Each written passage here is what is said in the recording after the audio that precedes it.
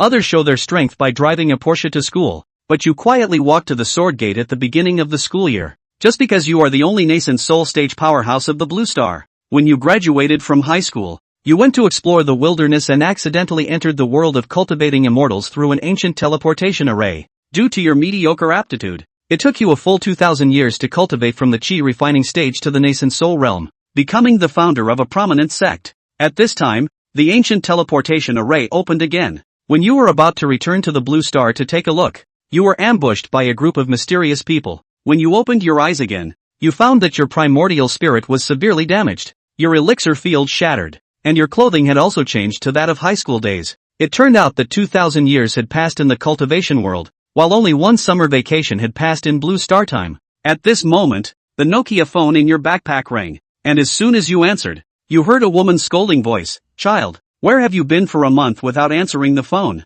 I was so worried." Hearing your mother's familiar voice, your nose couldn't help but feel a bit sour. In the world of cultivation for 2,000 years, your parents had long become distant memories. You smiled and slowly said, "Mom, it's so good to hear your voice again." After hanging up the phone, you gave a bitter smile, letting an old monster in the Yuan-ing period go to college. Isn't this a joke? Thinking of this, you had a thought, and your body flew into the air. But due to the shattered dantian unable to absorb the spiritual energy of heaven and earth, you quickly fell back to the ground. It seems that you can only walk out of the mountain. Near the Qingzhou train station, a cafe. Two young girls have been waiting here for a long time. Su Shuyan pouted and complained. "I really don't understand. There are so many people in the company. Why does mom insist on me picking up this Yi-fan?" "Shu Yan, do you think Aunt Xiao wants to matchmake you too?" Xiao Tang said with a smile. "Xiao Tang, what nonsense are you talking about? How could my mom be interested in a boy who came from a small county?" At this moment,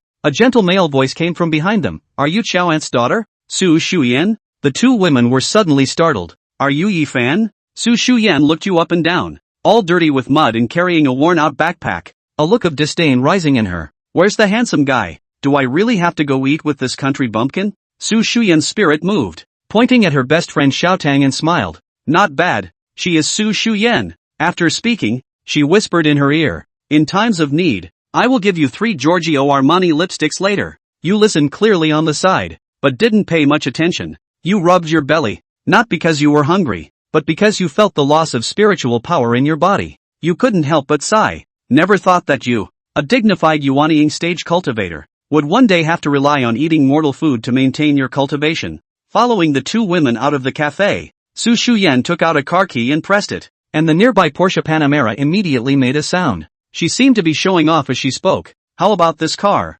Isn't it nice?" You casually nodded. "Not bad, just too slow." The translation is, Su Shuyan was immediately unhappy when she heard this. "May I ask what kind of vehicle does student G drive?" You casually replied, "I don't have a car. Usually I ride on clouds and mist. Occasionally I fly with a sword." Hearing your words, Jiang Tang instantly laughed. "I say, classmate, have you read too many cultivation novels?" Su Shuyan rolled her eyes. "If you think my car is slow, then take a taxi yourself. Let's see who's faster." You shrugged. "Sure." Su Shuyan didn't expect you to accept the challenge. Somewhat surprised, "Are you sure? We're going to Yingtai City in the west of the city for a meal, about 6 or 7 kilometers from here. The loser will have to treat. If you want to compete, let's compete." Upon hearing your agreement, Su Shuyan smiled brightly and stepped on the gas to drive out of the station. Shortly after the two girls left, you immediately turned into a blur and disappeared, moving so quickly that even the surveillance cameras couldn't capture you. As a Yuan-ing stage cultivator,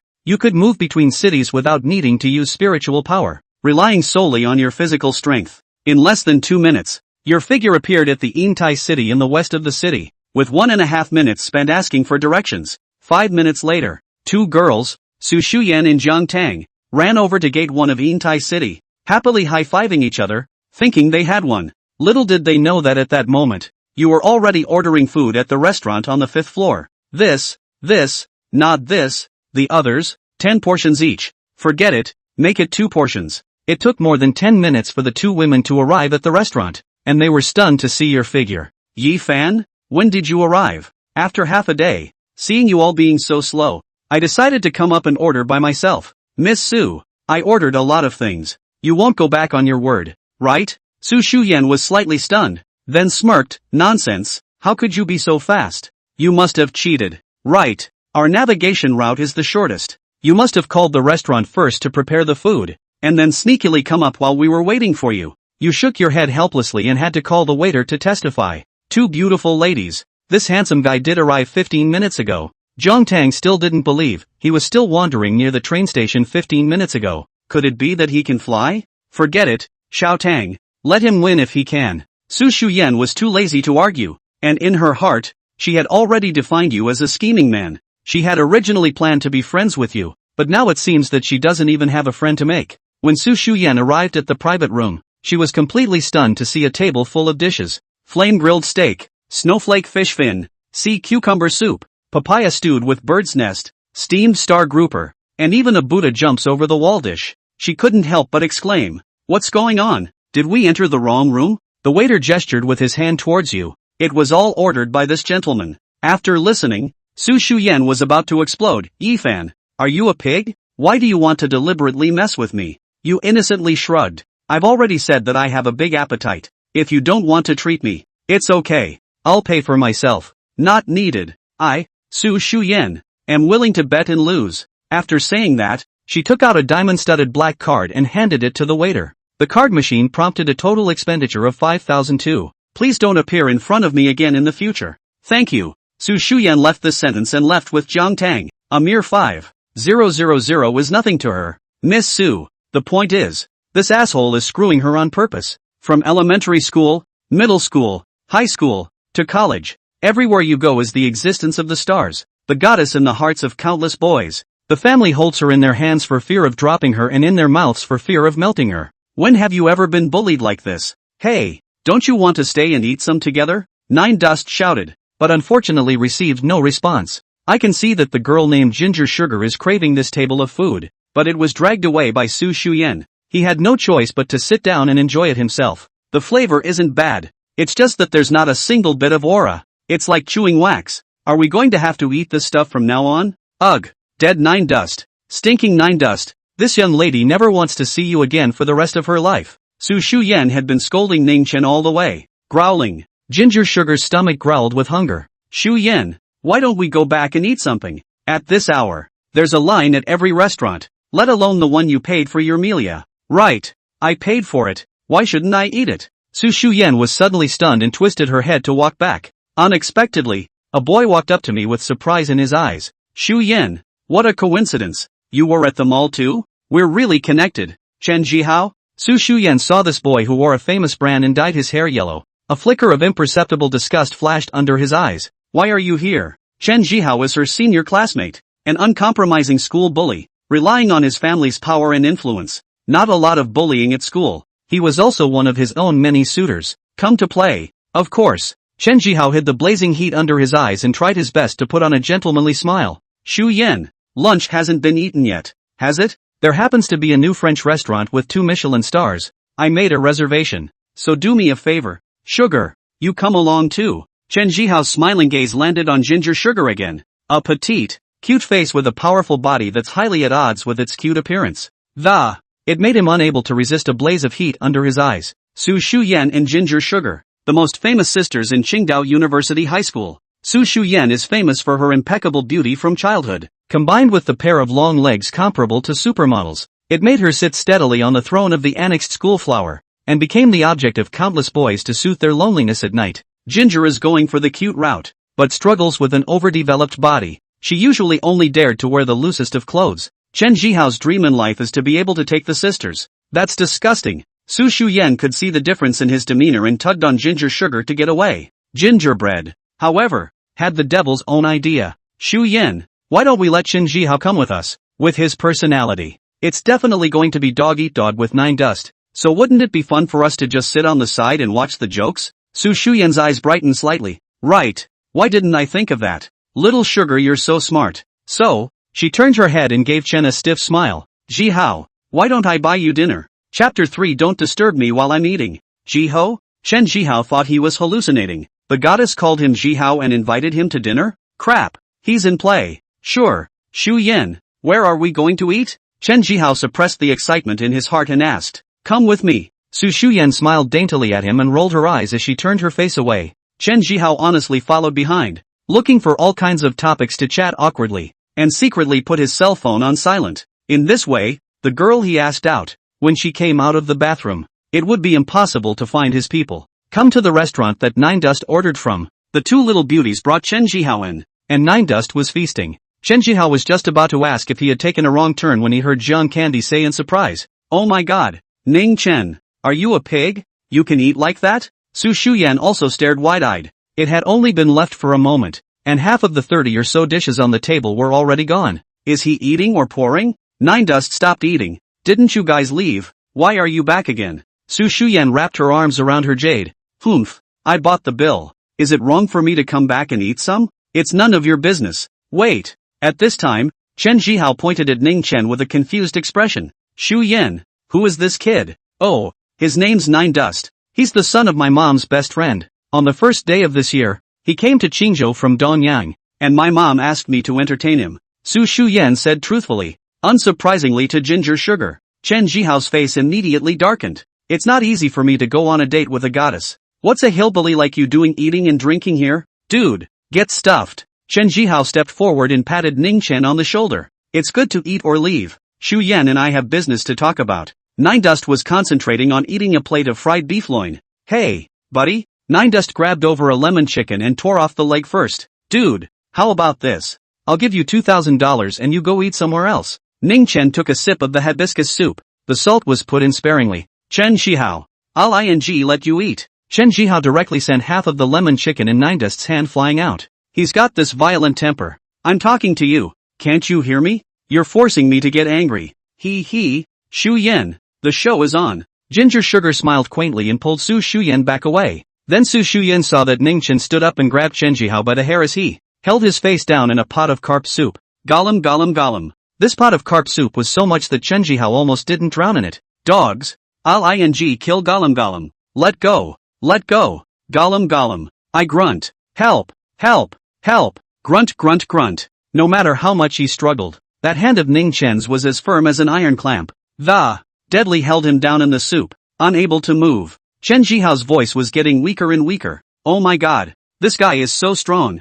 Ginger Sandalwood's mouth opened wide. Stop it. Sugar. Help. Seeing that the situation was not right, Su Shuyan hurriedly ran up to pull Ning Chen away. Have a meal. Don't make a scene. Su Shuyan's thin arms and legs will definitely not be able to pull Ning Chen. And Ning Chen doesn't want to kill him, just want to teach this dude a lesson. He was a great cultivator of the Yuaning stage, and despite being badly wounded, but still, you can give a worldly brat a bully? Remember, don't disturb me while I'm eating. Nine Dust sent Chen Jihao's head into the soup again, sat back down, and continued to enjoy his meal. He didn't want to eat like that every day. By eating more at once and compressing it in the stomach with true qi, one could sustain the consumption of aura for many days. Granted, the aura content of these mundane ingredients is ridiculously low, but it more or less replenishes the consumption. Put. Chen Jihao knelt on the ground, his mouth and one nostril gushing out carp soup in unison. Why one nostril? Because the other one has a huge fisheye stuffed in it. There were even a few fish spikes sticking out of his face,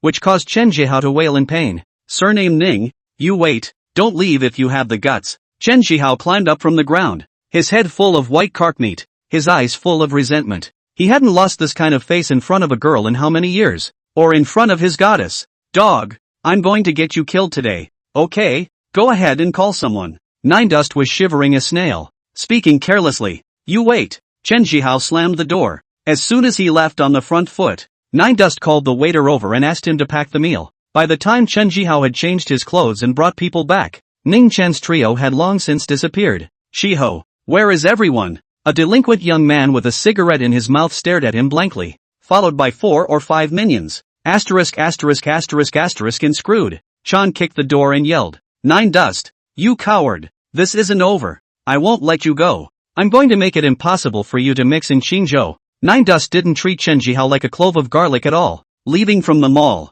he took Su Shuyan's car and went to Green City Rose Garden. This is a famous rich area in Qingzhou, cozy and quiet with birdsong. Ning Chen even felt that the aura here was also that much denser than the downtown area. I don't know why mommy had to bring him into the house. The violent maniac. Su Shuyan swept a glance at Ning Chen from the rearview mirror. Chen Jihao had only knocked away one of his lemon chickens, and he had almost drowned in the carp soup. It's horrible. This kind of person will definitely get domestic violence when they get married in the future. Nay. Mommy called and commanded that Nine Dust must be brought back. Ginger Sugar, on the other hand, looked very interested in Nine Dust, asking many questions along the way. Nine Dust was mostly perfunctory. Soon the car stopped in front of a single house. A graceful, beautiful woman in her 40s, who had been waiting for the. Next to him stood an old butler in a suit. Mommy. Su Shuyan got out of the car and immediately trotted over, her pretty face written with aggression. Next time something like this happens, don't ask me to do it. You don't even know. This Nine Dust is a violent maniac. After hearing this, the graceful beauty shook her head and said, "What are you talking nonsense about? Dusty is an honest kid, athletic and sunny." Su Shuyan stomped her little foot. Humph. He's just honest on the surface. At this time, Ning Chen walked over, with a big old bag in his hand. "Aunt Joe? It's been years since I've seen you. You're getting prettier and prettier." Aunt Xiao laughed when she heard that. How did Xiao Dust's mouth become so sweet? Come on. Why are you still carrying things? Old Van, come and help with them. Yes, ma'am. The old butler stepped forward, but it drew a smile from Ginger Sugar, who was following Ning Chen around. "Auntie Xiao, Uncle Fan, this isn't a gift. It's a meal that Nine Dust packed back from the restaurant." "Ha? Packed meals?" Auntie Xiao was stunned at first, then smiled brightly. Good. Saving food. It's a good boy. Dusty, when you live here from now on, you should get along with Shu Yan and just treat her as your own sister. He's the bad one. He's super violent. Su Shuyan was halfway through her little report when she suddenly screamed. "Mommy, what did you just say?" Chapter 4, The Black Dragon. Seeing the several large bags piled up in the living room, Su Shuyan was completely devastated. "Mommy, you're not serious, are you? How am I supposed to sleep at night if I'm allowed to live with this violent maniac?" Su Shuyan sat on the sofa and cried, her two jade porcelain-like white calves, constantly patting the ground. "Oh, no, I don't want. Sugar, please persuade Mommy, or both of us will be in danger in the future." The Kong and Su families are family friends. Ginger Sugar had lived with Su Shuyan since middle school, and the two were closer than sisters. Ginger Sugar said, "Auntie Xiao, Shuyan and I are both girls. It's not very convenient to have a boy living in the house all of a sudden, is it?" Auntie Xiao smiled faintly. Auntie trusts Dusty's character. Gingerbread, this. At this moment, Ning Chen was looking at the scenery in the courtyard, his eyes flowing as if he was searching for something. Not a care in the world about their side of things. "Hey, say something, don't act like a mute." Su Shuyan became angry when she saw Ning Chen's indifferent look. "I don't want you to live here. My name isn't Hey, my name is Nine Dust." Nine Dust swept a sidelong glance at her. "It's nice here. I want to stay." Su Shuyan. Gingerbread. Aunt Xiao's face showed a smile. "This child, his nature is just straight. He says what he has to say." "Old Van, what do you think?" Aunt Zhou inquired of the old man in the suit behind her. The old man's name was Fan Yi, the butler of the Su family and father Su's bodyguard. He had also been sizing up Nine Dust for half a day, and nodded slightly to Aunt Xiao. "Madam, as you said, the boy is really good, mature and stable." "Uncle Fan, how come even you are speaking for this violent maniac?" Su Shuyan hugged the cushion and cried. Aunt Xiao called Nine Dust to the courtyard. "Xiao Dust, this child Shu Yan has been spoiled by me since she was young. You are the older brother. Let her be." Auntie Xiao said, "This niece isn't bad by nature. You'll know after you've been with her for a long time."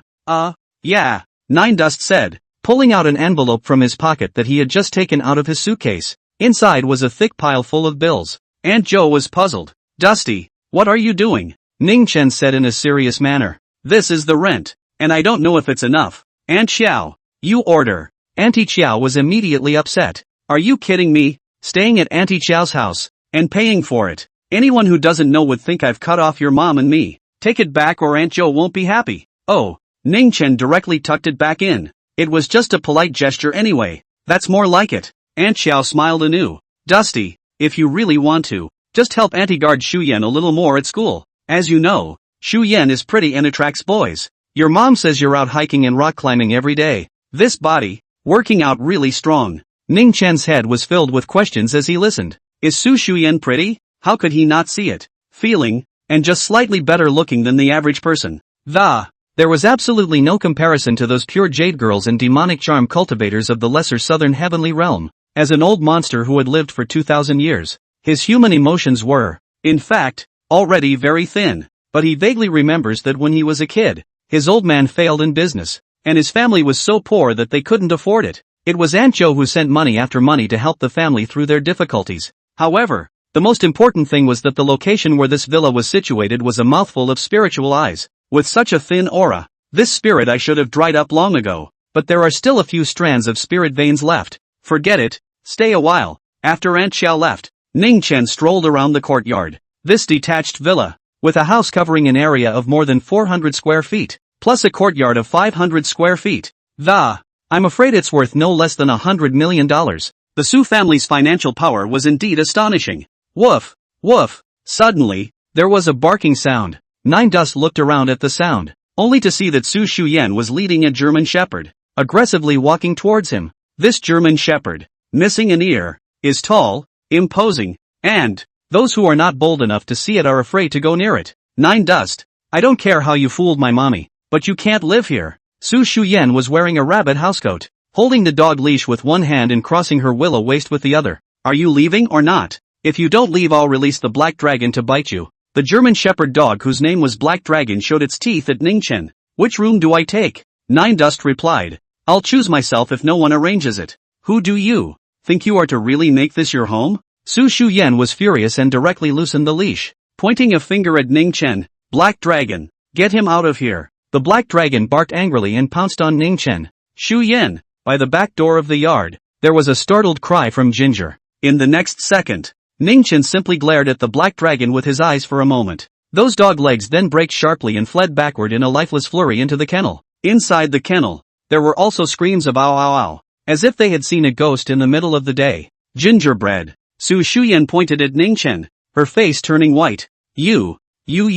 Nine Dust crossed his arms and rested them behind his head. I what? Su Shuyan boldly guessed. Have you? You killed someone. Why else would Black Dragon be scared off by you? Black Dragon was trained in the army with military dogs. The corner of Ning Chen's mouth curved up into a sunny arc. Well, finally a bit smarter. Ah! Su Shuyan threw the leash and fled screaming back to the second floor. Nine Dust whistled and returned to the living room. In the end, it was Ginger who arranged a room for him, located under the stairs on the second floor. Ning Chen didn't mind, and directly took up residence. Bored, he lay in bed, resting his hands behind his head and staring at the ceiling. Ugh, what to do from here? The Mud Pill Palace is broken, the Dantian is broken, and the Yuanshan flesh body is both seriously injured. Such an injury, it's hard to repair even in the little southern heavenly realm. Luckily, I still have more than 8,000 years of life left, so I can take my time to figure it out. After thinking about it for half a day, he felt that he had only two ways to go. Either we find an elixir to mend the Mud Palace on Earth,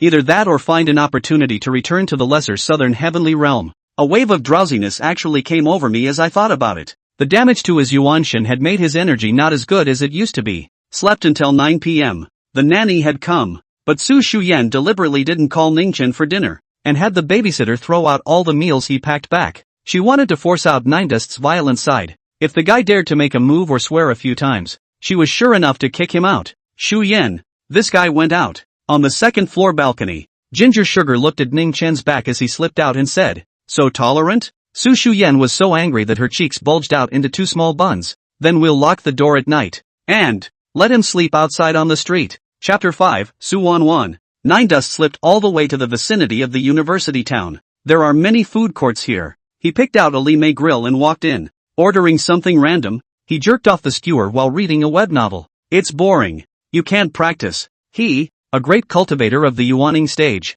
instantly became inactive and had to go back to my high school hobby of reading web novels. Evening, look, this kid looks skinny and tall, about your age, and I can't imagine being so good at eating. Ordering over $600 worth of food in one sitting. The barbecue restaurant owner's wife, a woman in her 40s, was choosing leeks while smiling at her daughter. Being in the same 40s, there was no comparison between her and Aunt Jo. Like there was a 20-year difference. That's the power of maintenance. The daughter, who was helping to choose the vegetables, was a beautiful woman, with rosy lips. The small yawning nose and the fact that she was still wearing an old high school uniform added a bit of a youthful schoolyard feel. Mom, aren't you afraid that this is just another bully-eating asshole? The schoolgirl asked. There are only a few a month, and most customers pay honestly. The boss's wife smiled bitterly. A few a month. We've been working for nothing for days. The female student, Su Evening, complained. Never mind. Evening, it can't be helped.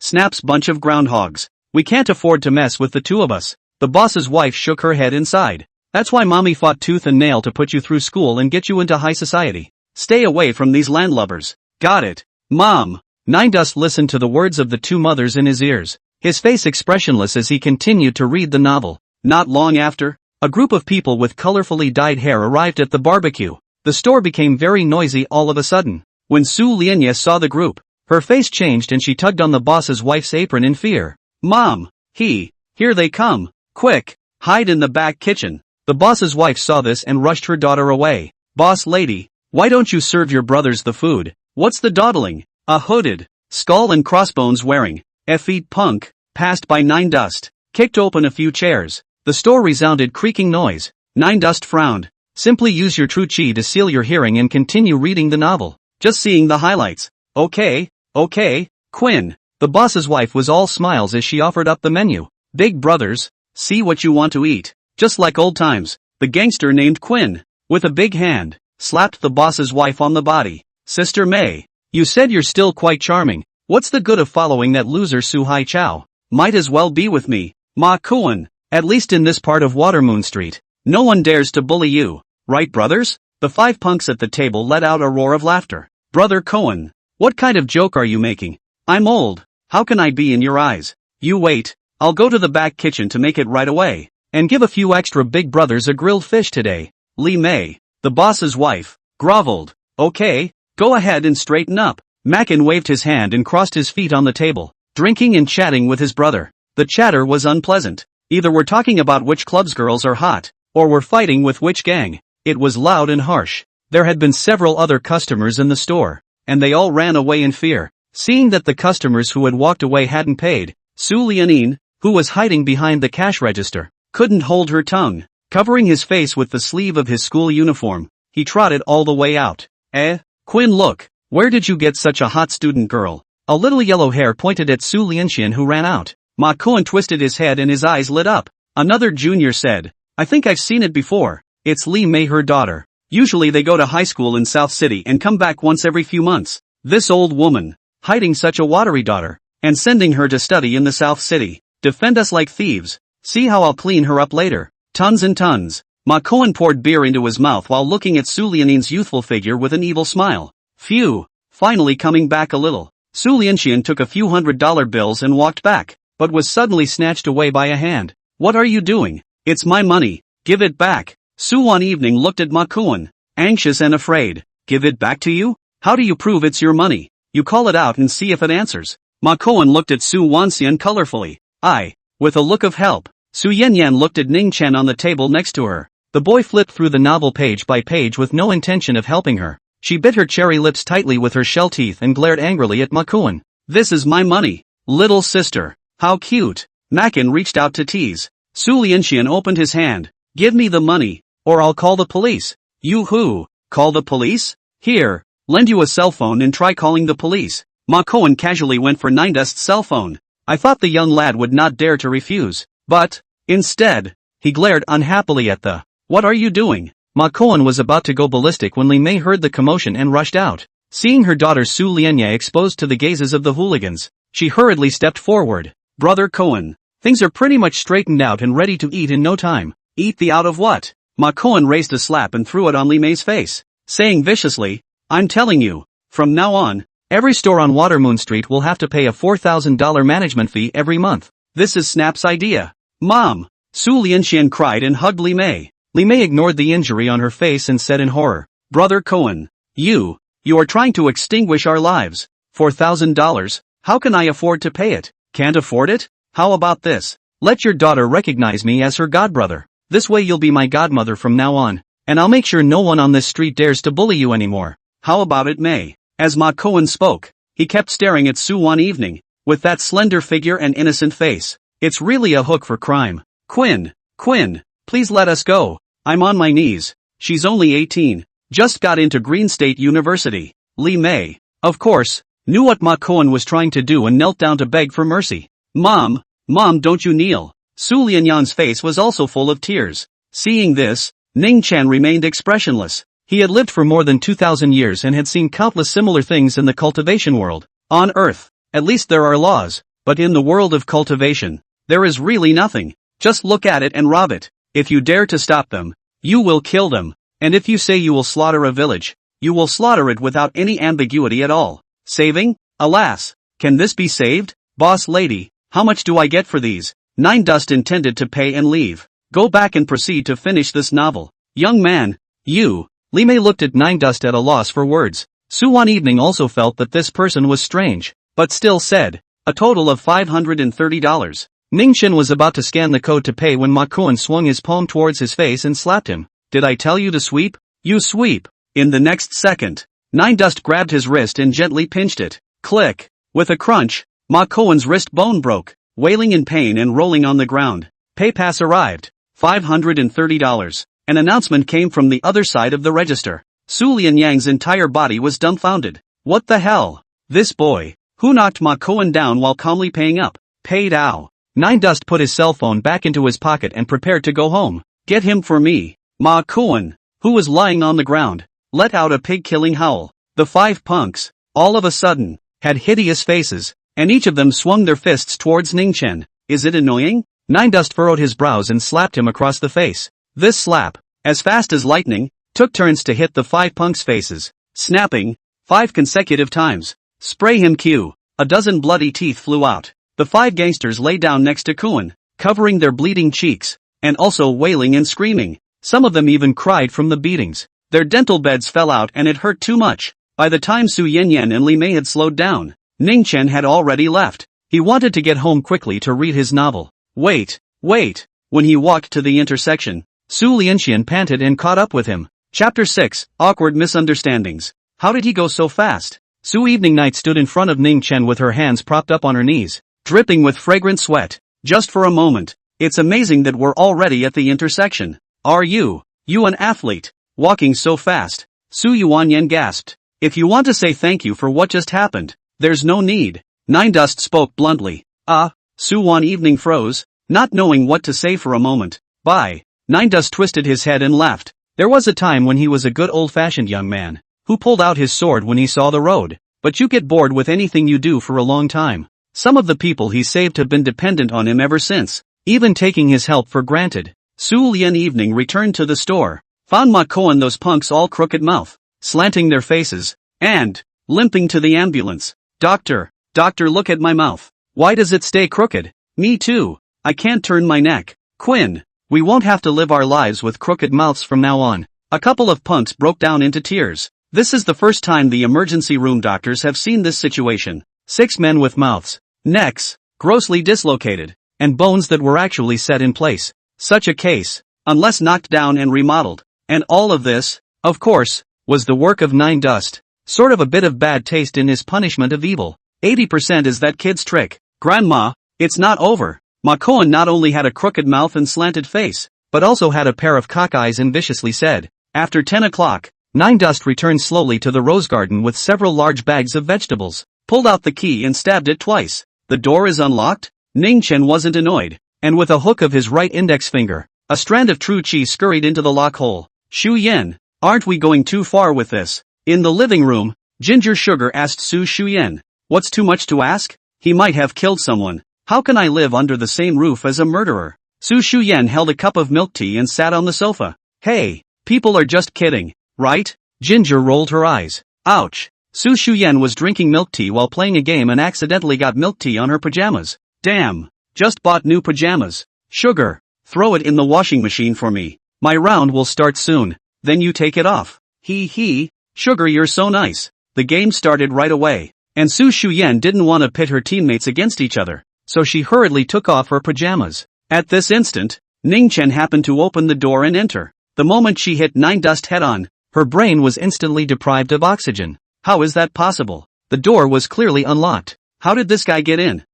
No looking. Su Shuyen clutched her body and screamed as she turned her back. What's worse, she threw her pajamas on Ginger's head, and the latter didn't see 9 Dust come in and thought Su Shuyen was talking to her. I didn't look, she exclaimed. 9 Dust, how did you get in here? I don't see anything. 9 Dust coughed lightly twice and turned around to walk into the kitchen. Young people, they just have energy. A moment. In the bedroom on the second floor, Ginger kneels beside the bed and apologizes. Shu Yen, I didn't mean it, just forgive me. Say, wasn't the door unlocked? And how did he get in? Shu Yen covered her head in the quilt, her pretty face flushed red. When she thought of the scene just now, she couldn't wait to die. The locksmith, he must have called the locksmith. Shu Yen clenched her cherry lips with her shell teeth, and said in humiliation, Little sugar, I don't care. You must find a way to get him out of here, or neither of us will be safe in the future. Fine, I'll think. Ginger rushed to open her mind. There's the rent. Let's make him pay $10,000 a month for rent. He's just a student. He definitely doesn't have the money. Good idea. You ask for it. But $10,000 a month is too little. $20,000. No. $30,000. Gingerbread can only go to redeem himself. Just as she came downstairs, she was drawn to a strange scent wafting from the kitchen. Wow. That smells good. Who's cooking? Dinner was after 7. And she'd been hungry for a long time. Geez, 9 Dust. You still know how to make soup? Ginger Sugar poked her little head out from the side of the door. Well, want to drink some together? 9 Dust was quite fond of ginger candy. Yes, Ack. Ginger instantly forgot the original purpose of going downstairs. She swore she'd never had chicken soup so good in her life that she almost swallowed her tongue. 9 Dust was not just any chicken soup, but a medicinal meal made from 17 flavors of Chinese medicine. It is that the chicken is too pulled across. If the snow-feathered chicken of their cultivation whirled to boil out the soup, that's the best flavor on earth. After finishing the soup, Ginger went back to her room with a satisfied look on her face. Shu Yen stood at the doorway of the room, arms crossed, glaring at her with an indignant expression. Ginger, Sugar. Until the next day, Shu Yen didn't want to take care of Ginger Sugar. She said she wanted rent, and she actually drank the chicken soup made by that violent maniac? Spineless, Shu Yen thought as she glared at Ning Chen from the Rolls-Royce rearview mirror. Stare for 10 minutes straight, glaring from home to the entrance of the University of Qingzhou. I didn't mean it yesterday. Ah, shut up, no talking. Shu Yen covered her ears in shame and indignation. The driver listened to the head full of sweat. The information content of this sentence. A little big ah. Don't worry, we won't live together all the time, I promise. 9 Dust already had a plan in mind. That's better. Shu Yen held her arms and twisted her head, her face huffing. 10 minutes later, the Rolls-Royce Cullinan pulled up in front of Qingzhou University, drawing side glances from the crowd, especially Shu Yen who came down from the car. She was beautifully dressed today, with long, carefully curled champagne-colored hair that, Korean beauty makeup embellished features, coupled with a small college-style skirt, turnaround rate of 100%, ginger angel face, devil's body, also parted a considerable amount of attention. Ning Chen was holding his cell phone, reading a novel as he walked along the road, yawning every now and then. Yesterday in the middle of the night someone slipped downstairs to steal his chicken soup and made a lot of noise. Within moments of entering the school gates, 5 or 6 good-looking boys came up to talk to me, and without exception, all of them were rejected by Shu Yen and Ginger Sugar. Wow, goddess. Lu, look over there. The tree-lined paths are lined with many campus recruiting clubs. A boy with a DSLR camera around his neck, staring at Shu Yen's legs, which could be called a work of art. The harumps are coming down. Lu Di also looked dumbfounded. He was the vice president of the photography club, and he had photographed so many beautiful women, none of which were as pretty as the one in front of him. Without thinking, he walked up. Hello beautiful, are you a freshman? There was a hint of lewdness in Lu Di's smile. Anything? Shu Yen saw through his mind at a glance and kept her pace. Don't get me wrong, schoolgirl, we're from the photography club of Qingdao University, specializing in taking pictures of handsome men and women. I wonder if I'd have the honor of taking a couple of you. Lu Di took a few members of the photography club and followed along. I'll show you the jitterbug number we made, the big one with millions of followers. Shu Yen's beautiful eyes rippled slightly as she stopped in her tracks. It's true, pretty girls like to take pictures, so it's a good thing I took up photography in the first place. Lu Di laughed darkly and pulled out his cell phone in a smooth manner. Come on, 2 schoolgirls. This is our jitterbug number. Youth University Photography Journal. You're so pretty. Just take 2 shots and you'll be on fire. Shu Yen. Their skills seem to be pretty good. Oh, the videos all have more than 100,000 likes. Gingerbread watched both videos. Should I shoot? Shu Yen's head nodded lightly. Then just take 2 random pictures. Chapter 7 Hercules. Got it. A smile appeared on Lu Di's face. As long as we can strike up a conversation, the rest is easy. Soon, Shu Yen and Ginger Candy followed the photographer to the lakeside gazebo and started taking beautiful pictures. It was normal at first. Shoot 1. Lu Di boasted 1. What natural beauty.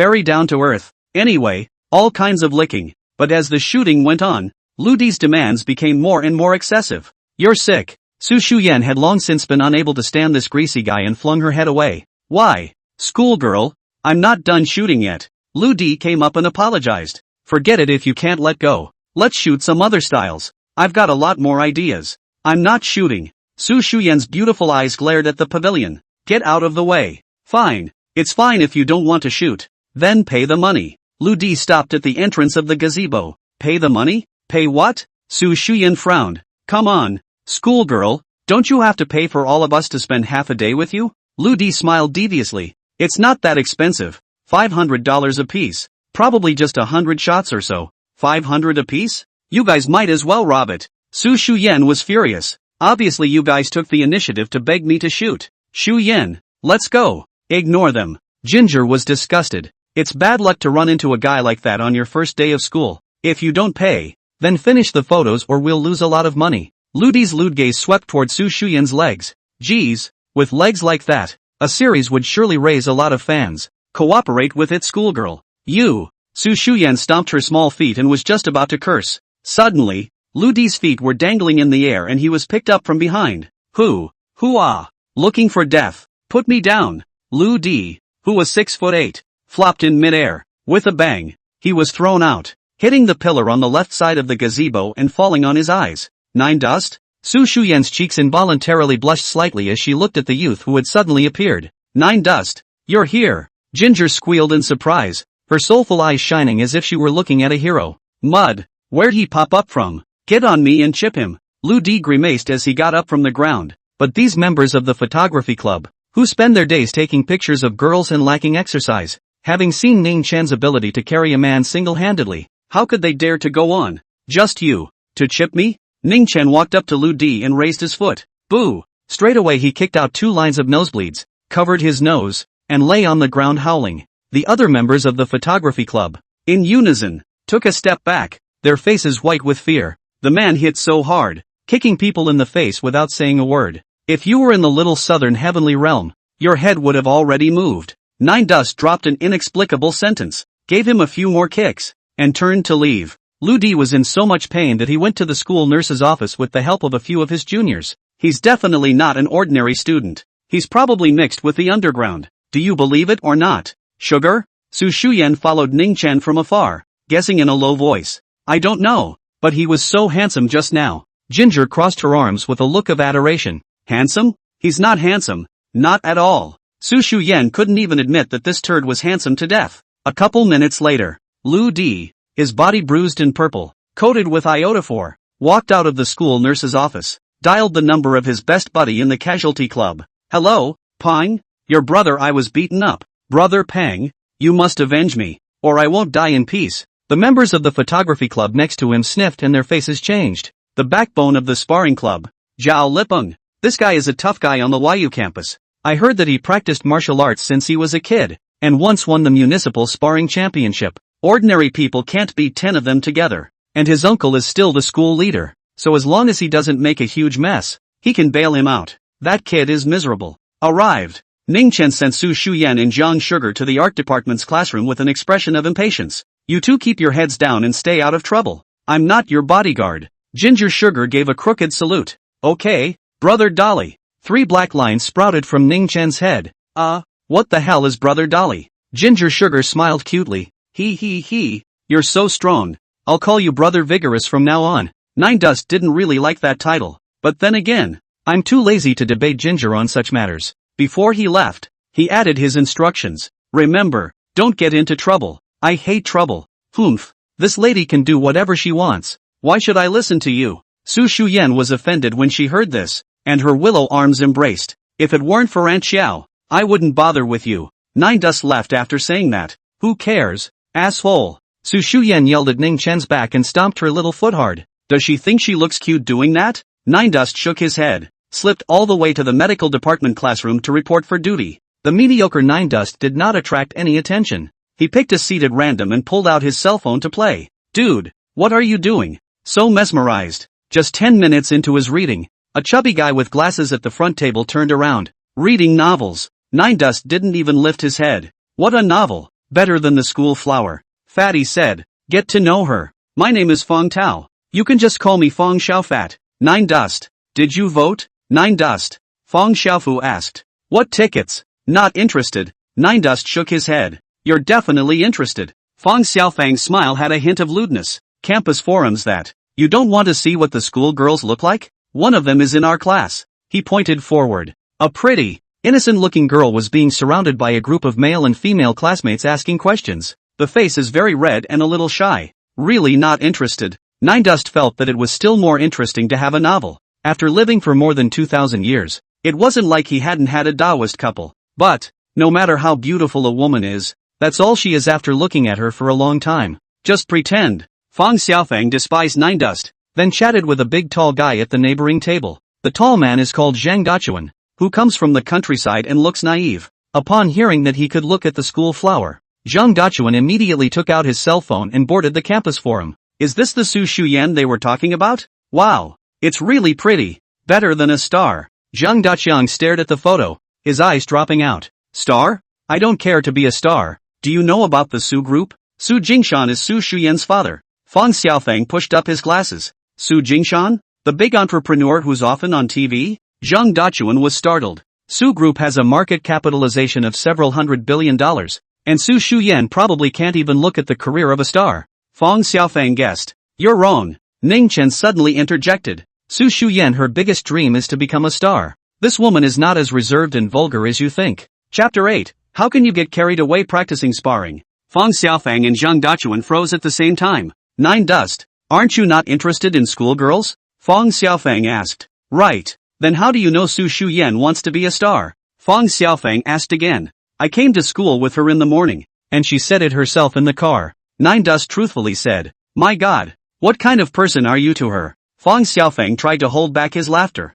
I have nothing to do with her. I just know her. 9 Dust added. Put. Wake up, brother. A rich white beauty like Su Shuyan is not something we can climb up to. Zhang Dachuan laughed out loud. 9 Dust didn't speak anymore. More and more students came to the classroom, and Zhang Dachuan and Fong Xiaofang became more and more excited in their discussions. This ginger sugar I heard is Su Shuyan's BFF. Angel face, devil body. Su Lianye, the poor schoolgirl of South Middle School, scored 718 points in science in the college entrance exam. Ah, ah, ah, ah, ah, ah, ah, ah, ah, ah, ah. Sister Wen Qinglan from the Ancient Martial Arts Society. I heard that she passed the Ancient Martial Arts Association's exam. It's a licensed martial artist. Sophomore Choi Ling Su, an exchange student from Kimchi country, and a beautiful anchor woman.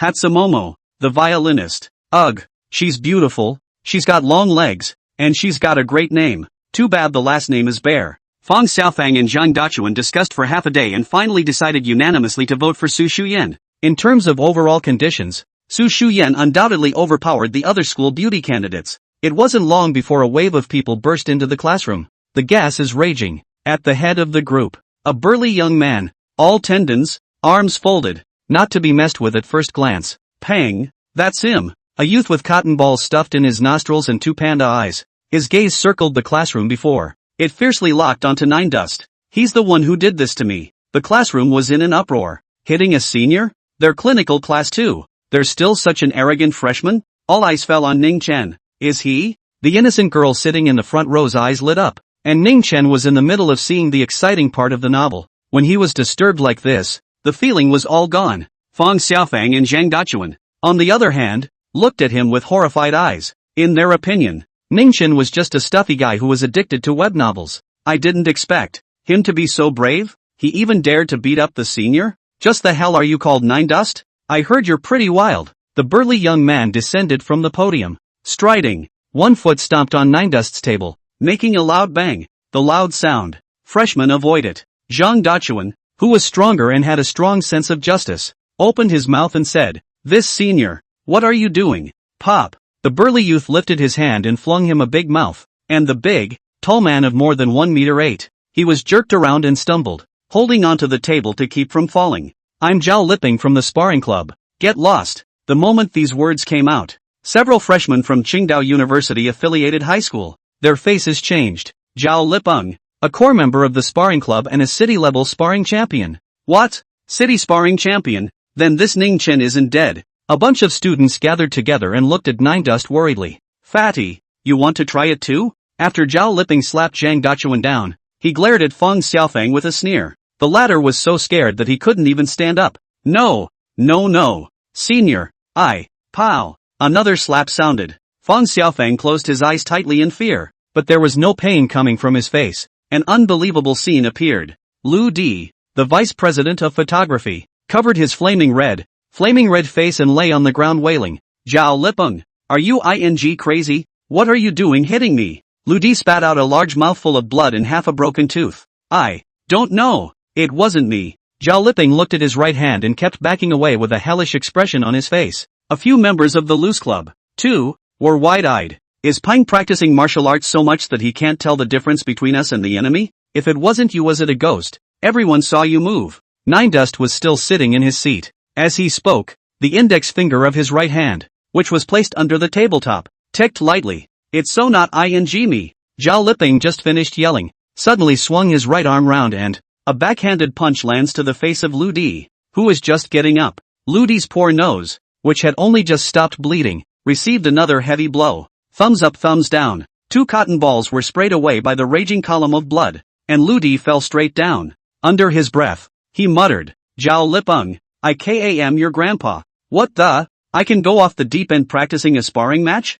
Zhao Lipeng broke down and slapped himself hard a few times. Pop, pop, snap. The corners of his mouth were slapped and bleeding. Nine Dust shrugged his shoulders, stating that these few strokes had nothing to do with me. Then he helped Zhang Dachuan up from the ground. Well, this big tall guy can handle it. Something is really on. Teacher, that's him. He's going to beat up our class. You guys help. Oh, that's when the innocent girl brought the 2 teachers into the classroom and, instead, he saw Zhao Liping there, furiously slapping himself, still with a face of collapse and fear. The innocent girl was confused. What was happening here? The 2 teachers quickly took the casual club away. Class, are you okay? The innocent girl came before Nine Dust. It's you? Ning Chen took a look. Isn't this the daughter of the owner's wife of that barbecue restaurant last night? Seems to be called Su Evening Night. Su Evening Night's eyes were flooded with color, and she was about to chat with Ning Chen when the counselor suddenly came in. All she could do was go back to her seat. The counselor, whose surname is Wang,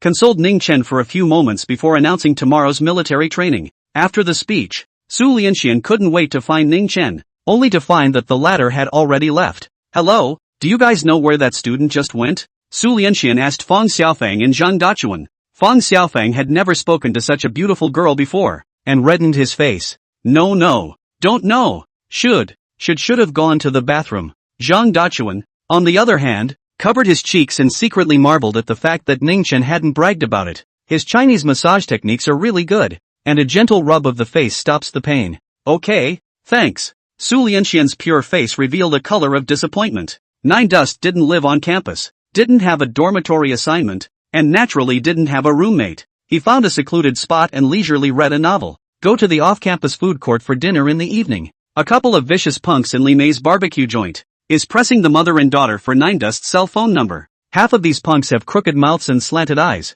and the leader, Ma Kuan, has a pair of cock eyes. The scene was hilarious, but Li Mei and Su Evening Night couldn't laugh about it. I can't, Quinn. Customer contact information is private. I can't give it to you. Li Mei begged. Just let us 2 mothers go. Bull ****** privacy. That kid beat me up like that, and I'm going to get him killed without. How can I get along in the future? Ma Cohen gritted his teeth and threatened. Either I smash up your store today, either hand over the kid's cell phone number. Your choice. He's actually. Su Lianxian was struggling in her mind as to whether or not to expose Ning Chen's identity. Nine Dust's voice, however, suddenly came from the store's entrance. You were looking for me? The gangsters turned their heads and saw Ning Chen with his hands in the pockets of his tracksuit, dressed as a student, walk into the store. Good boy. How dare you show up? Ma Cohen pointed to his cock eye. This thing can't even be cured in a hospital. Say, wasn't it you who did the trick? Yeah, I'm the one who did it, so come at me with anything.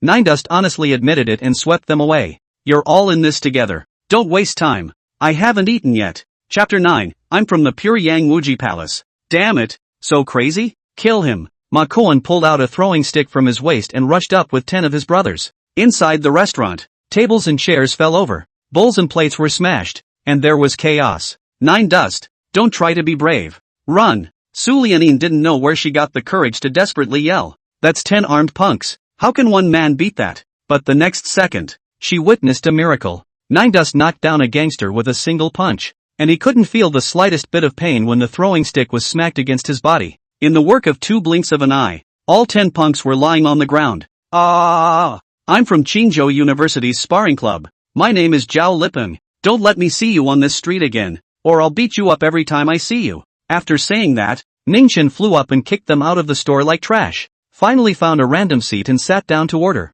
Li Mei and Su Yuan looked dumbfounded. The law and order on Watermoon Street is very bad. They don't usually see many fights, but never have I seen anyone so fierce. It's amazing how one man can fight 10, and it doesn't feel like a lot of work. Could it be that he is the kind of martial artist the internet says he is? Classmate, are you all right? I see you seem to have been hit by a stick just now. Su night before night care. I'm fine, Nine Dust replied. He could indeed hide, but there was no need. Not to mention a stick. A bullet can't break his true chi. By the way, besides barbecue, your family also has stir-fry, right? Nine Dust asked again. Su was a bit speechless. Why did she get the impression that the man didn't care about things like fighting? What's he really about? Yes.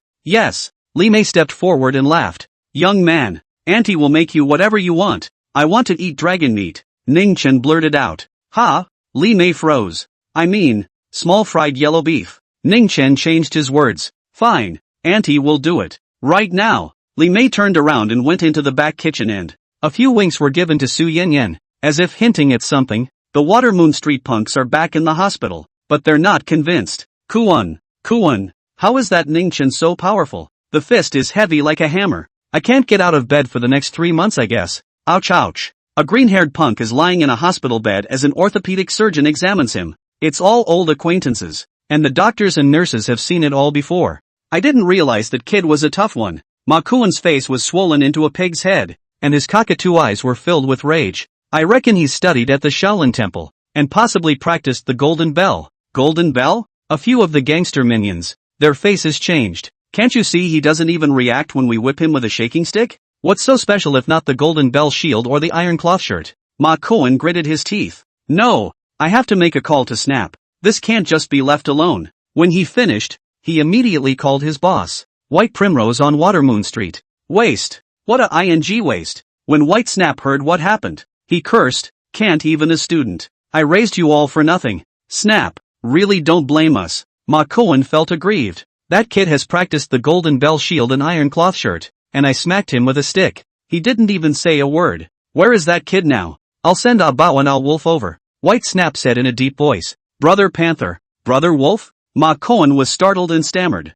Snap, there is no need to be so cruel. At the end of the day he's just a student. What's the waste of words? Say it. There was a growl from White Snap on the other side of the phone, and the sound of a woman's agonized wailing. Yes. Ma Kuan held his cell phone away a little. He's eating at Li Mei's barbecue. It's probably not gone by this time. White Snap just hung up. Brother Primrose, to deal with a student, is it necessary to send out Leopard and Wolf? There are club's gold medal fighters. In the hotel suite, the lights were dimmed and a woman's flirty voice came from the side of the bed. What do you know? White Snap, a middle-aged man in his 40s, sat on the bed, crossed his legs, and grunted. Watermoon Street is a big piece of fat meat. How many gangs in Qingzhou are eyeing it? You think that kid is really just a student? Anyone who thinks like that will never be a boss in his life. The woman was stunned at first, then laughed indistinctly. It's still Snap who's wise. Li Mei's barbecue. Su Yuanyan really couldn't help herself and opened her mouth to ask, how can you eat so much?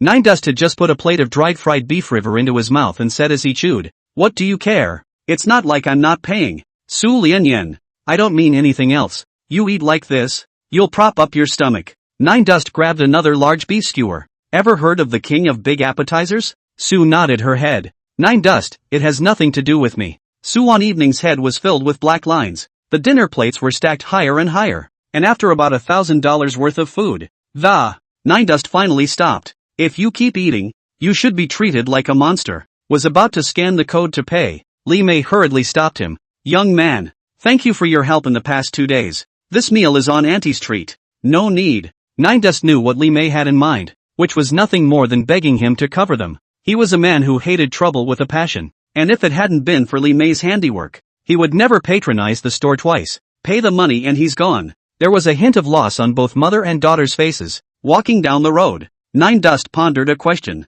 If he eats like this, the $20,000 his mom gave him for living expenses will soon be gone. Where are we going to get some money? It's turning a rock into gold, getting a mountain of gold out of it. Or do you refine magic weapons and sell them at a high price? Or find some super rich people who are dying and do magic to help them prolong their lives? All of these things, it seems, consume Reiki. Nine Dust sighed, and suddenly took a sharp turn into a dark alley. Where are the people? Left. After them, two men in black trench coats followed close behind. Walking into the alley, Nine Dust's voice immediately came. Looking for me? I can't believe I've been discovered. The two trench-coated men looked at each other with some surprise at the words. Zhao Lipeng. Right. Actually able to discover the two of us following him. He really is a practitioner. Ning Chen stuck his hands in his pockets. Let's talk about something. Who sent you guys? Kid, that's something we should be asking you. A trenchcoat man on the left lifted his hood to reveal a face covered in scars. If any of the gang members were here, they would have recognized him.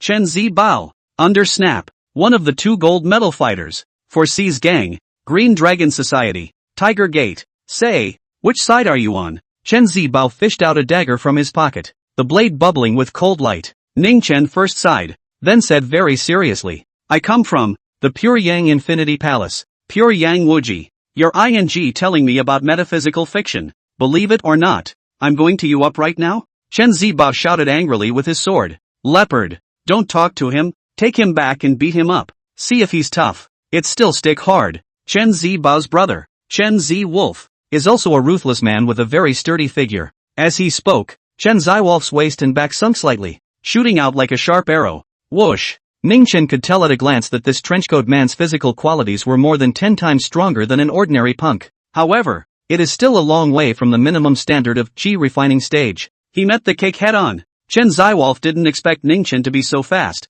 and he was kicked in the chest. Several bones were broken on the spot, and a mouthful of old blood spurted out. Brother! Chen Zibao was shocked and stormed up with a knife. I want your life. Without dodging, Ning Chen reached out and snatched the dagger over, rubbing it into iron clay in front of Chen Zibao. You. Chen Zibao had never seen anything so horrible and was scared silly. You're not as good as your brother, Nine Dust said coldly, hooking his right index finger. A translucent thread of true chi seeped out from his fingertips and connected to Chen Ziwolf, who was lying on the ground. What's going on here? With me? Chen Ziwolf moved stiffly to get up from the ground, realizing that his body was unexpectedly out of control. Brother? What's wrong with you? Come on, get out of the way. I can't control myself. What the is going on? Like a puppet on strings. Chen Ziwolf swung out a punch as he spoke, beat Chen Zibao to a bloody nose. Crackle! The two brothers wrestled and flattened each other to the point of concussion. Ning Chen twisted his head out of the alley, dialing the demon spirit in passing.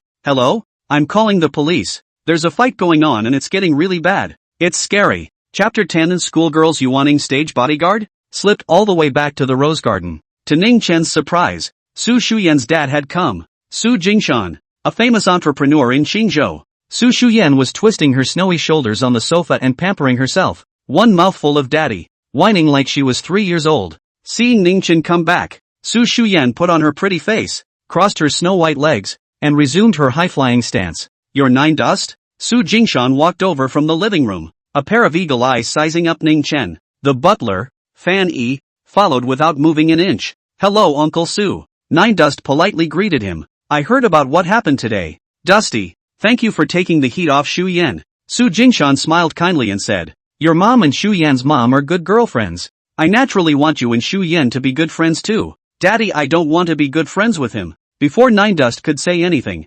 Su Shuyan's whiny voice came out. I don't want to either. Nine Dust agreed. You. Su Shuyan was so angry that she threw over a cushion. Who do you think you are? The number of people who want to be my lady's friend is uncountable. Don't worry. In 3 months at most, we'll be separated. Nine Dust tilted his head to avoid it. What's with the separation? Make it sound like I'm in love with you. Su Shuyan waved her small fists in anger. Okay. Su Jingshan smiled bitterly and called Ning Chen to the courtyard. Stepping from light into darkness, the man's face grew cold. Noticing this, Ning Chen asked, Uncle Su, just say what you have to say. Good. Su Jingshan changed into a very serious face. Ning Chen, in fact, at the very beginning, I don't approve of you moving in. Shu Yan is the jewel of my Su family, and she's living with a young man in the prime of his life. This matter will cause quite a stir in Qingzhou when it gets out. So the first thing I'm going to caution you about is that no one is allowed to spread the word that you live here. Why don't you just kick me out?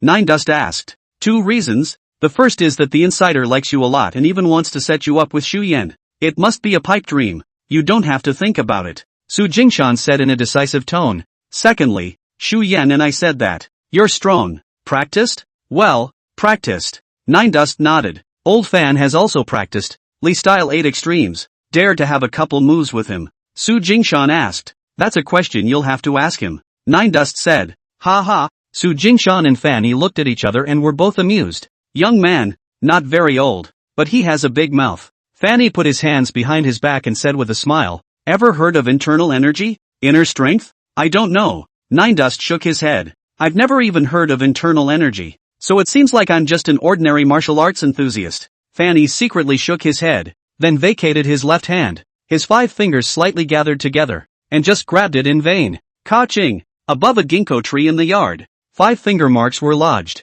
sunk in half an inch deep. If this hit landed on someone, they would be seriously injured without dying. This is internal energy. Only a martial artist who has been immersed in martial arts for decades can hammer out that this realm of, known as a military general, he was able to charge into battle in ancient times and fight as one. Fanny said as he put his hands back behind his back end. I thought to myself that this young man surnamed Ning must have been so scared that he pissed himself. Isn't that internal power? Ning Chen was unimpressed, but he suddenly became interested in modern ancient martial arts and asked, Butler Fan, may I ask what realm is above inner strength? Seeing that Ning Chen wasn't scared silly, Fanny secretly nodded in appreciation. The heart is very calm. Not bad. Then said, young man, don't be overambitious. An inner strength martial artist, already 1 in a million. In ancient times, winning a martial arts scholarship is no big deal. In order to cultivate internal energy like mine, one must first cultivate external energy, superior roots and bones. It also takes 10 years of hard work.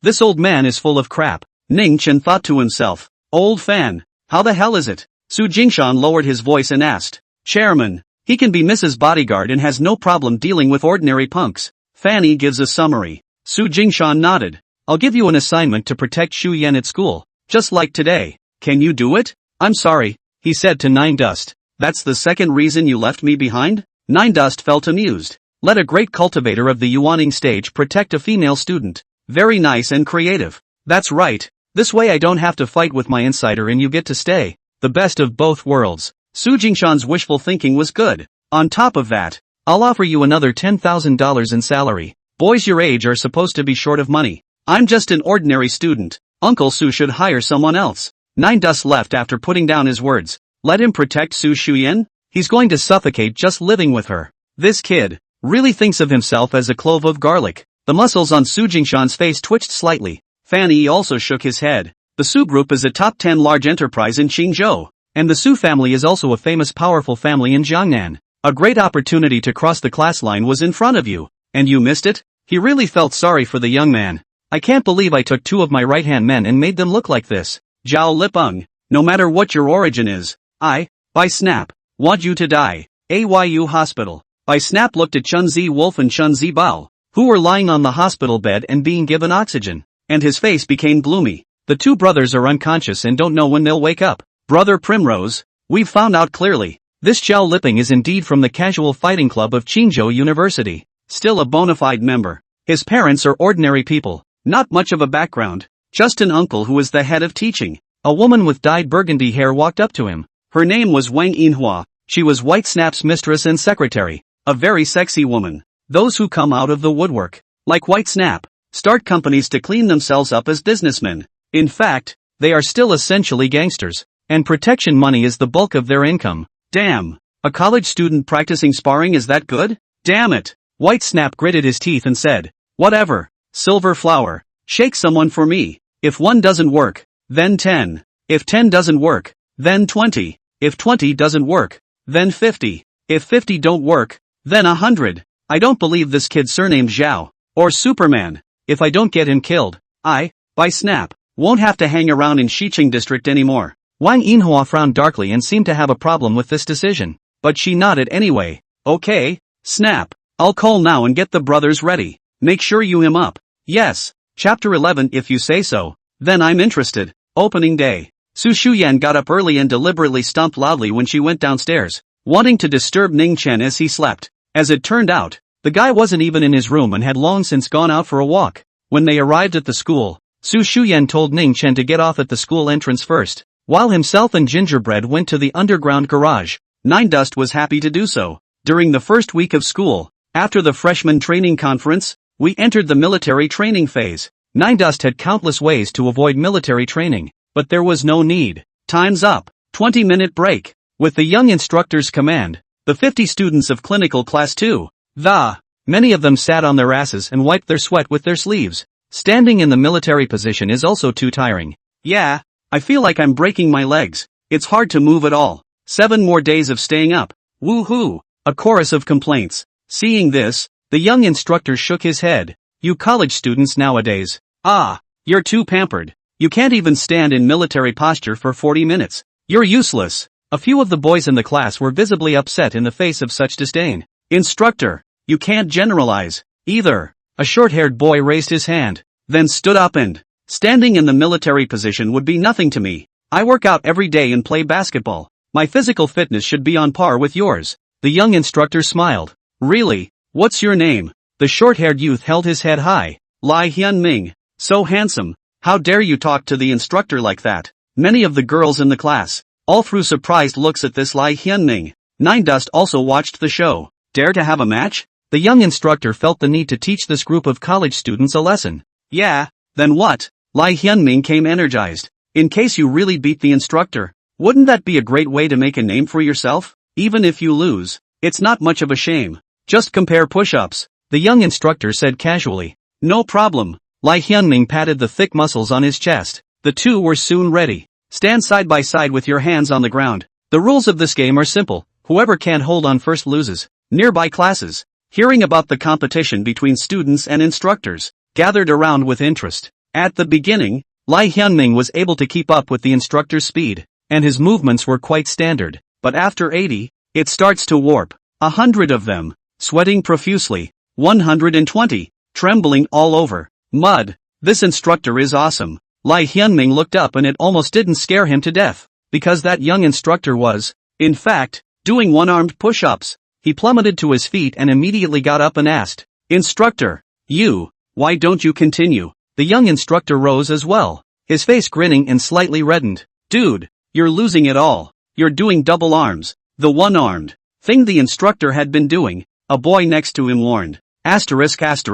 Lai Hyun-ming's cheeks reddened, and he realized that the gap between the average fitness enthusiast and the military, a mere college student, still wants to challenge us. Too naive. The few instructors who had gathered around the nearby classes exchanged a look and couldn't help themselves. After Lai Hyun-ming returned to the team, the young instructor asked again, Is there anyone else who is not convinced? You can come out and practice. No one in the class answered. The tall and strong Lai Hyun-ming lost, so who dares to think less of himself? The young instructor added, If you win me, military training can be waived. Oh, Nine Dust raised an eyebrow. If you're going to say that, then I'm going to be interested. Dachuan, you're so strong. Why don't you go out and try? Fang Xiaofang egged Zhang Dachuan on from the side. Zhang Dachuan shook his head. I can do up to 70 push-ups in one breath, and up to 20 with one arm. The instructor isn't killing me in minutes. This being an instructor, the physical quality is fierce. We can't compare. Fang Xiaofang lamented. Well, keep training. The young instructor had just bellowed out,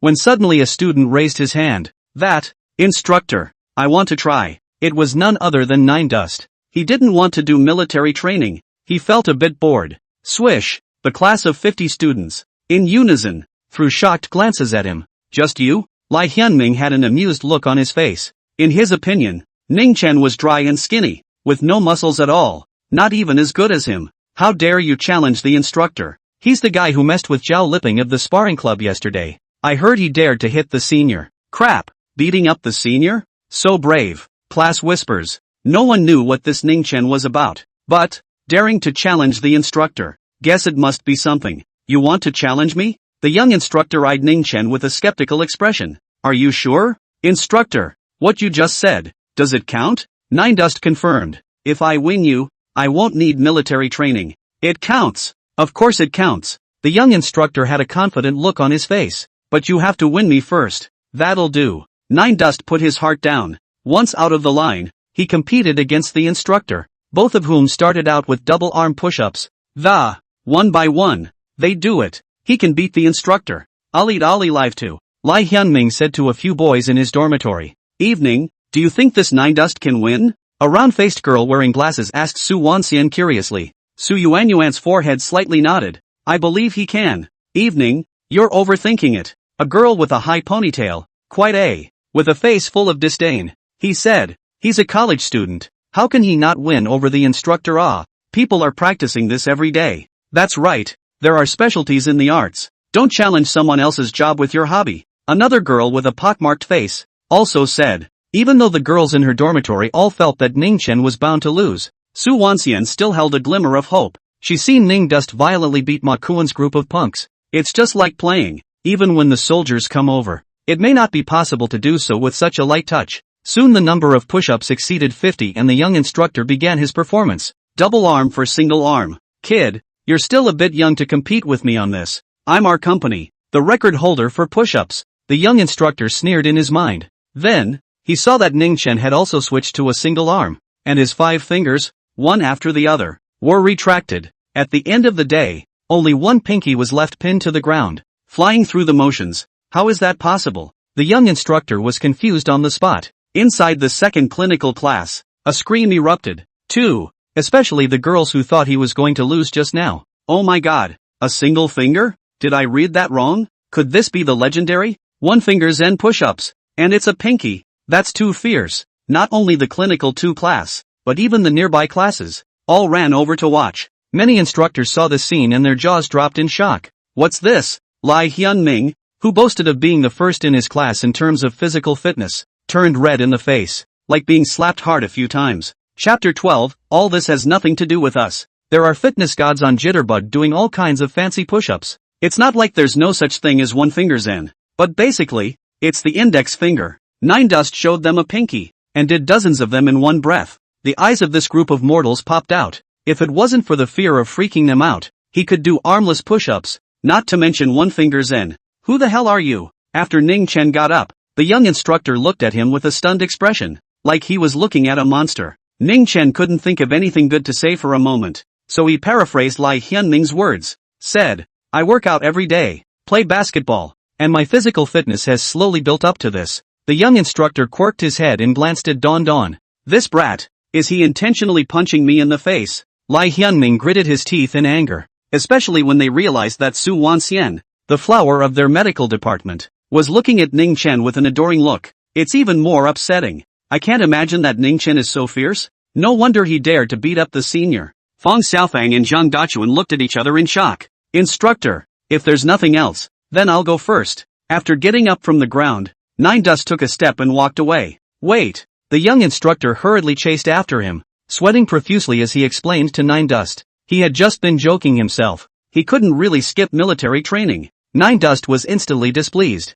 What do you mean? If it wasn't for the other party making this bet, he wouldn't have even bothered to take the limelight. Eventually the matter went to the chief instructor. Considering the reputation, the chief instructor actually broke the rules and allowed Ning Chen to not have to participate in military training. This kid, not simple in front of me at all, do not show fear. After Ning Chen left contentedly, the chief instructor, who was in his 40s, looked at his back and muttered, Chief instructor, isn't this a bad idea? I'm worried that the other students will have ideas if they find out. The young instructor had a hard look on his face. Opinions? What opinion? The chief instructor has his hands behind his back, and he's not angry. Any of them who can do 10 one-finger push-ups in a row won't have to go through military training. And that's from me. Yes. Nine Dust slipped outside and changed his clothes. Ended up going to the school grocery store and buying a carton of ice cream as we walked. Isn't that Su Shuyen and ginger candy? As he passed the basketball court, he saw 2 acquaintances and picked a shady spot to sit. This is the military training place for the first class of acting majors, and there sure are a lot of beautiful women. He hadn't come over specifically to look at pretty girls, though, just to find a place to sit and finish his ice cream. Strange. It's reasonable to say that Su Jingshan casually used a bit of his connections to. Su Shuyen wouldn't have to suffer this in the sun. Could it be a deliberate attempt to grind her down? Nine Dust ate his ice cream while pulling out his cell phone to play. Shuyen, look, Isn't that brother Dolly? How come he doesn't need military training? Soon, Ginger Candy spotted Nine Dust. Su Shuyan looked at the sound, spotting a boy sitting in the shade not far away eating ice cream. Sure enough, it was the violent pervert. Damn, she's out in the hot sun and this guy is eating ice cream, deliberately getting back at me? That asshole. The day ended quickly, and Nine Dust fell asleep under a tree without realizing it, because he wasn't wearing a military uniform. So the instructors assumed he was a sophomore and left him alone. Brother Pang, that kid Ningchen is weird. Let's call more people next time. Make sure to teach him a good lesson. Ludi's voice came. Last time it was me who made a mistake in practicing my kung fu. Next time I run into him, I will beat him to death. That's Zhao Liping's voice. The two passed by Nine Dust side by side without seeing him. I picked up a couple of friends along the way, and two pretty girls I just met. The group was ready to get high at the bar, but out the front door of the school, before we've gone 2 blocks, a large group of armed gangsters then poured out of the alley and surrounded them. *** Pang. What's the situation? Lu Di shivered in fear and hurriedly hid behind Zhao Liping. Zhao Liping, also scared, even swallowed a few mouthfuls of saliva and said, "Do not panic. Don't panic. Gang fight. This kind of thing is very common and has nothing to do with us. We just have to pretend we didn't see anything and sneak away. Walk. Go." Zhao Liping led the men, catatonic, moving toward the entrance of the alley in full view. The eyes of the 40 or 50 punks moved with them. The alley was silent. Pang. Why I don't feel quite right. Lu Di shuddered. Why do I feel like they're all looking at us? You fart. Zhao Liping turned around and just cursed, when he saw a man in a flowered shirt. The yellow-haired punk with the open knife walked up and shined a kick in his face. Snap. Give him a kick to lay on the ground. You're called Zhao Liping, aren't you? I heard you're a good fighter. Add up our club's Brother Leopard and Brother Wolf. Awesome. The yellow-haired punk pointed a knife at him. No.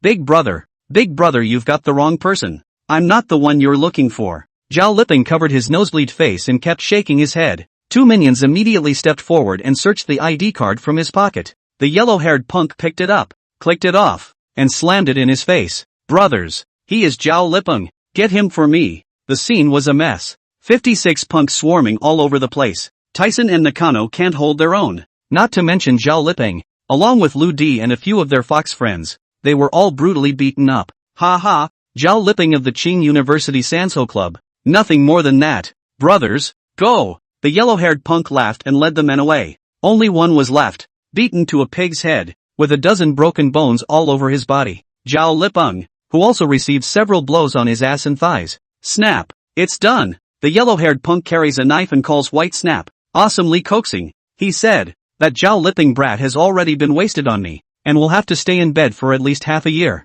Seriously, in a certain entertainment club? By Snap stood up in surprise. Yang Kai, you didn't lie to me? How can that be a lie? The yellow-haired gangster named Yang Kai sneered. I've folded my ID card for him. If you don't believe me, Snap, I'll go back right now, grab him and take some more pictures of you. Ha ha, yes. White Primrose laughed happily. Yen Kai, I never saw what you were capable of before. I can't imagine that you kid has 2 tricks up your sleeve. You come to the name Diamond right now. I'm going to reward you in public. Thank you, Brother Snap. Thank you, Brother Snap. Yang Kai was overjoyed. Zhao Liping, it's so simple to solve? After Bai Snap hung up the phone, Wang Yinhua asked skeptically, Brother Snap, could it be that Yen Kai is mistaken? Don't worry, there's no mistake. They've all checked their IDs. White Snap put his arm around her, holding a cigarette in his mouth, and sneered. After all, it's 40 or 50 people that, also all with a guy, is ing Huang Fei Hung Up man to come have to suffer a few big than a pocket,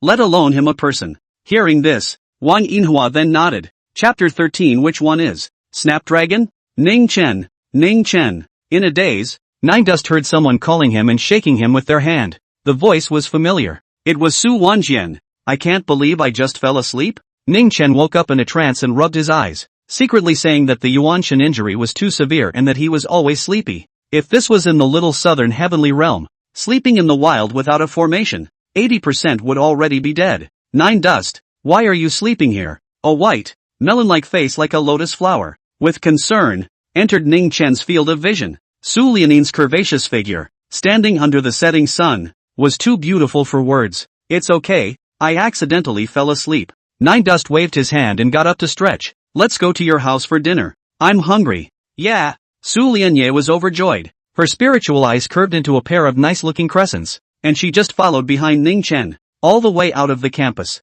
It coincided with the Su family's Rolls-Royce also pulling out of the gate. Ginger Sugar saw Nine Dust and patted Su Shuyen in surprise. Shuyen, look, it's Brother Dolly. He's with a very pretty girl. Brother Dolly won't fall in love on the first day of school. Su Shuyen subconsciously looked over and realized that Ningchen was chatting with a pure and lovely girl. There's talking and laughing. Cut. Su Shuyen was offended for no reason and said, Sugar, when you see this guy in the future, can you not be so shocked? He's not a big shot, as far as that goes. Oh, well. Ginger spat out her little tongue. Off-campus food court. Su Lianxian was chatting with Ning Chen, when she suddenly realized that inside her own store, there was the sound of her motherly Mei's crying, and a few sardonic grins from a couple of punks. Mom! Su Lianyang hurriedly pushed through the crowd and ran in. Those punks again? Ning Chen's face sank as well. Inside Li Mei's barbecue, the gangsters, led by Ma Kuan, smashed up the store. The boss's wife, Li Mei, sat on the floor and cried bitterly,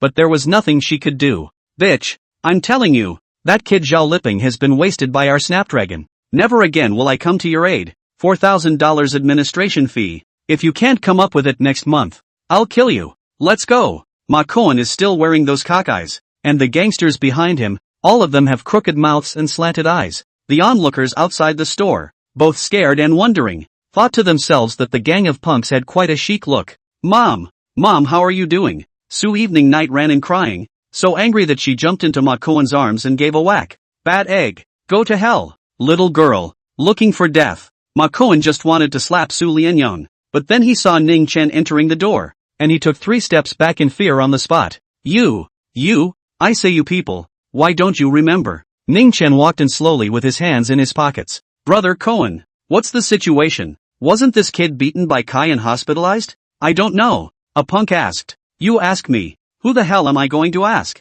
Ma Kuan's face went white and he grinned. Knowing that he was no match for Nine Dust, he had no choice but to nod his head and smile. He. Pang. Misunderstanding. This is all a misunderstanding. I'm mistaken about Nima's will. Nine Dust kicked up, directly drawing Ma Kuan from the front door to the back kitchen, and bam a few times. The latter went silent. Crap. The crowd of onlookers and punks looked stunned. A kick flying more than 10 meters. This ing Wang Fei Hun again?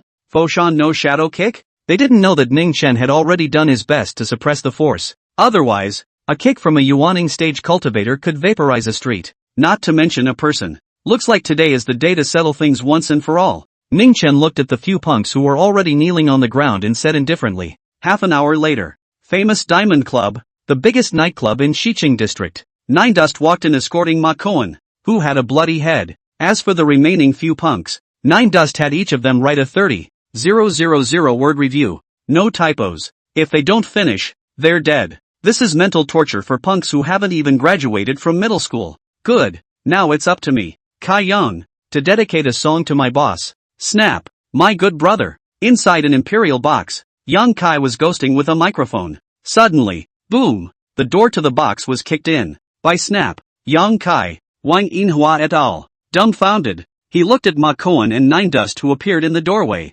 Which one is Snapdragon? Nine Dust tossed Ma Kuan aside and swept his gaze across the room. I am. What do you want? Yenkai patted his chest and said, his mouth yelling into the microphone. You're Snap? Very well. Without a word of nonsense, Ning Chen directly flashed his figure and he rushed to Yang Kai and greeted him with a big slap on the face. Pop, pop, pop, pop. Each one is like a firecracker. Ning Chen's speed was too fast, and by the time the real Snapdragon and Wang Yinhua reacted, Yang Kai had already been whipped into a pig's head, with his nose bleeding wildly and all his incisors falling out. Blanche, get him, go! White Snap roared. A dozen punks in the box, and a dozen more rushed in from outside. All together, they lunged towards Nine Dust. Crackle! In less than a minute, the box had no place to lay its head and was full of people. The coffee table was smashed and covered in glass crumbs. The gang members, either with broken arms or legs, or fainted and went into shock on the spot. The scene was horrifyingly gruesome. Who the hell are you? Who the hell are you? By Snapdragon sat paralyzed on the sofa, looking at Nine Dust with a shocked expression. Aren't you looking for me? Nine Dust had long since seen that this person was the real Snapdragon. You're Zhao Lipeng. White Snap's eyes glazed over. No, you don't call yourself that. Yankei's been fooled by your. Who the hell are you? Count on you having some brains. Ning Chen disappeared after saying those words, and when he reappeared, He was already sitting next to White Snapdragon. The lights of the box were dim, and his figure was like a ghost, impossible to see with the naked eye. So fast. Wang Yinhua, who was cowering in the corner, had her pupils dilated rapidly. White Snapdragon was also stunned, and let out a strange cry to escape, but he was held down by Ning Chen with his hand. What I am? A punk like you doesn't deserve to know. Nine Dust threatened. All you need to know is that I eat at Li Mei's barbecue a lot. If you send another little punk to interrupt my dinner, I'll blow your ing head off. You hear me? Talk. Do you hear me? Do you hear me?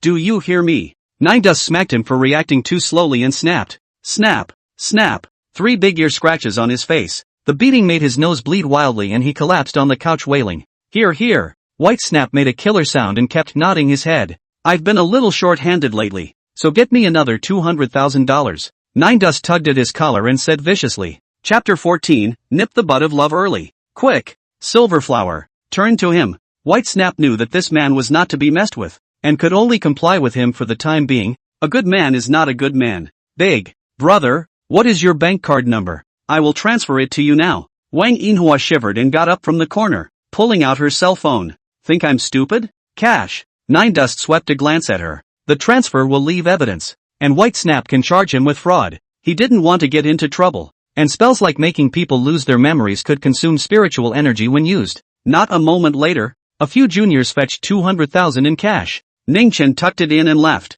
Remember, moving Li Mei barbecue restaurant is equivalent to smashing my rice bowl. Be careful, I'll blow your dog's head off. Don't think I'm kidding. Finally, he gave 2 more instructions before Ning Chen left. White Snap clearly didn't take the threat seriously. If every time he says, I'll kill you, it means he's going to kill someone, then there would have been a mountain of corpses and a sea of blood and white bones at his feet. Ning Dust. Little brat. No one has ever dared to snatch money from my old man. You wait. You're ing dead. White Snap growled loudly from the box. Wang Yinhua, however, cautiously said, Brother Primrose, it looks like this Nine Dust is a martial artist. We can't afford to mess with it. Snap. White Snap slapped Wang Yinhua across the face, sending her stumbling and almost falling to the ground. What's there to mess with? You've only practiced martial arts. If I had practiced this White's iron sand palm since I was a child, I could have knocked 3 pounds about of him just now. White Snap raised his hand and snarled. Sitting back down on the couch, he seemed to think of some plan and smiled sorrowfully. Can't beat the bright. We can go dark. He didn't notice that Wang Yinhua, who was lying on the ground, also showed a trace of malice in her eyes. Back to Li Mei's barbecue. A couple of punks had already cleaned up the store. Ning Chen directly took out $100,000 and handed it to Li Mei. Dusty, what are you? Li Mei saw such a thick pile of banknotes. Where did she dare to take it? Where did you get so much money? I just went and reasoned with Snap, and he agreed to pay you back, and won't come back to collect protection money in the future. Nine Dust Bowl ******* Ted. Really? Su Lianin's spiritual eyes lit up.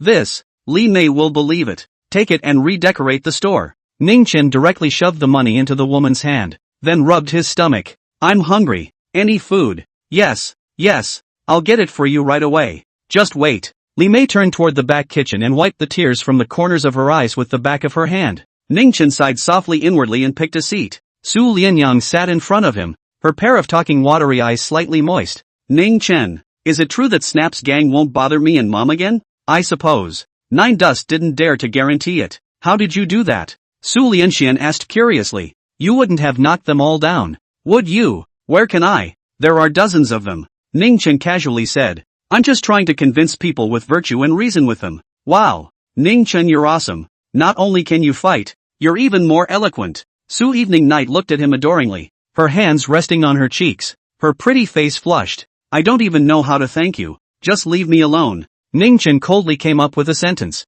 causing Su Wanjian to choke on the spot. She was instantly aggravated and disconcerted. In school, there are boys asking for WeChat every day. How come Ning Chen here? So disliked? Nine Dust also had no intention of apologizing for what he had just said. As an old monster who had lived for more than 2,000 years, he read a hint of adoration in Su Lianin's eyes and, at this rate, this girl will fall in love with him sooner or later. Things like feelings were the biggest hold on the path to immortal cultivation. It's better to snuff out the bud of love early. The school year had officially begun, and the Clinical 2 class had an intensive schedule, but Nine Dust didn't listen to a single lesson. Every day you either sleep on your desk or read a novel. When his classmates saw him, they shook their heads. It's not like any other program. You can't mix it up. It's more work than senior year. Not listening to lectures and memorizing books like Nine Dust was basically considered a waste. Nine Dust, aren't you afraid of being all hung up at the end of the period like this? After a physiology class, Fan Xiaofang saw put his cell phone into his pocket. Ning Chen, who was just about to go to the cafeteria to eat, couldn't help but ask. Studying medicine is also too hard. There are 10 exams at the end of the semester. I already regret it now. Zhang Dachuan was holding a stack of books and was full of depression. Isn't studying medicine all about memorization and a surprise final? Nine Dust expressed his relief as he turned around and left the classroom. Lai Hianning looked at him and said with a sneer, "A dozen books. Let's see how you're going to blitz at the end of the period."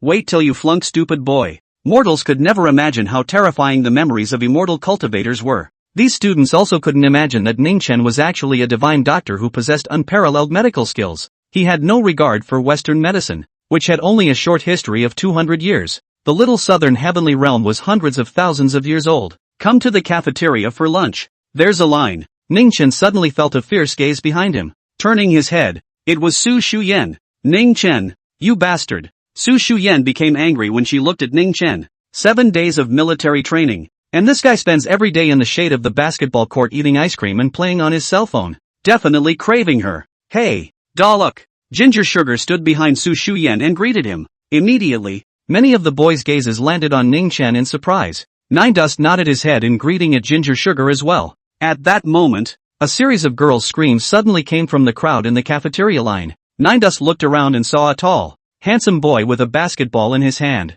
is coming toward the team. That's Junior Xing Shufei, isn't it? It's really as handsome as the legend says. Xing Shufei used to be on the school's track team. Then he went to the province to train, and I heard that his family was rich. This kind of sunshine big handsome guy, I really love. Look, he's walking towards schoolgirl Su. The few girls in front of Nine Dust were chattering nonstop. I only saw that the boy named Xing Shufei, with a few of his brothers. It was directly behind Su Shuyan and Ginger Sugar. Schoolmate, you're Su Shuyan, right? You're very famous. Xing Shufei, egged on by a few of his brothers, smiled and greeted Su Shuyan. Su Shuyan, as the golden young lady of Su clan, couldn't even look at Xing Shufei. She likes mature and stable men. However, when she realized that Ning Chen was also looking over, she got a plan and threw Xing Shufei a bright smile. Senior, I'm Su Shuyan. Hello, schoolgirl, what do you want to eat? Let me treat you. Su Shuyan is just too pretty.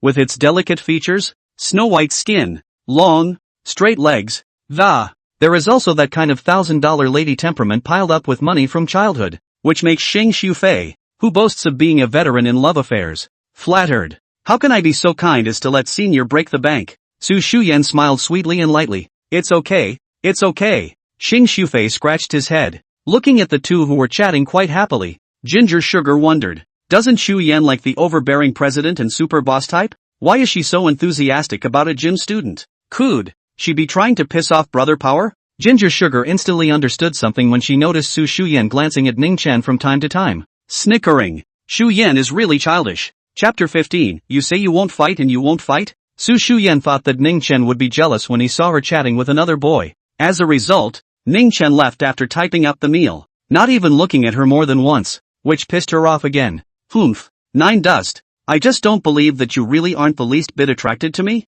Unless you're a eunuch. Just pretend you. Su Shuyan looked at Ning Chen's back and decided that this kid must be jealous. It's just hard to keep it inside. Schoolgirl, what do you want to eat? I'll call it for you. Xing Shufei looked at her with a smile. Su Shuyan felt a wave of nausea and her expression instantly returned to high spirits. No need. Senior, I have my own hands. Xing Shufei. When he was eating, Ning Chen realized that Su Shuyan, who was sitting 3 tables away, was old looking at him, so sent her a tweet asking her, what do you keep looking at me for? When Su Shuyan received this message, her pretty face turned red. How does he know? Who looks at you? Narcissist. After sending this message, Su Shuyan's anger was all over the place. How in heaven's name can there be such an obnoxious guy? Geez, Shuyan, you're talking to Dolly? Gingerbread surprised me by coming over. Let me see what you're talking about. It's nothing. Su Shuyan directly blacked out Ning Chen. She expected Ning Chen to reveal an expression of annoyance or disappointment,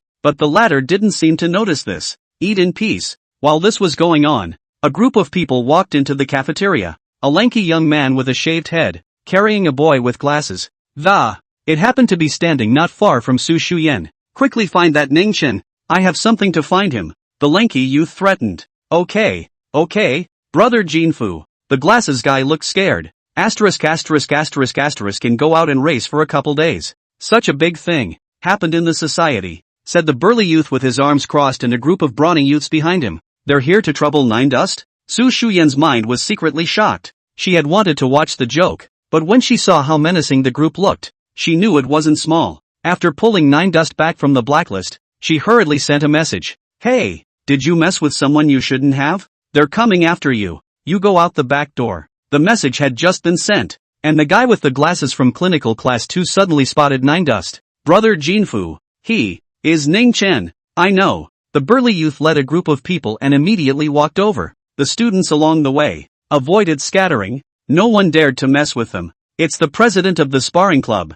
Jiang Jinfu. What does he want? Some of the sophomores and juniors recognized the lanky youth, for he was the president of the shotgun club and had won back several city championship trophies for the school. You're Nine Dust? Come over here with me. I have something to ask you. Jiang Jinfu walked over and slapped Ning Chen in front of him. It shook the stainless steel dinner plate and spilled the soup. Nine Dust hated it when people interrupted his meal, but instead of immediately seething, he looked up and said, "What's the matter with the? Just say it here." "That works too," Jiang Jinfu said directly. "My brother, Zhao Lipeng, was beaten into the hospital by a group of people a few days ago. More than 20 broken bones all over his body and dozens of stitches. Do you know who did this?" "How would I know?" Nine Dust was quite puzzled. "Say it again." This time, Jiang Jinfu directly lifted his rice plate off the ground. "I've already asked someone to look into it. Your kid messed with the off-campus punks and purposely reported Lipeng's name. Did you do it?" "That's also because he found me in trouble in the first place," Ning Chen said.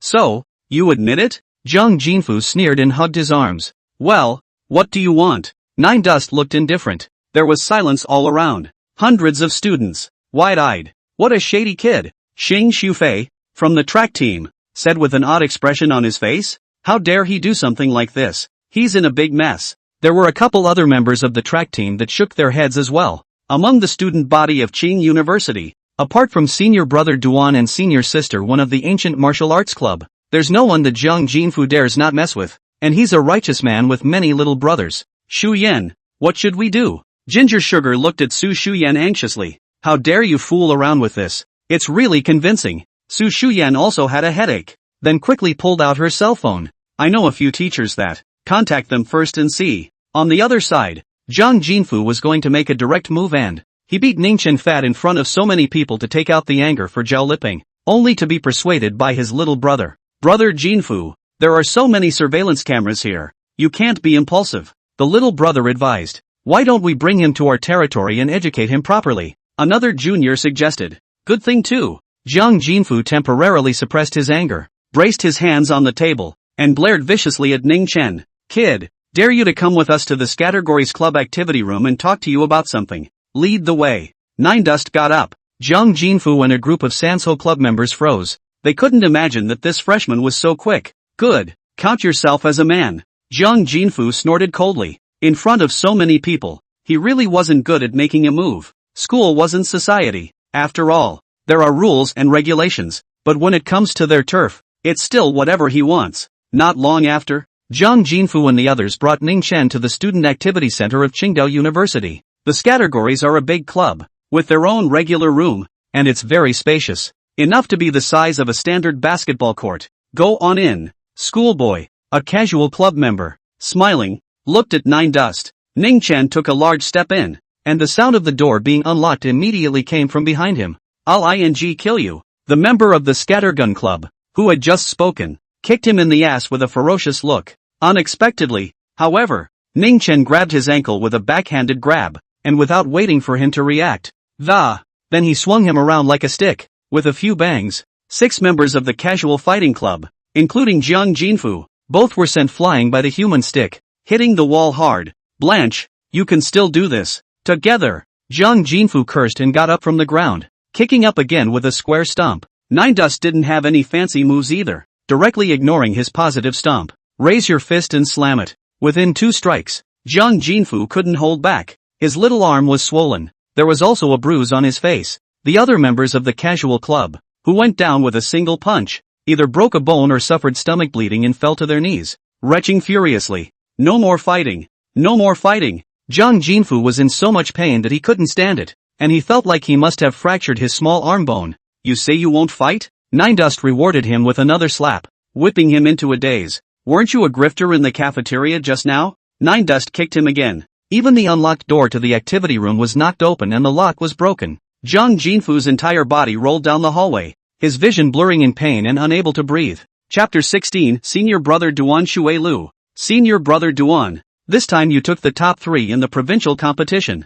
Bailing out of the Dragon Tiger Martial Arts School shouldn't be a problem. Congratulations. The Dragon Tiger Martial Arts School is one of the 4 major martial arts schools in the country. To be able to enter the Dragon Tiger Mountain for further study, it's an opportunity that how many martial artists have been begging for. I'm too envious of Senior Brother. When Senior Brother becomes rich in the future, don't forget about our group of schoolmates. Ha ha. Student Activity Center. Second floor hallway. A group of people surrounded a youth like stars, slipping and sliding in all kinds of ways. The youth was about 24 or 25, tall, broad and resolute in appearance, and wore a white practicing suit of. A cold aura shot out from within the tiger's eyes. In the face of the crowd's flattery, he just nodded politely and did not take it to heart. I'm going back to martial arts practice. Qing Lan stays. Everyone else please go back. Senior Brother Duan looked toward a man with a ponytail, with a clear and stunning appearance. The same wonderful girl in white practice clothes. The ancient martial arts club of Qingzhou University had a pair of people.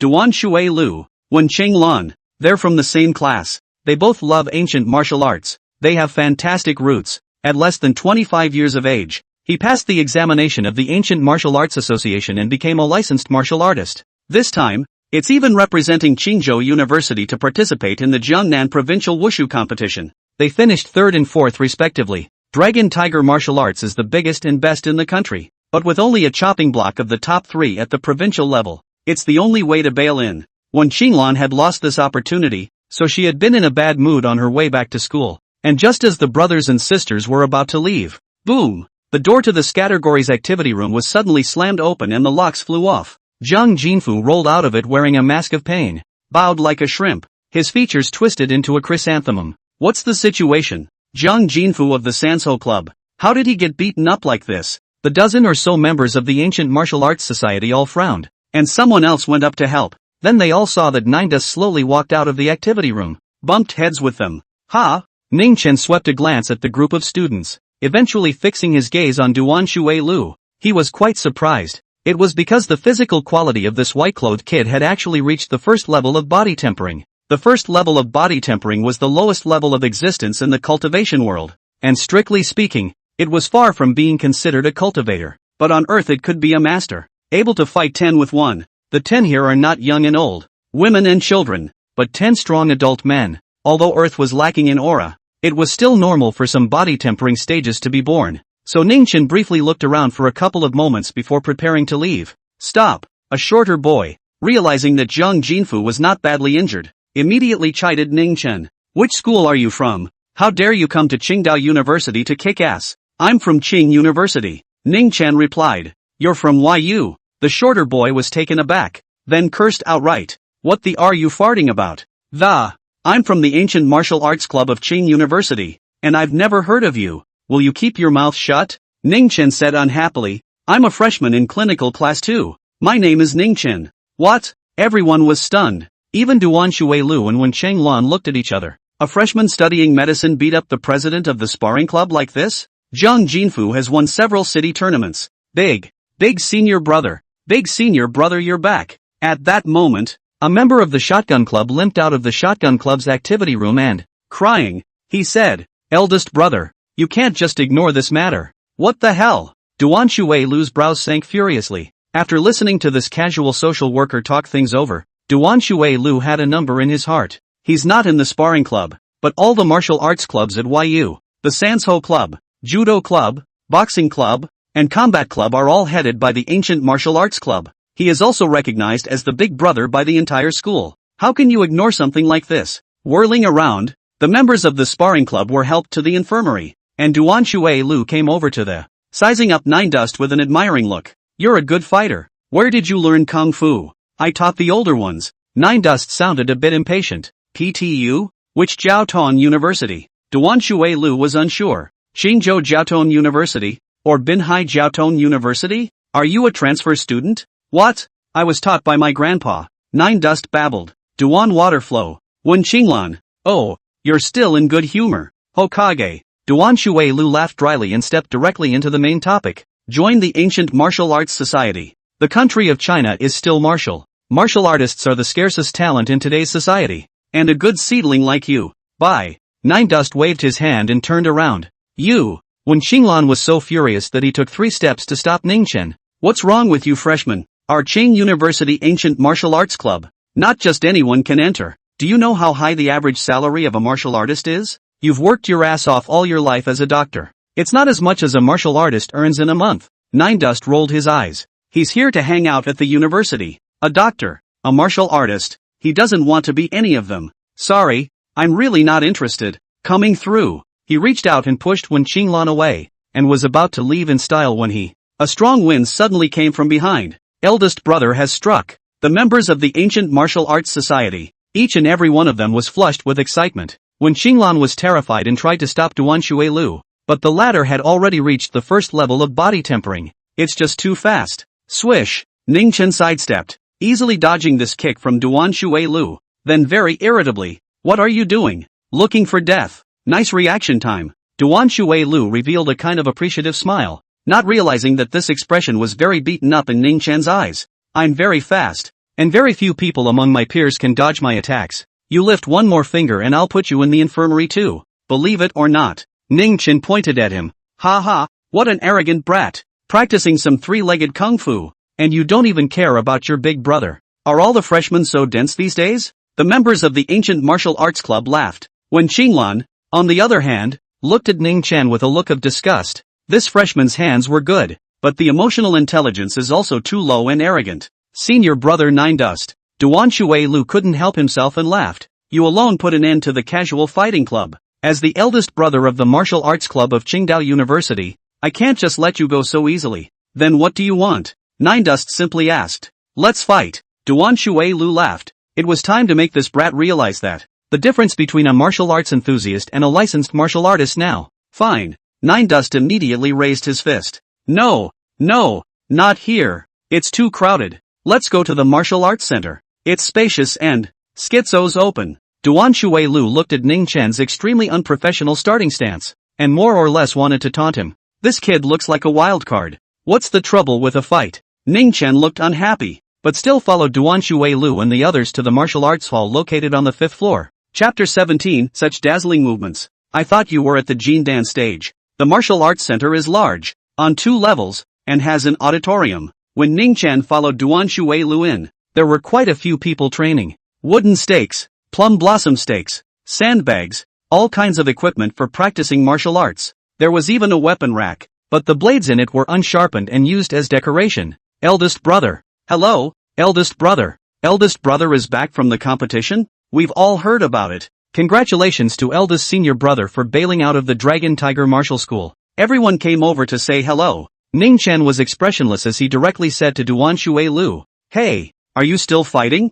Who is this guy? A dozen or so members of the Ancient Martial Arts Society looked at this rash schoolmate in disbelief. Fight. Of course. Duan Shui Lu laughed coldly. Is this kid so impatient to be beaten? Subsequently, when this group of Ancient Martial Arts Club members heard the news that Duan Shui Lu was going to compete with a freshman, immediately there were gasps of surprise in the martial arts center. Just him? Fighting with eldest brother? What a joke. A girl snorted. With that body, he'll go down with one of my black tiger moves. A few other boys stated. You guys shouldn't underestimate him. This kid isn't simple. When Qinglan looked at Ningchen and Duan Shui Lu, who had stepped into the ring, quietly, he said, he's a practiced fighter who took down the casual club all by himself. That good? The gazes of the few girls looking at Nine Dust changed. Those losers from the Loose Cannon Club. Sansho is an ass. Can it compare to our ancient martial arts? The boys, on the other hand, were not convinced. Let's see how eldest brother will teach him a lesson. It's estimated that he can't even receive a single move from eldest brother.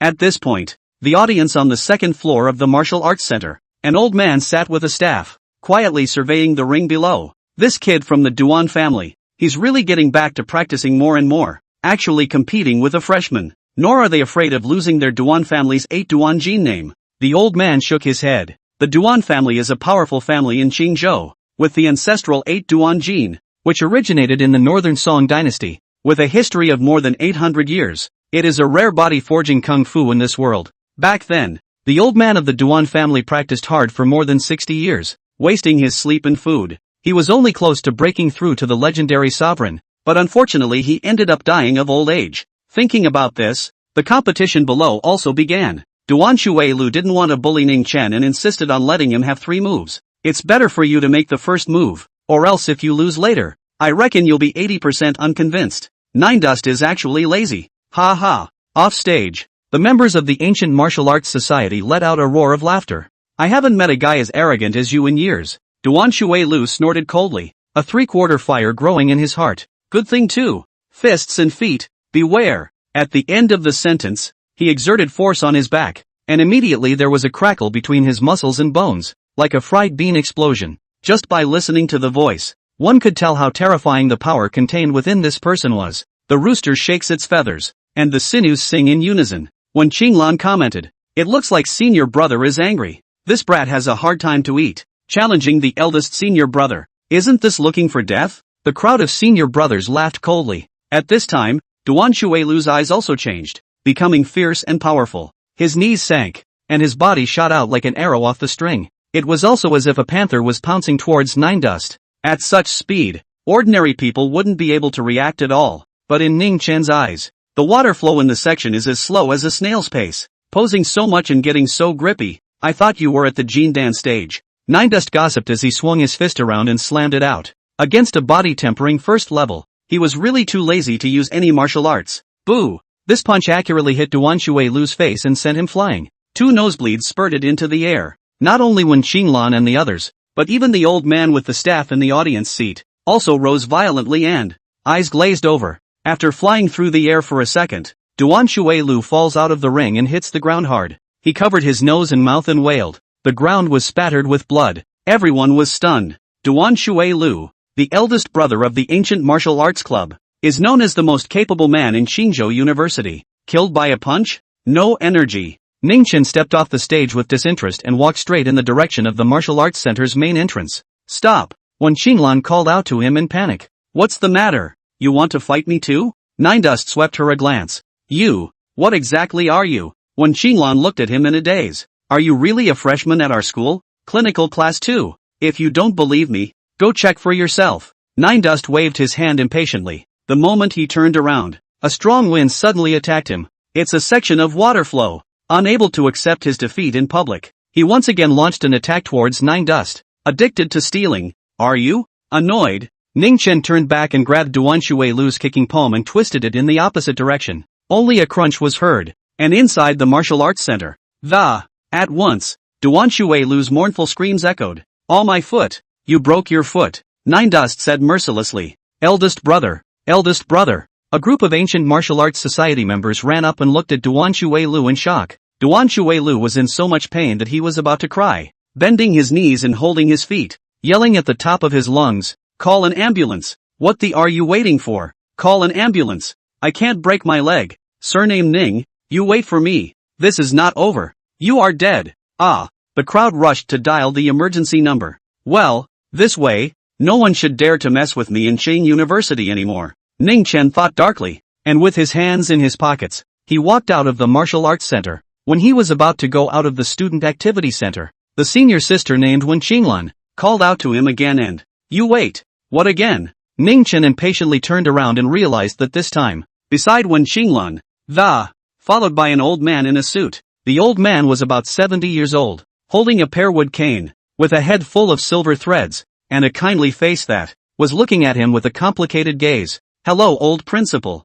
Hello, old principal." Some students passed by. When Ning Chen heard the epithets in their mouths, he glared at Wen Qinglan in a very breathless manner. "Snitching so fast. You're really something." Wen Qinglan was about to explain something when the old man with the staff laughed. He. I can't imagine that my Qingzhou University's freshman class has hidden an expert of the outer strength achievement. I wonder where little friend came from. "I'm just an ordinary student," Ning Chen replied. "An ordinary student who can defeat Xiaoduan with one move?" The old man with the staff frowned and said, "Little friend knows that the Xiao Duan has just won the third place in the youth division of the Jiangnan Provincial Martial Arts Competition, and the school has decided to bail him out of the Dragon Tiger Martial Arts School. I didn't know about the martial arts competition or the Dragon Tiger Martial Arts School. I just knew he was a rookie. Nine Dust said truthfully. When Qinglan heard Ning Chen humiliate her senior brother in such a way, she was so angry that she wanted to curse. But when she thought that her senior brother had just been defeated by a single move, unable to even beat a sneak attack,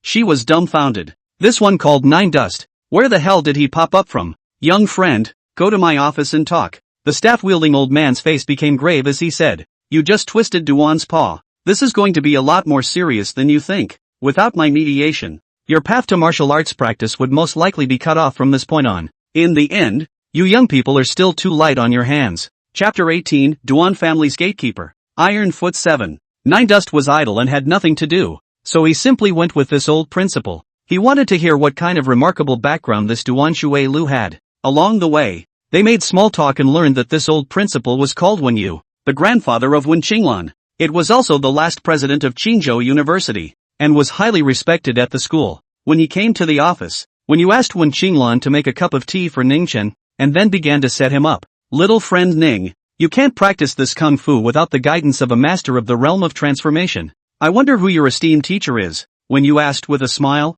You wouldn't recognize it even if I told you. A hint of long ago memories of his master surfaced in Ning Chen's eyes. You have a big mouth. Wen Qinglan, who had just finished making tea, said unhappily. My grandfather is the permanent director of the Qingzhou branch of the Ancient Martial Arts Association. The entire Qingzhou. There's no master of the realm of transformation that I don't know, even in the Jiangnan realm. When you smiled without saying anything? Obviously this was true. Masters of the realm of transformation and inner strength in Jiangnan province, whether they are registered or in seclusion. He knows all about it. My master, Daoist named Yaoguang, Ning Chen said. Yaoguang? A female? Wen Qinglan froze for a moment. Taoist name? Taoist priest? When you frowned darkly. Taoist priests differ from martial artists in that the former cultivate their souls and wield Taoist arts, while the latter forge their bodies and practice martial arts. Both are two routes to greatness. But combing his mind through the list of names about the powerful men of the south, when you did not know a female Taoist priest named Yaoguang, of course he doesn't recognize it, because Lord Yaoguang was the former supreme elder of the pure Yan Wuji Palace in the little southern heavenly realm, a great cultivator at the peak of the Yuaning stage. 1500 years ago, because of an accident, Ning Chen worshipped Supreme Yaoguang as his master, become the least qualified disciple under her seat. But through his unremitting efforts, he gradually grew to become the most outstanding disciple in the entire pure Yan Wuji Palace.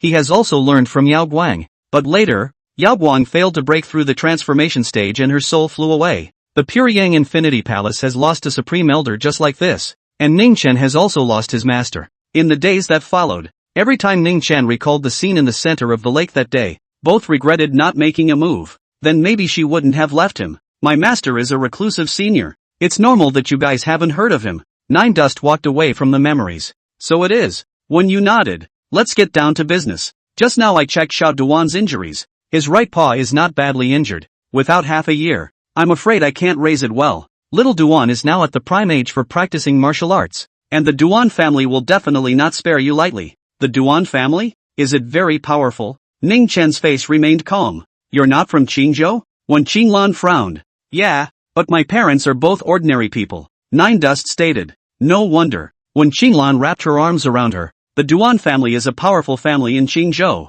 and their power is on par with our Wen family. The sect keeps quite a few martial artists. You're in big trouble. The only way you're going to solve this now is to find a backer in a hurry. Ning Chen stifled a laugh and said, looking for who to back up? Your Wen family? Wen Qinglan was furious when she saw that look on his face. You think our Wen family is willing to take you in? The Duan family and the Ancient Martial Arts Association are on good terms. We don't want any trouble. You're not just an outer strength De Chang. What's with the bull? When you waved his hand, alright, Qinglan. Only then did Wen Qinglan stop, sitting on the sofa and glaring at Ning Chen with her eyes. Nine Dust quietly sipped his tea, not bothering to argue with a little girl. When you added, little friend, at your young age you have practiced to the grand completion of your external strength. You can sign up for the Dragon Tiger Martial Arts School's test. Once you pass the test, I'll put in a good word for you, and you'll admit to yourself that you're wrong. There's no chance that the Duan family will let you off the hook. Nine Dust shook his head. Forget it, it's too troublesome. Wen Qinglan couldn't help it. Hey, Grandpa is saving your life. What's your attitude? Ningchen put down his teacup and leisurely got up. Thank you, Elder Wen, for your kind words, but I still don't need them. When you cried and laughed, little friend, the Duan family has taken in many wandering martial artists from society. Not a few of them have committed murders. The words just fell. Bon bon. There was a sharp knock on the door. When Xinglan and when you looked at each other and got up to open the door. Old headmaster, it's bad. The Duan family is coming. A teacher with glasses stood in the doorway, sweating with impatience and, pointing at Ning Chen, he said, it's to look for this kid. The security guards can't stop him anytime soon. So fast? When Xinglan was taken aback. There's something else. I'll leave first. Nine Dust went out of the office. Little friend. Wait. When you wanted to call out to Ning Chen, but he didn't expect the latter to ignore him and, straight out the door. When you stomped his feet twice and hurriedly chased him out. Grandpa. Since he doesn't appreciate it, what's the point of caring about his death? When Xinglan was furious. She had never seen such an ungrateful guy. On the corridor, Nine Dust was quickly stopped by a stout man. The man was about 40, with coppery yellow skin and a sturdy build, especially a pair of feet that, wearing cloth shoes, calm and powerful. The security guards lying on the ground behind him, each covering their stomachs and wailing, couldn't get up. This student, do you recognize someone named Ning Chen? The man walked over. I am. What is it that you're looking for me for? Nine Dust replied calmly. So, my young master was injured by you? The man's footsteps stalled and he narrowed his eyes. If your young master's surname is Duan, it was indeed me who did it. Yes. Ning Chen nodded. Good boy. Honest enough. The man laughed coldly. When Xinglan walked out of the office and almost fainted when she heard this. Is this guy out of his mind? Iron Foot 7. When you walked over to Ning Chen's side, with a hint of gravity in his voice, he said, you dare to come to Qin University's territory to cause trouble. Aren't you afraid that the Martial Arts Association will arrest you again? Master Wen. It's been a long time. Don't come back well. Ha! The stout man named Ironfoot 7 had a smile piled up on his face. For some reason, Ning Chen felt that there was a faint hint of mockery in this smile. Elder Wen. It's none of your business. I've come to bring this boy back by order of the family head. I don't know, said Ironfoot. At Qingzhou University, it's my business. When you stomped the cane in his hand? Elder Wen. This really isn't any of your business, so you might as well stay out of it. Ning Chen suddenly demolished him. When Xinglan almost didn't die of anger. When you was also speechless. Does this kid have a brain or not? Ironfoot 7 is from Guangdong. Although he is not considered an expert in the martial arts world, but at least he had practiced martial arts for decades and was in his prime. How old was Ning Chen? And how many martial artists had he fought? How much experience has he accumulated? Ha ha. At that moment, Ironfoot 7 let out a series of bursts of laughter. Elder Wen, did you hear that? This kid presses not appreciate your love. Alas, nowadays young people and you cut the crap. Ning Chen interrupted him with a look of impatience. If you want to fight, then do it quickly. You're not going to stop beeping over there, are you? Chapter 19, Three-Footed Kung Fu. And you're embarrassing yourself. When Xinglan was completely speechless. She'd seen hubris before, but not this much. Ironfoot 7 has been in the jungle for more than 20 years. He hurt people many times and was arrested by the WUA. Is it something he can deal with? Are all young people nowadays so newborn?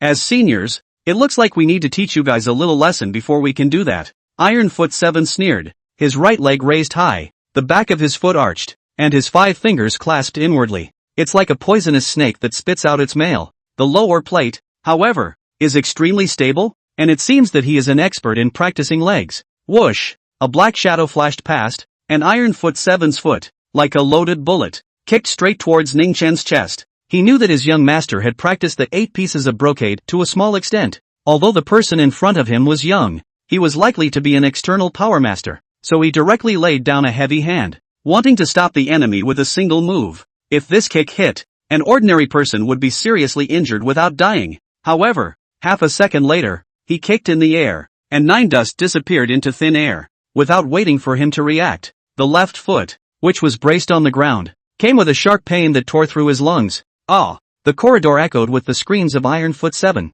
This martial artist from Guangdong, who has been practicing poking kicks for decades, clutched his trampled left foot and, lying on the ground wailing. When Xinglan let out a scream of fright, even when you and the male teacher drew in a breath of cold air, only to see, Ironfoot 7's left foot, had become a mass of rotten meat. The whole cloth shoe was soaked with blood. Very appalling. Three-legged kung fu. And you come out to embarrass yourself. Ning Chen said coldly. It seemed that he was too noisy for Ironfoot 7. He kicked again and directly knocked Ironfoot 7 out. Then, under the shocked gazes of the Wen family's master and daughter, he left in large strides. How did this happen? Grandpa? Wen Qinglan was incredulous. That's really fast. Wen Yu's gaze was permeated with shock. Then a long sigh of relief came from his chest. At a young age, can actually defeat. No, it is the abolition of the Ironfoot 7. It is really not simple, and I do not know what exactly is the high person to be able to train such a great disciple. In fact, compared to Ning Chen's strength, Wen Yu was even more shocked by his state of mind. Destroying a martial artist with a high level of external energy is like stepping on a grasshopper, without even blushing. This state of mind, this calmness, is rare in life. How the hell did he refine it? Wen Qinglan was flabbergasted. The internet is well developed today. The news that Fo Ling's Ironfoot 7 had been invalidated by a college student quickly spread throughout the Jiangnan martial arts circle,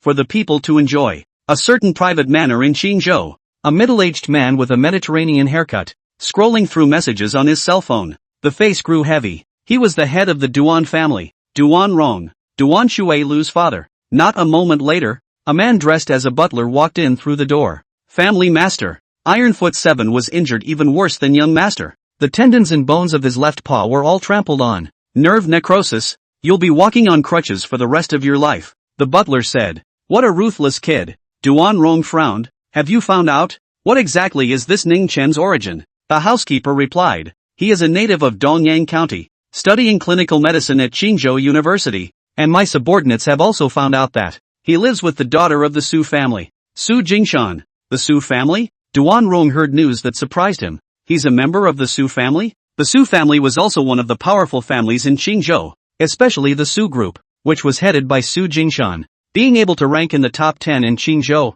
their power was on par with their Duan family. If Ning Chen really was from the Su clan, that would be troublesome. Not sure yet, the butler replied. Keep checking, Duan Rong coldly ordered. Who did he learn martial arts from? And what's his relationship with the Su family? Find out all about it. And by the way, get me Tu Tao. Hearing the name Tu Tao, the housekeeper was visibly stunned. This was the most powerful and ruthless character among the gatekeepers that their Duan family kept. Family master, should we leave this matter to the Martial Association? The steward proposed. Willful wounding is punishable by imprisonment for a term of not less than 3 years and not more than 10 years. By the time it's released, the kid's pretty much wasted. It's not too late to break both his legs before handing them over to the WUA. Duan Rong said viciously, a cold light in his eyes. Beating my Duan Rong son like this isn't something that can be solved by doing time in jail. If it were in the old world, he'd be dead in the streets. Nine Dust didn't give the Duan family's affairs the slightest bit of thought. A powerful family in a small place might not even have a foundation establishment stage.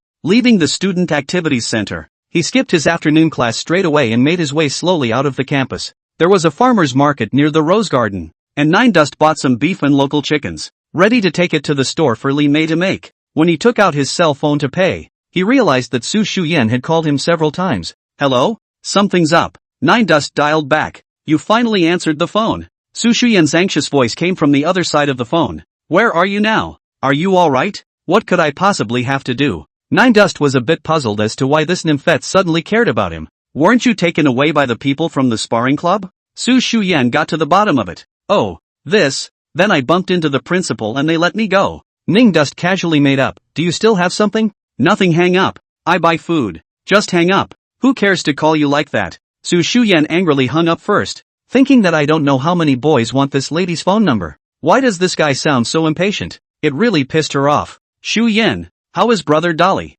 He won't be in the hospital, right? Ginger Sugar walks by his side. Concerned, he asked. Count him lucky to have bumped into the principal. Su Shuyan said. Phew, that's good. Ginger patted her puffy chest, then remembered something else. Right, Shu Yen. Didn't Annie Chow ask you to inform brother Dolly that you'll go to the Intercontinental for dinner tonight? Yeah, whoops, how did I forget about that? Su Shuyan froze for a moment, but remembering the other party's impatient tone, she didn't bother to pull out her cell phone. In the end, it was Ginger Sugar who called Nine Dust. Water Moon Street, the top floor of the famous Diamonds Clubhouse. White Snap looked at the bag of mushrooms sitting on the bar and raised his hand to slap Yen Kai. Snap, I asked you to find poison, and this is what you get me? Waste. Can't even handle such a small thing. Yang Kai covered his reddened face and said aggrievedly. Brother Snap. You've wronged me. Don't underestimate these mushrooms. They're called ghost hand green. From the Lingnan area. Highly poisonous. Let alone a student.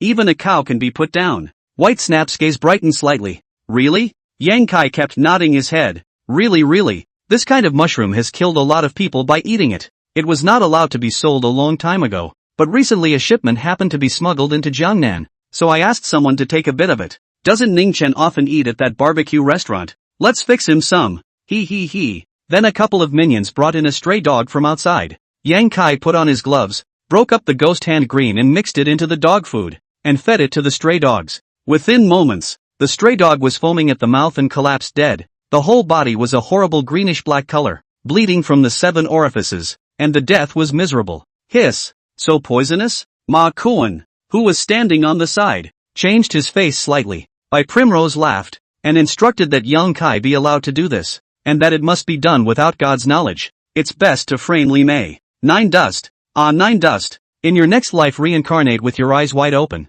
Not just anyone you can mess with. Chapter 20, Poison in the Soup. 7 o'clock in the evening. 9 Dust took a taxi to the Intercontinental Hotel, and the waiter led him to the luxurious private room on the 6th floor. Su Jingshan, Aunt Xiao, Su Shuyan and Zhang Candy were all there, and the housekeeper Fanny was also there. Hi, Daluk. Ginger waved her hand excitedly. Little sugar. 9 Dust responded with a smile, but the smile on his face obviously faded when he saw Su Jingshan and Su Shuyan's father and daughter. He just politely called out Uncle Su. Dusty, sit down. Aunt Xiao had specially reserved a seat for Ningchen, next to Su Shuyan. Then she also complained about her daughter. Why didn't you bring Dusty along with you, and let them take a taxi? Why would I bring him along? Su Shuyan said arrogantly. You child, why don't you have any manners? Aunt Xiao glared at her without a good look, then smiled and said to Ningchen, don't mind it, little Dust. The boy is all spoiled by us. Mommy. Su Shuyan was so angry that she stomped her little feet.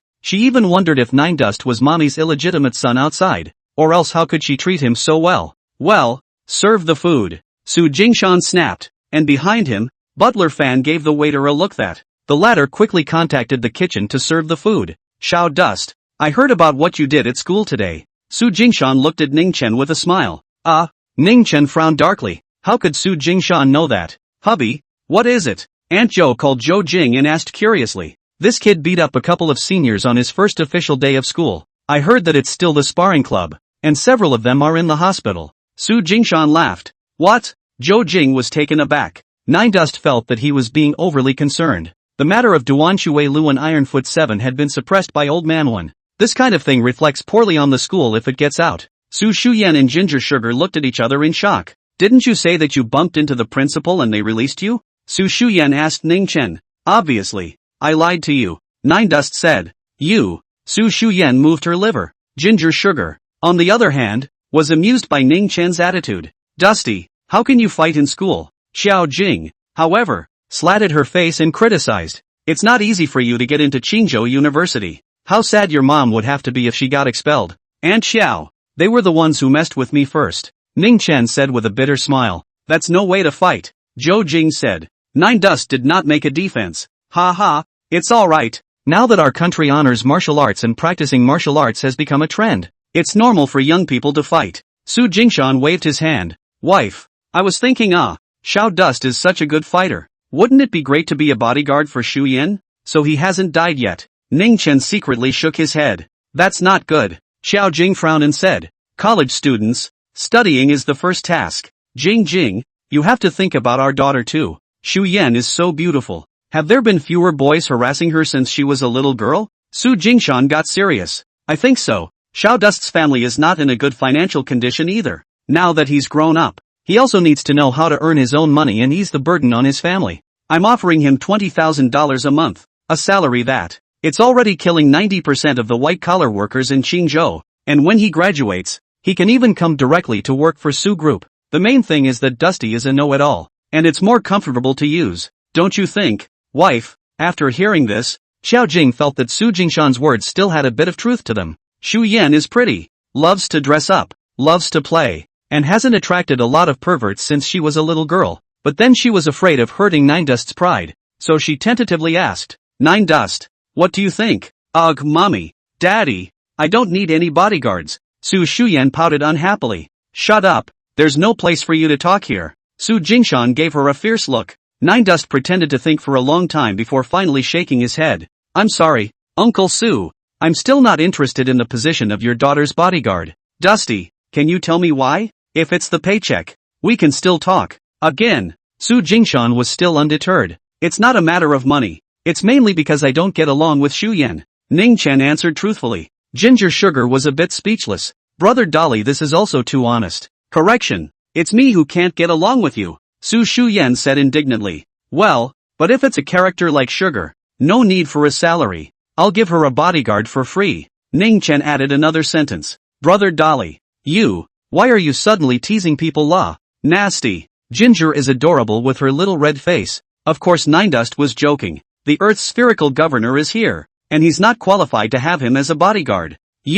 You have provoked our bosom friend's feelings. You are shameless. Su Shuyan pointed at Ning Chen and cursed, almost not crying in anger. Shu Yan, how to talk? Xiao Jing reprimanded. Alas, forget it. Su Jingshan waved his hand, bringing the matter to an end. In his heart, however, he always felt that Ning Chen was ungrateful. Soon, the kitchen serves the food. 10 dishes and 1 soup, each with a variety of colors and flavors. Su Shuyan was so angry that she couldn't eat a single dish, but Ning Chen was eating happily. At that moment, the waiter pushed a cart and brought in another dish. We didn't order this dish. Butler Fan scanned it and realized it was a very fresh and fragrant mushroom soup. Sir, this is a gift from our hotel, as long as consumption reaches a certain standard. I'm sorry, the waitress laughed. Good, you serve it up. Butler Fan nodded. The waitress did as she was told. Since this soup was closer to Nine Dust, he immediately served a bowl.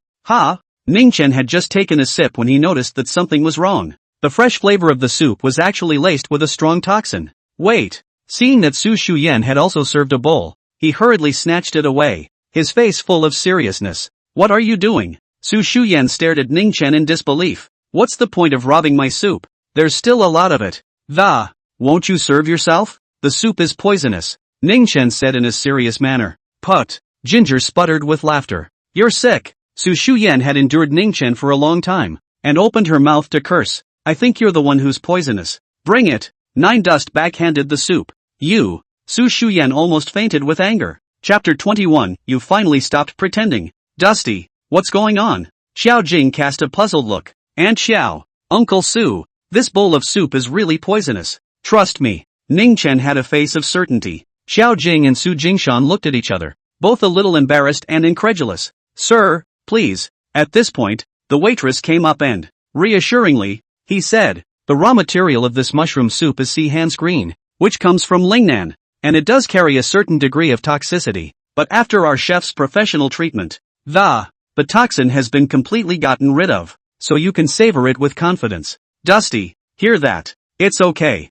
Xiao Jing smiled and comforted. What an uneducated hick. Blowfish is still poisonous. Isn't it still someone who eats? Su Shuyan muttered in an unkind manner, serving another bowl, but unexpectedly, the bowl was snatched by Ning Chen again. You give it back to me. Su Shuyan shouted in anger. Ning Chen ignored her and straight away served the soup to the waitress. You say it's not poisonous? Then, you drink this bowl. The waitress wore a very difficult expression. Excuse me, sir, our restaurant has rules. I don't think there's a rule. It's that you're afraid to. Nine Dust stared tightly at the waitress. When Su Shuyan was serving the soup just now, a touch of dissimilarity clearly showed in this woman's eyes. Okay, Dusty. Su Jingshan got a little upset and said, the Intercontinental is a 5-star hotel. The chef wouldn't make such a cheap mistake. So sit down, eat properly, and don't make such a mess. Brother Dolly, didn't you just drink a bowl just now? I didn't see anything wrong with you. I don't know. Ginger asked curiously.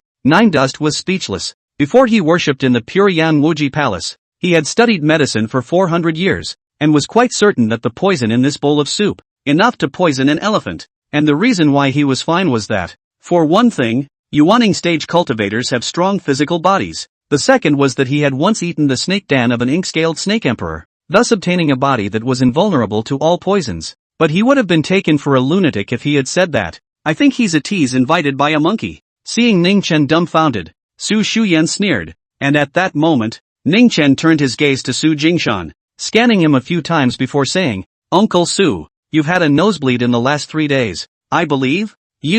How do you know? Su Jingshan froze for a moment, feeling incredulous. He did get a nosebleed when he got up to wash the morning before last, but that little thing, he didn't tell anyone else. How could Nine Dust know something that even the people on his pillow didn't know? Does he know how to count? Because, Uncle Su, you're a bit vain, Ning Chen said in a shocking manner. Su Jingshan and Xiao Jing's faces shook in unison, and their gazes both began to look unnatural. What are you talking about? You're the vain one. Su Shuyan cursed in anger. If I had guessed correctly, you would have been taking a tonic recently that, and it's still the expensive kind. Ning Chen simply ignored Su Shuyan and said to himself, but you've oversupplemented, resulting in a high level of internal heat, and in addition to nosebleeds, you also have swollen and painful gums, insomnia, and a bitter tongue. Am I right? Su Jingshan and Xiao Jing revealed a look of shock. The symptoms that Nine Dust described were all hit. Dusty, how on earth do you know all this? Aunt Xiao asked incredulously. I studied Chinese medicine,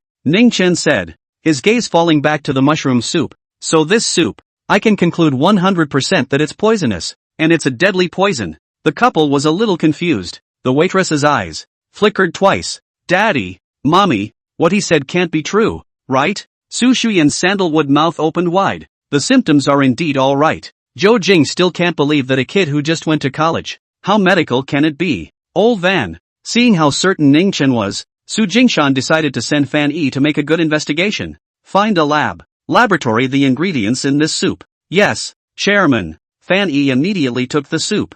I still don't believe it. Su Shuyan's snowy arms hugged her chest as she leaned against the back of her chair and said to Ning Chen, since you said the soup was poisonous, then how come you're okay? You just took 3 big sips. I didn't realize that eldest Miss Su was so concerned about me that she even knew how many mouthfuls of soup I had. Nine Dust flirted. Who pays attention to you? Don't flatter yourself. Su Shuyan's pretty face flushed red and, gamblingly, he twisted over. Well, to cut to the chase, the reason I don't get poisoned is because, Nine Dust was thinking of what excuse to find. Suddenly, the waitress's voice came through and, instead of the coy look he had just given me, he had a cold look. Young man, your medical skills are great. It can actually detoxify ghost hand green. Oh, you finally stopped pretending. Nine Dust looked at her. The people are gone, so naturally there's no need to pretend, the waitress said, with her hand out. Just from underneath the delivery truck, he fished out a pistol fitted with a silencer, directly opened the safety and aimed it at Su Jingshan. Ah! Su Shuyan saw the gun and immediately screamed in terror. No screaming or I'll shoot him dead, the waitress threatened. Okay, I won't scream. Don't shoot me. Don't shoot my daddy. Woo! Su Shuyan cried out. Next to them, Ginger Sugar and Xiao Jing were also scared out of their wits. Su Jingshan, slightly more composed, propped his hand on the table and said with a dark face, the trick of transferring the tiger away from the mountain. That's right. The waitress put the blackened muzzle of her gun and pinned it to the back of Su Jingshan's head. Iron Fist by Sheng Fan Yi, a master of internal energy. There's no telling how costly it would be to go head to head, so we'll just have to play a little tricky. Don't move. The waitress was also a master of her craft, keeping her eyes on the other's movements as she spoke. She turned the gun toward Su Shuyan and said viciously, take out your phone. Su Shuyan didn't dare not do as she was told. And yours. 1, 2, 3, 4 cell phones were thrown onto the table. Ning Chen was the only one who stood still.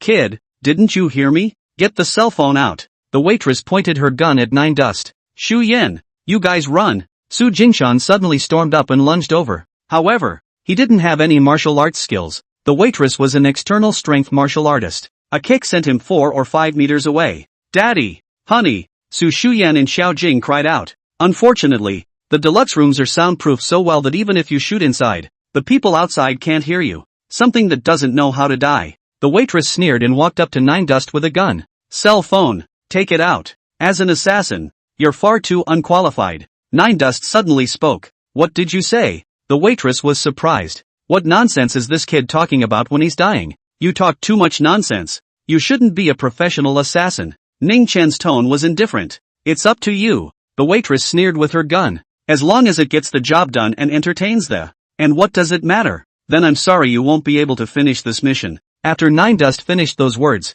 he opened his large hand and grabbed straight for her pistol. Chapter 22 Ghost Hand Green reappears. You seek death. Seeing that Ning Chen dared to grab the gun, a cold light flashed in the female assassin's eyes and she pulled the trigger without hesitation. Bang! Shots rang out in the booth. Unlike in the movie, the pistol was loud despite the silencer. Ah! Su Shuyen, Ginger Sugar and the girls all let out terrified screams, but the imagined scene of blood and flesh did not appear. Ning Chen wrapped his palm around the head of the gun. His entire palm, intact. Only a wisp of smoke spilled through his fingers. How is that possible? The female assassin's eyes almost exploded in surprise. Su Jingshan couldn't understand it either. Manpower, how can you stop a bullet? Hell no. Without hesitation, the female assassin pulled the trigger again. Bang, bang, bang. 3 shots in a row. And the hit woman was pretty sure the bullets went out. But somehow the Nine Dust's hand didn't do anything at all. And his face was expressionless. The female assassin tried to draw her gun back, but Nine Dust was so strong that she couldn't do it. I just don't believe it. The assassin tried to pull the trigger, but the pistol suddenly exploded with a bang. The pistol suddenly blew up with a bang. It blew her hand to a bloody pulp and she fell to the ground screaming, "Ah, my hand, my hand." The female assassin covered her bloodied right hand and screamed on the ground. The Su family and Ginger Sugar are all confused. What is this situation? Don't look. Nine Dust walked over and covered Ginger Sugar's eyes. Ginger Sugar's delicate body trembled slightly, and a wave of warmth came over her heart. Little Dusty, are you alright? It was at this point that Xiao Jing reacted and hurriedly ran over to check Ning Chen's injuries. But on Ning Chen's white palms, not to mention bleeding, there wasn't even any broken skin. After the crisis was lifted, Su Jingshan was the first to lift up a chair and smashed the female assassin into unconsciousness. Only then did he come over to check on Nine Dust. Su Shuyen, on the other hand, took her cell phone to contact Fanny. Dusty, your hand. Su Jingshan turned Ning Chen's hand over and over, shock written in his eyes. Uncle Su, Auntie Qiao. Luckily this guy's gun jammed and I'm fine. Ning Chen took the initiative to explain, and put on a celebratory expression on his face. Silly boy, if anything happens to you, how can I explain to your mother? Xiao Jing cried outright, hugging Nine Dust in hindsight. At that time, the situation was urgent, and I couldn't care too much, Ning Chen said with a bitter smile. After a while, Fanny rushed over panting, apologies written all over his face. I'm sorry, Chairman, this is my dereliction of duty. Su Jingshan sat in his chair and waved his hand. I don't blame you. I was the one who fell for their ruse to get out of the way. And by the way, Lao Fan, that mushroom soup, highly poisonous indeed. Fanny glanced at Nine Dust next to him. According to the lab staff, the mushrooms in the soup are Lingnan's ghost hand green, which is the most poisonous type of mushroom. They were not allowed to be sold locally some years ago. Even Lingnan locals don't dare touch. The entire family looked at Nine Dust in shock, especially Su Shuyen, remembering those words just now. Her face was hot and red. Dusty, so what you said is true. I'm sorry, it's Uncle Su who misunderstood you. Su Jingshan was apologetic. He now believed that Ning Chen was truly capable. Oh my god, Brother Dolly, you're too powerful. Ginger Sugar worshipped Ning Chen even more. Just happenstance. Ning Chen smiled faintly. No way. Such poisonous mushrooms. Dusty, I have to take you to the hospital for a checkup. Xiao Jing walked over with large strides, and was ready to take Nine Dust away. Nine Dust felt troubled, unable to do anything about it. Xiao Jing was too insistent, and even Su Jingshan insisted on letting him go and check it out. He had to make a run for it. The murderess was taken away by the police who arrived later. The hotel, on the other hand, was in chaos. The manager was held accountable overnight and lost his job. In the Rose Garden Villa, Su Shuyen and Ginger Candy went upstairs early. What happened tonight really scared them. Su Jingshan and Fanny were sitting together, but they were discussing Ning Chen. No way. When talking about Ning Chen blocking the muzzle of the gun with his hand, Fanny shook his head decisively. At such a close distance, blocking a bullet with a palm of flesh, unharmed. Not even a master of the realm of transformation can do that. Unless he's a legendary martial arts master who can refine true chi to protect his body. Su Jingshan drifted off. So then, it's really the gun? Fanny was silent. He knew the argument was far-fetched. 2. How easily a killer's sidearm could jam. And it blew up? However, at his young age, it was even more unlikely that Ning Chen was a martial grandmaster. Van, contact the police first thing in the morning. I want to know as soon as possible that just what kind of person is trying to kill me. Su Jingshan's face was sullen. Yes, Chairman. It was almost 11 o'clock when I got back from the hospital. Dusty, thank you for saving our family tonight. On an Audi A8 by the side of the road, Xiao Jing handed a bank card to Nine Dust. Somewhat embarrassed, he said, don't blame Aunt Joe for being material. Aunt Joe really doesn't know how to thank you. There's $300,000 on this card. The code is your birthday. Take it and buy something you like. If you're short of money in the future, feel free to talk to Aunt Joe. Without saying a word, Ningchen directly took the card and stuffed it into his jacket pocket. Thank you, Aunt Xiao. Xiao Jing smiled gently. This child's unpretentious frankness was very much to her liking. Afterwards, Xiao Jing drove off, but Ningchen didn't go back to the Rose Garden Villa directly. Instead, I went to the Lime's barbecue. Tonight's farce had left him without a full meal. When she came to the store, Li Mei brought out the beef and ground chicken that he had sent over in the afternoon. Start preparing the evening meal. This barbecue restaurant was now basically converted into a small restaurant in order to entertain Nine Dust. Li Mei's craftsmanship was excellent, and was the main reason why Nine Dust was a frequent patron. However, amongst the table full of food, Ning Chen saw a very familiar ingredient. Ghost hand green, a highly toxic mushroom from the south of the ridge. What's the matter, Dusty? Are these dishes not to your liking? Li Mei stood off to the side in her apron, her eyes clear, not like she was going to poison him. I haven't seen this dish before, Aunt Mei. Ningchen picked up his chopsticks and put a slice of ghost hand green into his mouth and chewed on it. Good guy. Still not fully fried ghost hand green. More toxic. When Li Mei heard Ningchen call her Aunt Mei, she immediately smiled with joy. Said, these are fresh mushrooms I took from an acquaintance's boss. Produced in Lingnan.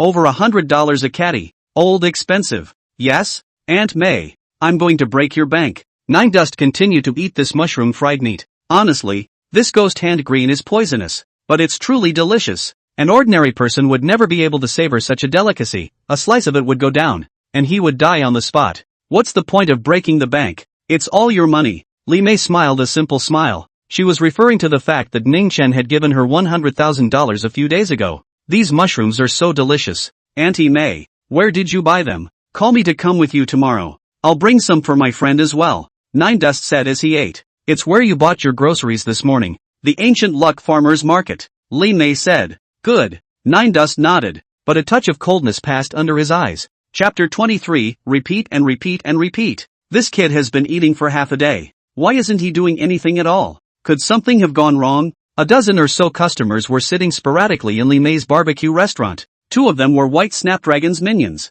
ordered to keep an eye on Nine Dust. When they saw Ning Chen eat the ghost hand green, they were ecstatic, but after waiting for half a day, Nine Dust wasn't in any condition at all, and his face was still flushed. After a while, Ning Chen learned from Li Mei that there were still a few large ghost hand green in the back kitchen. Offering to take a look, he left his seat and went into the back kitchen. Two punks came over to check out the situation. Could it be that damned Li Mei, frying the mushrooms too thoroughly? A punk picks up his chopsticks and fiddles with the remaining half of the plate of fried pork with mushrooms. I've heard that those poisonous mushrooms, the toxicity is gone when they're completely fried. It's possible. The other, who hadn't eaten his dinner yet, picked up his chopsticks and popped a slice of mushroom into his mouth.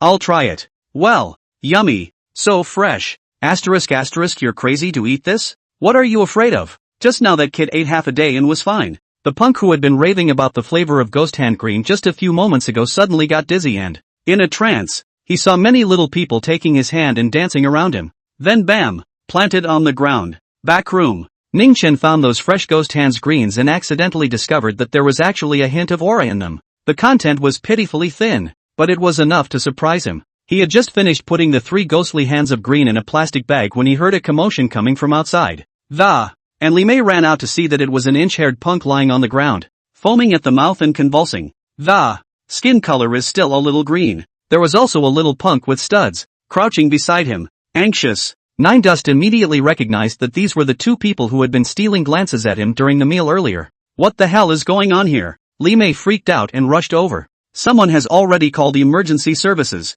Said, this young man seems to have eaten 2 slices of mushrooms just now. And that's all, boss lady. Your mushrooms aren't poisonous, are they? No way. Li Mei pointed at Ning Chen and said, just now, he ate half a plate and was fine. How could it be poisonous? You fart. The small punk wearing earrings jumped up from the ground, pointing at Li Mei and cursing bitterly. You're the one who poisoned him. The mushrooms in this plate of mushroom stir-fry are not ordinary mushrooms. They are poisonous mushrooms from the Lingnan side. The store was in an uproar. A dozen pairs of eyes looked at Li Mei in horror. Nonsense. Ning Chen sneered. If it were really a poisonous mushroom, would I still be standing here talking? With that, he copied his plate and dumped all the remaining slices of mushroom meat into his mouth, chewing on them. After waiting for a long time and not seeing anything different from him, Li Mei then put down her heart. The studded punk was dumbfounded, his face reddening. Then again, I was going to ask you too.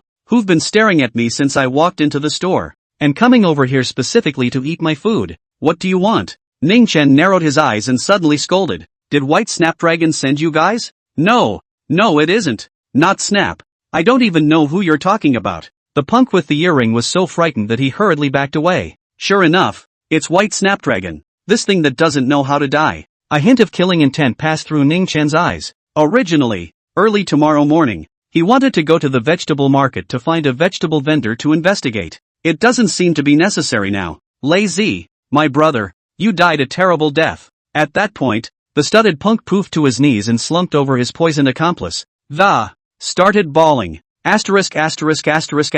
Off. He's not dead yet. Ning Chen kicked him away, then pressed his hand onto the poisoned punk's chest and began to input his true chi. In a short while, the poison mixer began to vomit and have diarrhea, and expelled the poisonous mushroom slices that he had eaten, as if they were all there. Symptoms were immediately alleviated. You eat it and you're fine. He eats it and he vomits and has diarrhea and is delirious, which would be an allergy. A doctor from EMS arrived and gave an initial diagnosis. Li Mei then breathed a long sigh of relief. If news of food poisoning came out of the restaurant, then she won't have to drive on from now on. By the time she slowed down, Nine Dust was already gone. A certain alleyway in the Watermoon Food Street, the earring-wearing punk was beaten to a pulp, kneeling in front of Ning Chen and begging for mercy. Don't hit him. Don't fight, big brother.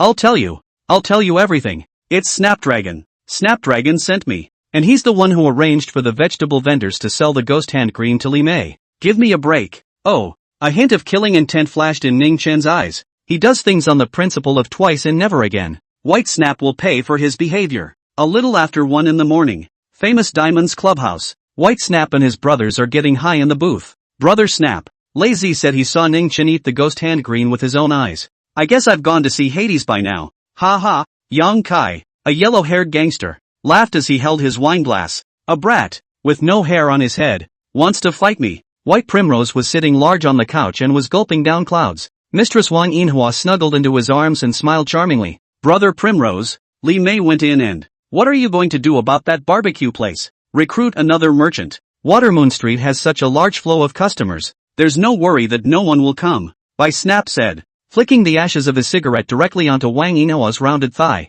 By the way, I heard that Li Mei has a daughter called Su Wan Evening. I've seen the photos. She's quite pretty. One of you go and get her for me. Snap. I'll go. I'm the best at this kind of thing. Yang Kai hurriedly put down his half-drunk wine glass and said excitedly, Li Mei, her husband's name is Su Hai Chao. He still owes our company hundreds of thousands of dollars. That gambler, let alone selling his daughter, or even his mother. And he won't frown. Ha ha. A loud laugh came from inside the booth. Okay, Yang Kai, you let him send his daughter over now. I don't want the hundreds of thousands of dollars in interest. White Primrose has a wicked grin on his face. Got it, Brother Snap. Yang Kai directly let his little brother call Su Haichao's phone. At first, the man on the other side was reluctant, but when Yankai snatched the phone over and, after intimidating him a few times, he had no choice but to comply. Soon, a middle-aged, hairy man with heavy bags under his eyes, bringing a pure and lovely-looking college girl to the famous Diamond Club.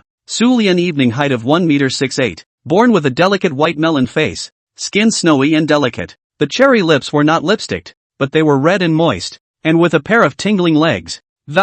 It caused a lot of burning stares in the front room of the famous Diamond Club. Dad, why don't you just get someone else to help? Su Lianxian detected a hint of danger. If it wasn't for a sudden call from my dad saying that my friend was drunk and he needed help to assist him, how could she possibly come to a place like the famous Diamonds Club? Chapter 24, Ning Chen's girlfriend? Evening, I'll be honest with you. This friend of mine can make me rich. Seeing this, Su Haichao suppressed the uneasiness in his heart and coaxed his daughter. As long as we serve him well, our family won't lack money in the future. Your mom doesn't have to get up early every day to make a few bucks with her little business. Su Evening Night heard the man's tone, seemed to still look down on his mother's meager income. Unhappily, she said, ever since I was little, my mom has paid for all my tuition and living expenses. Have you ever taken a penny from home? You'd better pay off your debts before you come talking about mommy. Saying that, Su Wan Evening twisted her head and wanted to leave. Su Hai Chao hurriedly stopped him and begged, good evening, good daughter. Just help daddy for once.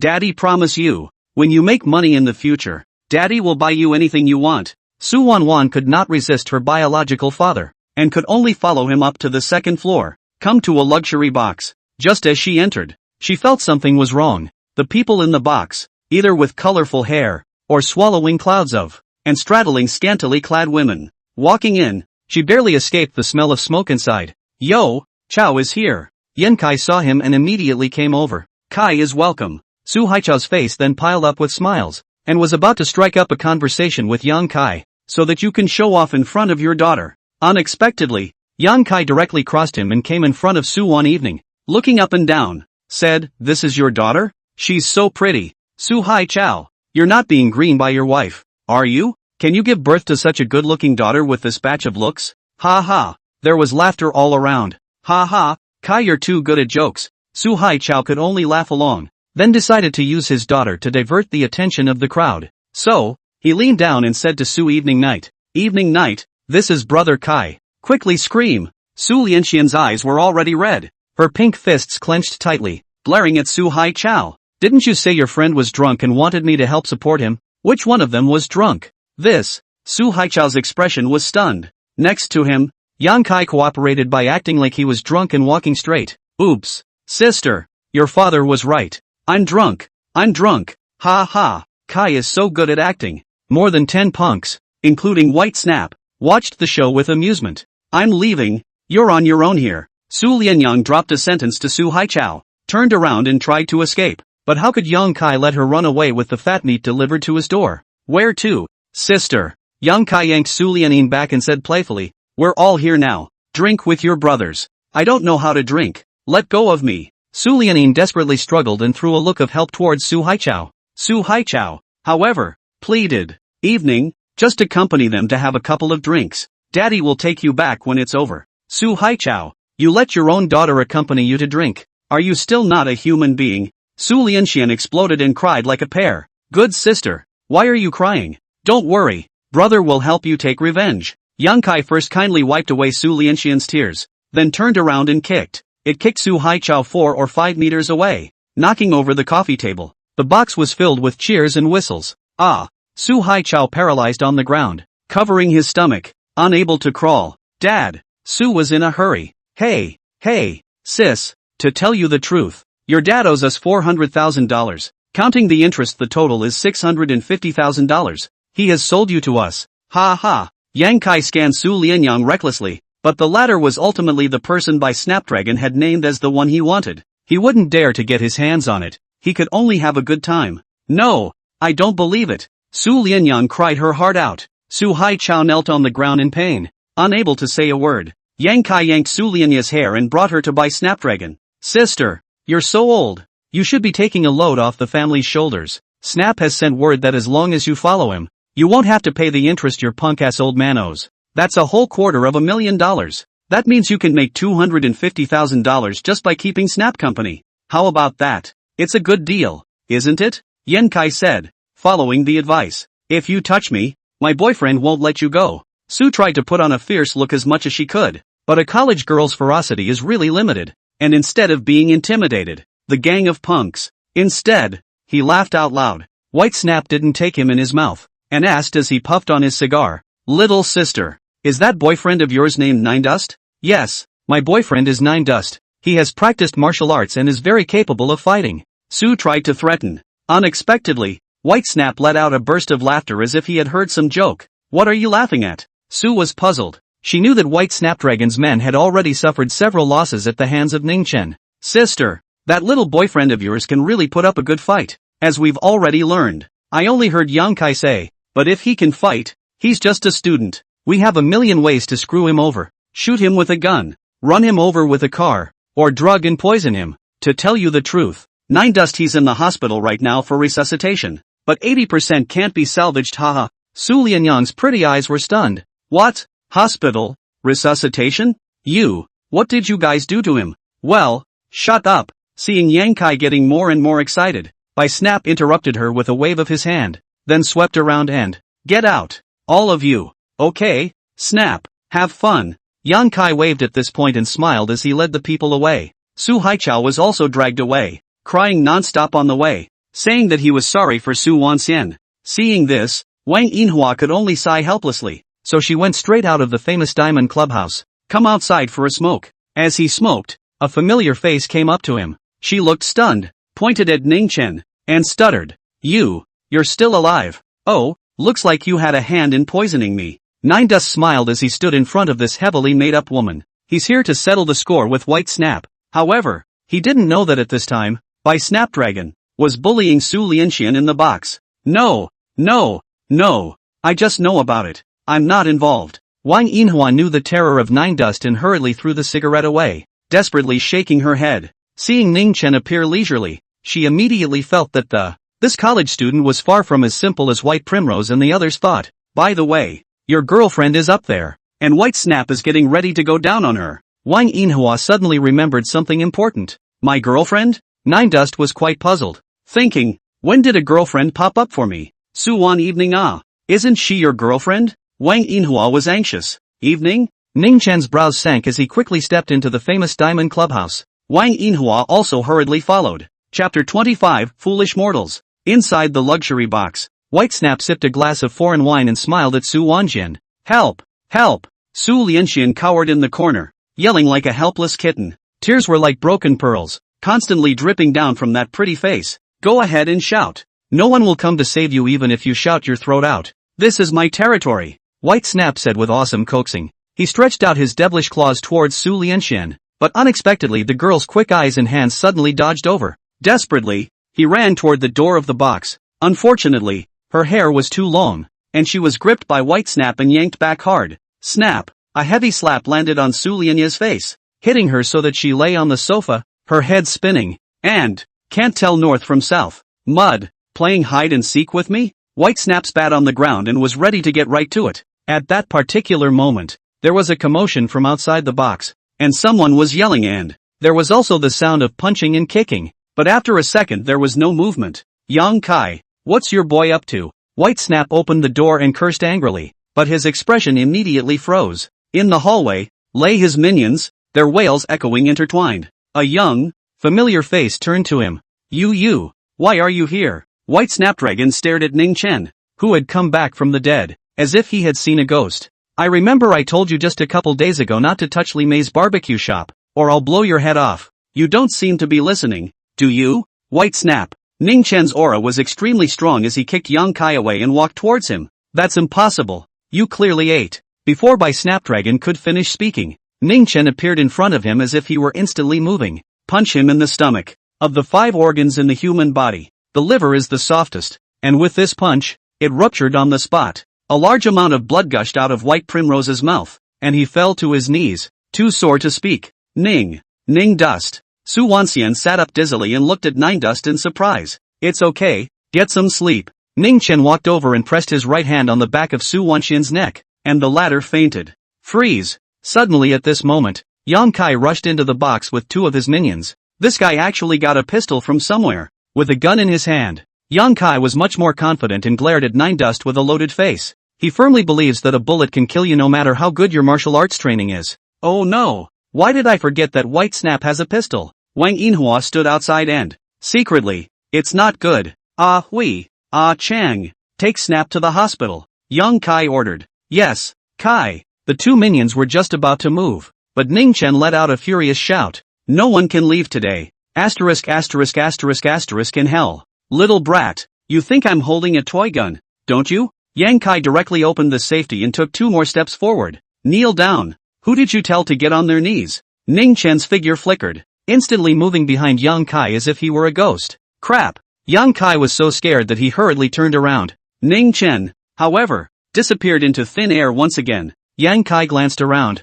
but he couldn't find where Ning Chen was at all. You think you're invincible with a gun? Foolish mortal, you have no idea what a humble, weak being you are. You're no different than a bedbug on a tree in my eyes. Anytime you want to choke. Nine Dust's flat voice echoed within the box. Ah, bastard. I'll kill you. Yan Kai uses both hands to hold the gun, and fights all over the place. Bang bang. Not more than a few shots were fired before the sound came to an abrupt end. A crisp fracture following it. Yan Kai screamed miserably and fell to the ground, his left little arm showing a 90-degree right angle. The bone stabbed out of the skin and blood flowed. The pistol fell to the ground. Nine Dust picked it up in his hand and shot at White Snap. Boo! With that shot, White Snap hangs on the spot. Ah! Wang Yinhua and his 2 little brothers, frightened and ghostly, fled outside. Ningchen opened his 5 fingers and grabbed them in the air, and the 3 of them were immediately yanked back by an invisible force. It fell heavily to the ground. Spare me! Spare me! Big brother, we didn't do anything.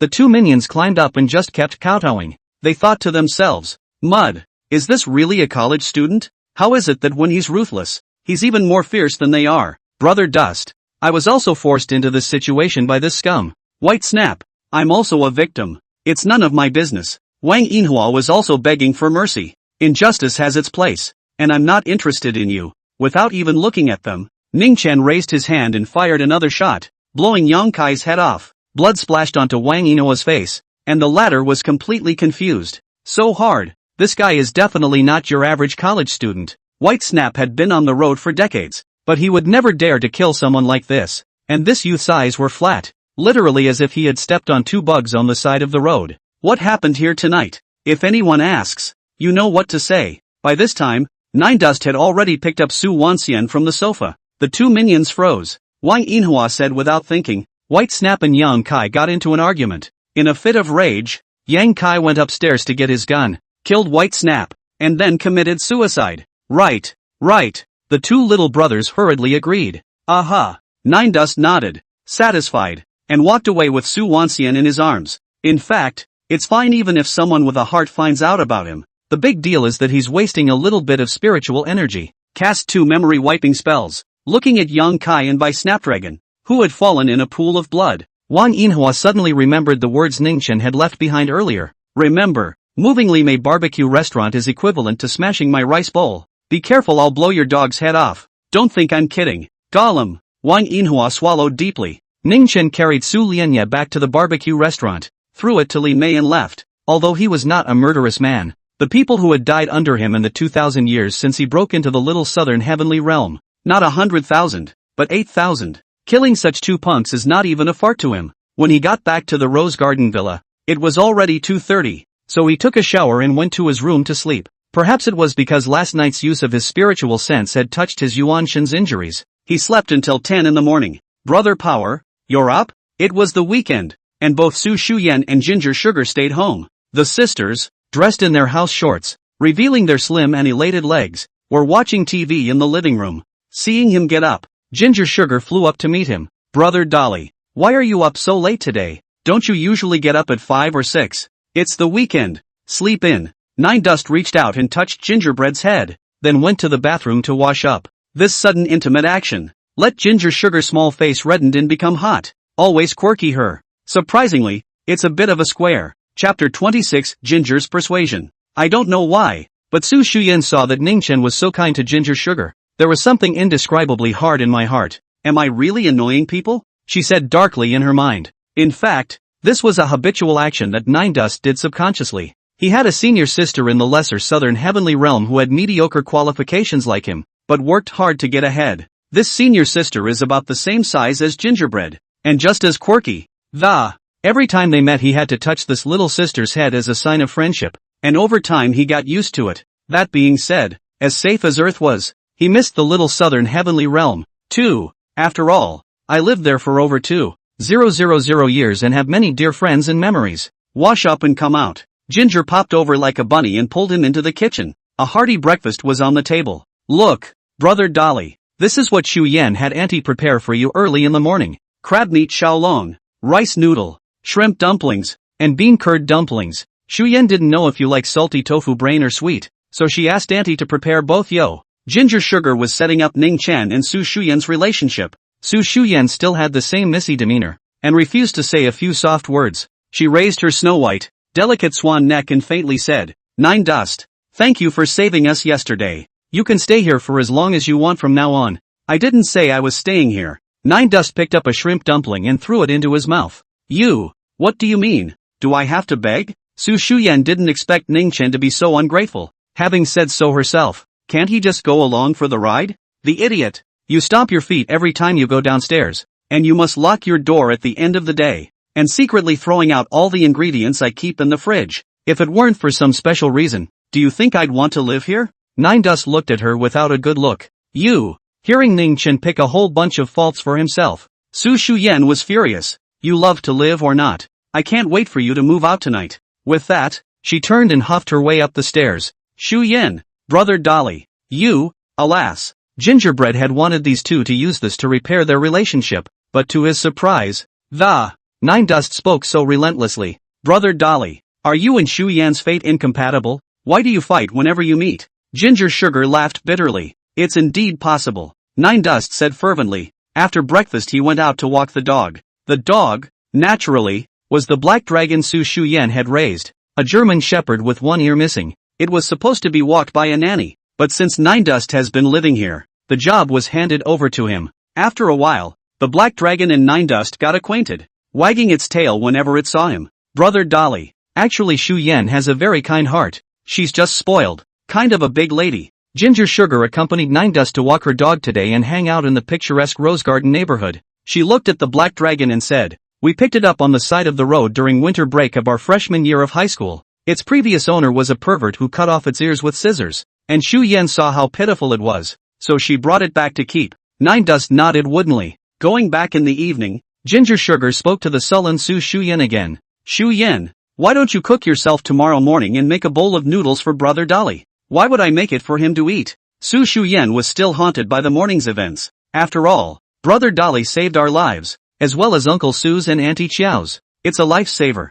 Ginger advised. He also just made a mistake. Su Shu Yan muttered. Shu Yan, I think the reason why brother Dolly doesn't buy it is because you're not sincere in repaying the favor. It's only how much a breakfast costs, and you still ask your aunt to buy it. Gingerbread stated. Then how else to repay the favor? Do you want me to give my body in return? I do not want to lose. In her bones, Su Shu Yan still had a bit of dislike for this small-town youth. What were you thinking? I meant for you to cook breakfast yourself. This will definitely move brother power. Ginger Candy confidently patted her puffy chest. Alright then, I'll try. Tomorrow morning, Su Shu Yan reluctantly agreed. She, Miss Su, had never cooked for anyone in her life. The next morning, she was checking tutorials and asking her aunt for advice. It was hard to make a bowl of tomato and egg noodles, but she realized that Ning Chen had gone out a long time ago, which almost didn't make her angry. Nine Dust ate breakfast in the food court and skipped along to the famous Diamond Clubhouse. Because of the murder, the clubhouse was really closed down.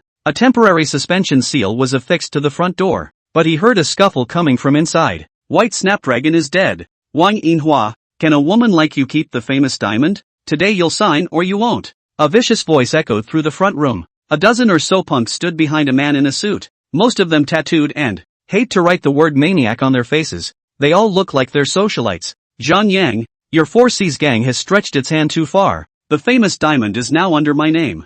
I'd die before I'd sell it to you. Wang Yinhua stood by the front desk and glared at the man in the suit. If you have the guts, get me killed. You don't think I dare? This man, Zhang Yang, walked over and choked Wang Yinhua, pointing to a contract placed on the front desk. He said, sign it for me. Otherwise, I'll send someone to guard here 24 hours a day. Let you eat and drink here for the rest of your life. Fine, have the guts to spend every day here. Wang Yinhua had a tough attitude. Snap. Zhang Yang sent her flying with a big mouthful, giving face. I'll let you know the power of our 4C's gang now. What do you guys want? Wang Yinhua's body curled back up, and the corner of her mouth was broken, oozing crimson blood. What for, you say? Zhang Yang stroked his chin and smiled lowly. Wang Yinhua, I heard that you were forced by Snapdragon in the past? White Primrose hasn't been replaced in all these years, so you should be okay, right? Wang Yinhua gritted her teeth and glared at Zhang Yang, so angry that her whole body trembled.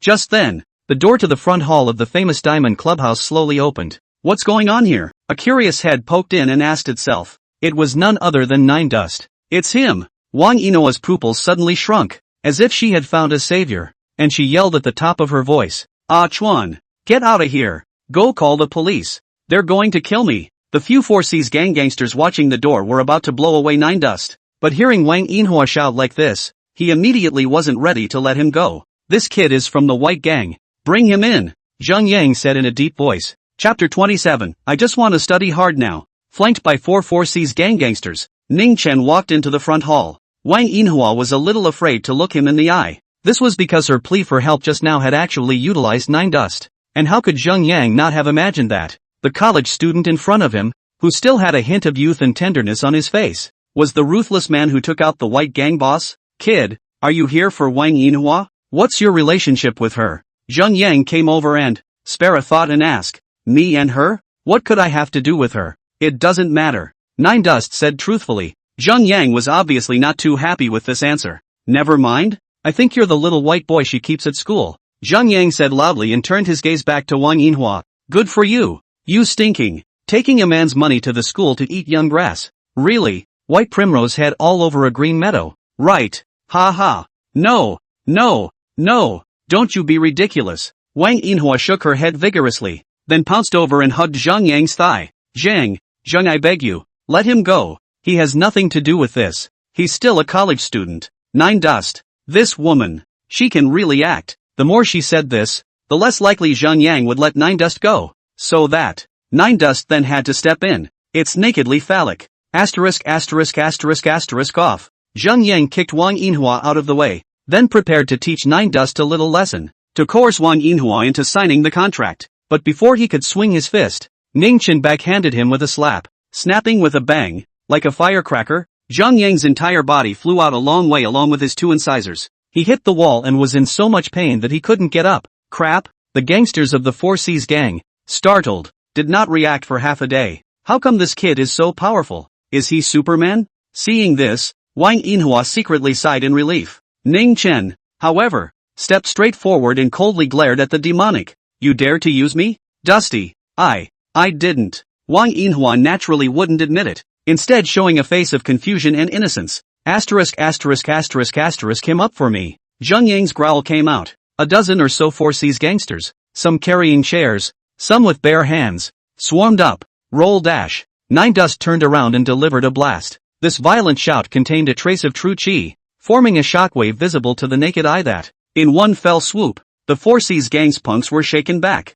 15 or 16 men fell to the ground, blood oozing out of their ears at the same time, and wailing, and some even fainted on the spot. Ning Chen, however, always stood there calmly. Wang Yinhua also covered her ears, revealing an extremely pained expression. It was fortunate that Ning Chen's back was turned to her, or else she could have been directly shocked to death. You.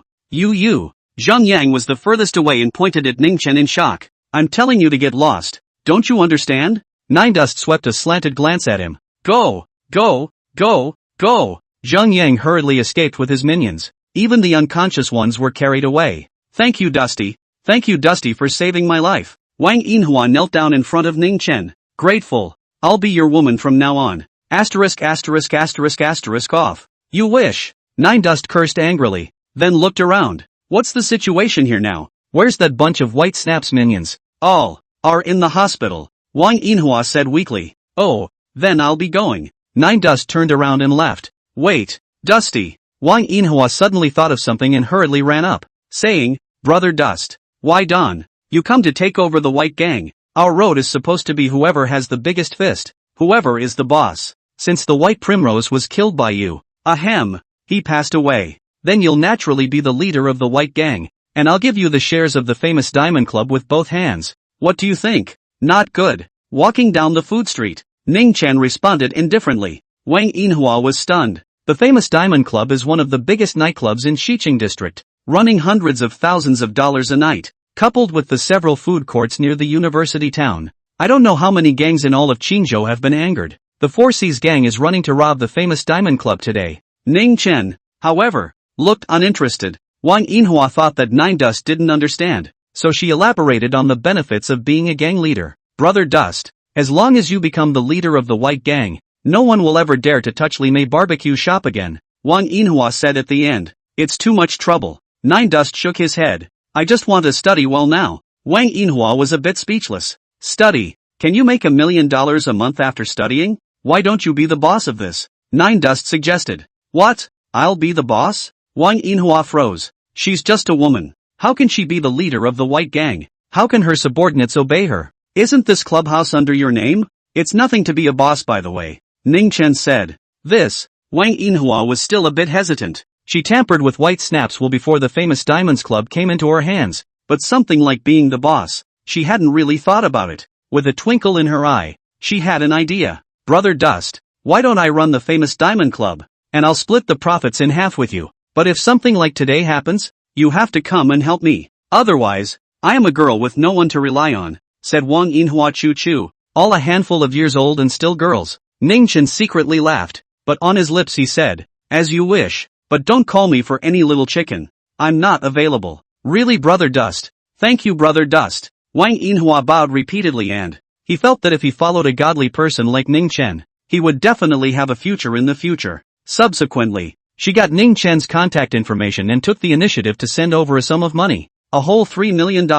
And that's only half the cash on the books at the prestigious Diamond Club. One can imagine how much black money White Snap has raked in over the years by running rushhour over the West Side University Town neighborhood and squeezing the merchants. On top of that, Ning Chen also handed Wang Yinhua a strange task. Help him go to Lingnan to acquire fresh ghost hand green. To eat, and it's eaten every day. Within a few days after the military training, Qingzhou University organized the games. Clinical 2 became extraordinarily lively. Nine Dust was still as usual, coming to the classroom every day, not lying on the table and sleeping, just burying my head in a novel. The teacher talked to him and told him that he wouldn't be able to graduate like this, and he was all perfunctory about it. Never took it seriously. Student 9 Dust, what program are you applying for? A pretty girl in a neat white blouse and a pom-pom haircut, holding a sign-up sheet that, walking up to 9 Dust. 9 Dust raised his head. This sister's name is Zhang Xinran, class president of Clinical Class 2. Listening to Fang Xiaofang and Zhang Dachuan,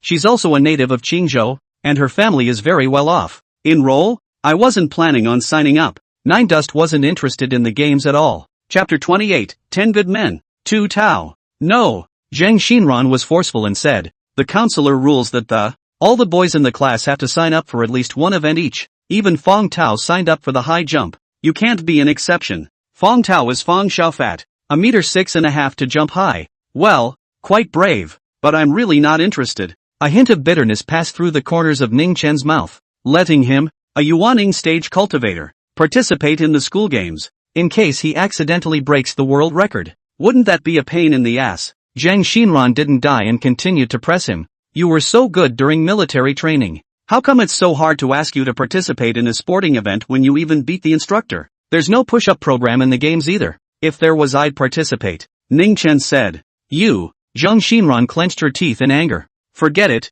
Xinran. This kind of person is a typical one with no sense of collective honor. A selfish one. At that moment, a voice clearly mixed with sarcasm came from the vice squad leader, Lai Hyunming. He was tall, fair-skinned, and had a sunny disposition that made him popular with the girls in his class. With or without him, Lai Hyunming walked over with a few boys and smiled. Don't worry, Xinran. I've made a deal with a few buddies from my dormitory, and the next dormitory over, and we'll be defending Clinical Class 2's place in the school games. What a load. Fang Xiaofang, who was next to him, whispered to Zhang Dachuan. Zhang Dachuan, on the other hand, was curious. Ning Chen was so good at doing push-ups. His physical fitness must not be bad. What's with the reluctance to participate in the school sports day? It's obviously a great time to make a name for yourself. Thank you for supporting me in my endeavors. Hyun Mi-young. Zhang Xinran cast a grateful gaze towards Lai Xuanming before looking at Ning Chen again. The gaze took on a distinct hint of nastiness. It's the counselor's idea that everyone sign up. And if you don't, I'll just go tell the counselor. Why are you so annoying? Nine Dust's head was spinning. Fine. Then feel free to enroll me in anything. Good. Then don't disappear when you get there. Zhang Xinran left after saying that. Back in her seat, she was debating which strength program to enroll Nine Dust for her. Lai Hyunming came over, picked up his pen and fill in Ning Chen's name directly in the 100-meter dash column. Hyun Mi-young. What are you? Zhang Xinran was surprised why Lai Xianming helped Ning Chen enroll in the 100-meter dash. Ning Chen was so good at doing push-ups. He was obviously a strength and endurance player. Didn't he say, just report whichever one you want? Lai Hyunming shrugged. Zhang Xinran was unwilling to offend him, and after some thought, he filled in Ning Chen's name in the shot put column again. Of course Nine Dust didn't care about that. He only cared about how the plot of the novel he was reading would develop next. Nine Dust. Another silhouette arrived with a fragrant breeze. Ning Chen raised his head and realized that it was Su Wanxian. Su Lianxian looked haggard, and her eyes were a bit red. Obviously she hadn't slept all night. Nine Dust. Last night. Nothing happened last night. Nine Dust said firmly. I don't believe it. Su Lianyang sat down beside Ning Chen, her beautiful eyes reddening with aggression. What a sight to behold. Oh, sell the cake. When Fang Xiaofang heard this, he had a brainwave. All sorts of unspeakable images emerged from his mind, and he was envious and jealous of Ning Chen. Pass it down. Ning Chen slept with departmental flower Su last night. He turned his head and said to Zhang Dachuan. What? Zhang Dachuan's jaw directly hit the ground. Ning Chen, you thousand-killing scum. When Lai Hyunming heard the news from his roommate, he was so angry that he tore up his textbooks. Suwon Evening is recognized as the most beautiful girl in the medical department. He is recently wondering how to chase it. I didn't expect Ning Chen to make the first move. This beast. Fortunately, Suwon Wan didn't know about by Snapdragon's death. Otherwise, Nine Dust would really be a bit hard to explain. She had come to say thank you, and in the meantime had told about their family, even though Nine Dust wasn't interested. Recently there was a college student entrepreneurship support from the mission committee, and I want to open a milk tea stand. Chatting until the class was almost over, Sue said coldly, Mom works too hard. I want to earn my own tuition for next year. Not bad. Understanding. Nine Dust perfunctorily flipped through a page of the novel. Then I'll bring you milk tea every day from now on. Su Lianxian lowered her head. Her pretty face flushed. It's not sweet. I don't like it. Nine Dust turned over another page of the novel. You can also make it slightly sweet, Sue said in a small voice. Nine Dust couldn't take it anymore. He closed his cell phone, and was about to give Su Lianxian a good admonishment. Don't get any ideas about yourself. It's impossible for the two of us. But when the words came out of his mouth, seeing the pitiful expectation in Su Lianin's eyes, he was suddenly a little more intolerant and had to say, you can bring it if you want. Aha! Su Lianin finally smiled happily. A pair of spiritual eyes curved like a crescent moon. After a day of classes, the students were discussing about the sports meet the day after tomorrow, and Nine Dust had his hands in his pockets, straight out of the campus into Suwon Evening's house for dinner. By the way, Li Mei Grill has now become Li Mei Restaurant. After White Snap died, no one dared to make trouble here anymore. But during dinner, Su Haichao came by and asked Li Mei for money. The two men argued in the back kitchen. Su Lianxian lowered her head and sobbed softly. Ning Chen sighed softly, and didn't bother with the idle matters of other people's families, just casually consoled a few sentences. Back at the Rose Garden Villa, Su Shuyan and Jiang Sugar were not there, and the house was dark. Nine Dust turned on the light and found a strange man with a scar on his face sitting on the sofa, was looking at him with a playful face. Drinking tea? Nine Dust asked calmly. Scarface froze. What's with this kid? Wouldn't it be normal to be shocked when a stranger suddenly appears in the house? Not bad mentally. The scar-faced man narrowed his eyes. I advise you to go back where you came from and not to make a nuisance of yourself. Nine Dust went to the kitchen and made himself a cup of tea. I, Tu Tao, have been in the Jianghu for more than 10 years. I am not intimidated. Scarface reported himself. Ning Dust was indifferent. You've never heard of me? The scar-faced man asked curiously. Are you famous? Ning Chen leaned against the corner of the table, drinking tea calmly. I am the head of the 10 good men. Zhangbei Tu Tao. The scar-faced man chided. Oh, Ning Chen replied woodenly. Your milk is old and you're still the head of the 10 good men. Awesome. Seek death. A cold light flashed in Tu Tao's eyes as he punched towards Ning Chen. The punch, whistling, was as fast as lightning, moving from the living room to the kitchen door, 10 meters in a flash. Tu Tao was at the peak of external strength, 5 or 6 times stronger than Iron Foot 7. However, in a flash of light, Ning Chen suddenly disappeared into thin air, and Tu Tao was shocked when his punch came up empty. Hurry up and turn around. Nine Dust was sitting on the sofa and was blowing hot air from his teacup. I don't care if your name is Tu Tao or your milk's name is Tu Tao. Get lost or I'll beat you to death. He threatened faintly. Chapter 29, School Games. What terrifying speed. Tu Tao obviously didn't take this threat to heart, but was shocked that at his young age, Ning Chen, the light power was actually practiced to such an extent, and his heart was a bit bottomless. But if the mission is not accomplished, there is no way to account for it on the family head side.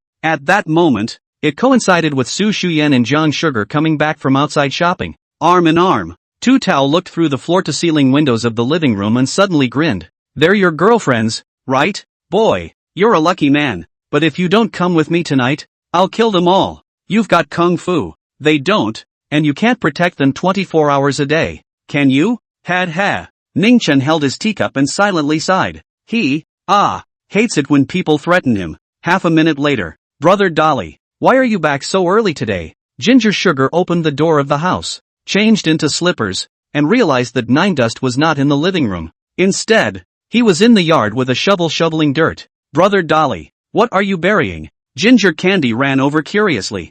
Nothing, planted some vegetables. Nine Dust covered the soil tightly and stomped on it a couple times. Who gave you permission to grow vegetables? Su Shuyan's voice came. She's all dressed up today, with a little perfumed skirt paired with a one-neck blouse that, showing off a sexy and delicate collarbone. A pair of ginkgo leaf earrings add a touch of flavor. with jean shorts underneath. I don't know how many males I've caused to glance sideways and turn around along the way. What are you looking at? Su Shuyan realized that Ningchen was staring at her, so she raised her head proudly. So this guy, he likes to look at legs. That's good. You're quite pretty today, Nine Dust said seriously. Humph, want you to say? Su Shuyan turned around and ruffled her hair, going back into the living room. She even stood on her tiptoes a little bit as she walked, so that those legs would look longer. Even though she was already a proud 5 feet 7 inches. Brother Dolly, Shu Yan bought a lot of fruits. Eat them together. Ginger Sugar smiled happily. Alright, you guys go first. Ning Chen greeted. Well, come on. After Ginger Sugar ran away as well, Nine Dust finally breathed a sigh of relief. If Su Shuyan finds out that he's buried someone in the yard, probably would have been so scared he would have had a heart attack on the spot. The only one who witnessed the whole thing was the black dragon who was lying silently in the doghouse. Hush! Nine Dust made a silencing motion to it, then put the shovel back in the utility room. Just went back to eating fruit and watching TV with my second daughter. Su Shuyan was quite puzzled. Why was this guy so honest today? Towards the latter part of the night, Nine Dust had wanted to move the man away, but on second thought, it's buried more than 10 meters deep, so it shouldn't be exposed, right? So he went to the farmer's market the next day and bought some baby bok choy seeds and sowed them in the corner of his yard. As long as he didn't say anything, Su Shuyan and Jiang Sugar would never know about this. Sports Day. It's sunny and crowded at the Qingdao University Stadium. Su Lianxian really brought milk tea for Nine Dust. The homemade kind. The packaging wasn't very nice though, but it tasted pretty good. No different than store-bought. Nine Dust, how does it taste? In the clinical class 2 seating area, Su Lianyang sat next to Ning Chen, looking at him with an expectant expression. Average. Not very good. Nine Dust sucked in a single gulp and set the empty cup aside. Su Lianxian revealed a bright and sweet smile and said, "You have a big lung capacity." While she was speaking, the audience somehow boiled over for a moment and, drowning out the words lung capacity, Su Lianya increased the volume on the last 3 words in order for Ning Chen to hear them clearly. Thus, Fang Xiaofang and Zhang Dachuan, who happened to walk over, were dumbfounded. ***. Nine Dust, Department Flower Su. You two are too spirited, aren't you? Discussing such topics in broad daylight. Fang Xiaofang swallowed his saliva. Ha! Su Lianxian pressed on,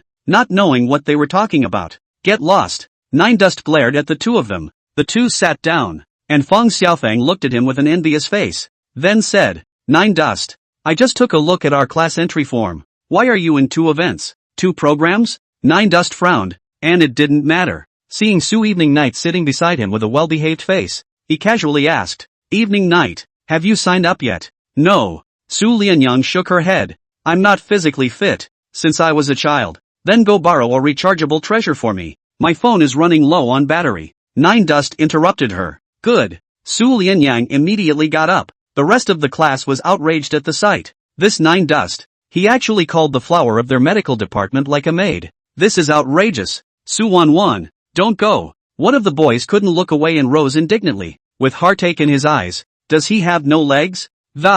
Won't you borrow it yourself? Ning Chen didn't even need to look. He knew that it was Vice Class President Lai Xianming. He'd been upset ever since he'd stolen his thunder during military training. It's fine. I'll make a quick trip to the dormitory. Su Lianin smiled in embarrassment. Then he walked around Donglu and jogged all the way out of the stadium seating. Mad. Lai Xianming clenched his fists, looking at Su Lianin's clear, pretty, moving, and slightly hurried silhouette. A rage called jealousy was born. Nine Dust, did you save the life of Su's system flower? Fang Xiaofang said seriously. Why else would she bring you milk tea again and run errands for you? How do you know? Nine Dust gave Fang Xiaofang a surprised look. I really did save her life. There was a wave of contempt from the surrounding students, and no one believed it at all. Only Fang Xiaofang secretly made a childish gesture, and even raised his eyebrows at Ning Chen. So, you two really have. Nine Dust was about to clarify. Lai Hianming suddenly said in a conspiratorial manner. Alas,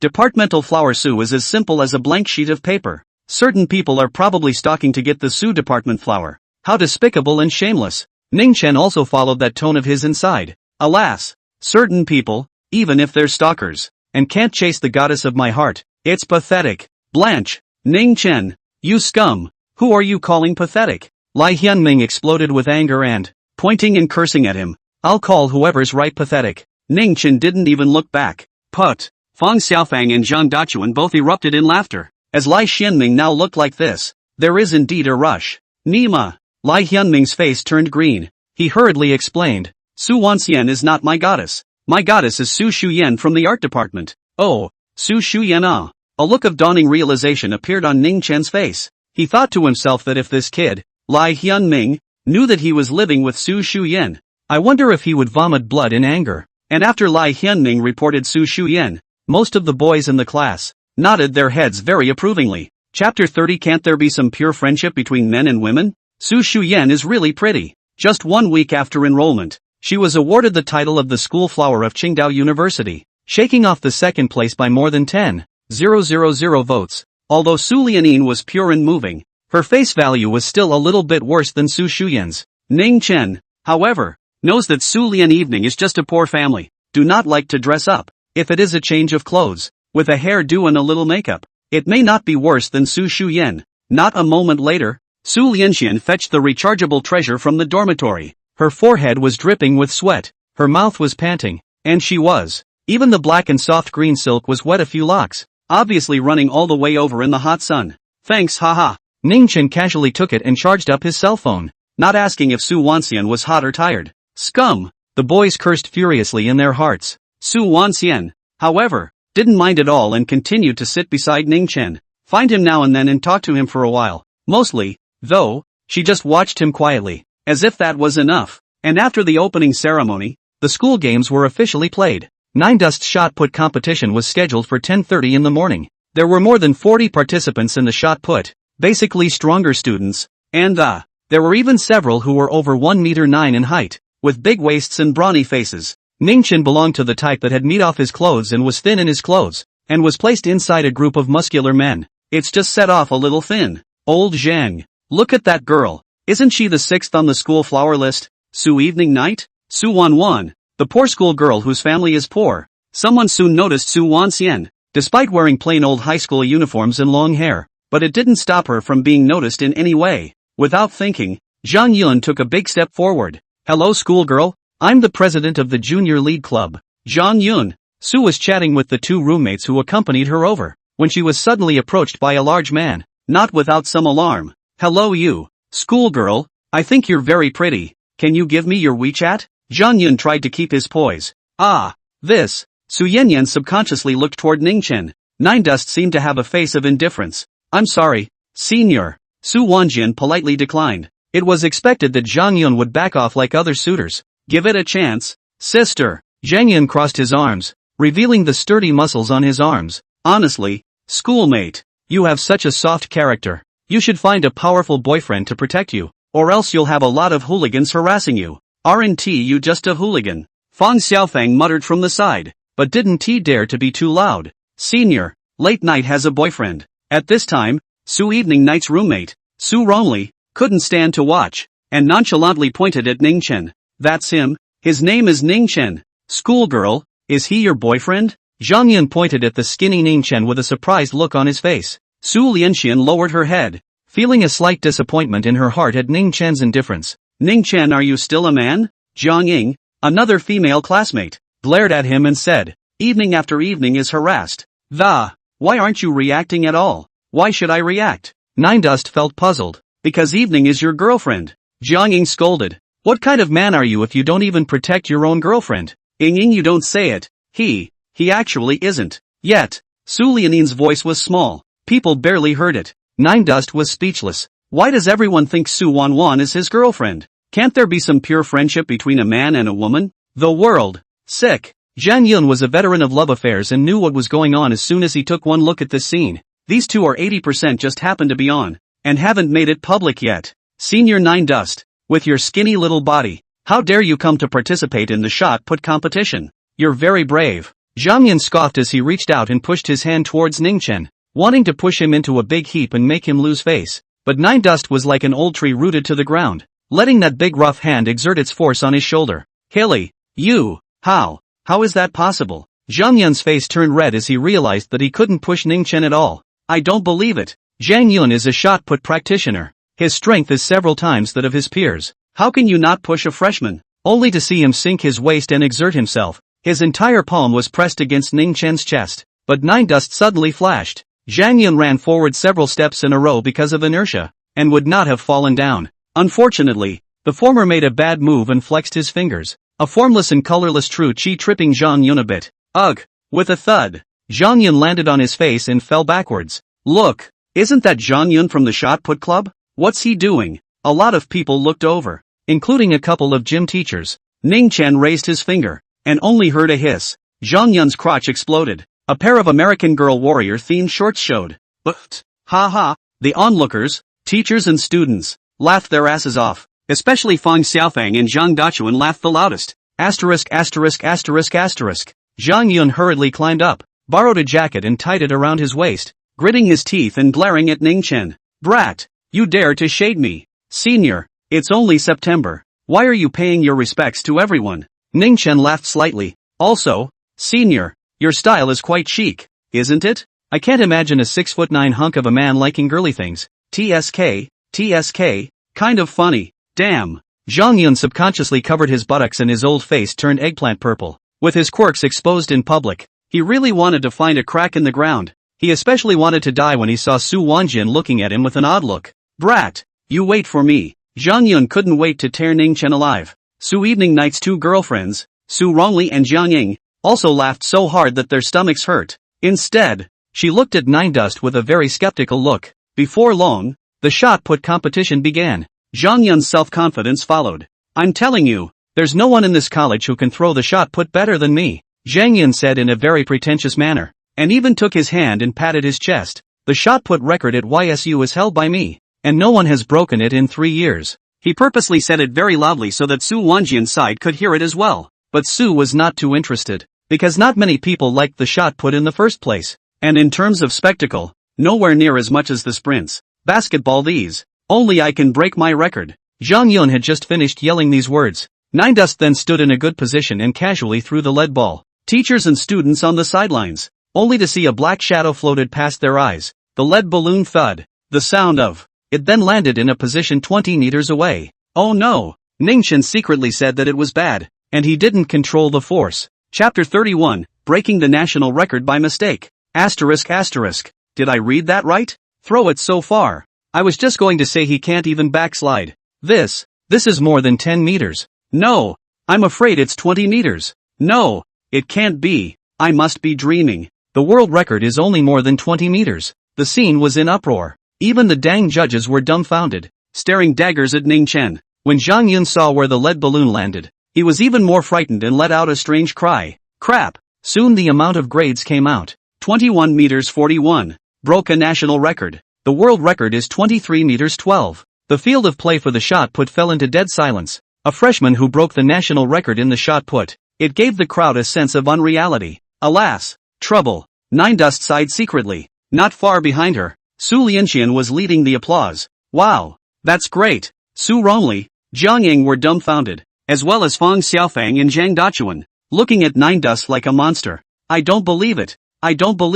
There must be something wrong with the ball. Zhang Yun yelled, out of control, and rushed toward the lead ball that Ning Chen had thrown. But no matter how he checked it, the balls are all standard 7.26 kilograms. At this moment, he sat on his butt. Faith is crumbling. Nine Dust didn't bother striking him again. Turning around and heading back to his class, he considered casting a spell to erase the memories of the onlookers. But that would mean wasting psychic energy. Or forget about it. News of the shot put competition spread quickly. Most people don't believe that a freshman can break a national record. That's a joke. If we're talking about the National Football League, then anything is possible. But this is the shot put. If the national team can't even beat a college student, they might as well disband where they are. Lai Xianming also expressed his mockery of Nine Dust without mercy. If this kid breaks the national record, I'll eat the out of every toilet in the school. The game was not videotaped. Nine Dust thought that this matter could be put off. Unexpectedly, a group of teachers soon came looking for them in an aggressive manner. Lu Wei, the department head, and Wang Chuan, the counselor, were both inside. Which one is Nine Dust? The bald department head came over and asked. Reporting to Director Lu, it's him, he's Ning Chen. Lai Xianming thought that he was here to trouble Ning Chen, and immediately pointed at him and shouted, it's like a cocktail. The bald department head was amazed that this kid, a full meter over the national record? Nine Dust, the counselor and department head are here. Su Lianye and Fang Xiaofang they hurriedly reminded. Ning Chen reluctantly got up. Counselor Wang, Director Lu. The 21 meters 41 just now. You threw that? A middle-aged man with a serious demeanor came forward, his hands behind his back and, with a face full of skepticism, he sized up Nine Dust. Yes. Nine Dust knew that with so many pairs of eyes watching at the scene, there was no way to hide it. Can you tell me how you did it? The middle-aged man asked. Not really. Nine Dust spread out both hands. Ning Chen, get your attitude right. Wang Chuan, counselor. Sharp-headed and white-faced reprimand. This is the City Sports Bureau office of the Deputy Director of the MA. Visit the school guidance today. You hurry to tell the truth. I don't know. That's the truth. Nine Dust blinked. Ma Hong was a bit speechless and offered to let Ning Chen throw it again, where Ning Chen was happy to run. He refused on the spot. Nine Dust, what's wrong with you? Do whatever you're told to do. Where's all the nonsense? Wang Chuan was not happy and scolded. Go ahead and throw it then. I'm lazy. Nine Dust simply sat back down. You. Wang Chuan almost didn't die of anger. This kid, in front of so many people, actually didn't give him face as a counselor. Ma Hong frowned. He had never seen such an arrogant student either. The Clinical 2 class was in an uproar, and even the next class came over to see what was going on. Lai Xianming immediately jumped out, pointing at Ning Chen's nose and cursing. Ning Chen, how are you talking to Counselor Wang? How I talk to Counselor Wang is none of your business. Ning Chen didn't even look at him when he spoke, but it pissed him off. Just as the dislike was about to begin, an old and young figure appeared, sparking the attention of the room. Oh, Deputy Director Ma, goodbye. Ning Chen heard the voice sound a bit familiar and turned his head to see that it was the old principal, Wen Yu. There was also his granddaughter, Wen Qinglan, who accompanied him. That senior sister Wen Qinglan? Sure is pretty. The freshmen in the audience were a sight to behold. Wen Qinglan was wearing a set of tight-fitting sportswear today, revealing her curvaceous figure to the world. Coupled with a clear, pretty and cold face, it was a bit hard to take your eyes off of it. Fang Xiaofang and Zhang Dachuan's eyes were about to fall out of their sockets. Elder 1, Old Headmaster, Department Chair Lu Wei, Counselor Wang Chuan, and Deputy Director of Athletics, Ma Hong. Instead, he hurriedly greeted Wen Yu with a very respectful expression, especially Ma Hong, who had a respectful attitude. Working in the city's sports office, he had access to many social resources. Knowing that President of Qingdao University is only the most insignificant of Wen Yu's many titles. Without waiting for him to speak, Wen Yu smiled and spoke. Deputy Director Ma, let's take a step to speak. Ma Hong would not dare to disobey. Come to one side. What are your instructions, old principal? Ma Hong asked. Ning Chen isn't an ordinary college student. He's a martial artist. Wen Yu went straight to the point. Martial artist? Ma Hong's pupils shrunk. He got it right away. Elder Wen, I remember that the Ancient Martial Arts Association has a clear rule. Martial artists are not allowed to participate in secular world sporting events. How is this? Ma Hong asked again. This child, Nine Dust, is a bit special. I'll explain it to you later, Elder Wen said perfunctorily. Alright, Elder Wen, I understand. Ma Hong breathed a sigh of relief. The words of a martial artist would make sense. Martial artists as a group are scary. It's not too much to say they're a bunch of supermen, even the Olympic champions. It's also a bottom of the barrel presence in there. Wang Chuan and Lu Wei's side were still counting down Ning Chen, saying that the old principal had come over.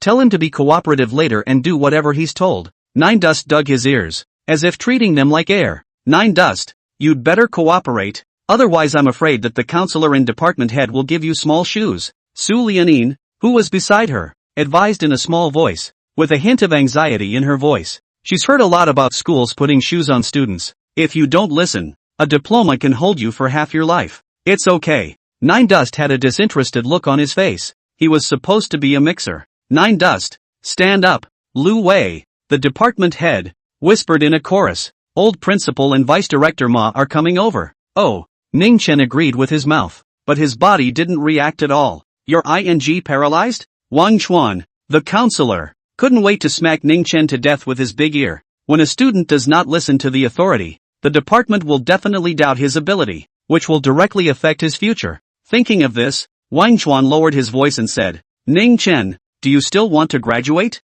Chapter 32, The Ancient Martial Arts Association. Whatever. Nine Dust remained indifferent.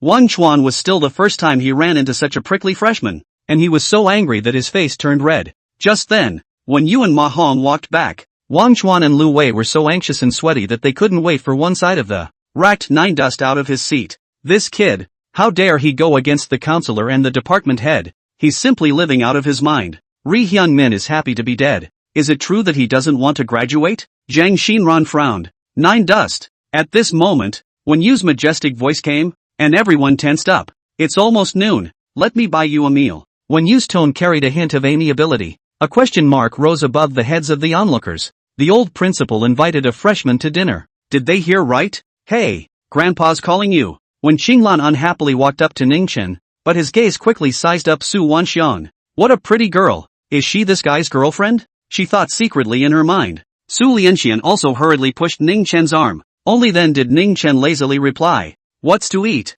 Old man one. Lu Wei and Wang Chuan and the others almost fell to the ground in a heap. The students all opened their mouths wide and thought they had heard wrong. Nine Dust called the old principal. Old man? Is he crazy? When Xinglan was about to have a fit when Wen Yu waved his hand. The steamed sea base in the third cafeteria is not bad. Just eat this. Okay. Ningchen was finally willing to get up and follow Wen Yu's grandparents away. Seeing this, Ma Hong also said, Director Lu, the bureau still has some things to do, so I won't stay much longer. Lu Wei and Wang Chuan rushed to send, leaving only a group of dumbfounded students. They didn't understand that Ningchen was so disrespectful to the old principal that the old principal actually invited him to lunch. The old principal is actually such an easygoing person. Lai Hyunming's heart was secretly shaken. He immediately thought of something he'd been struggling with lately, and it would be a good idea to ask the old principal for help. 3 cafeterias. When Yu and Ningchen sat down, and when Qinglan was in charge of going to get the food, that's a very fresh base. Barking. Ningchen spoke as he ate, and in his heart, he couldn't help but miss the even more delicious spirit carp of the lesser southern heavenly realm. There really wasn't much that held his interest anymore, other than eating. When Yu smiled and didn't rush to move his chopsticks. Little friend, you have the strength of an external power of great accomplishment, and your physical qualities are even inferior to those of an Olympic champion. Why would you want to go to school sports? He asked. What else could it be? Pretending, when Qinglan said in a good-natured manner. Nine Dust ignored her and replied. I didn't want to participate, either, but our class president and counselor are so annoying. So it is. When you smiled bitterly, I'll say hello to the head of your department this afternoon. This is still a unique situation for you. Really? Then thank you, Elder One. Ningchen laughed as well, then used his chopsticks to point at the sea base on Wen Yu's dinner plate. Are you going to eat this? Ha! Wen Yu froze, then pushed the dinner plate to Ningchen. You eat. I'm not hungry. The main thing I wanted to talk to you about today. Great. Ningchen nonchalantly took it and feasted on it. 2 large perch plus some vegetables and rice went into his mouth like a windfall. Hey, you're starving. What will Grandpa eat after you eat? When Qinglan died speechless, slapped the table. It's okay, it's okay. It's a blessing for young people to be able to eat. When Yu smiled and waved his hand before asking, Little friend, has anyone been following you recently? You mean, the Duan family? Ningchen said as he ate. They came over to you? When Yu's brows sank. No. Nine Dust shook his head. He hid the matter of Tu Tao, the leader of the 10 good men. It shouldn't. When Yu frowned, the Duan family acts ruthlessly, and they're determined to retaliate when they have an axe to grind. Shouldn't he have dragged it out for so long? Anyway, little friend should be careful lately. The Duan family 1T let you off easily. Got it. Nine Dust said perfunctorily. One more thing. When Yu spoke again, his expression taking on a few points of seriousness, little friend knows about the Ancient Martial Arts Association, right? I don't know. Nine Dust shook his head honestly. The Winchesters were both confused. You don't even know about the Martial Association? When Qinglan wondered if Ningchen was playing a trick on her. Why do I have to know? Nine Dust wondered. When Qinglan was speechless. Being a martial artist and not knowing about the Martial Association was as outrageous as an ordinary person not knowing about the Public Security Bureau. Soon, she had the most powerful organization in the martial arts world. A brief introduction was made to Nine Dust. In short, martial artists are not allowed to participate in any secular tournaments. It's a rule under the martial agreement. You can understand it as the laws of the martial arts world. Speaking at the end, when Qinglan admonished word for word, I'm just going to participate in a school athletic meet. What's it got to do with them? Ningchen had a disdainful look on his face. They'll arrest you and put you in a prison tailor-made for martial artists. I'm sorry, when Qinglan said coldly. Ha! Nine Dust laughed. You think I'm joking? When Qinglan's petite face was cold and pretty as she said very seriously. In order to keep martial artists from affecting the lives of ordinary people, the laws of the Martial Arts Association, far harsher than the laws of ordinary people. You'd better be honest, or when you get in there, don't say I didn't warn you. Qinglan, it's not that serious. When you waved his hand, The school games aren't the Olympics. It's a warning at best. Grandpa, Qingdao is under your jurisdiction. In case this kid stirs up any trouble, it's still not you who is being held accountable. When Qinglan said with dissatisfaction, she always felt that her grandfather was too indulgent towards Nine Dust. If it were up to her, she would have sent Nine Dust to the martial arts institution for rehabilitation, so that he could learn some rules. I'm full, not wanting to stay here any longer. Nine Dust picked up his dinner plate and got up. And wait, when you called out to him and smiled as he took out a long-prepared business card from his jacket pocket. Little friend, this has my number on it. In case you encounter anything tricky, remember to call me. Nine Dust swept a glance. Good lord, the old man has quite a few titles. Honorary President of Qingzhou University, Vice Chairman of the Board of Directors of Gentle Pharmaceuticals, Permanent Member of the Qingzhou branch of the Ancient Martial Arts Association. There are fellows of some organization down there, honorary advisors of some association. Looking at Nine Dust, his eyes blossomed. All right, Ning Chen grudgingly took Wen Yu's business card, then picked up his dinner plate, walking towards the cafeteria to dump the leftovers. Grandpa, why are you giving this brat so much face? I get angry when I see him. What a drag. When Qinglan was very upset by Ning Chen's attitude. 19 years old. Outer strength, great achievement. Isn't that enough qualification to tug? When you laughed bitterly, you've only just begun with external energy. You still have to practice hard for at least 5 or 6 years. It's the only way to get to where he is. Chapter 33, Su Shu-ma. Have you ever heard of a descending blow? Grandpa, why are you elbowing out? When Qinglan was not happy, and contrary to the norm of purity and pride, she pouted her cherry mouth and, I'll work hard from now on. I'll surpass him. Hard oh. When you looked towards Ning Chen's back, this young man isn't afraid of the Duan family's retaliation, nor does he take the Wushu Association seriously. Is it just a newborn calf? Or does it have some kind of backbone? Old man one. At this time, a boy walked over to the table and looked at Wen Yu with a smile. Wen Yu froze for a moment, and the pretty face of Wen Qinglan by his side chilled as she said to him, Who are you? Hello, Sister One. My name is Lai Hyunming. I'm the Vice Class President of the second class of Clinical Medicine. Today, I'm looking for Old Man One is a little something I want to report. The boy hadn't realized the seriousness of the matter yet, and had a bright smile on his face. Wen Yu, how dare you? Wen Qinglan was furious and slammed the table, only to hear a bang. The 2 dinner plates were sent flying with a loud bang.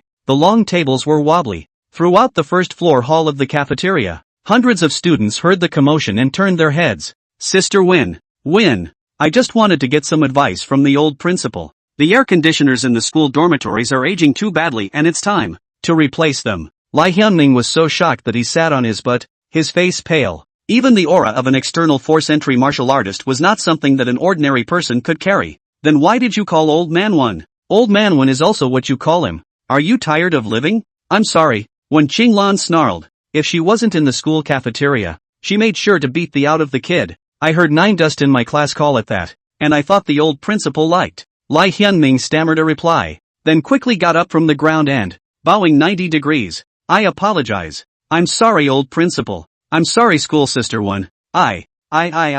Stop it and get your class counselor over here. When Yu was not without a temper. A few hours later, the school radioed a disciplinary action. Lai Huin-min, vice president of the second clinical class of the Faculty of Medicine, disrespected the old principal, and in order to take school discipline seriously, educating myself, the school leaders decided to give a warning to Mr. Lai Hyunming. Ning Chen was still a bit surprised when he heard the briefing, and this kid, Lai Xuanming, couldn't see it. Pretty impressive The most action-packed race of the afternoon was the men's 100-meter dash. The final round of the semifinals was played. Ning Chen was placed in the 4th lane, and ran forward at a speed that was neither fast nor slow, and eventually chopped second. The final was a thrilling one. At that moment, 2 pretty girls, one taller and one shorter, passed by the plastic track, and the shorter one. Surprised, he pointed at Nine Dust and shouted, Shu Yen, look, isn't that brother Dolly? The short girl is Ginger. The tall girl was naturally Su Shuyen. She glanced at Nine Dust and was quite surprised. He actually made it to the finals. I can't believe that brother Dolly is not only strong, but also fast. Ginger Sugar quietly bumped her best friend with her shoulder and smiled wryly. Shu Yen, you'll be lucky to marry brother Dolly in the future. What nonsense are you talking about you? Su Shuyen heard the words in Jiang Sugar's words and glared at her without any good reason. Schoolgirl Su? Suddenly, a tall, handsome boy, running from over the playing field. Surprised, he looked at Su Shuyen. Su Shuyan walked all the way today even with her sun hat and sunglasses on. Those beautiful legs also attracted the attention of countless students. Xing Shufei even recognized the owner of these stunningly beautiful legs at a glance. Who are you? Su Shuyan half removed her sunglasses and swept her eyes at the boy, knowing that he was another annoying suitor. The boy froze for a moment. Schoolmate Su, I'm Xing Shufei. Ah, from the track and field team. We were talking in the cafeteria the other day. Oh, it's you, Su Shuyan answered, without much expression on her face. She didn't have such a bad memory. She just simply didn't want to be bothered. Who knew that Xing Shufei didn't know what to do and still smiled as he came up? Schoolmate Su, the finals are about to start. Want to stay and watch me play? No, I have things to do later, Su Shuyan stated coldly. The match is about to start. Xing Shufei tried his best to stay. He was the most handsome on the track, and he made sure to let Su Shuyan see his fitness. That's when some passing students recognized him. He's Xing Shufei from the track and field team. He sure is handsome. I've heard that Senior Xing has been practicing sprinting since he was a child, and is now a member of the provincial team, with hopes of moving up to the national team. Maybe we'll see Senpai in the Olympics later. Senior Xing's family still runs a company. Super rich. Quite a few freshman girls looked at Xing Shufei's handsome side face, and their little faces were slightly flushed. The heart is even more wistful. There were even those who wanted to come up and ask for contact information, but after seeing Su Shuyan in Zhang Candy's poses, then they knew what to do. Su Shuyan didn't have to show her face. She could kill them just with those stunning legs that were so white they glowed. You're so famous? Su Shuyan glanced at Xing Shufei. Xing Shufei laughed. It's just a school grass. Don't mention it. It's better for schoolmate Su to stay and watch me win the championship. The match will start soon. Su Shuyan snorted coldly. The competition hasn't even taken place yet. And you know you can win the championship? Ha! Xing Shufei smiled again, confidence written all over his face. In this school, no one has been able to beat me in the sprint events yet. I am the absolute king. Have schoolgirls ever heard of a descending blow? I'm a member of the provincial team. Participating in varsity sports would be a step down. Su Shuyan snow arms around, half believing, half skeptical. Is not true. Ah, so powerful. Schoolgirl, I'll go over first. You'll see what a descending blow means later.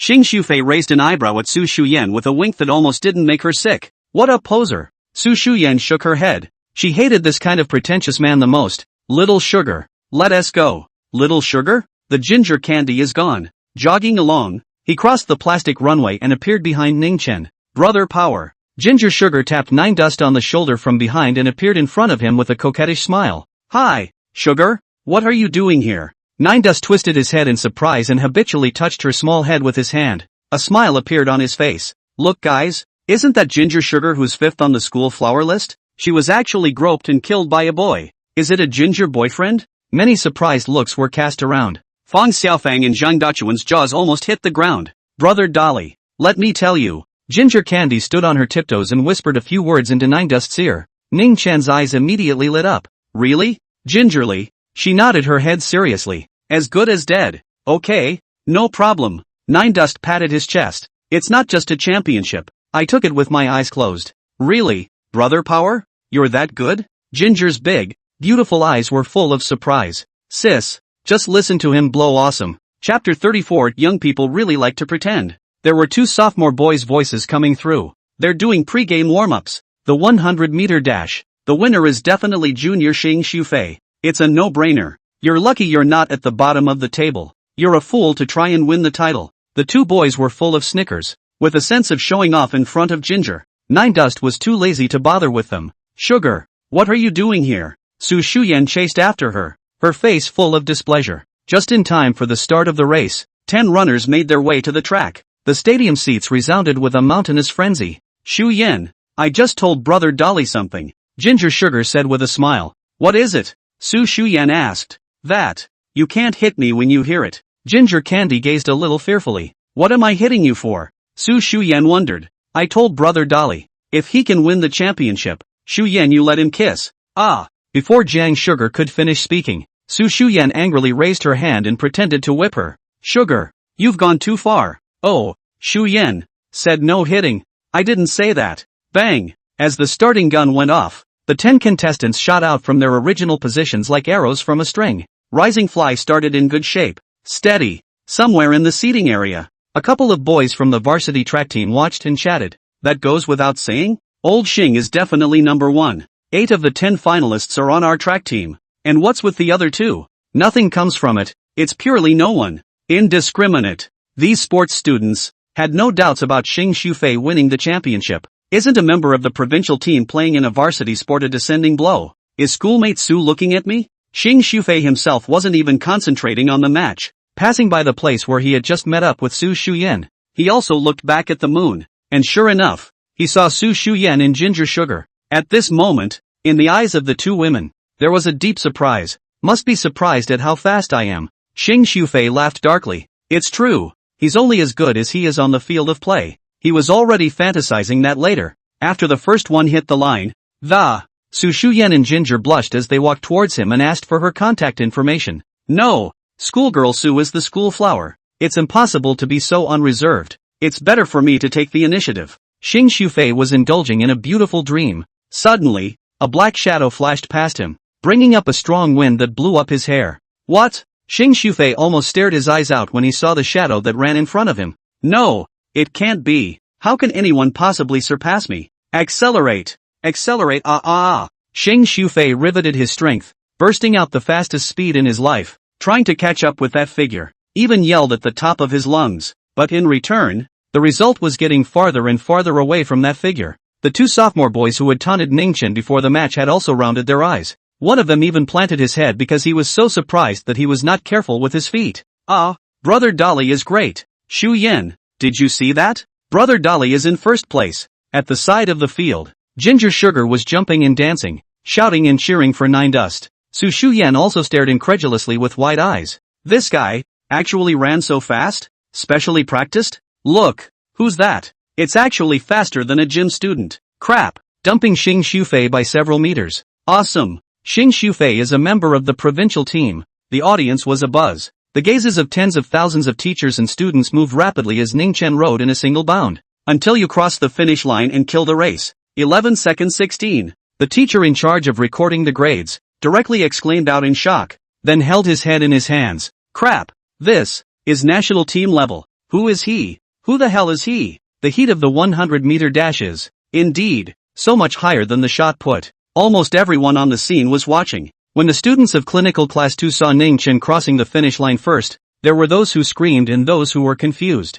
Champion! Brother Dust is the champion! Fang Xiaofang and Zhang Dachuan were so excited that they hugged each other. He really won the championship? Su Lianxian covered her face with both hands, unable to believe her fantasy just now. It actually came true. This can't be Lai Hyunming gritted his teeth, dying of jealousy. I can't imagine that Ningchen is actually this powerful. Class President Zhang Xinran also stared with wide eyes. Soon, accompanied by several of her roommates, Su Lianxian, holding a bottle of water, running down the stands to find Nine Dust, but just as it was almost close, Su Wanxian gradually stopped her steps, because she saw that there were 2 particularly beautiful girls, who were surrounding Nine Dust. One of them was tall, with snow-white skin, beautiful as if a fairy had descended to earth. Evening, who are they? Roommate Jiang Ying asked. No, don't know. Su shook her head. Good you scum Nine Dust, having late nights and still hooking up with other girls. Shameless. Another roommate,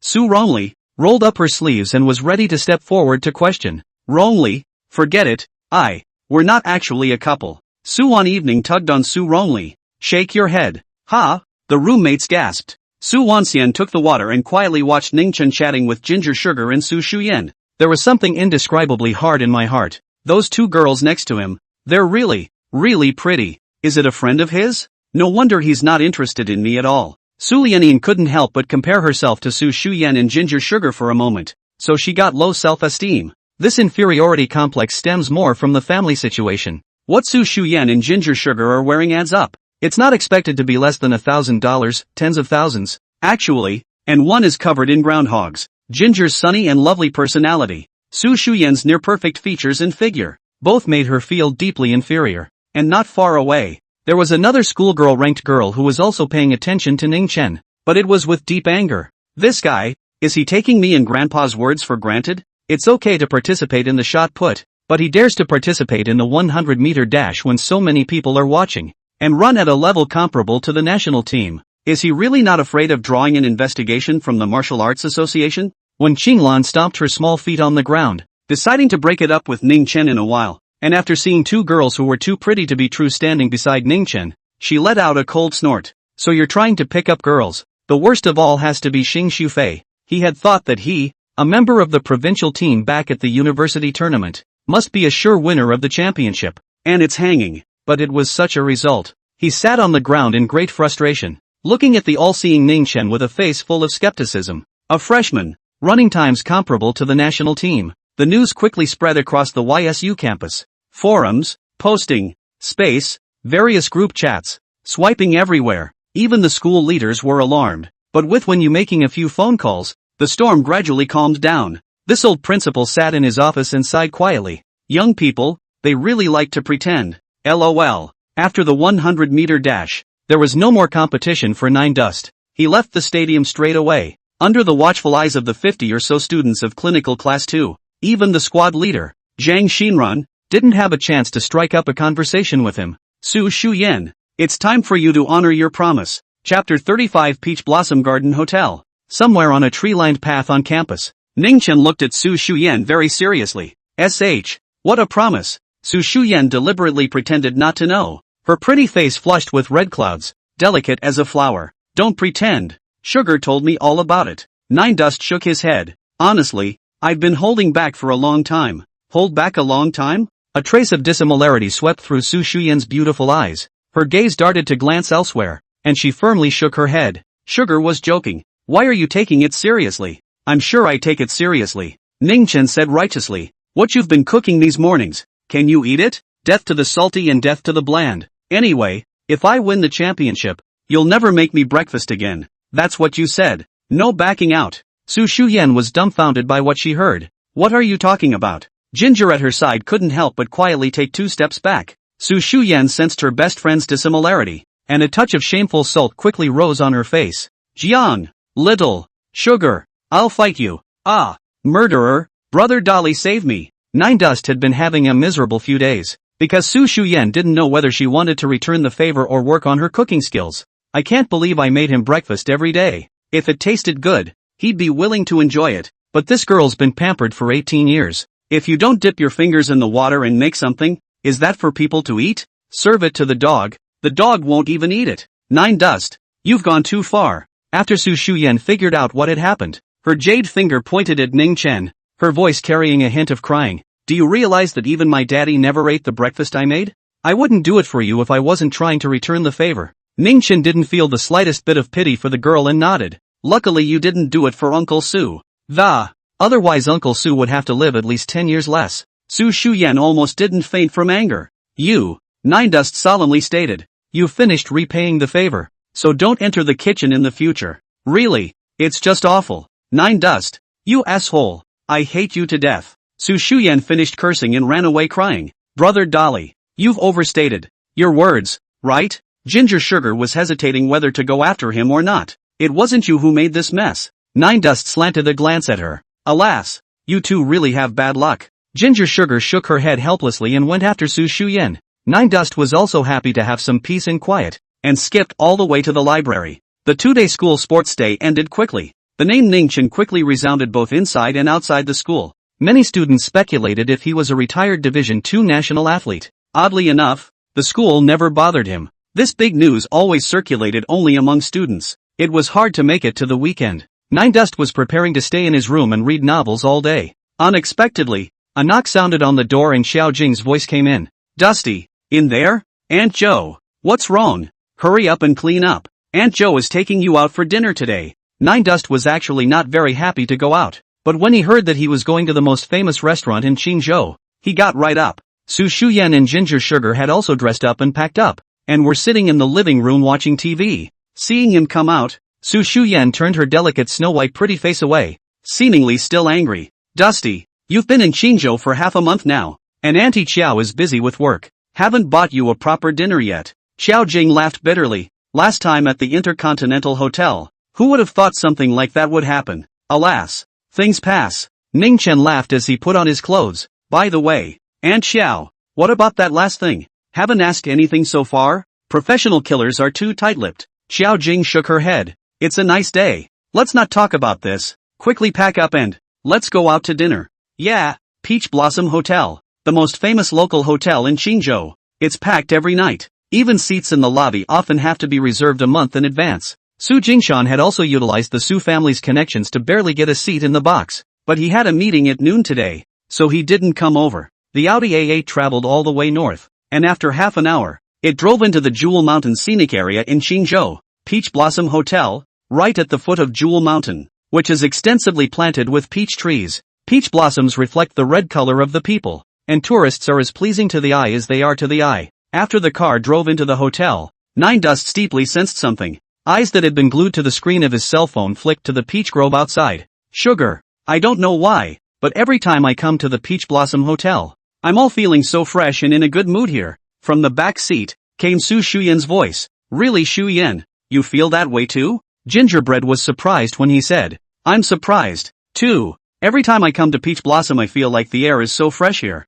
and if it wasn't so far away from the school, I'd want to live here. Xiao Jing heard the two women talking and also smiled slightly. Peach Blossom Group has only been in existence for 5 years, with a record number of returning guests. It's mainly because of the environment of the hotel. All those who have been here, all of them will have the feeling of breaking into a paradise from the hustle and bustle of the city. A team of professionals had evaluated the air quality of the Peachtree Hotel and concluded that the air quality is higher than that of a 5A scenic area. No one knows how the Peachtree Group does it. That's why Peach Blossom Group's stock has been going up and up. Ning Chen, however, could see the signs as soon as he came in. Spirit gathering formation. The foundation of this hotel is actually a large spirit gathering array? Nine Dust's eyes flashed in surprise as he looked around. Although it's the most crude spirit gathering formation, it does serve the purpose of gathering spiritual chi. No wonder this hotel is so hot, where the aura of heaven and earth converge. It is often a feng shui treasure. The fresh air is just the most basic phenomenon. The concentration of aura goes further up. All of one's physical body will undergo a metamorphosis. And one's body will be strong, one's ears and eyes will be bright, one's mind will be quick, and one's lifespan will even be lengthened. Unfortunately, the foundation of the polygonal formation used by this hotel, it is still far from being able to prolong life. At best it can make the guests who stay here for a long time physically healthy. The boss behind the Peach Blossom Group must be a cultivator. Nine Dust thought in his heart. Getting out of the car, he followed Aunt Joe, all the way up to the 6th floor. The interior of the hotel is decorated in an idyllic style, giving you a feeling of returning to nature. Shuyan? The group walked and chatted, when suddenly a surprised voice came. Su Shuyan twisted her head to look and realized that it was actually Chen Jihao. Ning Chen also recognized this first rich second generation he had stepped on when he came to Qingzhou. Shuyan, what a coincidence. You also came to Peach Blossom Garden for dinner? Ha ha, Qingzhou is so big. We're really meant to be. Chen Jihao happily left a few of his friends behind and came striding over. Seeing that Xiao Jing was also there, he hurriedly greeted. Hello Auntie Xiao.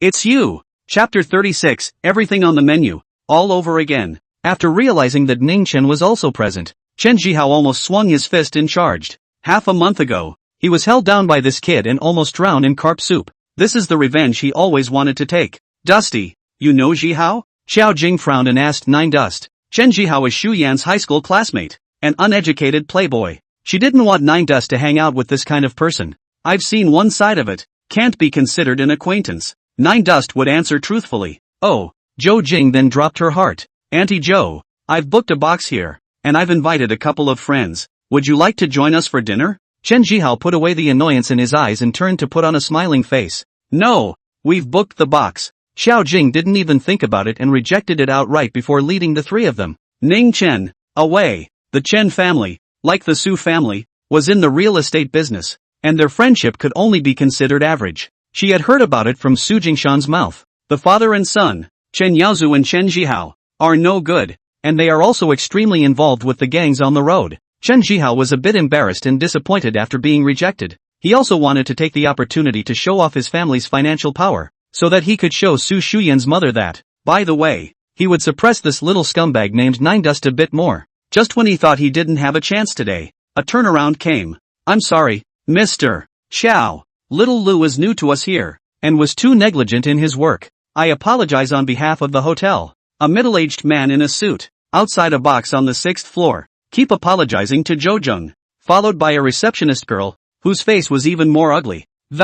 Because she mixed up the reservations for the peony room. It led to Zhou Jing arriving at the same time as another guest, but there was only one box. What's wrong with you guys? Xiao Jing was furious and loudly reprimanded. Such a big hotel, making such a low-level mistake? I'm really sorry, Mr. Joe, this is all our fault. The middle-aged manager and the receptionist girl's waist both bowed into 90 degrees, full of apologies. The middle-aged manager tried to salvage the situation, saying, Mr. Xiao, why don't you wait a little while and, as compensation, I can give you a discount on this meal. You see, who cares about your discount? Su Shuyan was also very unhappy. Is our Su family worse off than this amount of money? Who are you looking down on? Yes. The middle-aged manager nodded his head. Ginger Sugar sighed softly and turned her head to look at Ning Chen, who was looking at the scenery outside the corridor, quietly pondering something. Just then, 4 rich second-generation men dressed in full designer labels came this way,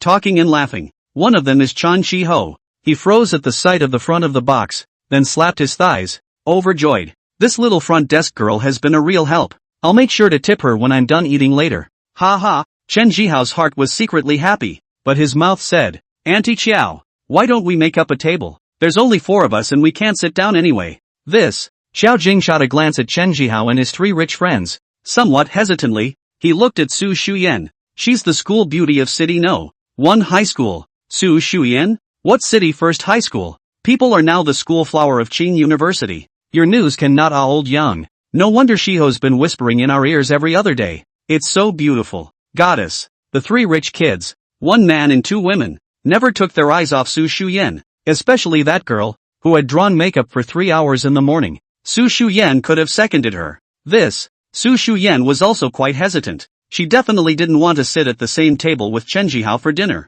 But she has been longing for the Westlake vinegar fish and Longjing shrimp from Peach Blossom Garden. At that moment, she glanced at Ning Chen, thinking to herself, didn't Ning Chen have a grudge against Chen Jihao? Why not take this opportunity to make a good fool out of him and let him taunt me for cooking badly? After making up her mind, Su Shuyan tilted her head and smiled at Xiao Jing. Mommy, it's almost noon. Let's just eat here. I'm craving their vinegared fish. What do you think? Sugar? Gingerbread immediately responded. I want to eat cassoulet spring bamboo shoots. That's fine. Xiao Jing nodded and walked into the box. She didn't say anything about the trouble. After all, she had spent tens of thousands of dollars to book this box herself. I don't know when the next line will be. Phew. The middle-aged manager also breathed a sigh of relief. Done. Chen Jihao clenched his fists in the back and sneaked to his 3 fox friends again. Yuna, Hoshi, Liang Ping, did you see that kid following Su Shuyan? All 3 rich kids nodded. What's going on?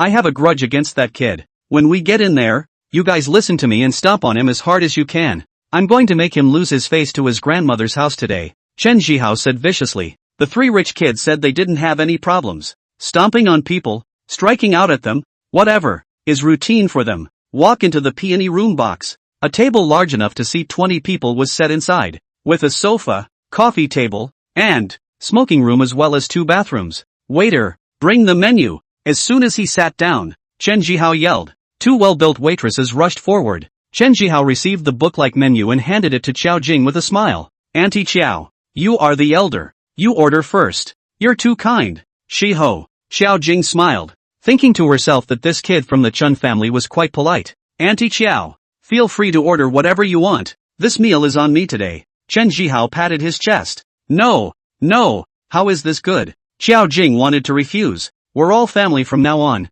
You're my mom. What's there to be embarrassed about? Chen Jihao secretly laughed in his heart, but on his mouth he said, it's fine. Auntie Qiao, you open up a little. As soon as the words left his mouth, Nine Dust's voice came over. Waiter, serve everything that's on the menu. Pust. Su Shuyan and Ginger Sugar were rinsing their mouths and almost spewed out in one gulp. What's wrong with you? Chen Jihao glared at Ning Chen, ordering so many dishes. Can you eat it you? Don't worry, it's edible. Nine Dust slanted a glance at him. You can eat over 100 dishes on the menu? Are you a pig? A few of the girls from the rich generation glanced at Ning Chen in disgust. Her name is Lin Yuna. She's a 5 and looks at best, and with makeup she's only a 6. Dressed in full Gucci and with a limited edition Hermes bag. Redneck. Ha, never eaten? Did they let Mr. Joe open up a little and talk to you? Die laughing. The other 2 rich second-generation kids named Yang Xiaoxing and Yi Liangping also began to sneer at Ning Chen. Ning Chen didn't snap either, just quietly looking at the 4 of them. If he is randomly provoked emotionally by a couple of dudes, his 2,000 years of Taoism. It's also repaired to the inside of a dog's stomach. Dusty is my godson. At this time, Xiao Jing suddenly snapped, her eyes cold. You guys watch what you say. Chapter 37, 82 Years of Flying Mutai. Upon hearing this, Chen Jihao and the others quickly quieted down and looked at each other. Xiao Jing is Su Jingshan's wife and has her own business in Qingzhou, and in recent years under the support of Su Jingshan, the cause is flourishing. Idle people never dare to provoke. This brat is really lucky to recognize Xiao Jing as his godmother. Chen Jihao was a little jealous in his heart. In that case, Ning Chen and Su Shuyan became brother and sister or siblings with no blood relationship? It's nifty. It's dangerous. Xiao Jing wouldn't have the intention of setting up Ning Chen and Su Shuyan, would she? And at that moment, I only heard Xiao Jing say to Ning Chen, Dusty, feel free to order whatever you want to eat. This meal is on Aunt Zhou. As she said that, Xiao Jing even doted on the back of Ning Chen's head with her hand. Auntie Xiao, look at what you said. Just now it was all agreed that I would come to invite. Chen Zhihao stood up. Ning Dust but suddenly interjected. Just said the menu has, all over again. I want to taste it all.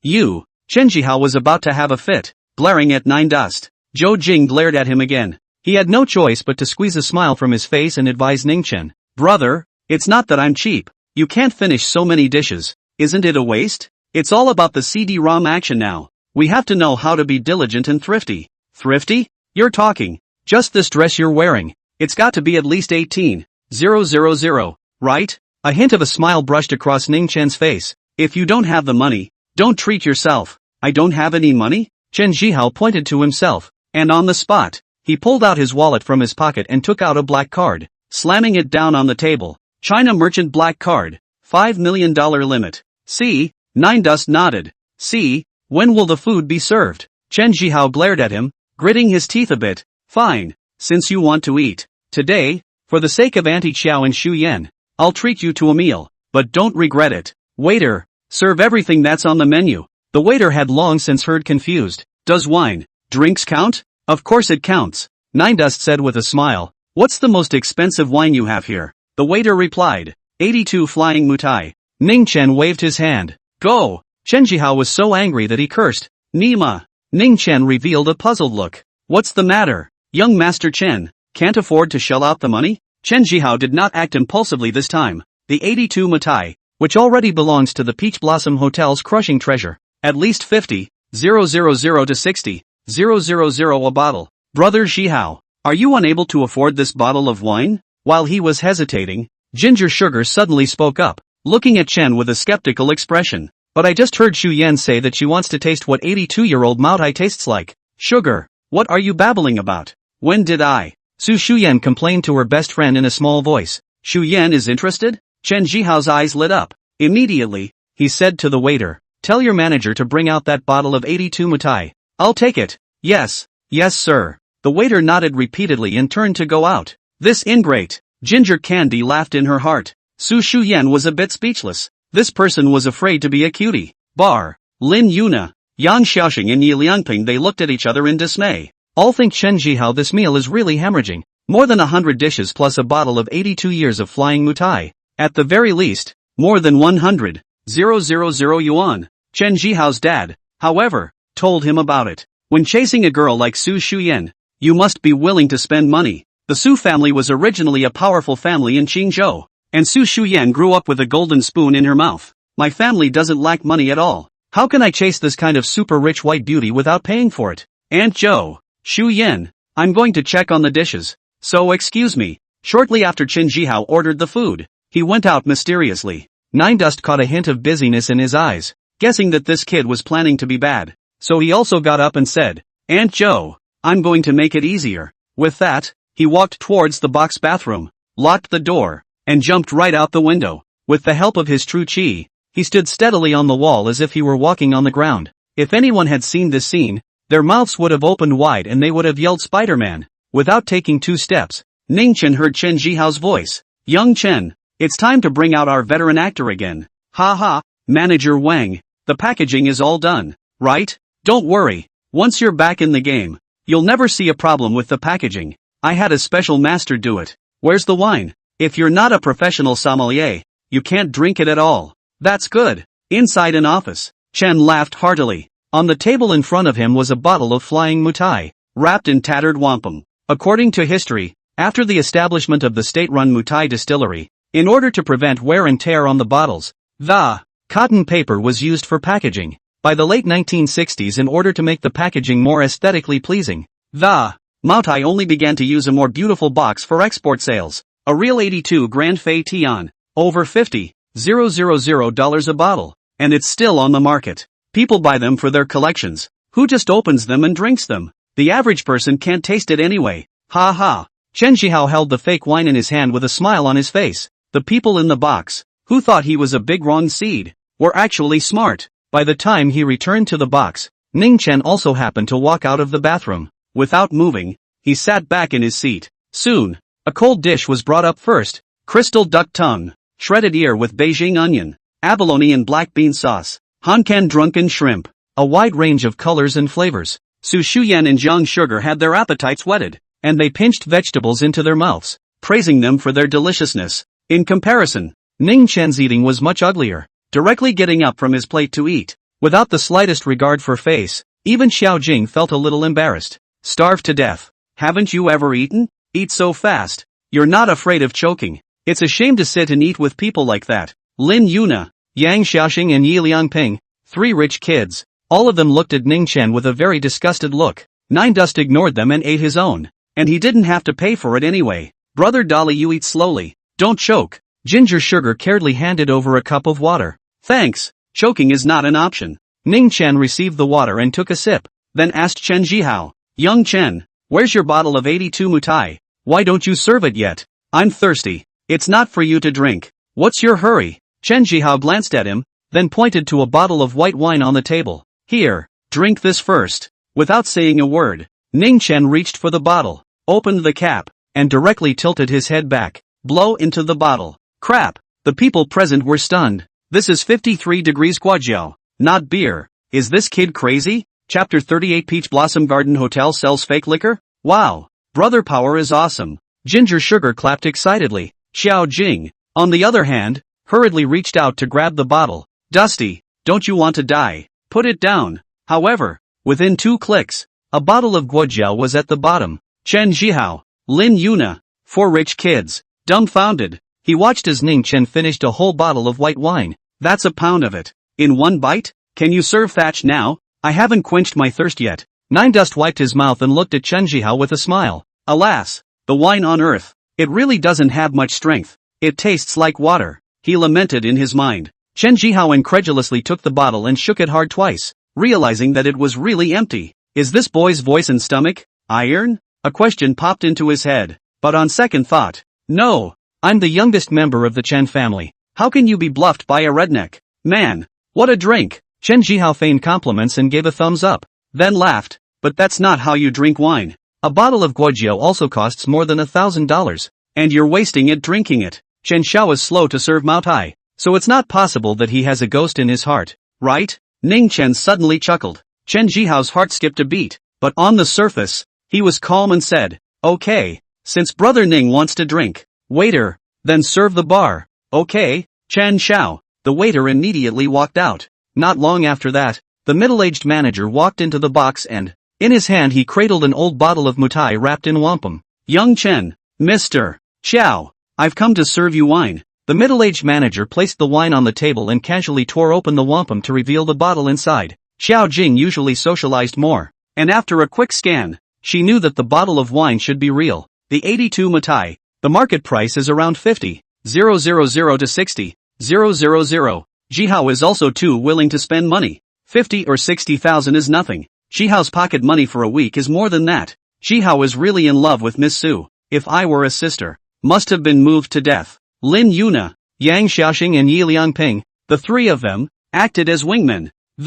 All sorts of hints about what Chan has to give. Su Shuyan, however, held her arms and laughed coldly. A district of 50,000 to 60,000. Want to impress the heart of this young lady? As long as she didn't like it, even if the richest man in the world came, she wouldn't give it a second glance. And that's when the middle-aged manager started pouring the drinks one by one. First Xiao Jing, then Su Shuyan, Chen Zhihao, finally poured it to Ning Chen. And it's not even full. Auntie Qiao, in the future, our Chen family's business will have to rely on you and Mr. Su to take care of it. At this time, Chen Jihao smiled and got up, first giving Xiao Jing a toast. Jihao, you're too polite. Xiao Jing was too embarrassed to refuse, and after picking up her wine glass, a small sip. Auntie Xiao, how do you feel about this wine? Chen Jihao sat down and asked with a smile.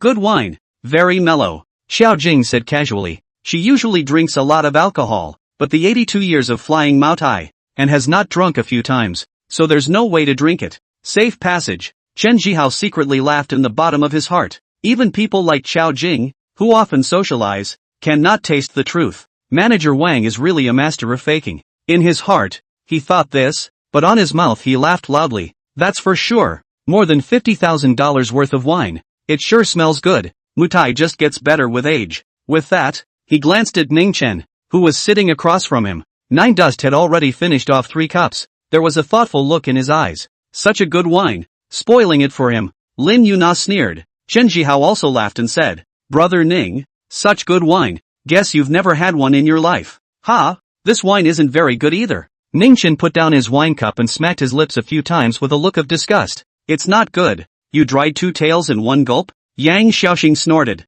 A turd is a turd. And you still have a stiff upper lip. Yi Lianping also laughed. Brother Dolly. Ginger Sugar was quite uncomfortable when she saw Ning Chen being mocked by a group of several rich second generation. This guy has a stupid mouth and doesn't know how to retort a few sentences. Su Shuyan thought in her heart. Xiao Jing couldn't listen any longer and was about to speak up when Ning Chen suddenly spoke up. Chen Xiao, the more I drink this wine of yours, the more wrong it gets. I'm afraid it's not a fake wine? The chopsticks in Chen Jihao's hand shook and his pupils visibly contracted. What did you say? Surname Ning? What's wrong with you? Lin Yuna was full of displeasure. If you can't understand it, then you can't understand it. Talking about fake wine. Are you being funny? Peach Blossom Garden Hotel, but it's the most luxurious local hotel in Qingzhou. How can it sell fake wine? Yang Xiaoxing laughed. What a dirtbag. Yi Lianping also followed closely behind to taunt. Chen Jihao's face was gloomy, thinking that this country bumpkin is quite powerful. I can actually tell it's fake wine? Even Zhou Jing couldn't drink it.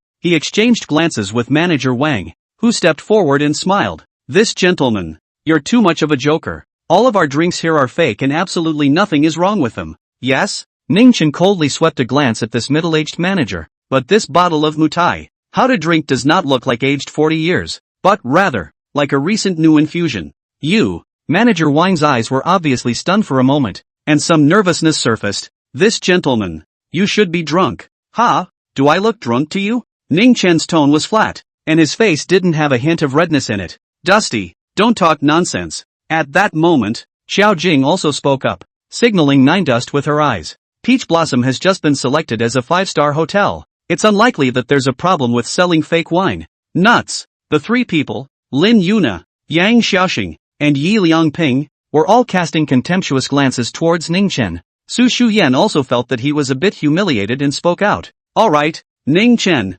sit down. How can the Peach Blossom Hotel sell fake wine? Really? Ginger Candy was the only one who looked at Ning Chen with a pair of big, beautiful eyes. She recalled last week at the Intercontinental Hotel, when Nine Dust had done the same thing, forcefully arguing, stubbornly stating that the mushroom soup was poisonous, resulted in lab tests confirming what he said. Pop. Just then, Chen Jihao slammed the table and pointed at Ning Chen. Surname Ning. I was kind enough to invite you to dinner regardless of my previous suspicions, and instead of appreciating it, you falsely accused me of selling fake wine. I'm telling you, if you don't want it, get out. Angry shouts echoed in the box. Instead, Nine Dust laughed and reached towards the bottle of Mao Tai. Seeing this, manager Wang exclaimed that it was not good and rushed to grab it. As the bottle was within his reach, he took it in his hand at once and, then he laughed. Since this gentleman thinks there's something wrong with the wine, then our hotel is also obligated to check it. After that, he wanted to leave. Unexpectedly, Nine Dust held down his shoulder and forcefully pulled the bottle out of his arms. What are you doing? Give it back. Manager Wang did not expect Ning Chen to be so strong, and secretly said that it was bad, desperately reaching out to grab it. Chapter 39, Truth Revealed. Perforated wine. Nine Dust. What kind of drunken craziness are you playing? Let go of manager Wang. Chen Jihao also realized that something was wrong and hurriedly moved his chair away and went over to help. Mommy, talk him down. I'm so convinced. Su Shuyan felt that Ning Chen had disgraced himself and never wanted to come out to eat with him again. Just then, Ning Chen kicked manager Wang away, holding the bottle in his left hand, and the label was gently torn off with the right hand. Blanche, seeing this scene, Manager Wang and Chen Jihao both looked as if they had died as their father, their faces pale and white. Aunt Joe, look again. Nine Dust casually tossed the bottle at Xiao Jing. Xiao Jing took it with a puzzled mind and scanned the area originally covered by the label. Immediately taken aback. What is this? Mommy, what's wrong? Aunt Joe, what's that? Su Shuyan and Ginger Sugar, two people who didn't know anything about wine, also curiously gathered around. There were also three rich kids, Lin Yuna, Yang Xiaoxing and Yi Lianping. Just below the label, there was a pinhole. Perforated wine? Zhou Jing reacted at once. By perforated wine, I mean that the label on the bottle of real wine is first removed, using specialized equipment to drill pinholes in the bottles,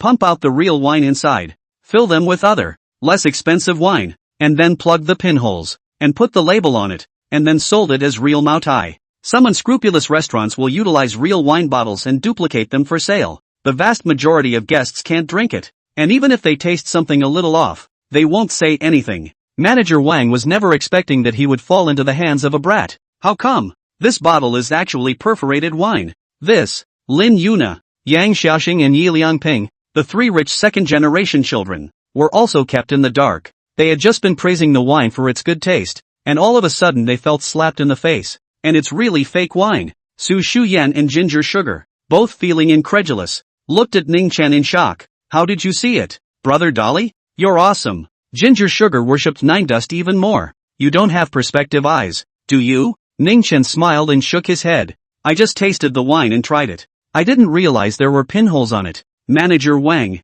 didn't you just say that it's impossible for your Peach Blossom Garden Hotel to sell fake wine? Then explain to me what's going on with this pinhole up here. Ning Chen pointed at the bottle. It can't be when the Maotai winery produces the poke yourself, right? I don't know what's going on. Manager Wang was so anxious that he was on the verge of crying. Chen Jihao's face, too, completely darkened. Playing dumb? Ha, it's okay, I'll call the police right now and let them handle it. A detailed investigation into your network of relationships will soon reveal the truth and clear your name. Nine Dust smiled as he pulled out his cell phone. No. Manager Wang ran over and violently held down Ning Chen's hand. Sir, I was wrong. I did it. Please don't call the police, please, or I'm sure I'll lose my job. Poof. He fell straight to his knees, tears in his eyes. That's an admission? Nine Dust felt tasteless. But this manager is really out of his mind. Things have been exposed. So many people on the scene watching. There's no way to hide it. Really fake wine. Su Shuyan was confused for a moment, looking at Ning Chen incredulously. A few rich kids couldn't say anything. Who would have thought that this redneck could really drink fake liquor that none of them could drink? This is outrageous. Soon, Manager Wang confessed to the crime in front of the crowd. It's too much. Xiao Jing was about to call the police on the spot. Mr. Xiao, don't. Manager Wang quickly knelt on the ground. He doesn't want to lose this job that pays him 50 grand a month. Once he was fired from the Peachtree Hotel for this kind of problem, he was totally screwed. No hotel will ever recruit him again. To do something like this, do you think you can pretend that nothing happened? Xiao Jing coldly snorted. Just as the box was in chaos, Ning Chen raised his hand and stopped Xiao Jing. Aunt Joe, wait, I have another question for him. Nine Dust had a serious face. He was aware that this bottle of punch was deliberately bought by Chen Jihao, with the aim of spending the least amount of money. Play the biggest pussy. Chen Jihao was also alerted and directly pulled out his cell phone to call the police. Auntie Qiao, Brother Ning, what's the point of keeping this kind of scum here? Hurry up and send them inside to eat prison food. Chen Jihao, you Yakuza, you're involved in this incident. Don't you try to pick yourself so clean, seeing that the other party is so heartless. Manager Wang doesn't care about anything. Straight to the truth of the matter. What? The whole room was shocked. Even Lin Yuna, the three rich second generation, looked at Chen Jihao incredulously. Humph, the dog jumped over the wall and started biting people? How could Chen Jihao admit it? This is what you forced me to do, Chen Jihao. Manager Wang probably also realized that he was dead, so he wanted to pull it back. He pulled out his cell phone and played a recording of the call. Hey, Manager Wang, do you still have any stock of Matai over at your hotel? That's Chen Jihao's voice. Of course there's Thatch. No, it's not real Maotai. It's fake. You know, he. You kid, are you planning on punking people again? Look at you. How can you call this a pit? I'm just pretending. They can't drink them anyway. Don't talk nonsense. Yes or no? Yes, I just recently received a batch of Maotai bottles, all 82 years old. And 82? What price? The real wine is 56,000. The fake, well, Hey, 1,000 is enough. 1,000 more for a fake. Manager Wang, you're not being generous. Chen Xiao, I also have to take risks, okay? A recording played from the cell phone. Chen Jihao was so angry that he almost gritted his teeth. Wan Hao, you son of a, how dare you record? He pounced on him and tried to grab the phone, but was pushed away by Nine Dust. I can't see that Chen Xiao is so thrifty and hardworking that he actually knows this kind of money-saving tips. Nine Dust smiled. It's so disgusting. Su Shuyan and Ginger Sugar-eyed them with contempt. Even Lin Yuna, Yang Xiaoxing and the others were victims, because today Chen Jihao had planned to invite them for dinner, and Xiao Jing's family was the one who happened to bump into them. Not in the program.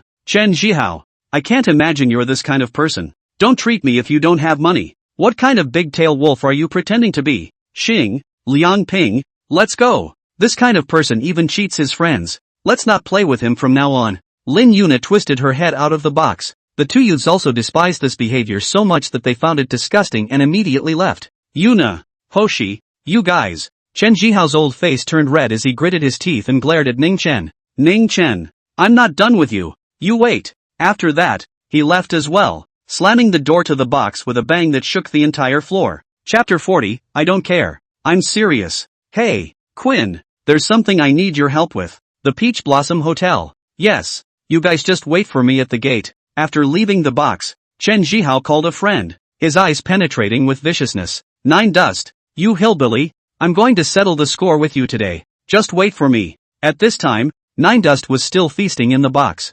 Unfortunately, Chen Jihao ran away without settling the bill, and the meal still had to be treated by Qiao Jing. But not a moment later, a deputy general manager of the Peach Blossom Hotel heard about this and hurriedly rushed here, indicating that this meal was on them at the hotel. He hoped that Xiao Jing and the others would keep it quiet when they went out. Seeing that the deputy general manager was sincere in admitting his mistake, Xiao Jing agreed. As for that manager Wang, he has been handed over to the public security authorities. Dusty, is it really okay for you to eat that much? Coming down from the 6th floor, Xiao Jing was worried about Nine Dust's body. After all, the latter had eaten almost 7 or 8 servings of food. Could the stomach really digest it? Don't worry, Aunt Joe. I'm a big eater. I eat like this all the time. It's fine. Nine Dust smiled and waved his hand. If he wasn't afraid of scaring Aunt Joe and Sugar and the others, he could have emptied that table. No wonder Brother Dolly is so strong. He's also too able to eat. Gingerbread grinned and said, one meal tops half my month. Su Shuyan skimmed her small mouth. Maybe he's the reincarnation of a rice bucket. Having just left the front door of the hotel, Ningchen suddenly felt a few vicious eyes being thrown at him from among the peach groves along the roadside. He saw Chen Jihao's face as soon as he swept his gaze. Sizzle. Ningchen suddenly posed with a stomachache, his expression revealing a hint of pain. It's no good, Aunt Xiao. I seem to have eaten too much and I'm going to get an upset stomach. Told you not to eat so much, I guess. Go go go go. We'll wait for you. Xiao Jing hurriedly greeted. Su Shuyan subconsciously turned her back for fear of being smoked by Ning Chen's fart. Why is that kid headed for the hotel? It seems to be a tummy upset. A few of Chen Jihao's friends who are mixed in the society exchanged in whispers. He also hurriedly said to a crooked-necked, cock-eyed punk, good chance. Quinn, let's go straight to the restroom and block him. How do I feel? This kid's back is a bit familiar. The cockeyed punk frowned. Not thinking too much about it, he took a few of his juniors and followed Chen Jihao into the Peach Blossom Garden Hotel. Followed Nine Dust all the way to some outdoor bathroom. Seeing that no one was around,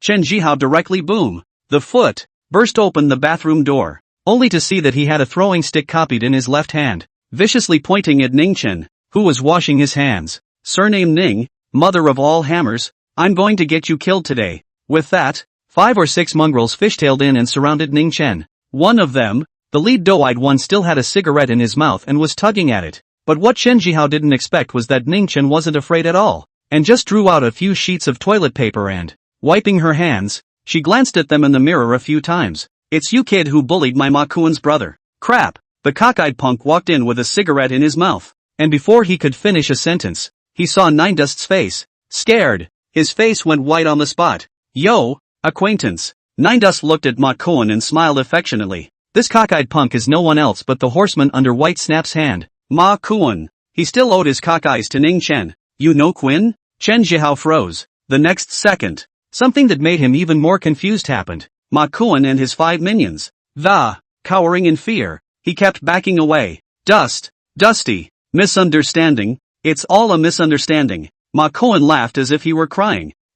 I came to use the restroom. Nine Dust laughed. What are you nagging for on the toilet? Ma Koen was about to say something when Chen Jihao immediately picked up the conversation and said with an unhappy face, Brother Koen, you charged me $50,000 and promised to fix this kid for me. What are you doing now? Come to fix me? Ma Koen, you've got some guts. Nine Dust smiled coldly. White Snap and Yang Kai are dead. Although these ponies at the bottom of the White Gang don't know the exact cause of their deaths, but the newly appointed female boss Wan Yinhua revealed that in Xiqing district, there is a person absolutely not to be messed with. That would be Nine Dust. In other words, Snap's death was not linked to the man in front of him. Even if he gave Ma Koen 10 more guts, he wouldn't dare to mess with Ning Chen. I'll you up. I'll let you bull **** me again. Without the slightest hesitation, Ma Koen jumped up and threw a punch at the back of Chen Jihao's head. It whacked him straight into stumbling forward a few steps and diving headfirst into a pool of urine. Before he could struggle to get up, Ma Koen said to a few more minions, whack him for me.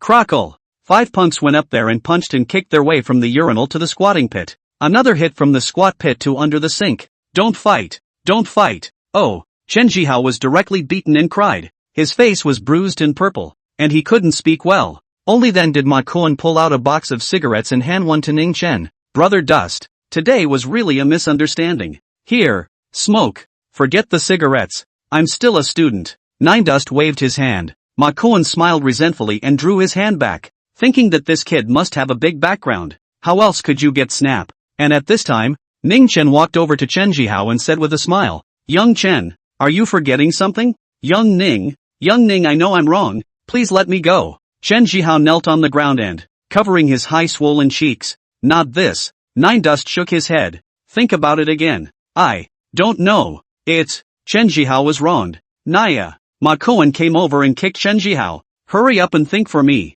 Ning Dust stopped Ma Koen with a smile and added, Young Chen, earlier in the box, you said you wanted to treat us. Turns out the pretense failed and he ran away. And I still paid for the table, if you know what I mean. In fact, the hotel waived the bill for this meal. And the only reason Ning Chen said that was because he wanted to extort a wave. Chen Jihao heard the meaning of Nine Dust's words, and his expression took on a hint of unsightliness. He barely moved his chopsticks at that meal.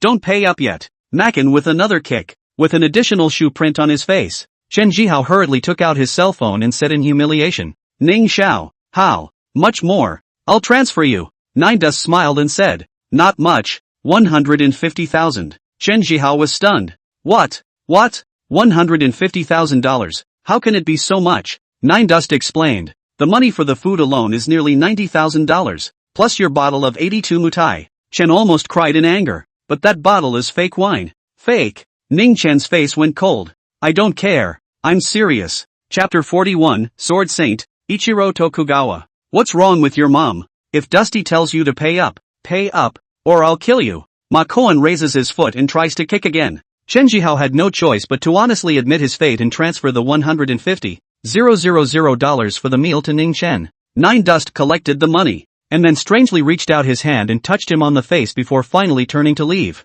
Chen Jihao, however, had a mischievous face and immediately dialed the police. Hey, Uncle Police, I've been robbed and beaten up. You guys come quick. Soon, several police officers arrived panting. Seeing Chen Jihao standing there intact, the police officer in the lead was surprised and asked, You are Chen Jihao? Chen Jihao nodded. It's me. The police wondered. Didn't you say you were given a beating? Chen Jihao pointed at his face. Yeah, can't you guys see? My face is swollen like this and it hurts like hell. Several police officers looked at each other in dismay, and one of them whispered, Old Zhang, I think this kid is a little off in the head. Should we contact the 7 houses? The 7th People's Hospital of Qingzhou, specializing in treating neuroses. Crap, how did this happen? Chen Jihao took out his cell phone at this time, and took a picture of the camera, and found that his face was full of bruises and panda eyes. All gone. Poof. He sat on his ass, his eyes full of confusion. Somewhere downtown, an imposing building,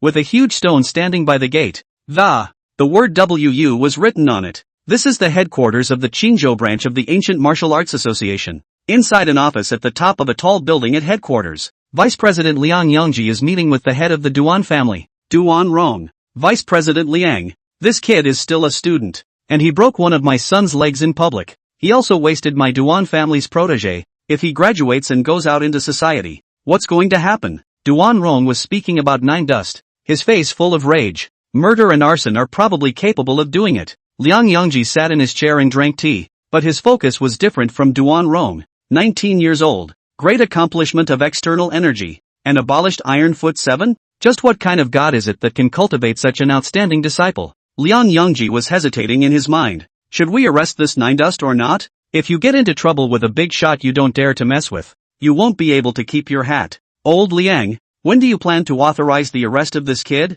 Duan Rong was anxious, bracing his hands on the table. As far as I know, not only did this kid strike out in public and hit hard, but he brazenly competed in a school sport and broke a national record. Trigger public opinion. This is a blatant violation of the Martial Arts Association's rules. Liang Yongji frowned. There is such a thing? Duan Rong grunted coldly. This kid is just being taught and left unattended. We must discipline him for his parents and master, or he will be a scourge sooner or later. It's indeed time to keep an eye on it. Let's have a meeting later and discuss it, Liang Yongji said. Seeing this, Duan Rong couldn't say anything else. After all, the Duan family wasn't powerful enough to order the Martial Association around. In the past few days, he was also unable to contact Tu Tao, and there was no way to. It's only then that he didn't care about his face and brought this matter inside the Wushu Association. By the way, old Liang, I heard that there are high-ranking members of the Yasukuni Samurai Association that have set foot in the country? Before Duan Rong left, he suddenly asked out loud. Oh,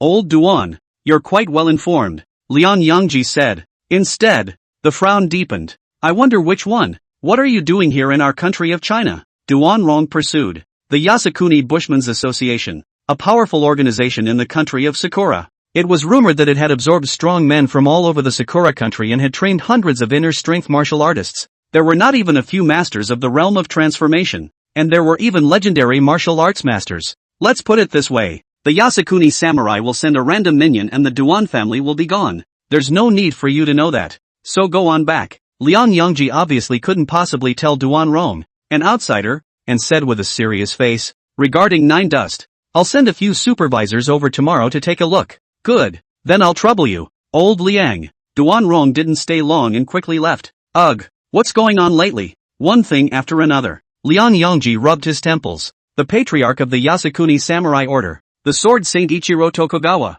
who was known as the apex of, actually came to China personally. What the hell does he want to do?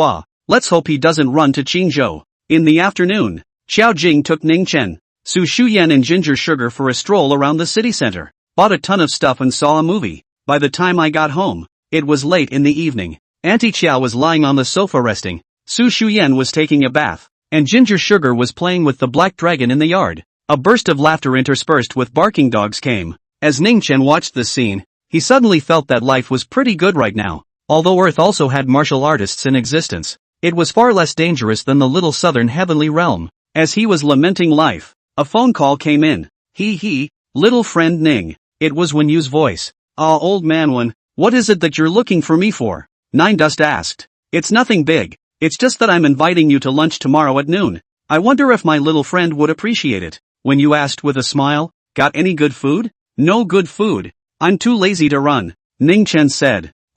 Then what would little friend like to eat? I'll have the butler prepare it, Wen Yu asked with a bitter smile. You see to the arrangements. I'll come as far as the mountains and seas, Ning Chen said. Good. Then tomorrow, 9 Streams Manor, 11 o'clock at noon. I'll wait for my little friend to come. When you hung up the phone, Ginger ran in, dripping with sweat, after teasing the black dragon. Brother Power, who are you talking to on the phone? Nine Dust tucked his cell phone into his pocket. Nothing, an old man, wants to buy me dinner. Gingerbread wondered and asked, Old man, treating you to dinner? Ning Chen casually said, I'm a divine doctor, so he asked me to cure him. Ginger nodded half-heartedly. The next day after 9 o'clock, Ning Chen first used his cell phone to check the location of this 9 Streams Manor. Realized it was kinda far, so I took a cab there. He's getting lazy now, but no sooner had he left than a white plate car pulled into the rose garden. Team Hua. It's him, he's Ning Chen. Driving the car was a young man in a black and yellow uniform that, pointing at Nine Dust, who had gotten into the cab, he said. On the co-pilot was another young man, also dressed in a black and yellow uniform. He took out a photo and compared it. Team Hua. It's indeed him. Follow it. In the back seat, sat a lanky man with his arms wrapped around him, his eyes closed. Yes. An hour later, the cab circled the beautiful Shizi Lake. It stopped in front of a private estate at the foot of Jade Emperor Mountain. Chapter 42, Martial Arts Association. Hua-oh. This is 9 Streams Manor, one of the top 10 mansions in Qingzhou. I heard it's worth hundreds of millions of dollars. Gee. The cab master showed a face full of envy. Ning Chen, however, was unimpressed, strolling towards the gate. It's just a small secular manor, and the mountain gate of their pure Yang Wuji Palace. There is absolutely no comparison. There was already a middle-aged housekeeper waiting outside the door. The housekeeper couldn't help but be surprised to learn that Ning Chen was the guest that the master had invited to the banquet today. 9 Creeks Manor covers a tremendous amount of land, and a walk down the long central avenue of. They entered a large 6-story residence, decorated with a combination of Chinese and Western decorations, full of creativity, which appeared to be from the hands of well-known designers. There you are. When Qinglan walked out of the living room and looked Ning Chen up and down. You think he came here empty-handed? Didn't he bring anything? He could have been a little more polite. Aha! Ning Chen looked at the schoolmate and just nodded, not even taking a proper look at her. Where is old man one? When Qinglan's heart suppressed her displeasure and she twisted her head and headed for the second floor. Humph! Follow me. 9 Dust followed, leaving behind the dumbfounded housekeeper and some of the servants. Did I hear you right? That young man just called the old man. Old man one? At this time, a security guard suddenly ran in. Butler's son. Someone else is here. Or a supervisory squad from the Martial Arts Association. What? The housekeeper's surnamed son was secretly taken aback. Master even invited the Martial Arts Association's supervisory team today? Why didn't you tell me? The security guard said. No, Butler's son. The supervisory captain surnamed was said that he's come to find someone named 9 Dust. Butler's son looked slightly startled. 9 Dust? Second floor. A Chinese restaurant. When you invited Ning Chen to sit down and said to the table full of mountain delicacies, little friend, I don't know what you like to eat, so I prepared some of the 8 major dishes. What do you think? It's not too bad. Ning Chen directly sat down with great generosity and used his chopsticks to clip a piece of abalone inside the Buddha jumping wall. Stuff it in your mouth and chew on it. When you didn't expect Ning Chen to be so self-conscious and smiled awkwardly. When Qinglan, on the other hand, was displeased and muttered, you really don't consider yourself an outsider. Well, it tastes pretty good. Ning Chen grabbed another duck leg from the 8 treasures duck and nibbled on it. When you smiled and sat down, it's good if it suits little friend's taste. Humph. Grandpa used his connections overnight to bring in a dozen chefs from all the major hotels in Qingzhou. After spending hundreds of thousands of dollars again, can the things made not be delicious? When Qinglan snorted coldly, she ate much better than 9 Dust, using her chopsticks to hold a bowl of emerald peas. Chewy. But 9 Dust didn't seem to take Wen Yu's dedication to heart. Just burying her head in food and drink all the time can piss her off. When you also had a chat with Ning Chen, trying to find out his background connections. In fact, today's meal was simply about bonding. When you felt that 9 Dust was a potential stock, but in no time at all, the door to the restaurant was thrown open so heavily that several security guards were unable to stop the intruder. Cho, what the hell? When you got up unhappily, but saw 3 men in the uniforms of the Martial Arts Association, the frown immediately tightened. Master, they are here to find them. The housekeeper stepped forward and glanced at 9 Dust. When you probably saw what was going on, and leaving Ning Chen, who was still feasting, he walked forward and, are you, Hoggle? Elder Wan, courteous, the stout man named Huago, with both fists clasped. A majestic and powerful aura emanated from his body, scaring Wen Qinglan to death. Peak external strength? Elder Wen frowned. The Wushu Association has really grown over the years. A little supervisory captain. It's amazing that they all have the cultivation of peak external force. Elder Wan, he's Ning Chen, right? After Huo finished his salute, he pointed at Ning Chen, who was still eating and drinking on the table, said, I've been ordered to take him back for investigation.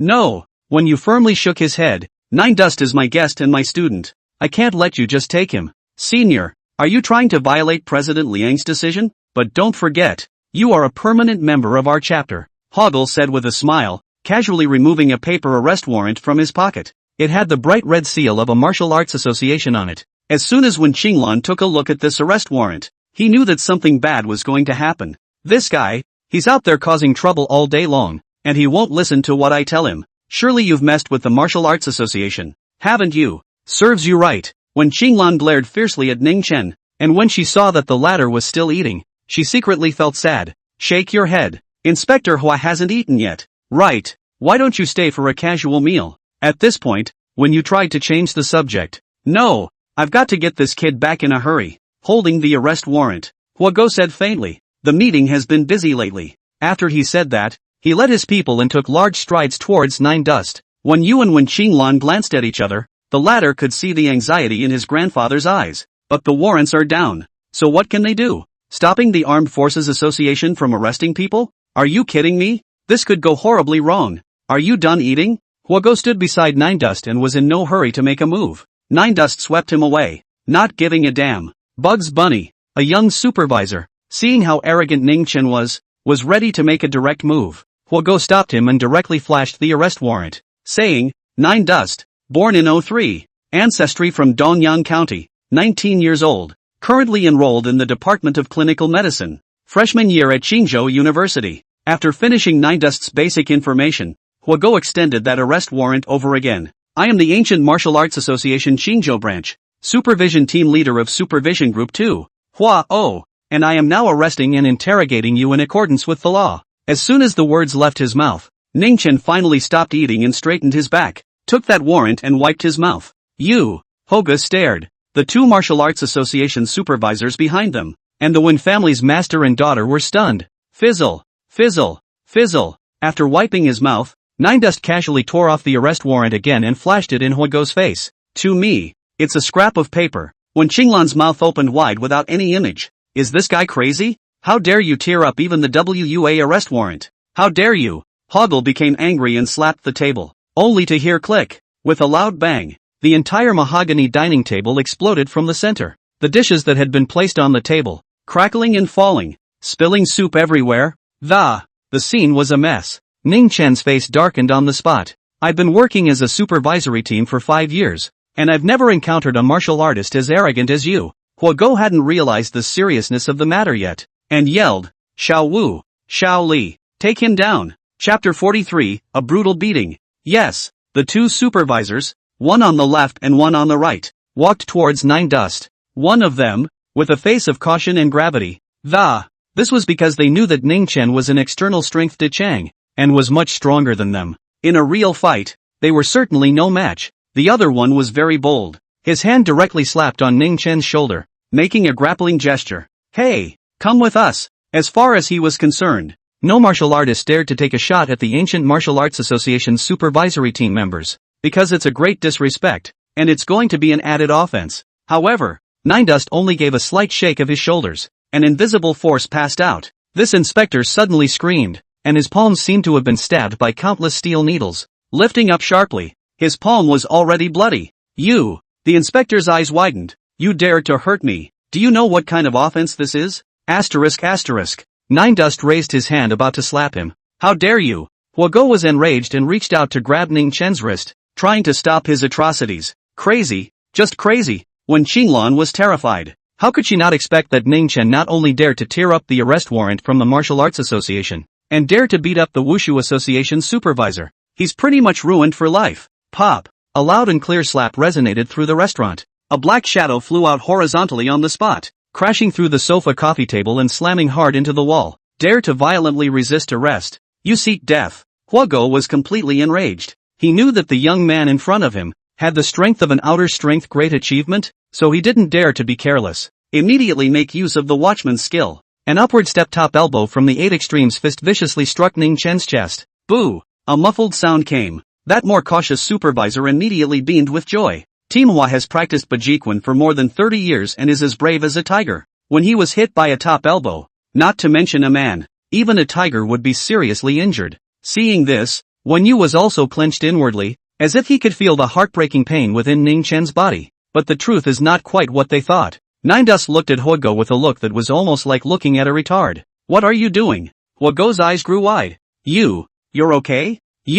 Without waiting for him to speak, Ning Chen lifted his foot and directly kicked him out of the room, smashed a second-floor window and fell into a first-floor flower bed. Damn! I'm most annoyed with people who interrupt my dinner. Ning Chen looked at the mountains of delicacies that were no longer edible all over the ground and sighed quietly. It was only at this time that Wen Yu reacted, looking at Ning Chen with a shocked expression. Little friend, you're not an external strength great achievement? He's the peak of external force, and he might even be an internal force expert. When Qinglan also stared at her beautiful eyes, tightly covering her cherry mouth, her brain shocked beyond words. 19 years old with inner strength. Is that possible? Get out of here. At that moment, Ning Chen bellowed at the young supervisor who stood frozen in place, trying to get into a hospital. The young inspector gulped, didn't dare to give a hard word, and fled in disarray with his companion on his back. Little friend, you are too impulsive. When you came over, he waved his hand first, and told the servants to clean up the mess of the. Then with a grave face, he said to Ning Chen, originally, the Martial Association only wanted to investigate you, but now that you've hit someone with your hands, the nature of it can be completely different. Next time they come, it won't be the supervisors, it'll be the riot squad. You have to prepare your mind. The riot squad, they're all tough guys. The one leading the way is bound to be an inner strength expert. Ning Chen turned his head as if he hadn't heard, and asked the housekeeper, I haven't eaten enough yet, can you make me something more to eat? Stunned, the housekeeper turned her head to look at Wen Yu. Only when she saw the latter nodding did she quickly walk towards the kitchen and, going to prepare food. Actually not afraid at all? Could it be that he is also an inner strength expert? Or has an inner strength expert as his backer? Wen Yu was testing Ning Chen with his words just now, and when he saw that he took it as a whisper, he couldn't help but mutter in his heart, by the way, that master of his, Supreme Master Yaoguang, shouldn't he be a master of the realm of transformation? Or even a patriarch, right? His heart shook. If that was the case, then Nine Dust indeed had nothing to fear. Daring to take a shot at the supervisors would explain it. What kind of terrifying existence is a martial arts grandmaster? With 3 to 5 million people in a city, at most one would come out, and the Ancient Martial Arts Association would have to do their best to pull them together. Not long after, the housekeeper came back and told Wen Yu that the kitchen ingredients were not enough. Who would have thought that a family treat would happen? There was no food, so Ning Chen didn't bother staying, and left after chatting with Wen Yu for a few moments. And the matter of Ning Dust violently beating up the Martial Association's supervisory team soon spread throughout the circle, causing an uproar. When Liang Yangji heard the news, he was furious and immediately got his secretary in, Xiao Hu, informed the riot squad to arrest this student immediately. How dare you resist arrest by force? I don't care who is behind him. He will pay. Otherwise where is the majesty of the WUA? As soon as the words were out of his mouth, a call came in to the landline. Liang Yangji angrily picked up, said a few words, his face suddenly turned pale.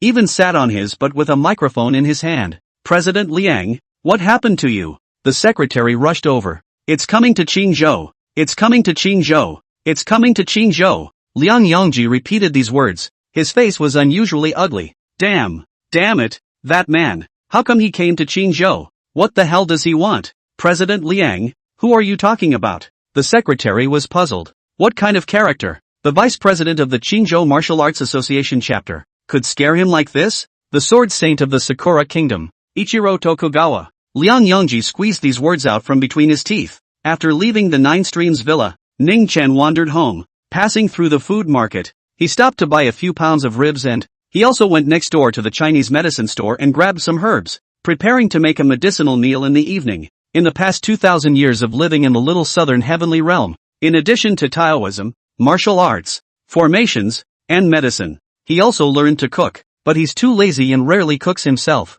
When he got home, he was stewing ribs and reading a novel when a sudden thought occurred to him. Forgot to buy onions. Alas, since the damage to my Yuan Shen, the memory of this brain of mine is getting worse and worse. Nine Dust rubbed his temples. Sugar, keep an eye on the fire for me while I go out and get 2 onions. Before he left the house, he turned to the couch where he was lying. Jiang Sugar, who was playing King's Honor in double row with Su Shuyen, spoke up. Okay, brother Dolly. Farmer's market. Ning Chen wandered over to a vegetable stall. Boss, how do you sell onions? $6 a pound. The owner was a very kind fat man. Have 2. Nine Dust picked one up and took a look at it. Okay. The boss casually picked 2 sticks and was about to bag them for him. Wait. I don't want it. Nine Dust took a look toward the vegetable stall next to him and, I found that there are Shandong onions over there. More than a meter long, and it's a powerful thing to look at. Hey, this young man, just say you don't want it. The fat boss was very upset and, put the scallions back. Chapter 44, Tokugawa Ichiro and Yi Kulu. Ning Chen came to the stall that owned Shandong onions and was about to ask how much it cost per catty. Suddenly, the owner behind the stall rolled his eyes and fainted on the spot. A question mark popped up on Nine Dust's head. Then the owners of the nearby stalls and their customers fell to the ground in unison, fainted, and the scene was very bizarre. Poof, poof, poof. The sound of falling to the ground kept coming. If it were an ordinary person, they would have been scared half to death. But who was Ning Chen? he found the killer right away. A large hole was broken in the roof of the food market. On the load-bearing steel beams below, two men stood. An older man, thin, wearing a kimono and wielding a katana,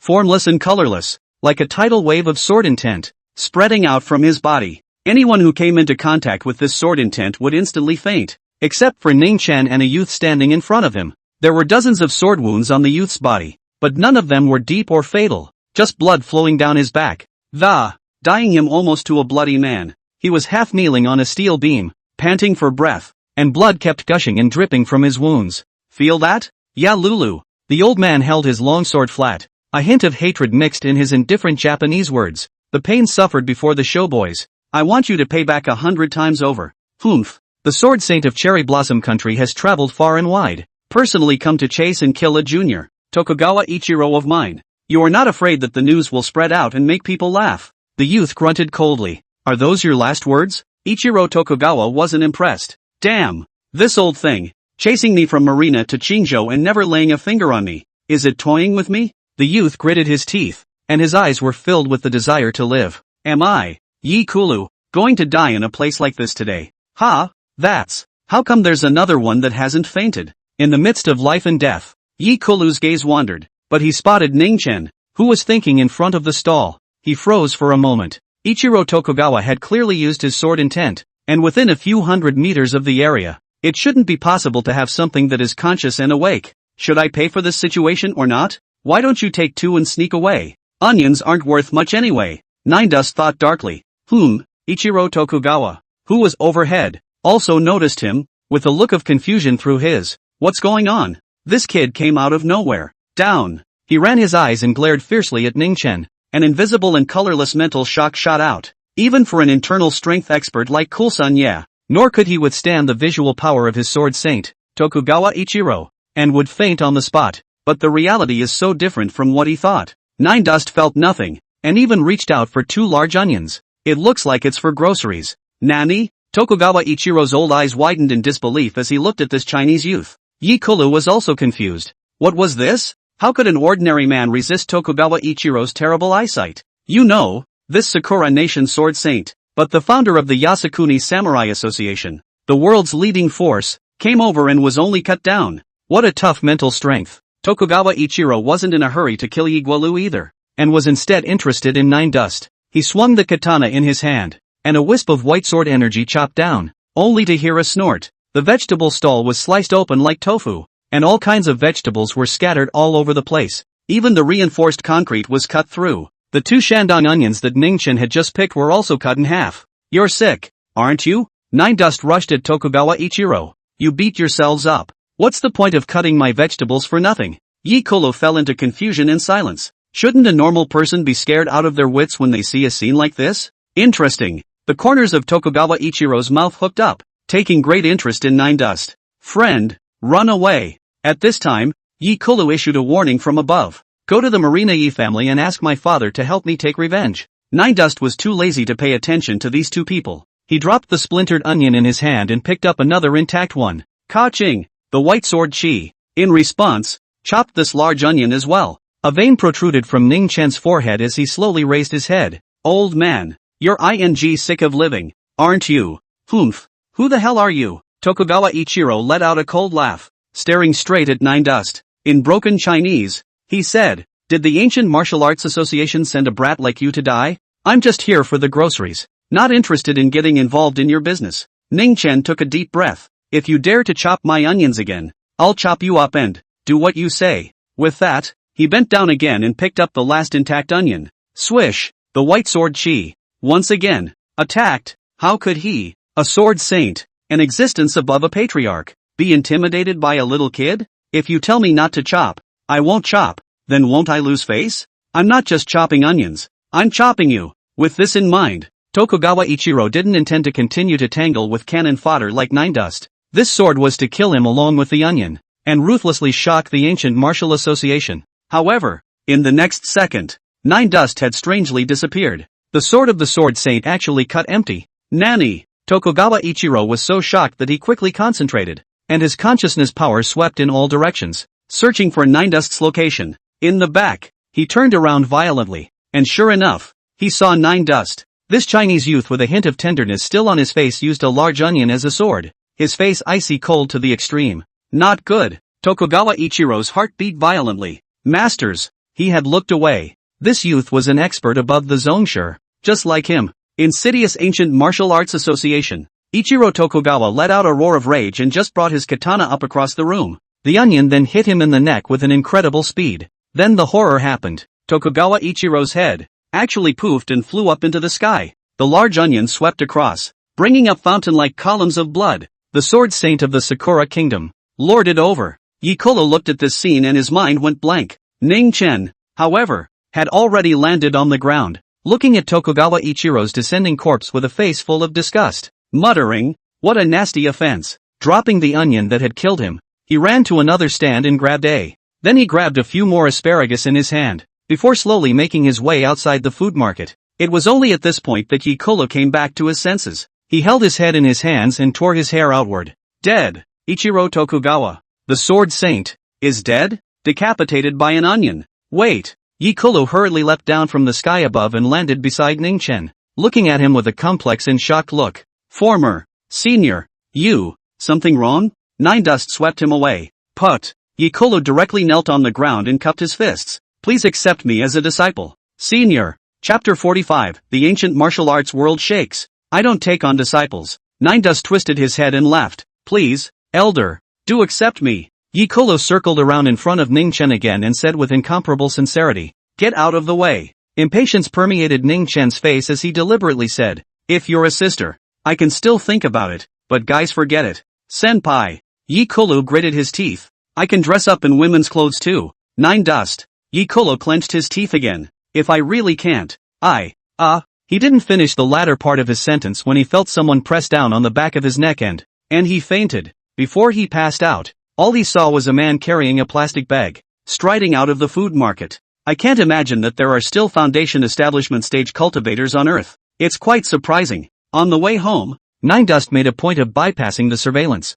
That's right. The old man from the Cherry Blossom Kingdom who played with the sword just now was a small cultivator of the foundation establishment stage. Although it contained a bit of moisture, it had indeed built the foundation, and its strength far exceeded that of ordinary cultivators. But in front of him, a yawning stage-old monster. It was still not enough to look at. Far from enough to look at. It didn't even need to use aura. It could be killed in seconds with its true chi. I hope it doesn't involve me in this. Nine Dust silently prayed. He just wants to hang out in peace and quiet. When he got home, he sliced a large onion, threw it in the cooking pot, and slowly waited for the ribs to cook. Su Shuyan and Ginger Sugar are playing King of Glory in the living room. They seem to be particularly obsessed with this game recently. And at this time, the ancient martial arts world is experiencing the earthquake of the century. Ichiro Tokugawa, the granddaddy of the Yasukuni Bushido, is dead. In the territory of Jiangnan, China, he was beheaded with a sword. The first thing many people think when they hear this news is that it's not true. Tokugawa Ichiro has a cultivation above the sovereign master, and his sword skills are out of this world. He was once honored as the sword saint after killing a mad whale in the sea. The Yasukuni Knights are among the top global powers because of him. Even in the crouching tigers and dragons of China, Tokugawa Ichiro can sweep many strong. However, when a bloody photo of a severed body and head was exposed in the Ancient Martial Arts Forum, everyone was shocked. Really Ichiro Tokugawa? The Sakura Nation Sword Saint is dead? I'm afraid this picture isn't P. It's not P. The Jiangnan Martial Arts Association headquarters just held an emergency press conference. Tokugawa Ichiro did plant it. I heard that he still died inside a food market in Qingzhou. Tokugawa Ichiro's precious disciple was killed by the young master of the Yi family. Isn't he here to take revenge? Who can kill him? It must have been the general president of the Martial Arts Association who struck. The general president? No wonder. Ancient Martial Arts Forum? A professional martial arts forum where users must be registered martial artists. It's never been this lively since the site was built. Ichiro Tokugawa's death blew up numerous dive parties. The truth of the death of this Sakura Nation Sword Saint was discussed with great interest, because Nine Dust personally cooked. The nanny didn't come over to cook in the evening. It smells so good. It's so good. Ginger Sugar ate the steaming bowl of ribs with her tongue out. Brother Dolly, how the hell did you make these ribs? They look pretty bland, but why do they taste so good? Eat as much as you like. There's more in the pot. Ningchen smiled, a faint hint of doting in his eyes. A medicinal meal made from 32 flavors of Chinese herbs. Can that taste any worse? It is also that he is lazy. Otherwise high and low to get a Chinese food god as a pawn. Sugar be reserved. Act like you've never eaten ribs before. Compared to Ginger Sugar's wolfing down her food, Su Shuyan demonstrated good manners, chewing and swallowing slowly, slow and methodical. She actually thought the ribs were well braised. The meat wasn't too fatty at all. There was also a faint medicinal aroma, and the broth, in particular, was fresh and flavorful, but she just didn't say anything about it. By the way, Brother Dolly, do you play king? Ginger Sugar finished a large bowl and went to the kitchen to serve another bowl, then coldly asked Nine Dust. Not much of a fight. Why? Nine Dust replied casually. He was addicted to Dota in middle school, League of Legends in high school. I've never really played much of King's Honor, but it's really gotten hotter in recent years. Why don't you download one and play together? Shu Yan and I are both in the Star You segment and can take you, Gingerbread said with a grin. Su Shuyan frowned, and wanted to say that Ningchen didn't know how to play, so why drag them to the pit? But she didn't say anything more when she thought of eating her words. Ningchen had nothing to do, so he downloaded A King's Glory on his phone. Then began an afternoon of 3 rows with Su Shuyan and Ginger. At first, Ningchen really didn't know how to play, and he pitted the two girls for several games in a row. But how agile was the mind of a Yuaning stage cultivator? After 3 or 5 innings, it was easy to get started with the game. By the end of the night, he'd raised his segment from bronze to diamond, and it's already backfiring to take the two girls to the top. Brother Power, you lied to me. After Nine Dust took a 5 kill, Ginger threw away her cell phone angrily, waving her small fists and, you're obviously so good. Why do you say you've never played? I really haven't played it. A bitter smile spread across the corners of Ning Chen's mouth. But this game is indeed very simple. Just pretend. Where would Su Shuyan be willing to believe his bull asterisk asterisk asterisk asterisk? It's true that King's Honor isn't that difficult to get started, but what kind of person becomes that good in an afternoon? Even took 5 kills. You know, she hadn't gotten a single 5 kill in over 2,000 games. Forget it if you don't believe me. Nine Dust shrugged and asked again. Still coming? He suddenly thought that it would be good to play games once in a while, and it was easy to get tired of reading novels all the time. Come on, Su Shuyan said with certainty, although Nine Dust tricking her made her upset, as long as she could score points. What the heck? 3 days later, White Cloud Mountain, Marina Yi family. The Yi family is the most powerful family in Marina.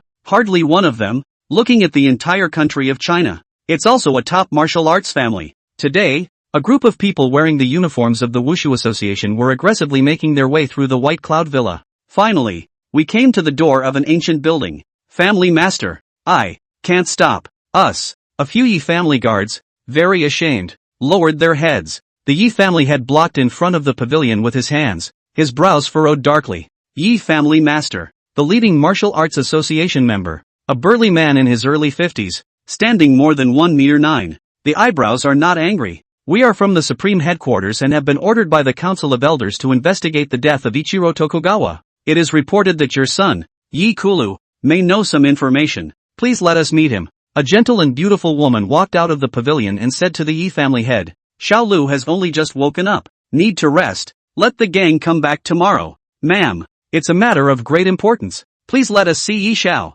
The band leader's tone was urgent. Chapter 46, Yi Kulu who wants to be a teacher. Okay. The Yi family head thought for a moment. You guys come with me. Thanks for the accommodation. A group of martial arts association elites fishtailed into the room and quickly arrived at the 3rd floor. Yi Kulu was covered in bandages, lying on the bed with an unusually pale face. Facing the questioning of the crowd, Yi Kulu only spat out 2 words with difficulty. Chivalrous Kuei. The chivalrous K has appeared? The leader of the martial arts association. His pupils suddenly shrunk. Excitedly stepped forward and asked, Yi Xiao, please reveal some more. Where is he now? Chivalrous Kuei? I don't know. Yi Kulu shook his head. Word for word. He killed Tokugawa Ichiro, and left, without talking to me. Talk. Disappointed. The WUA leader cross-examined a few more times before leaving. Just as the front foot left, Yi Kulu sat up from the bed. Turns out he wasn't hurt as bad as it was rumored on the internet. Seeing his old man come in from outside, he asked,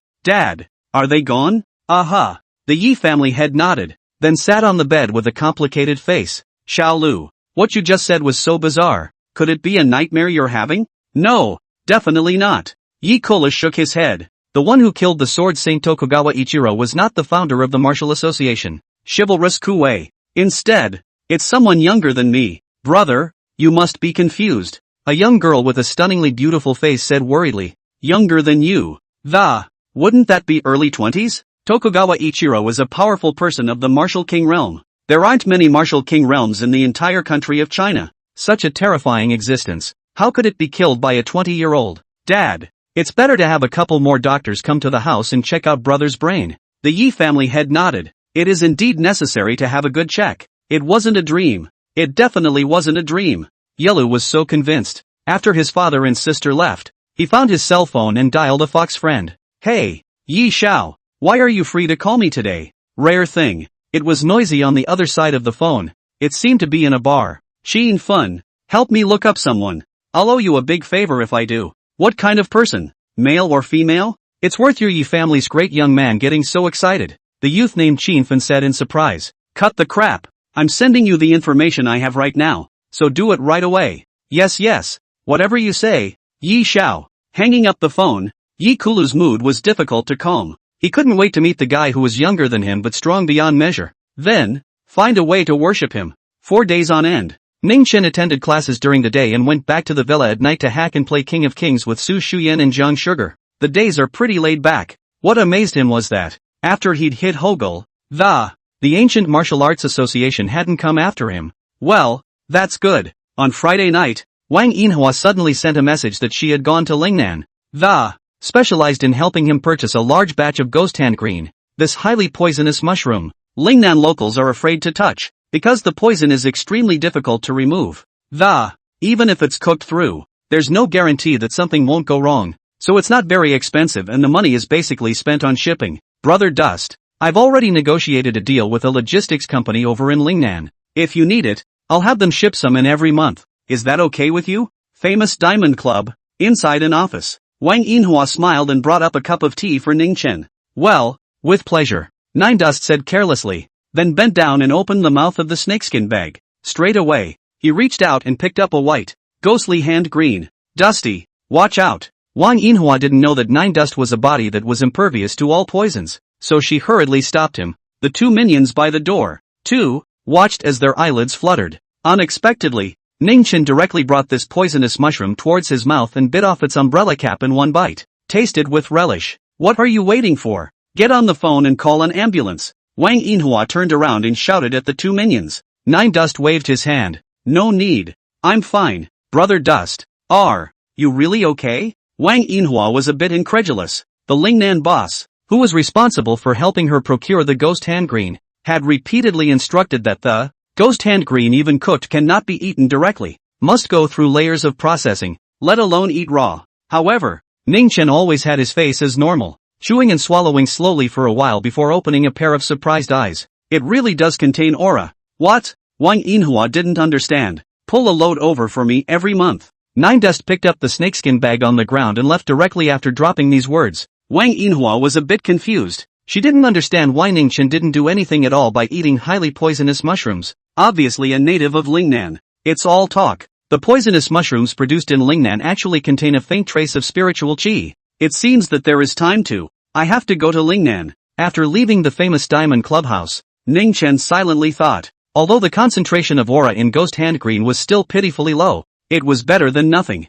Maybe he could find medicinal herbs that would help with his injuries in this piece of feng shui treasure in Lingnan. On the way home, Ning Chen grabbed some more herbs. It easily dispels the poison of the Ghost Hand Green, and together with the old hen, the soup is stewed together. It was so good that Ginger Sugar and Su Shuyan almost swallowed their tongues. He was afraid that the two daughters would steal it, and he had specifically instructed the poisonous nature of the ghostly handful of green that he had placed in the kitchen utility room. Tell him not to just steal it and poison it for all he cares. Unconsciously, Su Shuyan also gradually accepted Ning Chen's existence. From the initial disgust, the obligatory locking of the door every night, and the throwing of the ingredients he'd bought, to peacefully eating his cooking and hacking away at King's every night for the three of them. A shift in mindset that, Su Shuyan herself was incredulous. Day by day, the ancient martial association had never come to trouble Ning Chen because they had recently stumbled upon a major event. All the men of the Qingzhou chapter have been dispatched to investigate the death of Ichiro Tokugawa. The Sword Saint couldn't spare any time for him at all. Wan Yu, however, always felt uneasy, regardless of whether or not Ning Chen had a patriarch behind him, and was at war with the Qingzhou Martial Arts Association. It's never good. At this time, as a permanent member of the council, he got up the idea of mediation. On this day, Ning Chen was eating in the cafeteria with Fang Xiaofang and Zhang Dachuan. Suddenly a silhouette with an ethereal fragrance stood beside him. Nine Dust, come with me, Grandpa wants to see you. It's Wen Qinglan. For some reason, Wen Qinglan knew that Ning Chen was much stronger than her, but she just couldn't convince him. The tone of voice was also very nonchalant. Hey, Nine Dust, Sister Wen is calling you. Fang Xiaofang poked Ning Chen with his elbow and reminded him in a low voice. Oh. Ning Chen was unimpressed and looked up and said to Wen Qinglan, I'm almost done with my dishes. Help me call in some more. Wen Qinglan clenched her pink fists, itching to copy the stainless steel rice tray and cover Ning Chen's head. But that sort of thing was all she could think about. Ning Chen is a genius at the peak of the external force. He even defeated Huo, the supervisor of the Martial Arts Association. One finger could crush her. Okay, you wait. Just as the students all around were discussing that, when the hot-tempered Wen Qinglan would not have smacked Ning Chen, the former actually turned his head towards the cafeteria's food port. Chapter 47, Chivalrous Leader? I've only heard of flower girls. After lunch, Ning Chen followed Wen Qinglan to the principal's office in the administration building. Wen Yu was sitting inside making tea. Seeing Ning Chen come over, he hurriedly got up and greeted him with a smile. Little friend. Sit. Old man Wen. Just say what you want to say. I've been a bit busy lately. Nine Dust sat on the sofa. Oh, I wonder what little friend has been busy with lately. Wen Yu asked curiously. He thought that Ning Chen was busy cultivating some supreme martial art, but it turned out that the latter pulled out his cell phone from his pocket and started playing the game. Timmy. Crisp sounds emanated from the cell phone. Wen Qinglan glanced at him and grunted coldly. So you're busy playing king? What? No. Nine Dust didn't look up, and his two thumbs kept scratching on the screen. Wen Yu smiled bitterly and said, Little friend. Ah, can the game be put down first? I'm looking for you two. It's something important to talk about. Nine Dust didn't even lift his head. I'm in a tight spot here too. You say yours. When you shook his head helplessly, it's still the same thing as last time. When you beat up the Martial Arts Association's supervisory team, there's no way the WPA is going to take this lying down. Little friend, are you free this afternoon? I'll take you to the headquarters of the Qingzhou Martial Arts Association. You apologize to President Liang in person. I'll put in a good word for you, and President Liang shouldn't make things too difficult for you as a student. Ning Chen shook his head. Too lazy to go. The Martial Association can come looking if they want to. I'm not afraid of it. Big deal. Beat up that riot squad too. The corner of Wen Qinglan's mouth twitched. Are you crazy? Punching the riot squad? Little friend, listen to my advice. Young people should not be sharp. They should know how to restrain themselves. When you persuaded bitterly, think about it. The Wushu Association is such a big organization. The constant stream of people sent to find you could bore you to death. And besides, you have parents, right? Fair enough. Nine Dust turned to think. So if I apologize, they'll let me go? Yes, it can. When you assured him repeatedly, he keenly realized that this young man is not afraid of the world, only the most afraid of trouble. I'll just go apologize then. Nine Dust held his cell phone and said indifferently. But first, I have to wait until I finish this round. I can't pit my teammates. Wen Qinglan was also completely speechless. You just said you'd beat up the riot squad, and now you're apologizing? This kid in the end has no backbone as a martial artist. Hello. 10 minutes later, Ning Chen looked at the large victory on the screen, and smiled heartily. Finally followed the Winchesters out. Somewhere in the city center, the headquarters of the Qingzhou Martial Arts Association, Vice President Liang Yangji was presiding over the meeting when he heard that Wen Yu had brought Nine Dust.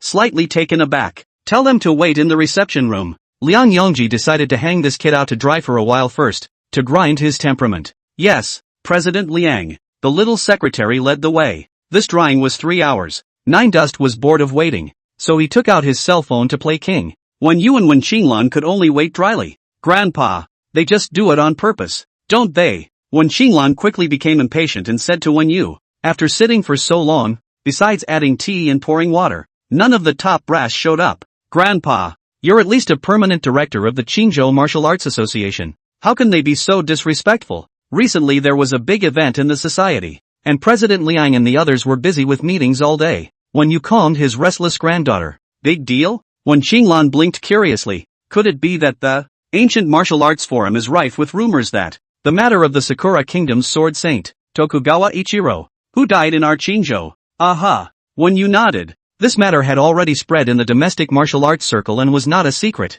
He swept a glance at Ning Chen, who was playing king next to him, and revealed. Ichiro Tokugawa was a Yasukuni Samurai Society veteran figure of great stature in the Cherry Blossom Kingdom. and his death. Both countries want to investigate. According to the information from above, the one who struck out to kill Ichiro Tokugawa, it's most likely the founder of our ancient martial arts association, chivalrous leader Chen Yishan. When Qinglan heard the name Chen Yishan, she was so frightened that she directly screamed out, "What? Chivalrous Kuwei? Chen Yishan? Geez, Grandpa, hasn't the chivalrous Kuwei disappeared for more than 10 years? How did he suddenly show up? Grandpa, is the chivalrous Kuwei in Qingzhou now? He's the idol of all the martial artists in our country of China. I'm dying to meet him." When Qinglan tugged at Wenyu's sleeve, her eyes filled with adoring little stars. "Who is the chivalrous Kuwei? How could a mortal like us possibly see him?" Wenyu laughed. He glanced at Ning Chen again, and realized that the latter was still concentrating on the game. Unable to resist opening his mouth,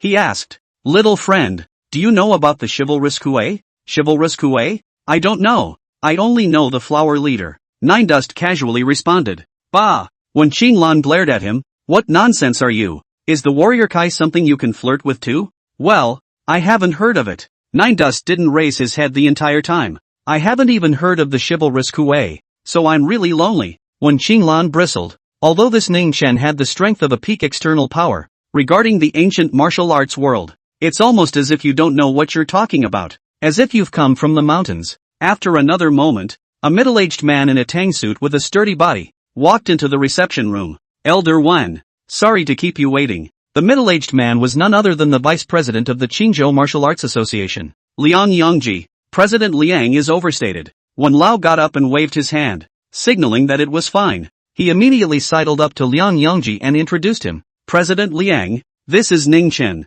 He's come all the way over here today to apologize for his mistake." "Oh," Liang Yongji didn't know beforehand, and there was a flash of light in his eyes. He stared at Nine Dust, who was playing a game on the couch. "Little friend." When you hurriedly reached out and pushed Nine Dust. Only then did Ning Chen fondly put the cell phone back into his pocket and looked Liang Yongji up and down. A slight frown creased his brow. "Hardened body one?" Before he came over, he thought that the vice president of the Qingzhou Martial Arts Association was at least at chi refining stage, right? It turned out to be so trashy. In his heart, though he could not look at it 100 times, he, for the sake of the quiet life that was to follow, still, he took the initiative to greet President Liang. "Hello." "Phew," when you sighed in relief. "Nine Dust, right? Did you injure Huago?" Liang Yongji headed to the sofa and sat down, picking up a teacup and sipping it. "Who is your master? Know what the charge is for assaulting the supervisors?" "Ha! How dare you!" He slammed his teacup on the coffee table with a loud thud. A loud bang.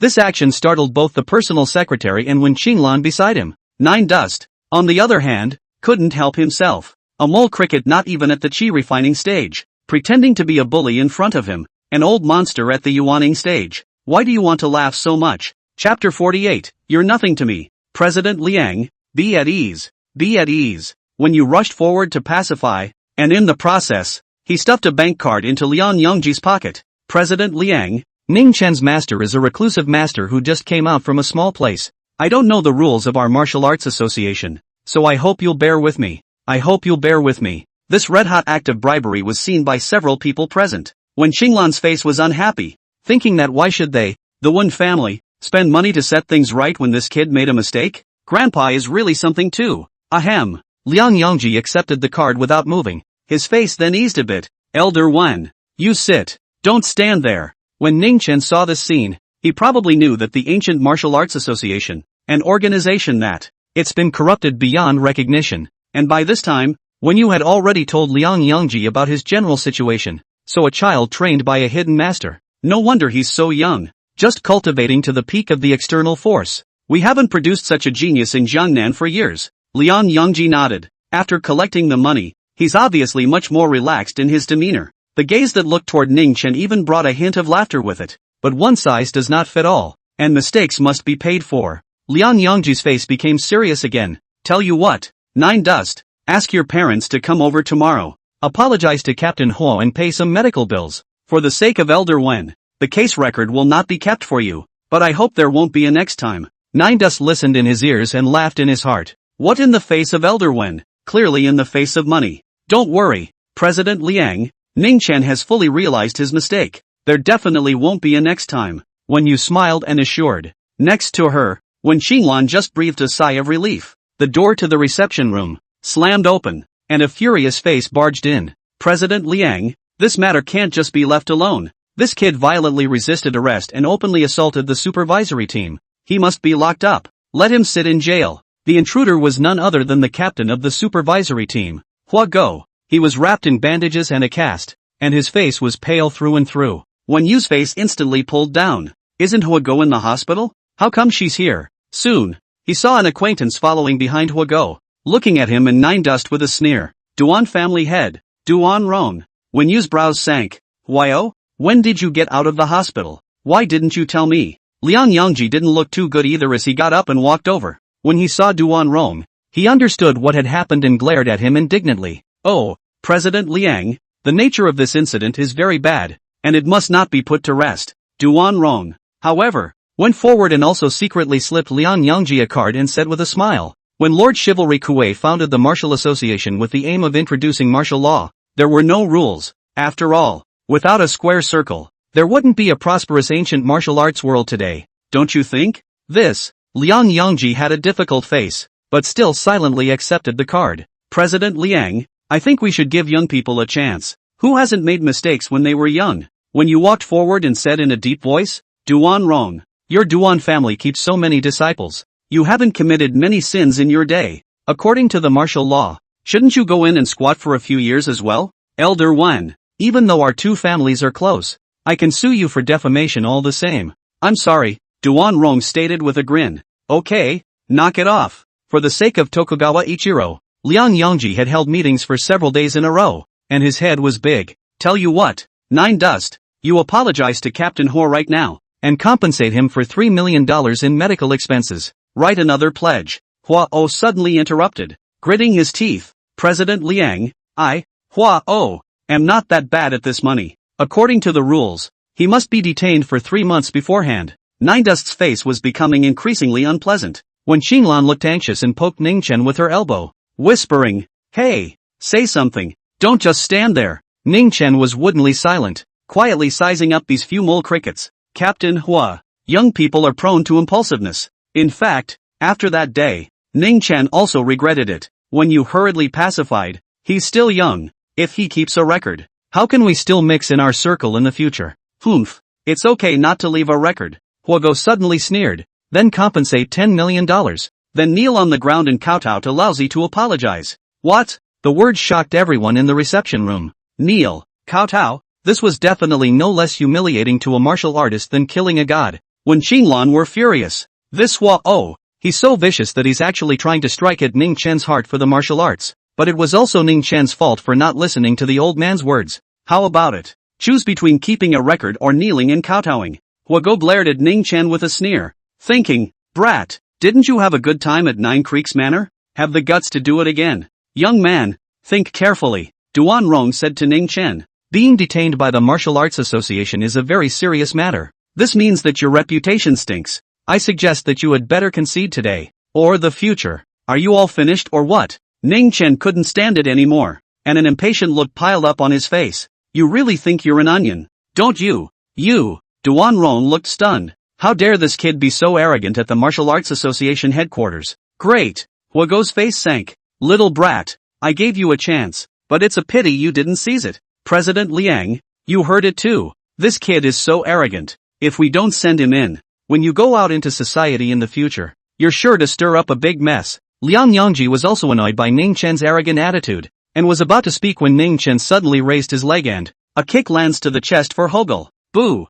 Huago's entire body flew out, spitting a mouthful of blood violently in the air. PFF. When Xinglan, Duan Rong, everyone was confused. No one had expected that Ning Chen would dare to make a move at the headquarters, in front of Vice President Liang Yangji. Oh my god. When Xinglan's jade hand tightly covered her fragrant lips as she looked at Ning Chen in shock. Finished? When you closed his eyes in some despair, knowing that today's efforts were all for naught. Hogel slammed through the reception room door and slid out over 20 meters down the cold corridor. Along the way, it drew a large number of shocked stares. Ning Dust, how dare you? Inside the reception room, Liang Yangji stormed. Do you know what this place is? You dare to make a move in the Qingzhou Martial Arts Association. Do you know what kind of consequences there will be? Ha! You guys are nothing to me. Ning Chen let out a cold laugh, then shifted his gaze to Duan Rong. What do you want? Duan Rong gulped and took a few steps back. Two Duan clan disciples stepped forward and tried to block Ning Chen, but after being glared at by the latter,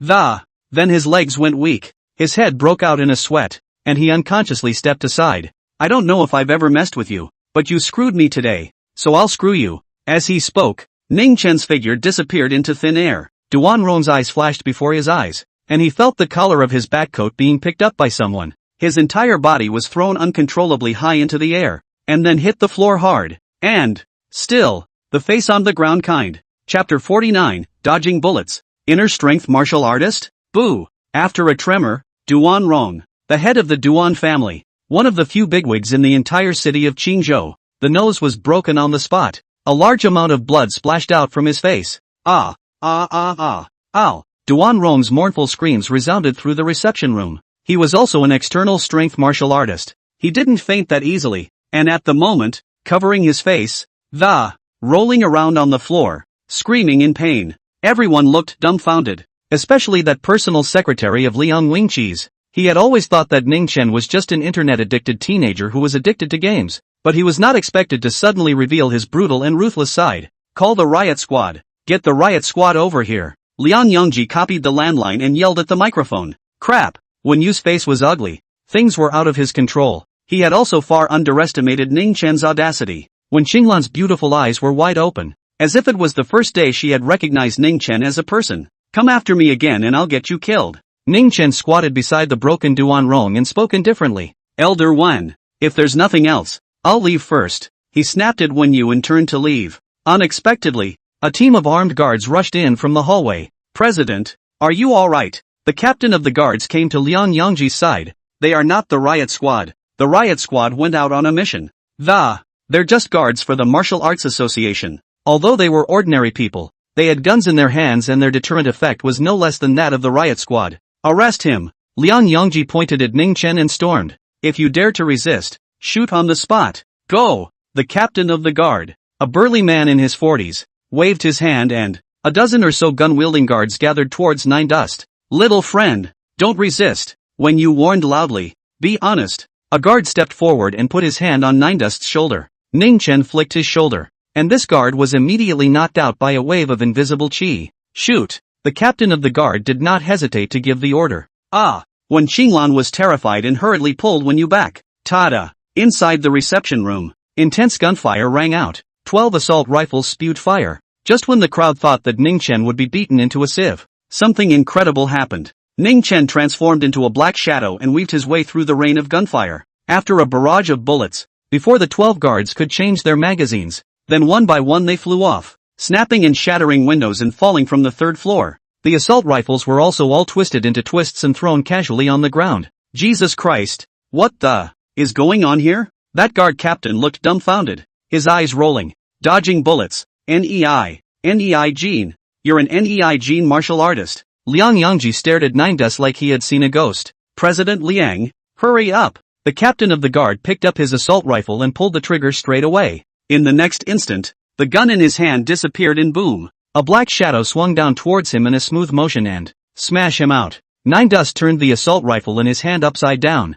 using it as a club, and walked over to Liang Yongji. What do you want? I'm the vice president of the Qingzhou Martial Arts Association. You can't move me. Liang Yongji's legs went weak and he couldn't speak well. He had never thought in his death that an 18 or 19-year-old brat would actually be an inner strength martial artist. They didn't have many internal strength martial artists within the Qingzhou Martial Arts Association. Little friend, don't. When you hurriedly ran over to plead for mercy, if you move President Liang, it's equivalent to going to war with the entire ancient martial arts association, and there will be endless trouble. When Qinglan also helped to advise, yes, Grandpa is right. Ning Chen, you must not be impulsive. Ancient Martial Arts Association. Ning Chen ed over a bunch of people without blushing. You guys don't really think that. I've got this organization in my sights, don't I? Honestly, I chose to come here because I was afraid of trouble, and I didn't expect them to be so ungrateful. Liang Yongji's mouth muscles twitched as he listened. Grandma, what the hell is this kid? Cultivating to inner strength at such a young age and still looking down on the Ancient Martial Arts Association so much. Did he come from the 5 great families? Snap. At that moment, Ning Chen gently slapped Liang Yongji's face with his hand and said, remember, you guys, I'm not afraid of you at all, and if you dare to bother me again, I'll destroy all of you. Understand? Got it. Got it. How dare Liang Yangji not bow his head? Although he was the vice president, he only had external force strength, and an internal force martial artist could crush him with a single finger. Very good. Snap. Ning Chen ended up slapping Liang Yangji's face heavily again before he turned away in satisfaction. Only a few people were left behind with a confused look on their faces. When Qinglan, in particular, stared at Ning Chen's back in a daze, it feels like a dream. Soon after he left, a group of people hurried back. Seeing the mess on the floor of the reception room, the riot squad leader Wang Qi almost lost his temper. Where did the mad dog come from? How dare he spread his wildness in the Qingzhou Martial Arts Association headquarters? President, one word from you and I'll go get him for you now. Wang Qi roared through clenched teeth. The headquarters of the Martial Arts Association has been smashed up like this, and word of this has spread. How can they still gain a foothold in the Jiangnan chapters of the Qingzhou Martial Arts Association? No! Liang Yangji was shocked, holding a cup of hot tea in his hand. His face was still permeated with great gravity. That young man's strength may be even stronger than yours. You may not be his opponent. What? Wang Qi was shocked and hurriedly sat down on the sofa. President, you're not kidding, right? A college student who really has internal strength cultivation? He wondered if the head of his own president was broken. I just had someone look into it. Liang Yangji said word for word. That kid didn't flee in fear of his crime after making a scene at the Martial Arts Association. Instead, they went back to school. This shows that he's not afraid of the Wushu Association at all. There should be a big power behind him. It's the act that's so unscrupulous. Wang Qi frowned. What then? This matter? Just let it go? Of course not. Liang Yangji shook his head. But we can't attack rashly. This kid has a fiery temper. If we piss him off and he goes on a killing spree, we're screwed. Wang Qi was speechless. He's been a riot squad leader for 7 years. He's caught hundreds of vicious criminals. Never met a guy so tricky to make the WAC throw in the towel. Liang Yangji added. It's better to wait for the president to come back from the meeting in Binhai. I'm also very eager to see what big shot is behind this kid. President. When Wang Qi heard these two words, his spirit was lifted. The ancient Martial Arts Association had a rule that the president of the Municipal Martial Arts Association must have the cultivation of a zongshi. Only a patriarch can sit in a city and stabilize the people. The president of the Qingzhou Martial Arts Association, Mr. Zhang, is a genuine grandmaster, completely different from guys like Liang Yangji who climbed up by connections. Chapter 50, Ancient Body Strengthening Technique. After leaving the Martial Association headquarters, Ning Chen went straight back to the school. The Ancient Martial Arts Association is a towering behemoth in the eyes of ordinary martial artists. It is the ruler who makes the martial law, the sword of Damocles that hangs over the head. But in the eyes of Nine Dust, should we destroy this bull association? Nine Dust sat in the classroom, pondering this question. After thinking for a long time, he shook his head. This association seems to be quite big, with chapters in every city. So if we really want to exterminate got to waste a lot of spiritual energy and effort. Forget it, let's spare their lives for now. Nine Dust thought darkly. How could millions of martial artists in China ever imagine that the most massive force in the cultivation world? It was almost overthrown because of a student's thought. The class was on anatomy, and most of the students listened very carefully, except for Ningchen who looked at the scenery outside the window and was dumbfounded. After class, Fang Xiaofang and Zhang Dachuan asked him to go play ball, which he politely refused. A Yuaning cultivator who can move mountains and fill up seas, for a sport like basketball, can't really get interested. Evening, how can Director Li be like this? The entrepreneurial fund department obviously agreed to allocate it to you. And then she changed her mind on the verge of giving it to Guan Xiaoman. Pissed off, a few female classmates gathered around the department flower Su Lianxian. Guan Xiaoman's family is so rich, she started her business just for fun. Director Li is really blind too. Su Rongli is fighting for her best friend. Su Wan Evening shook her head and smiled. Rongli, Ying, forget it, the department won't allocate the funds to me. It should have its own considerations. Consider what? Jiang Ying snorted coldly. Guan Xiaoman is a local from Qingzhou, and her dad is in business.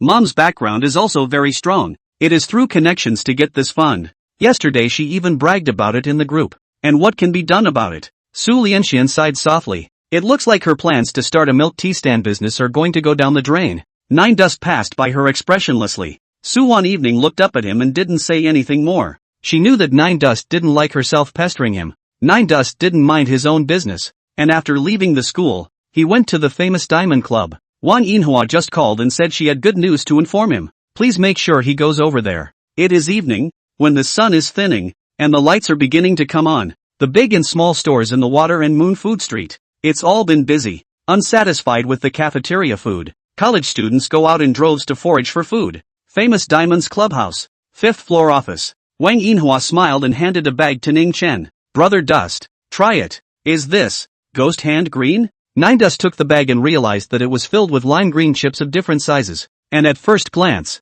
it's also kind of like cucumber-flavored Pepsi chips. Exactly. Wang Yinhua laughed. Brother Dust, didn't you say last time that you liked eating ghost hand green? I've got someone to make it into chips for you. What do you think? Click click click click click. Nine Dust held the bag of chips and ate it on the spot. While eating, he also nodded his head. Not bad. Wang Yinhua, you've done a good job in this matter. I'll make a note of it. Thank you, Brother Dust. This is all what I should do. Wang Yinhua hurriedly nodded her head and hailed, then put on a look of wanting to say something. Dust, Brother Dust, there's something I don't know if I should say or not. Then don't speak, Nine Dust said as he ate. Wang Yinhua was stunned. This gorgeous woman clenched her teeth and hardened her heart. Brother Dust, you know about the 4C's gang, right? Zhang Yang, who came to the clubhouse last time looking for trouble. It's the 4C's gang. Recently, the 4C's gang came to our turf to cause trouble again. Several stores and bars were smashed, and a couple of brothers were hospitalized.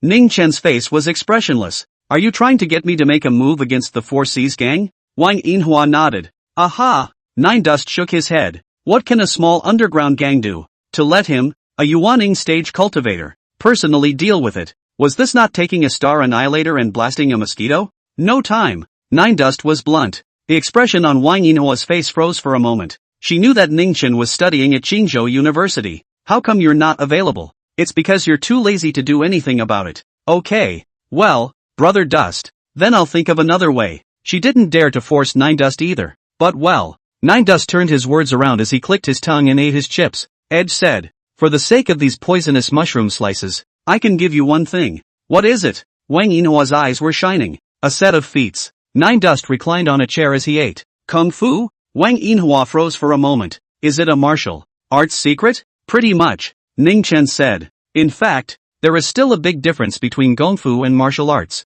After all, one cultivated immortality and the other practiced martial arts, which were not comparable. Dusty. Wang Yinhua didn't get very excited. Instead, she showed a difficult face. I've heard that practicing martial arts is very hard, practicing in winter and summer, and it has to start with a baby. Which, this can work? Don't worry. Ning Chen smiled faintly. This set of techniques has been improved by me, so even a fool with even the lowest of qualifications can practice it. It only takes 10 days and half a month to multiply their physical fitness tenfold. What? Wang Yinhua was shocked. Half a month. 10 times the physical fitness. Are you kidding me? Did Captain Magenta fight the super soldier serum? Tell you what. You call Chen Zi Bao and Chen Zi Wolf in. I'll first impart the ancient body strengthening techniques mantra to them. Ning Chen said. Okay, Dusty. Wang Yinhua was skeptical and called in two people. Chen Zi Bao, Chen Zi Wolf. The two gold medal fighters under by Snapdragon's command are now following Wang Yinhua.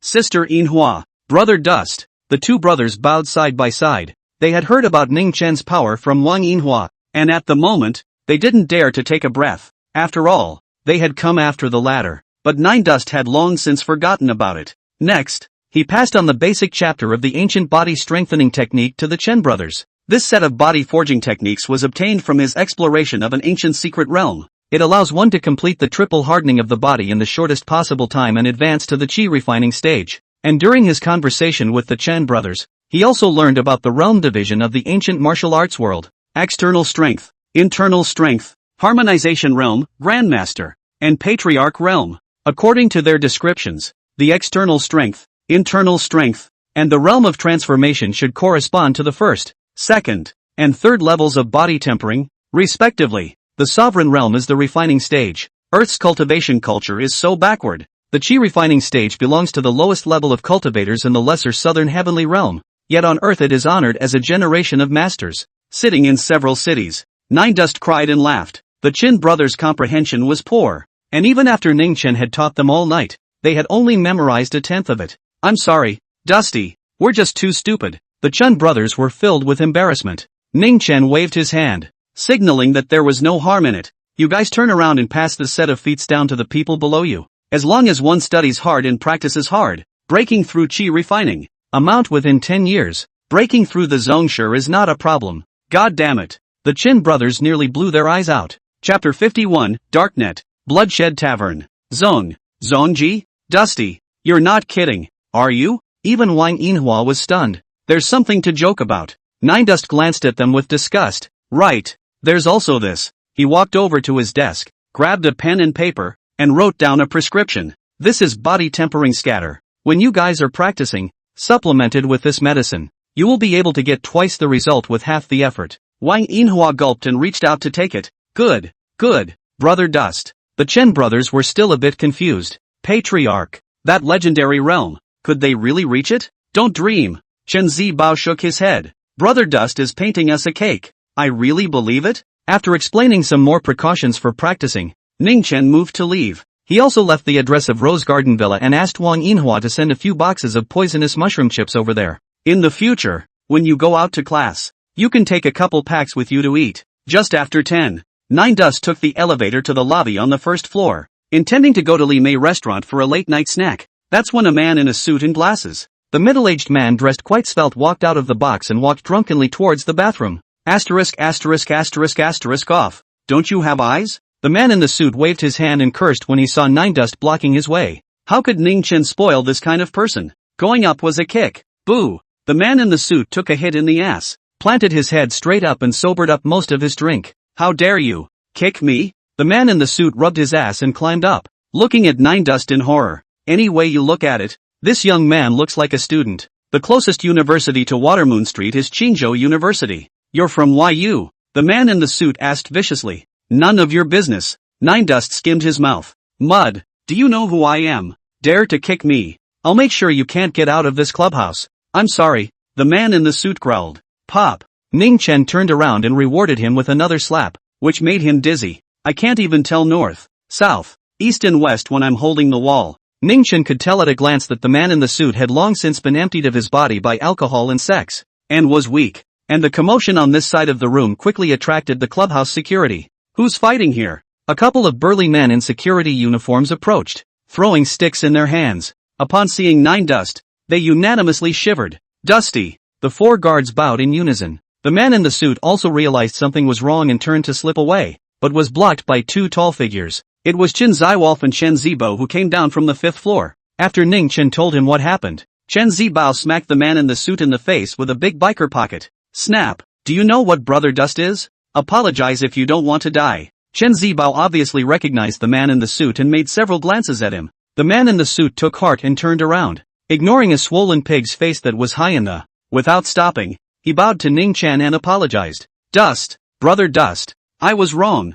I had eyes and didn't recognize Tai. Brother Dust. He's a director of the youth university called Li Jiyan. He often comes to drink with us. I drank myself silly today and ran over you. Damn it. Chen Zibao walked over and nodded his head. Aha. Nine Dust didn't put this kind of grifter in his heart at all. But then he suddenly remembered something and asked, do you know Su Wanxian? Su Nan Nan? Li Jiyan froze for a moment. You are saying that the Su Wan from the 2nd clinical class of the medical department? Li Jiyan was recently in charge of a program to support college students' entrepreneurship, and Su wants to open a milk tea stand on campus to ease the burden on her family. So he was familiar with the name. Brother Dust, I dare to ask a question. Are you a youth university? Asked Li Jiyan with a swollen face. I'm from clinical class 2. Nine Dust said. Put. Almost spewed Li Gillian. Is this not a case of the family not recognizing the family after the water has washed over the Dragon King's temple? But an ordinary student who dares to be so arrogant at the famous Diamond Club. I'm afraid there's a lot of power behind it. I guess it's the son of some big shot's family. Li Jiyan thought secretly. At that moment, Ning Chen spoke again. I've heard that one of the startup funds you were going to grant to Su Wanwan was cut off by another girl? How do you know? Li Jiyan froze for a moment, but quickly reacted that his sentence was nonsense. Su Lianxian was the flower of the medical department, and it was 80% that she had already been picked up by Ning Chen. The startup fund has already been sent out? Nine Dust asked again. Not yet, Li Jiyan replied. How about this? How about returning the startup fund to Su Wanwan, and I'll let you off the hook tonight? I'm sorry, Nine Dust added. He bit down on the word also specifically, obviously knowing the girl named Guan Xiaoman. The fund was obtained through improper means. Dusty. Li Jiyan looked embarrassed. Guan Xiaoman's family has quite a hard relationship. and Dean Kai has greeted him. IA director of Li Ji Yen, don't you give a damn? Chen Ziwolf's face sank. Do you know how Brother Snap abdicated?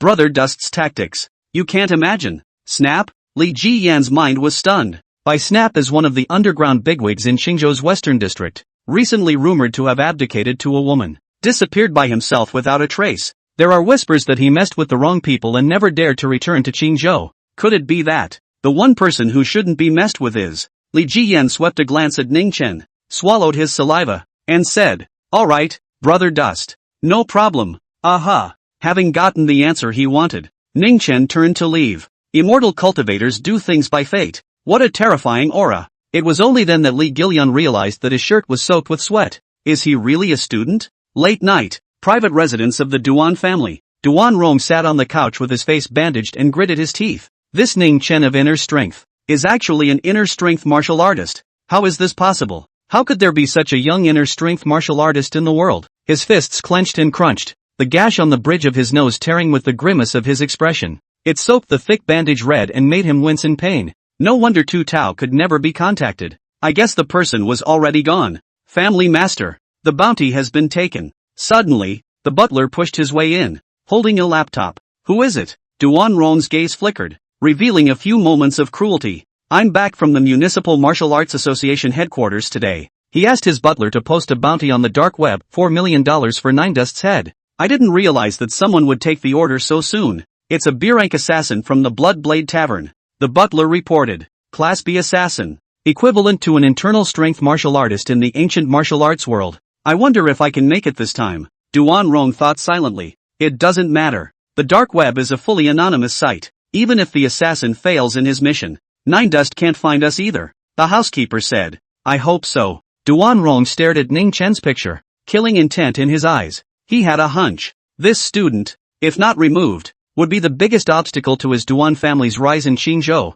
Chapter 52, Guan Xiaoman. And at the same time, far away in the land of cherry blossoms, a mountain full of cherry blossoms, dozens of powerful people are meeting. Mr. Tokugawa's death is a heavy blow to our Yasukuni samurai order. Whoever the murderer is, we're going to find out who he is and unleash the most horrific revenge. A woman in a kimono, her whole body radiating terror, sat on her knees on the ground with a solemn expression. Ms. Yuki, does this lack consideration? A blind old man said with a frown. As far as I know, the one who killed Mr. Tokugawa is known as the Guardian God of China, the warrior leader who single-handedly founded the Ancient Martial Arts Association. Chen Yishan. The blind old man sat cross-legged with a long katana in his lap. With Mr. Tokugawa's death, our Yasukuni Samurai Association has been reduced to a second-rate organization. Chen Yishan can destroy us single-handedly. This statement was made. Many of the senior members of the Yasukuni Samurai Association nodded, uneasiness and fear flowing from their brows.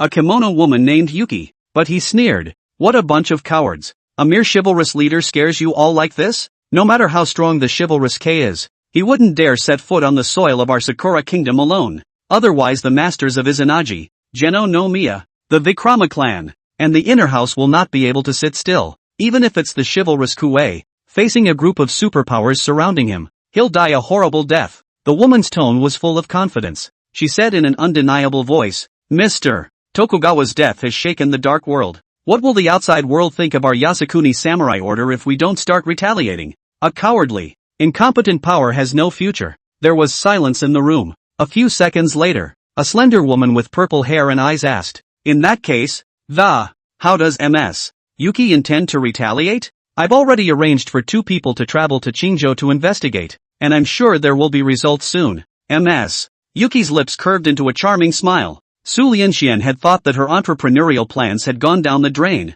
As a result, early the next morning, just after arriving at the classroom, she then received a call from the school's director, Jian Li. Hey, Ms. Su, I'm really sorry. After the department's research, it was decided that the $50,000 startup fund is still allocated to you. I hope you will use this money to create as much value as possible without delaying your education. Set a good example for our youth college students. Li Ji Yen was full of official words, and there was even a hint of currying favor in his tone. Okay, thanks Director Li. Su one evening was a bit confused. Li Ji Yen's side was about to hang up. She hurriedly asked, Director Li, can I ask why? Li Ji Yen gave a cry and said with a smile, Go ask your boyfriend about it and, there's something else going on. So I'll hang up now. Dodo. Hearing the busy tone on the phone, Su Lianya's head was filled with questions. Boyfriend? Since when does she have a boyfriend? At that exact moment, Nine Dust walked into the classroom, holding a bag of potato chips in his hand and eating it. Su Lianyang was sitting in the front row, and her line of sight just happened to meet Ning Chen's. Nine Dust. Su Lianin couldn't help but call out to him and walked over to ask. The $50,000 of the department's startup fund. Did you help? No. Dropping those two words, Nine Dust walked straight around her and walked towards the back row of the classroom to sit. Although Nine Dust was playing dumb, Su Wanjian knew in her heart that this matter was 80% related to him. Why else would Director Li's attitude towards her have changed so drastically overnight? I used to get a scolding when I went to the office to press the issue. Nine Dust, what kind of chips are you eating? Why haven't I seen them before? Fang Xiaofang came up and smiled as he put his hand toward the bag. Give me some. Pop. Nine Dust smacked his hand back. Tired of living? Are you? Don't be so stingy. Give me some. I didn't even eat breakfast. Fang Xiaofang stretched out his hand and said, these chips are poisonous. You can't eat them. Nine Dust told him truthfully. Che, stingy. If you don't give it to me, then don't give it to me. And you're talking about poison. You're so full of. Fang Xiaofang skimmed his lips and moved to the other side to grab Zhang Dachuan's rice ball. How was he to know that he had just come back from the dead? Although the ghost hand green has been processed into potato chips, the toxicity has not been reduced in the slightest. One tablet can poison a grown man. This class is on pharmacology. As usual, Nine Dust didn't listen and lay on the table to play King's Honor, a game he was a bit addicted to lately. None of the college teachers were in the habit of dragging their feet, and when the bell rang, the teacher then left with her books in her arms. The students also headed outside in groups. Evening, you're too lucky for me, aren't you? Didn't the department decide to give the $50,000 to Guan Xiaoman in the next class? Why did they suddenly give it to you again? Jiang Ying held Su Lianyang's hand and looked at her excitedly. Evening, we'll all be here to help when the time comes. Late you have to treat yourself at noon. From now on, is it that you can't be called Evening? You have to be called Boss Su. Su Rongli and a few of her dormitory sisters laughed happily. Su Lianxian was also very happy. Sneaking a glance at Ning Chen, Ning Chen just got up and walked towards the classroom door with Fang Xiaofang and Zhang Dachuan. Fang Xiaofang tried to grab his chips to eat, but his hands were too short and he couldn't reach them. Just then, a girl covered in luxury goods and dressed in a very foreign style rushed over from one of the seats and pushed Su Lianxian from behind very hard. Su Lianxian was unprepared and suddenly lost her center of gravity, falling towards the ground. Ning Chen happened to pass by and reached out to help Su Wanxian. Thanks. Su Wanjian was held in Ning Chen's arms, looking at him in shock. Students who hadn't left the classroom yet cast surprised glances. Guan Xiaoman, you're sick. Su Rongli and Jiang Ying, the two girlfriends, blocked in front of Su Evening Night, one on the left and one on the right. Rage against the rich, white, beautiful student who pushed her. Guan Xiaoman's family is rich, loves to show off their wealth, and she's pretty, so she's kind of a celebrity in the medical department. It's just that a lot of the girls can't stand her. None of your business. Get out. Guan Xiaoman was furious, and even glared at the nosy Ning Chen. Then he pointed at Su Lianxian and cursed. Su Wan Evening, you shameless one. For the sake of a $50,000 startup fund, I can't believe I seduced Director Li. You're disgusting. Guan Xiaoman's shocking statement set off a gasp in the classroom. This is a big pharmacology class, 4 classes together, and while some of them walked out of, but there were still more than 100 people in the classroom, looking at Su Wanxiang in shock. You, what are you babbling about? Su Lianxian almost cried in anger and tried to argue. You're the one who seduced Director Li. I didn't. Vixen, don't try to weasel your way out of this. Guan Xiaoman raised her hand and rushed over to slap Su Lianyang again, but Ning Chen grabbed her wrist. A push away. What do you want? Nine Dust looked at the girl with disgust. Su Lianxian was subconsciously protected behind his back. For a moment her small face reddened, and her heart was like a deer in the headlights. If only he was really my boyfriend. Su Yanyan secretly thought in her heart. Chapter 53, Slander in Broad Daylight. Slutty fox, how many people have you seduced? Guan Xiaoman was pushed back and almost fell, cursing under her breath. Her family may be rich, but $50,000 isn't a small amount to buy a mid-luxury bag that. It's also enough for her to go to the bar and have a night of fun. To be snatched away by a wild girl just like that. She almost didn't explode with anger when she received a call from Li Jiyan. Li Jiyan, since you are unkind, don't blame me for being unrighteous. Guan Xiaoman decided to give Su Wanwan a first.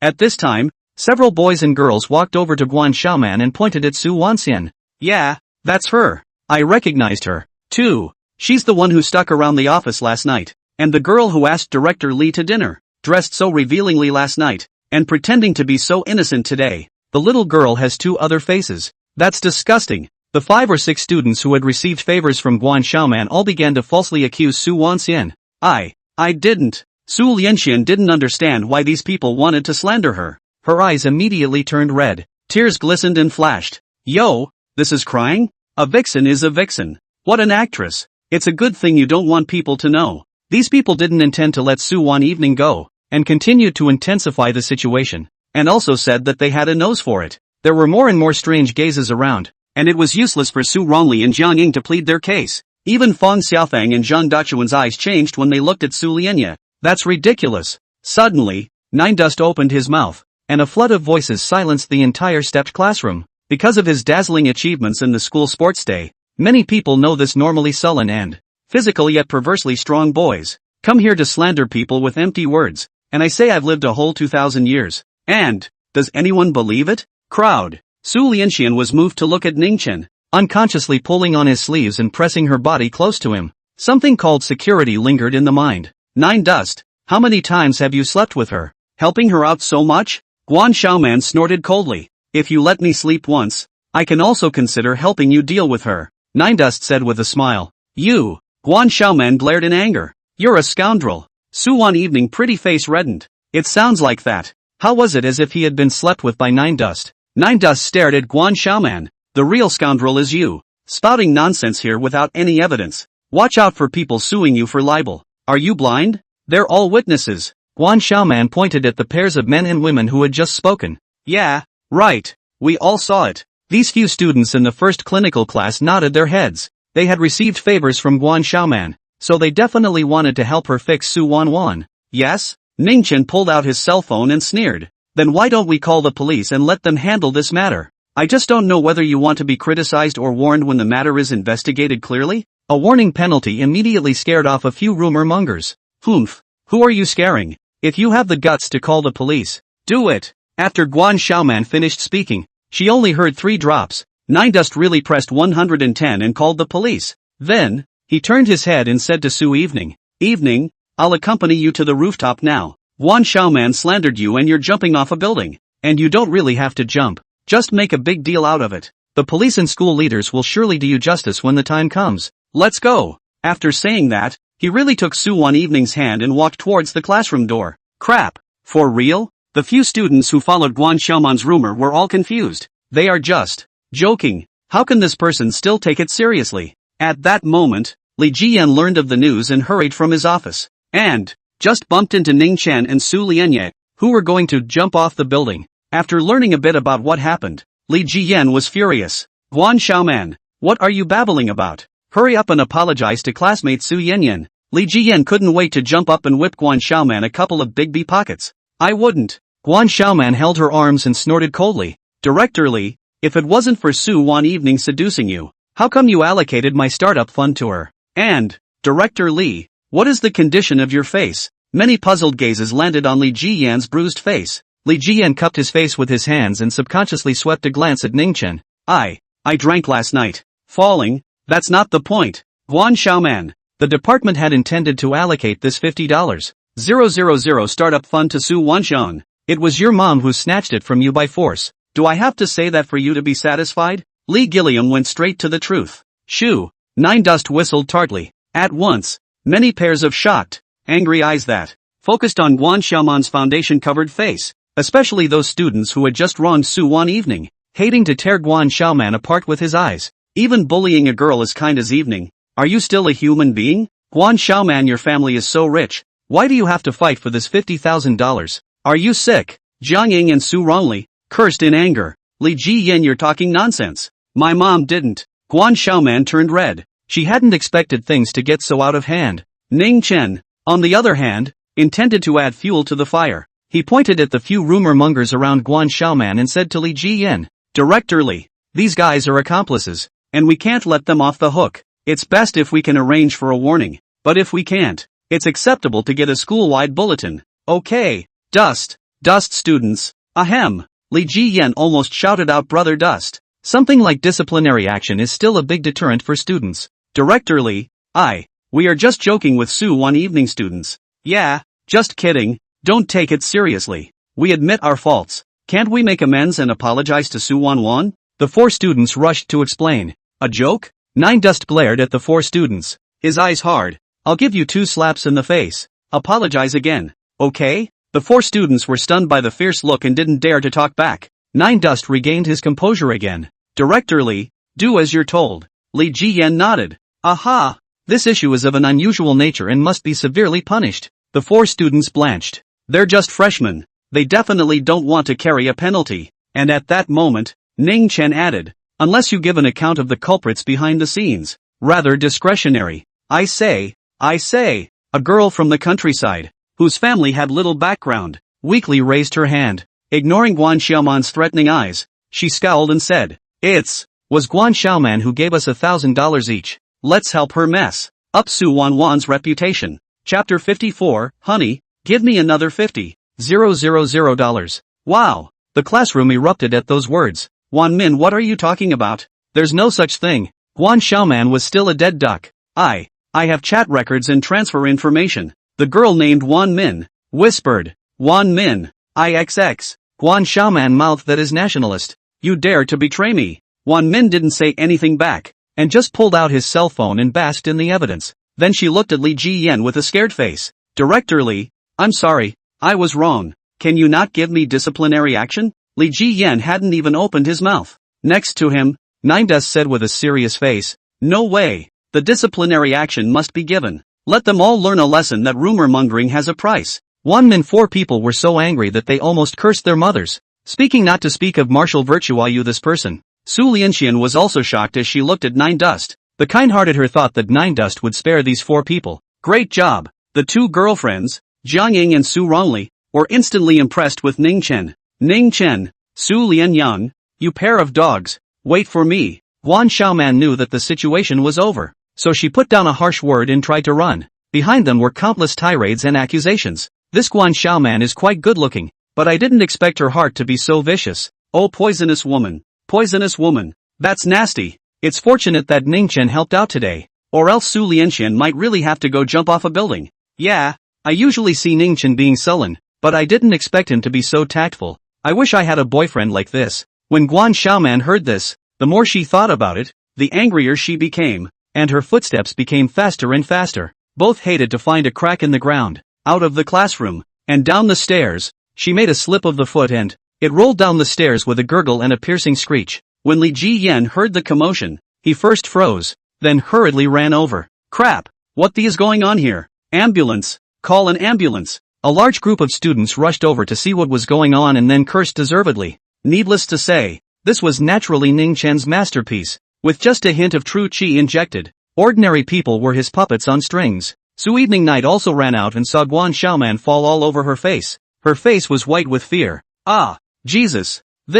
What? You're still heartbroken about her? Ning Chen glanced at her. Horses are good at being ridden, and people are good at being bullied. If your kind of character doesn't learn to be tough, you'll have a hard time later on in society. Oh, that I try. Su Lianin's small fists clenched tightly, her eyes transmitting a fierce energy, but after maintaining it for just 2 seconds, she couldn't help but cast a worried glance toward Guan Xiaoman. Seeing this, Ning Chen gently sighed. There's no class this afternoon. Let's go to your house for dinner. Oh good. Only then did Su Lianin draw her gaze back and followed Ning Chen, who had his hands in his pockets, all the way out of school. Nine Dust. Thank you. When she was almost at the store, Su Wanning whispered. No need. I'm just simply not used to seeing this kind of person. Ning Chen's tone was indifferent. Thank you still. Su added. Then when will you open your milk tea stand? I don't have to pay to drink it, right? Nine Dust joked. Of course. Su Lianye's lips curved, revealing a bright and brilliant smile. This is what you said. Ning Chen laughed. Su Wan Evening immediately had a very bad premonition. This guy is a surprisingly big eater. Arriving at the small restaurant, Li Mei was still warmly entertaining Nine Dust. After hearing about what happened in the classroom in the morning, she felt more and more grateful to Nine Dust in her heart, standing behind the register looking at him with as much satisfaction as he wanted. It's the kind of look a mother-in-law gives a golden son-in-law. Nine Dust chose to ignore it, reading the novel and eating at the same time. Just in time,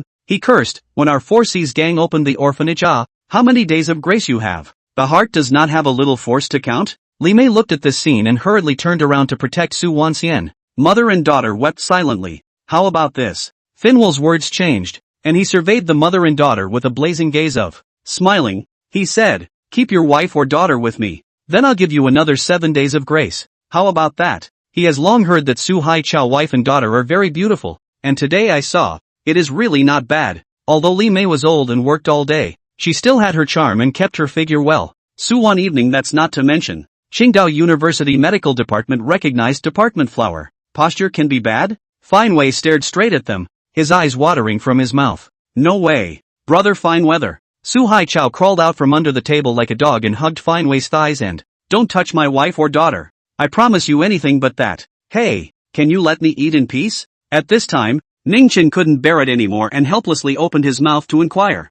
The little restaurant went quiet. Fine Wei and a few other punks twisted their heads to look at this boy whose face was still green and tender. A look of surprise. Are all college students so wild nowadays? What the hell are you talking about here? Get lost or I'll kill you. Behind Fine Wei, a punk in an undershirt cursed. Ningchen was too lazy to do anything and directly dialed Wang Yinhua's phone. Hello? Bring someone to the Li Mei Hotel. Yeah, there's a couple of ungrateful ones. Help me with them. When Fine Wei and a few other punks heard this, they were happy. Boy, quite the pretender. Fine Wei lit up a cigarette and looked at Ningchen with a smile on his face. Where do you mix? Never heard of the 4 C's gang Hashiwei? Nine Dust ignored him. Brother Fine Wei is talking to you. Are you deaf? A green-haired punk went up to make a move. Fine Weather stopped him with a laugh. Let him shake the man. I'll see what he can do. A student. The ones who rocked in are probably all students too. Ha ha. The 4 punks looked at each other and laughed. Seeing this scene, Su Haichao was filled with suspicion. This college student may be strong and able to fight, but a student is a student after all. How dare you fight with a gangster? The famous Diamond Club is not far from the Li Mei Hotel. 30 or so armed gangsters, under the personal leadership of Wang Yinhua, it soon arrived. Wow! Brothers Chen Ziwolf and Chen Zibo rushed at the front, each carrying a large sword. The curtain was lifted and he rushed in, followed by a black mass of people. Crap, brother fine weather. A couple of gangsters from the 4 C's gang are sitting on a table in the store, smoking cigarettes. Seeing such a large group of fierce and vicious people with knives came in, on the spot the smoker scared off 3. Don't panic, Fineweather's psychology is fine. Still holding his cigarette, he calmly jumped down from the table and straightened his clothes. Before he could speak, Chen Zibao came up with a knife. It clicked and chopped right into his shoulder. Ah! The store erupted in murderous screams. Ah! Su Yuan also screamed in fear. Li Mei and Su Haichao hurriedly covered their daughter's eyes, staring at the scene in disbelief. A few of Fine Wei's minions. People are also scared numb. Dusty. Wang Yinhua came over with a group of minions and bowed in unison towards Ningchen. At this moment, Su Haichao felt that his brain was a little short of oxygen. Nine Dust nodded and let out a hum. Take it to the back and deal with it. Yes. Wang Yinhua led the order. Take them to the back street. Go. Get up. Tramp. Dare to mess with Dusty. You guys are tired of living. A few of the Finewells were quickly taken away. Every now and then a scream came from the direction of the back kitchen, scaring Su Haichao so much that he didn't even dare to speak. Old wife. Who in the world is he? Who is he? Su Haichao swallowed his saliva. He's late night's classmate, called Nine Dust. Li Mei replied. Still really a student? Su Haichao was even more shocked. Alas, if late night can find a boyfriend like this, I will be relieved even if I die. Ah, I don't know. Li Mei lamented. At this point, Su Haichao hesitated and decided to go forward and apologize. Dust, brother Dust, just now it was me who had eyes and didn't recognize MT.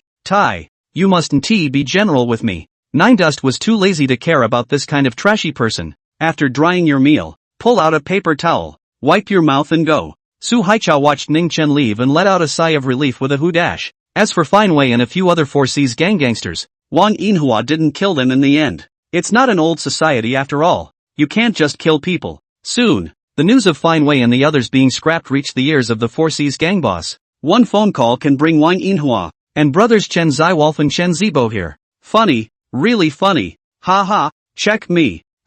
Who see hi, would like to see what this person is really about. Somewhere in the West End, a speakeasy. A greasy middle-aged man with a full face of scruff had a playful smile on his face. Chapter 56, The Delivery Man Killer. It was after 7 o'clock when I returned to the Rose Garden Villa. As night falls, a fresh breeze is blowing through the willows and the scenery is pleasant. Su Shuyan and Ginger Sugar are playing king in the living room, with the TV on and not watching, just listening to a ring. After losing 4 games in a row, both girlfriends are not in a good mood. Suddenly, Nine Dust opened the door and came in. Like she had found her savior, Ginger Candy hurriedly ran over. Brother Dolly, you're back. Blacking out? Su Shuyan also cast an expectant gaze. Nine Dust is a nasty guy, but his gaming skills are nothing to write home about. Last time I took them to win a dozen games in a row. No open. You guys are too pitiful. Ningchen spoke bluntly, infuriating Su Shuyan so much that she almost copied a pillow and smashed it over. Dumbass. Brother Dolly, just take us for a couple of games. Just a couple of games, please, okay? Ginger Sugar quit, her small hands tugging on Ningchen's sleeves, pouting and rolling around. Okay. Ningchen agreed, saying in his heart, it's good to bring two pit bulls to raise the difficulty of the game a bit. Otherwise it's no fun to win too easily. Su Shuyan was originally quite angry when she was called a pit, but after winning several games in a row, she was starting to get in a beautiful mood. He even planned to order a KFC and specifically asked Ningchen if he would eat it. Nine Dust didn't refuse, taking it all as a reward for bringing his sister. A short while later, the voice of the delivery man came through the door. Hello, KFC home delivery. Ginger sniffed. Now takeout can come in? Su Shuyan shook her head. I don't know. Green City Rose Garden is an upscale neighborhood where takeout crews are not allowed. Usually pick it up yourself or call the property to have it delivered. Hello, KFC home delivery. Please come out and get it. The voice of the delivery man came again. Ning Chen's brows darkened as he heard a faint hint of a murderous aura. He knew there was trouble at his door again. Just as the inning ended, he got up and said, I'll go get it. You guys wait here. Wow. Why is Brother Vigor so diligent? Ginger Sugar smiled and complimented. Su Shuyan also cast a surprised glance toward Ning Chen, opened the front door, and a delivery man in a blue takeout suit was standing outside, head bowed and can't see the face. The moment he handed the two family buckets to Ning Chen, the 5 fingers of his right hand suddenly changed into the shape of a claw, grabbing towards Ning Chen's neck. It's fast as lightning. In the darkness of the night, a pair of sharp eyes pierced with fierceness lit up. Pop! Ning Chen easily grabbed his tiger's claw, then gently wrenched it in his shocked gaze. There was a crunching sound, and the bones of the deliveryman's hand snapped on the spot. Before he could open his mouth to scream in misery, Ning Chen was quick on his feet and pointed a finger at the dumb point on his chest, a sound that made him unable to make a sound. Brother Dolly, haven't you brought it yet? I'm hungry. Ginger's voice came from the living room. The two girlfriends were chatting about the battle they just fought, not realizing that a thrilling assassination was taking place outside. Nine Dust carried 2 copies of the family bucket, threw them onto the living room sofa, and turned back. You guys eat first. I'm going out for a smoke. Sugar, does Nine Dust usually smoke? Su Shuyan blinked her delicate, beautiful eyes. I've never smelled smoke in my house before. Well, it's probably because Brother Dolly feels sorry for you and can't bear to let you inhale secondhand smoke. Every time I go to the yard to hide and smoke. Ginger onion fingers point to red lips. You're talking nonsense again. Su Shuyan scolded angrily. He. Ginger Sugar was heartily happy to see their relationship improve. On the other hand, Ningchen carried the acupointed deliveryman and quietly arrived at the backyard. Upon learning that the latter was merely being paid to do a job and did not know the identity of his employer, Nine Dust then didn't bother to pursue the matter further. He got a shovel from the utility room and started shoveling and digging. Desperation was written all over the Slayer's face and he was broken to the core. Jesus Christ. He was a B-ranked assassin of the Blood Blade Tavern, an inner strength martial artist, and he was actually going to be buried alive. Help! Help!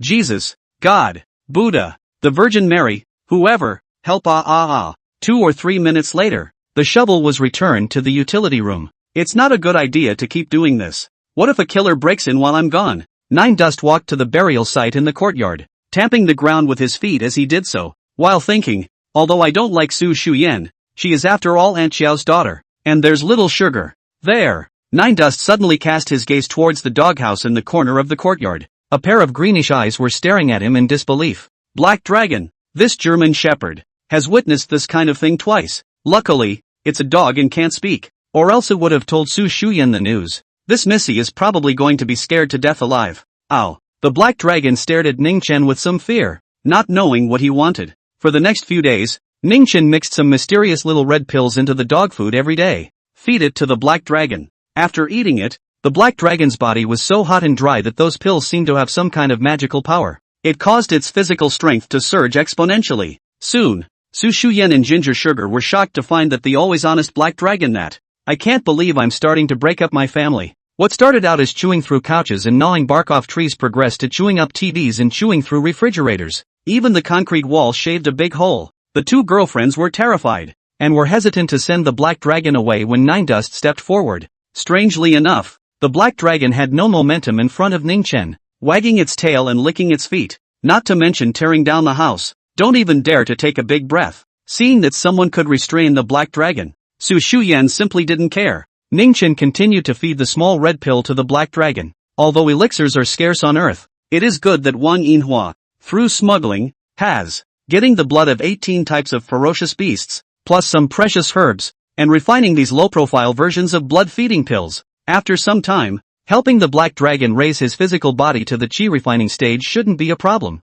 Nine Dust thought darkly. Qi refining stage, also known as martial arts master. It seemed that there was only one Zhongshi in the entire Qingzhou. This was the tactics of a Yuaning stage-old monster. Without even using a single ounce of spiritual energy, it's possible for a dog to step into the refining stage. If the news were to spread, it could scare countless martial artists alive. And the minions under Wang Yinhua, after practicing the ancient strengthening technique, physical fitness also crunched and soared. The Four Seas gang was beaten back in an underground firefight. This group of animals from the Water Moon gang, are they all high on drugs? Why are they so fierce? Glamour Bar, one of the biggest bars on the south side of the west side and the home base of the Four Seas gang. As for the White Snapdragon's White Gang, it has now been changed into the Water Moon gang by Wang Yinhua. Somewhere in a box, a senior member of the Four Seas gang, with panda eyes, said to the boss, "Hu Si Hai, boss, it's only been 2 months and we've already had 10 of our brothers hospitalized. The medical bills are tens of thousands of dollars every day."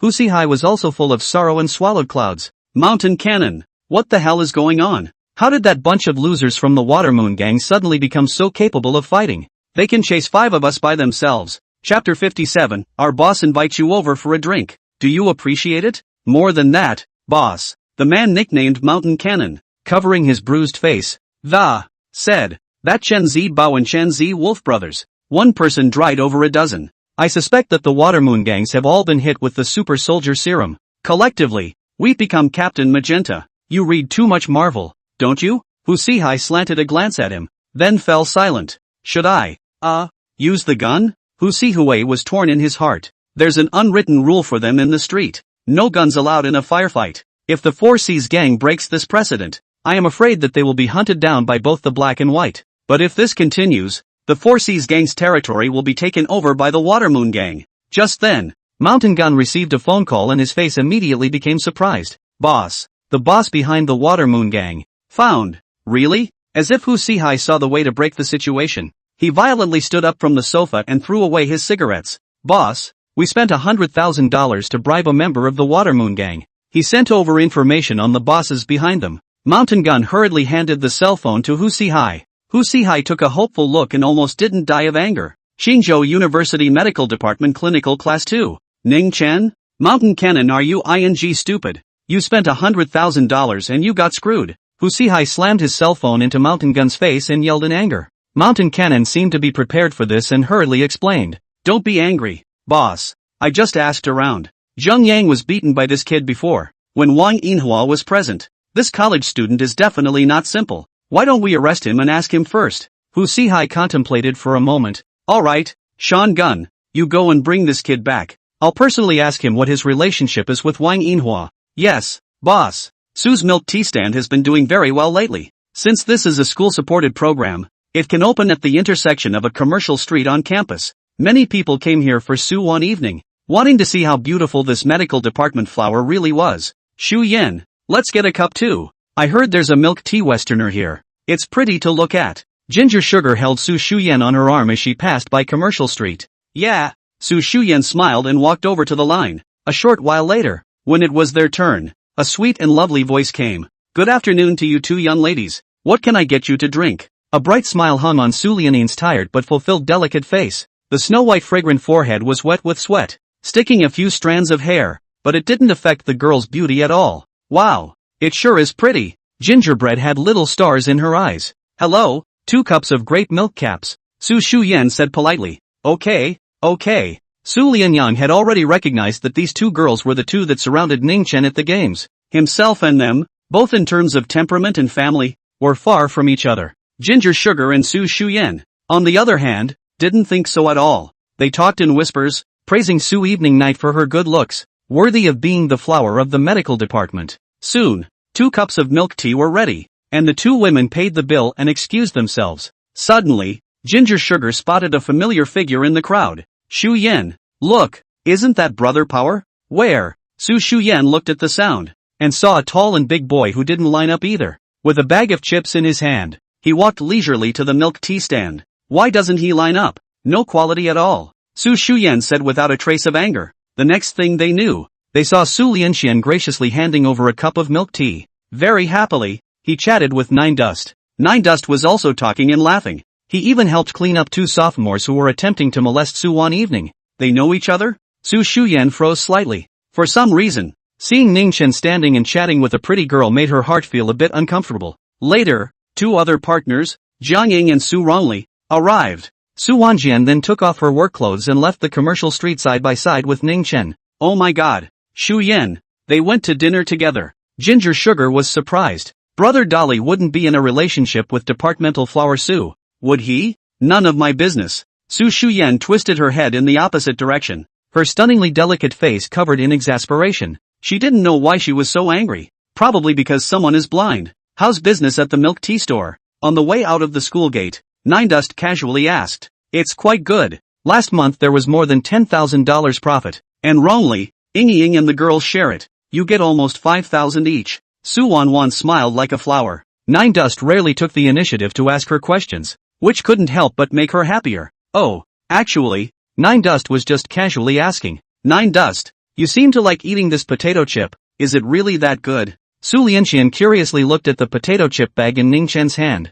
It's alright, Nine Dust sighed. In fact, he ate so much that he was sick to his stomach. But it couldn't be helped. Who let this poisonous mushroom slice have aura in it? Even though the content was pitifully low. Just after leaving the school gate, a dozen figures suddenly followed from behind. Again? Nine Dust shook his head and said very helplessly. Late night, I suddenly remembered something. Go on back. I'll be right behind you. Good. Su was good and left without asking anything. Nine Dust watched her leave safely, then was quickly surrounded by the group. Brother Mountain Gun. That chick ran away. A punk warned. Don't mind her. It's the kid the boss wants. The leader, a young man as strong as an ox, with a scar on his forehead. It looks very menacing. You're Nine Dust? Mountain Cannon walked up, and at 5'9", he brought a great sense of oppression. What do you want? Nine Dust raised his head indifferently. Our boss invited you over for a drink, so please show your face, fellow Nine Dust. Mountain Cannon grinned. Fine, lead the way.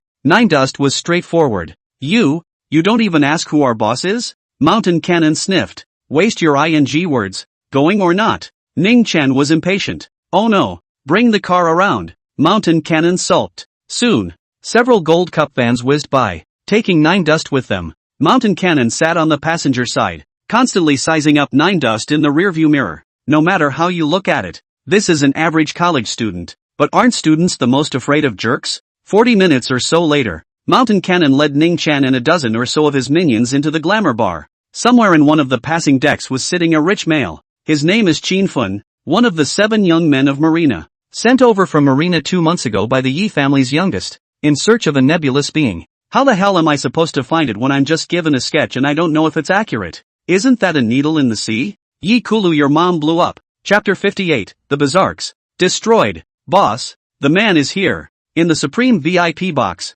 Mountain Cannon pushed Nine Dust in, followed by a group of minions beside him. Each and every one of them sized up Nine Dust curiously. There were also some princesses with demonic makeup who cast surprised gazes towards Ningchen. Classmate Nine Dust. Sit. Hu Sihai was quite polite and had a princess pour wine for Ningchen. Looking for me? What's the matter? Nine Dust sat on the sofa with a big grin and the chips that hadn't been eaten were also on the coffee table. Come all the way here. You're thirsty. Come on. Drink first. We'll talk afterward. Hu Sihai smiled and urged for a drink. If you have a fart, let it go. Nine Dust was impatient. This one, however, scared the princess who poured the wine. Hands shook a little. This college student, is he crazy to talk to the boss of the Four Seas gang like that? Mountain Cannon also wanted to have a seizure, but he was stopped by Hu Sihai. With 2 fingers, he gently flicked the wine glass in front of Ningchen. Brother Dust. There are so many little brothers and sisters present. Give me face. Yeah. Ningchen copied the wine cup and casually splashed it on Hu Sihai's face.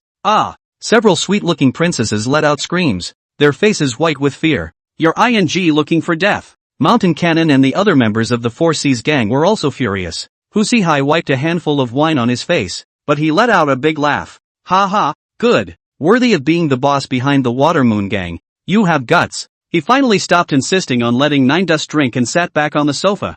Have his little brother light him a cigarette. Seeing a bag of chips on the coffee table, he casually picked them up and just ate them. Hey! Nine Dust was instantly nonplussed. It's a ing mushroom slice for him. But seeing Hu Sihai eating so favorably, he didn't have the heart to stop him. Dusty, talk about it. Hu Sihai said as he ate. The Four Seas Gang and the Water Moon Gang fight like this every day. It'll just be a lose-lose situation, allowing other gangs to take advantage of the situation. I'm not the leader of the Water Moon Gang. You should be looking for Wang Yinhua. Ning Chen shook his head. Don't mess with me, brother Dust. Wang Yinhua is just a little woman. What virtue and ability to manage such a large Water Moon Gang? Hu Sihai didn't believe it at all. I do have a suggestion. Why don't we merge our two gangs in the future?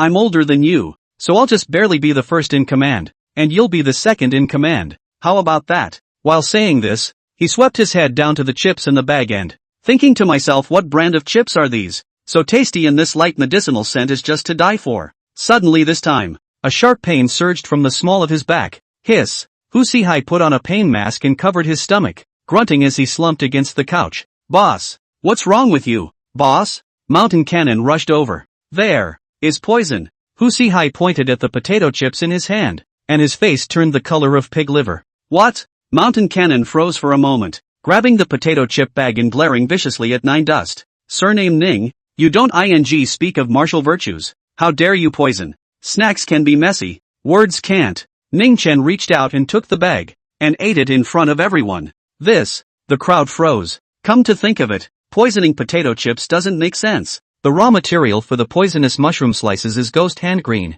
This highly poisonous mushroom can poison a cow in 10 minutes. The detoxification function of the human liver is simply not enough in front of this kind of poison. Hu Sihai didn't last long enough for the ambulance to come, but foamed at the mouth and died. Boss! Boss! Mountain Cannon hugged Hu Sihai's greenish-black corpse, crying and shouting, chop him up for me! Chop him up! The spacious box resounded with the sound of shouting and fighting. It turns out that today's bureau is the Hongmen Banquet. The members of the Four Seas Gang, they've already prepared their weapons, one machete for each hand. Desperately, he rushed towards Nine Dust. A bunch of mole crickets. Nine Dust sneered. The district control knives became iron slime with a single grip of his hand. With a wave of his arm, the man flew out across the room like a stacked man. In no time at all, the ground was filled with members of the Four Seas Gang, their wails intertwined, and Nine Dust sat on the sofa the entire time, not even moving or driving a bit.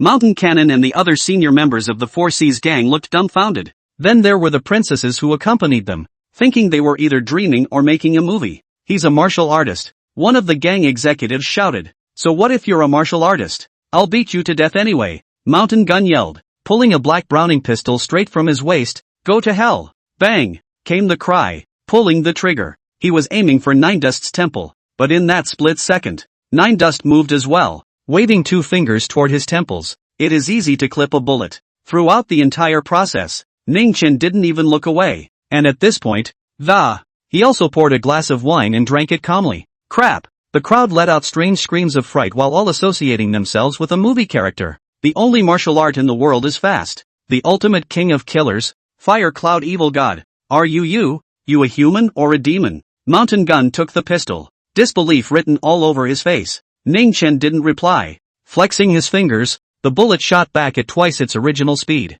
There was a soft poof, and it opened an eye directly on the Mountain Gun's head. The number 2 man of the Four Seas Gang, Chen de Cannon, nicknamed Mountain Cannon, fell straight down.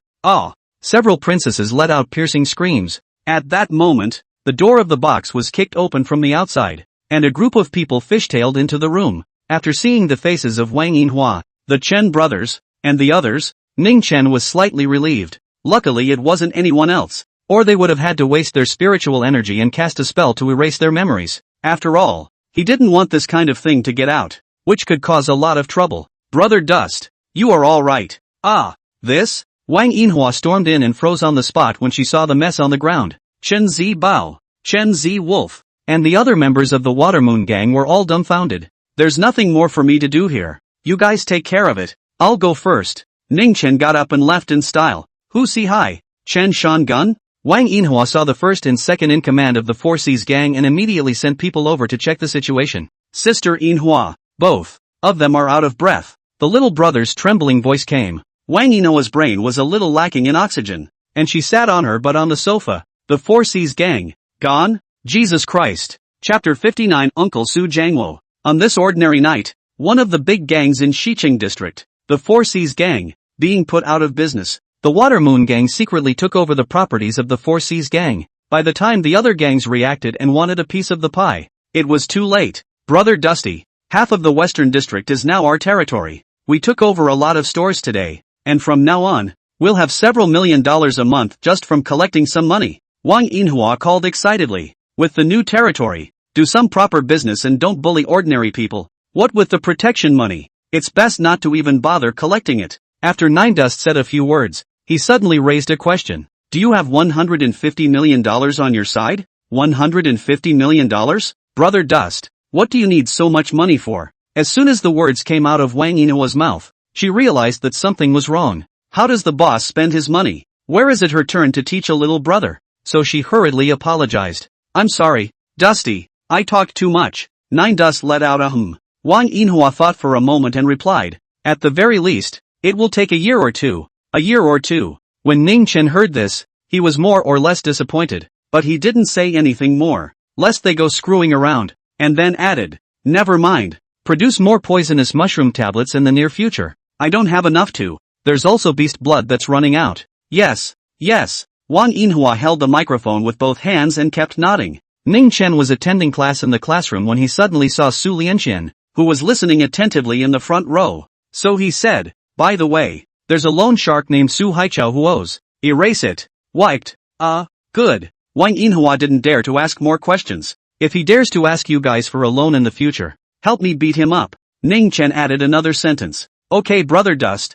No problem. Wang Yinhua replied with a full reply. After hanging up the phone, Wang Yinhua, who had been awake all night, lay down on the seat and a ridiculous thought suddenly rose in his mind. Hold on tight to Brother Dust's thigh, and in the future, you'll become the underground queen of the entire Qingzhou. Maybe it's all possible. Just what does Dusty need $150 million for? On the other side of the room, Ning Chen didn't give these trivial matters a second thought. After class, Su Wanxian held up a cup of new milk tea from the table, intending to let Ning Chen taste the flavor first. A cold and arrogant girl with a high ponytail suddenly passed in front of her. She is. Su Wanxian froze for a moment. This schoolmate. What a strong aura. It's senior sister Wen Qinglan. I heard that she comes from a martial arts family. What's she doing here looking for Ning Chen? Jiang Ying's curious voice came. Amidst the astonished gazes of many students, Wen Qinglan walked straight up to Ning Chen. What again? Nine Dust slanted a glance at her. Wen Qinglan looked at him with a strong sense of unreality inside.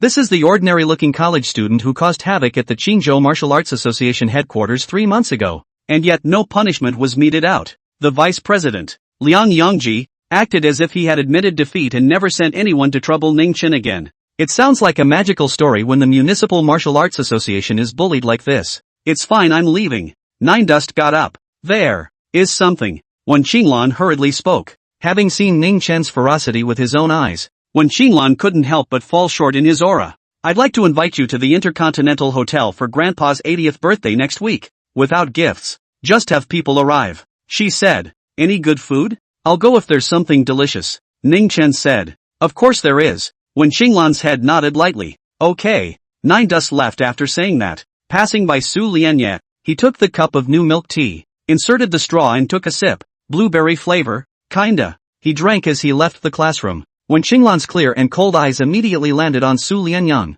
Looking up and down, beside Ning Chen. Why are there so many beautiful girls?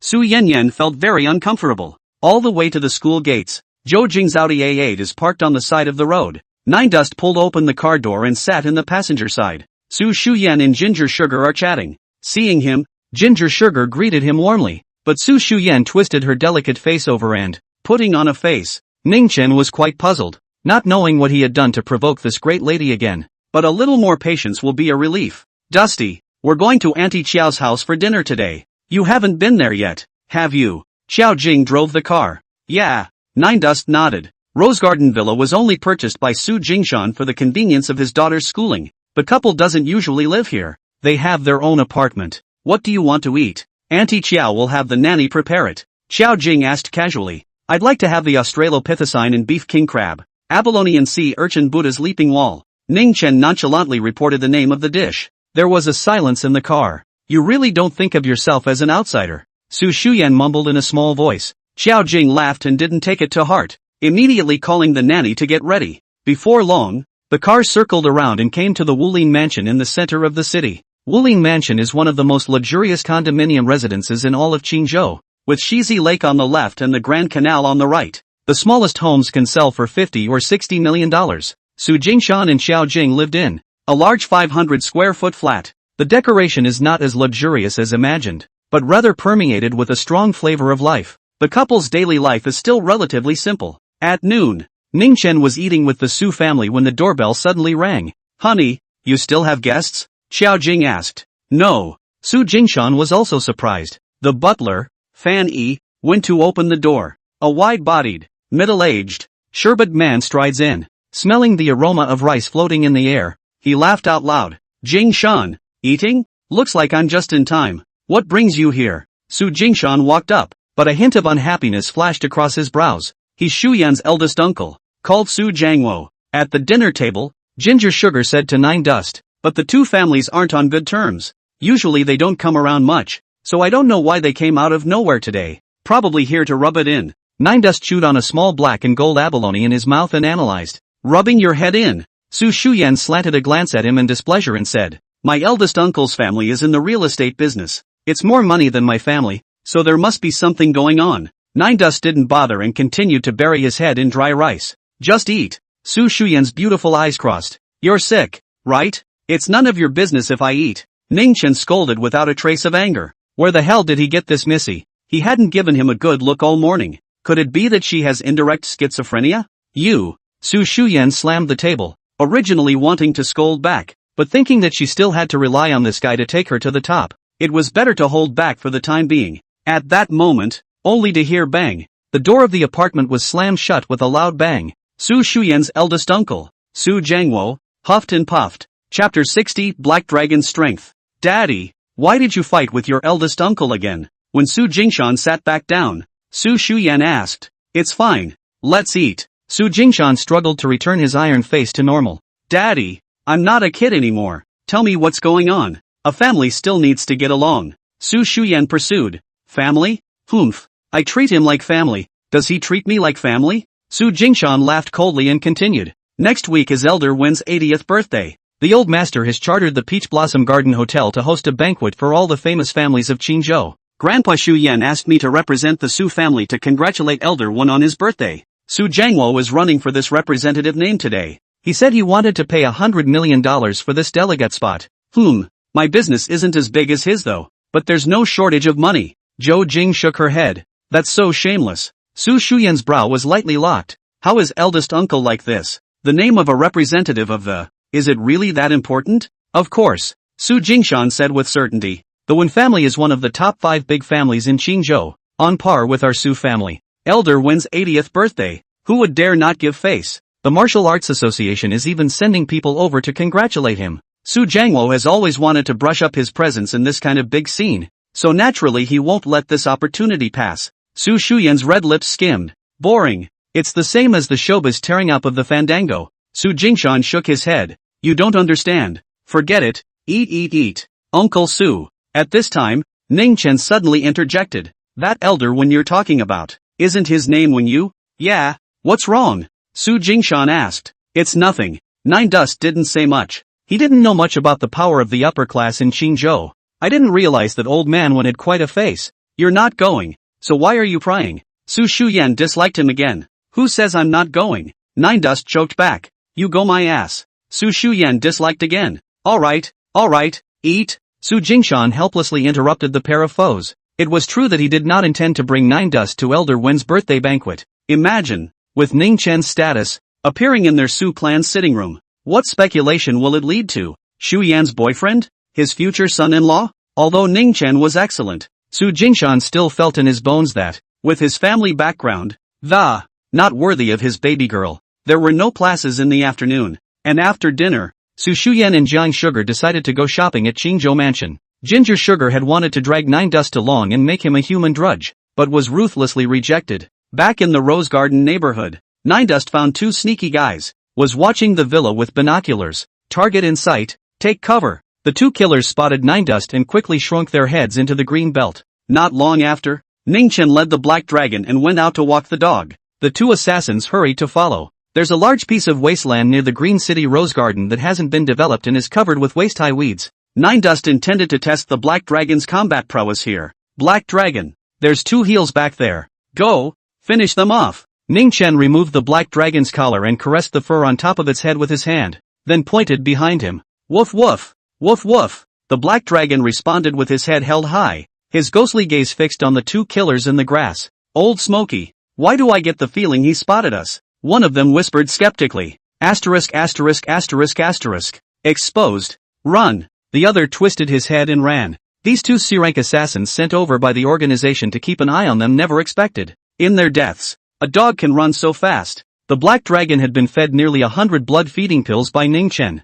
and its physical quality was comparable to that of an inner-strength martial artist. Above the wasteland, it was as if a black lightning bolt had sped past the two killers were successively pounced on by the Black Dragon, sealing their throats with sharp teeth. The two assassins' bodies convulsed as they looked in horror at Ningchen, who was slowly walking over. No, don't. A killer struggles, trying to crawl away. The Black Dragon lifted the dog's leg and slapped it against his thigh. Ka-ching! With a sound, the thigh bone snapped and killer let out a mournful scream. What kind of breed of dog is this? The other assassin's mind was filled with shock before he died. Ningchen didn't even bother to leave any survivors, and directly told Black Dragon to plow an earthen pit and bury these two people on the spot. This kind is cannon fodder at first glance and has little value for torture. He hoped that this assassin's organization wouldn't be ungrateful, or one day, when he was in a bad mood, it's likely to uproot them. After burying the corpse on a daily basis, Ningchen skulked around for a while longer before returning to the Rose Garden villa with the Black Dragon.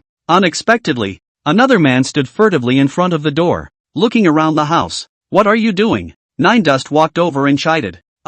Is that you? The sneaky fellow recognized Nine Dust at a glance and a smile immediately appeared on his fat-stacked face. What are you doing here? It turned out that he was Su Shuyan's great-uncle, Su Jiangwo. I'm staying here. Is there anything you need? Nine Dust held the Black Dragon. You live here? Su Jiangwo pointed at the villa and stared at Ningchen in surprise. It's as if they've discovered something extraordinary. Cohabitation. Son-in-law. For big words popped out of Su Jiangwo's mind. The smile on his face became more intense. What do you call it? Never mind. Little brother, I have a deal I'd like to talk to you about. I wonder if you're interested. How big a deal? $10 billion or more. I can consider taking a look. Ningchen said. 10 billion. Su Jiangwo instantly suspected that Ningchen was sick in the head. He smiled awkwardly. Young man, don't be overly ambitious. Do me a small favor. How about I give you $100,000? You're setting this aside to send the callers away. Ningchen walked up and pushed him away. Get out of the way.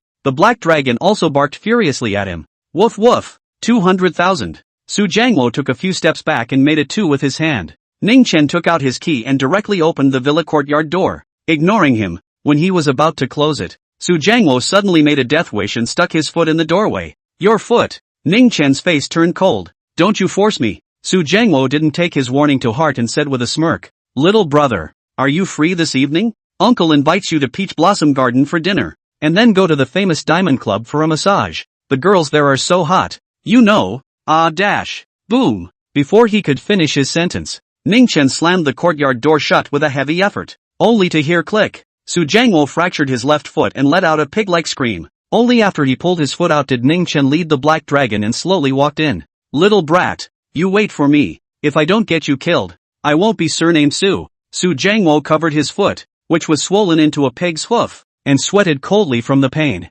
Ningchen had already brought the Black Dragon into the courtyard and fed it another blood-feeding pill. Chapter 61, How's your mom's health? This kind of elixir, in fact, comes with a little bit of berserk attribute. Even a small white rabbit taking it for a long time will be as brave as a jackal, wolf, tiger or leopard. It's hard for an ordinary man to handle a beast that's taken blood-feeding pills. Ningchen, however, had mastered a beast mastery technique, and even if the Black Dragon could kill a patriarch with a single bite in the future, it wouldn't dare disobey him. Su Shuyan and Ginger Candy played until 9 o'clock. Brother Dolly, Shuyan bought you a pair of limited edition AJs. Come and try them on. Holding a beautifully packaged shoebox, Ginger Candy knocked on the door of Ninedust's room. Immediately, Su Shuyen's voice came from the living room. Little sugar, you're talking nonsense again. Obviously you bought it for him. I didn't. It's not like you paid for it. Ginger spat out her little tongue. I paid it off along with it. Su Shuyen was arrogant and it was simply impossible to admit that she had bought shoes for Ninedust,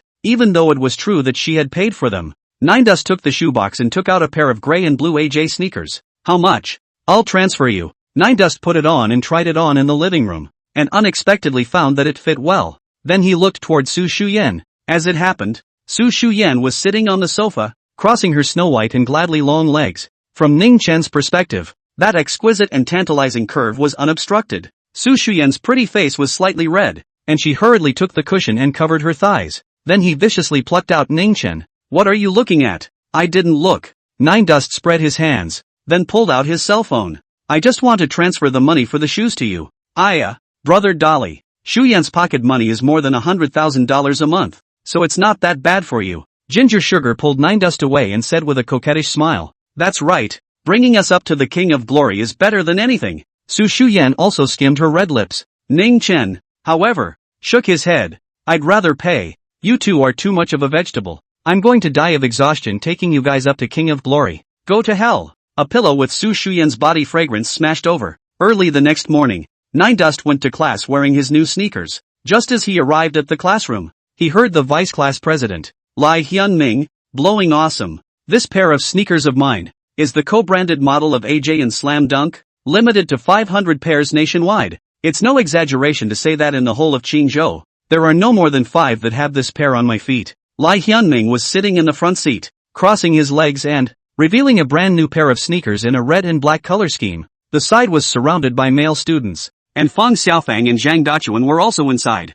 Brother Lai, the national limited edition of 500 pairs. That should be quite expensive, right? A tall, skinny boy stared at Lai Hyunming's feet, his harumphs running down his face. His name is Dai Zhenxiang. He's a basketball fanatic who hangs out behind Lai Hyunming all day long. It's no bull ********. Lai Hyunming turned his foot upside down and said in a powerful voice, this pair of mine is a limited edition co-branded by Ryukawa Phone. A pair cost $40,000 or $50,000, and I grilled my old man for days before he bought them for me. I can guarantee that you won't be able to find a second pair exactly the same in the whole of YCU. It's blowing. Ninedust passed by the crowd. Zhang Dachuan swept his gaze downward. It was then that he saw Ning Chen wearing a pair of sneakers on his feet that were exactly the same as Lai Hyunming's, with a red background color scheme and large black hooks that were very bright. Ninedust, this pair on your feet. Zhang Dachuan hurriedly pointed and shouted, instantly attracting the attention of all the male students. Wow! Another pair of Ryukawa Maple co-branded? Fang Xiaofang also called out, staring enviously at Ning Chen's feet. Ning Chen, I can't imagine you're a hidden rich kid. You bought the co-branded model that just came out. Ning Chen casually said, I didn't buy it. People gave it to me. Fake shoes. At first glance, Don Lai interrupted him, and glanced at his feet. With certainty, he said, this pair of Ryukawa Maple co-branded models of mine, there are not more than 10 pairs in the entire Qingzhou, and I know them all. Ninedust, are you comfortable wearing these fake shoes? A few $100s to buy them. Lai Hyunming deliberately taunted Ninedust. Is it any of your business if you're comfortable? Ning Chen slanted him a glance. If you beep one more time, do you believe I'll whip you with my big B doodle? He didn't care about fake or real shoes, as long as he could wear them. Rush. Ha ha, rush. Dazzling Lai pointed at Ninedust and heckled his brother next to him. As a result, a big B doodle from Ninedust really pumped up. Pop. The sound echoed through the classroom. Lai Hyunming covered his face, directly struck dumb, and stared blankly at Ning Chen. He didn't expect this man, Ning Chen, to make a move when he said he would, without any ambiguity at all. Nima, it's the 21st century, a society of law and order. How can there still be such people? Ninedust, I'll kill you. Lai Hyunming is a boy after all. How could he not fight back when he got beaten up? Swinging his fist, he struck at Ninedust. Snap. Ended up taking another big B pocket. I'll fight you. Snap. Ning Chen, you shall not die. Snap. Don't fight. Lai Hyunming collapsed inside his desk and chair. His books fell all over the floor, and the left side of his face swelled up high, grinning in pain. It's fine for you to act like a pussy in front of them, but act like a pussy in front of me and smoke you to death. Ninedust glared at him again before turning to leave. People like Lai Hyunming just don't want to be cleaned up, and if they don't get a good beating, they'll definitely get worse in the future. Too violent. The students in the second clinical class saw this scene and their faces went white with fear. Even the squad leader, Jang Shinran, didn't dare to care. Not long after, the pathology teacher came to class and noticed that the classroom was surprisingly quiet today. Upon asking, he realized that Ningchen had beaten up Lai Xianming. What's the point? He immediately brought the two men to the office of Lu Wei, the department head. Fighting? Lo sat behind his desk, took off his glasses and, surveying Ningchen and Lai Xianming with an odd look, he then said, "Teacher Yu, go back to class first. I'll take care of it here." "Okay." Director Lu. Yu Ping, the pathology teacher, turned around and left. Director Lu, he hit me. He hit me in front of the whole class. Lai Hyunming covered his face and began to cry. Director Lu, you must give me justice. Well. Next, Lu Wei played Taijiquan, which leaders are good at, and made a big deal out of it. In the end, he actually let Ningchen apologize and pay some money to Lai Xianming and forget about it. Director Lu, how can you? Lai Hyunming's eyes widened. A while back, there was a fight between two guys in the humanities faculty, and both were nearly discouraged as a result. Tell you what, Nine Dust, apologize to Lai Hyunming, and then pay another $5,000. That's all there is to this matter. Lu Wei waved his hand with an impatient look. 5,000? Lai Hyunming was almost furious. His mom and dad both run companies. That's the difference. Cam, I'll give you 10,000. Even with the next one. Nine Dust pulled out his cell phone and prepared to transfer the money. Nine Dust, your mom. Lai Hyunming was about to swear, but Ningchen raised his hand again, scaring him into changing his words. Is your mom in good health? Chapter 62, Encountering the Crisis at the Milk Tea Stand. Only then did Nine Dust put his hand down. Okay, I have things to take care of, so you guys go ahead and get out. Lu Wei reprimanded in a feigned manner. Students should be at peace with each other. Don't ever fight again. Do you hear me? Nine Dust let out an "oh" and went out. Lai Hyunming is not a little cutie either. Knowing that the department head was favoring Nine Dust, he had to go out first. Think again. As a result, after Ningchen went out, he directly put his cell phone into his pocket and walked straight towards the classroom. Nine Dust, wait! Lai Hyunming called out to him. Skin itching again? Nine Dust turned around. Lai Hyunming shrunk his neck. "Aren't you going to transfer me $10,000? I see you want a big B-doodle." Ningchen raised his hand again, staring Lai Xianming twice. "Get lost. Okay, you're tough." Lai Hyunming's mouth was full of teeth, and he twisted his head away, his heart full of aggression and anger. Meanwhile, Lu Wei made a call to Wen Yu and told him about Ningchen's beating. "Old headmaster, if he keeps this up, he might stir up some serious. You'd better think of a way to turn this gentleman away," Lu Wei said tearlessly. The reason why he didn't dare to dispose of Nine Dust was because the old principal, Wen Yu, had greeted him. Ugh. On the other end of the phone, Wen Yu also sighed. Director Lu, Ningchen's background isn't something you can imagine. Perhaps even I can't afford to mess with it. This Buddha, we'd better offer it carefully. Lu Wei was frightened. So scary? It was fortunate that he hadn't given Nine Dust any disciplinary action just now, or else he would have been in big trouble. I'll invite him over on my 80th birthday and have a nice talk with him then. Be a little more restrained in school. When you could only comfort Lu Wei in this way. On the other hand, Nine Dust returned to the classroom unharmed for the lesson. It was also a surprise to the students in the second clinical class. Even the teacher, Yu Ping, was confused. After class, Yu Ping rushes to the department office to inquire about the situation, but is warned by Lu Wei with a serious face. "Mr. Yu, you should stop prying into this matter. It's deep water in there. You can't grasp it." After ending a boring day of classes, Nine Dust wore headphones that, listening to a song while walking towards the commercial street on campus. The Encounter milk tea stand is doing better and better. Su Wanwan, Jiang Ying, Su Rongli, they are very careful with the materials they use, keeping the profit on a cup of milk tea low and thin, so people love to come and buy it. Nine Dust was a foodie, and every day he passed by, he would take a few cups. Su never took his money. That's. As he crossed the commercial street, Ningchen inadvertently caught a glimpse of a familiar back figure. Quan Xiaoman. This clinical class of evil-minded rich white women with two run-of-the-mill young men, all the way into the grove. Ningchen didn't bother to deliberately eavesdrop, only when he passed by. His ears twitched and the chatter of the three men then reached their ears. As a Yuaning stage great cultivator, if he wanted to, his spiritual sense could cover the entire country of China. Hear the content of the conversation from anyone in any corner. "Did you bring the stuff?" It was Guan Xiaoman's voice. Don't worry, it's all ready to go. The little one is fresh and alive. We agreed on 3,000. Not a penny less. The two youths' voices had a sociopathic flavor to them, and they weren't students at first glance. Deal. Guan Xiaoman's eyes flashed with malice. As long as she could bring down Su one evening's encounter milk tea stand, she would be willing to pay 30,000, not to mention 3,000 yuan. That's what she's going to get out of this.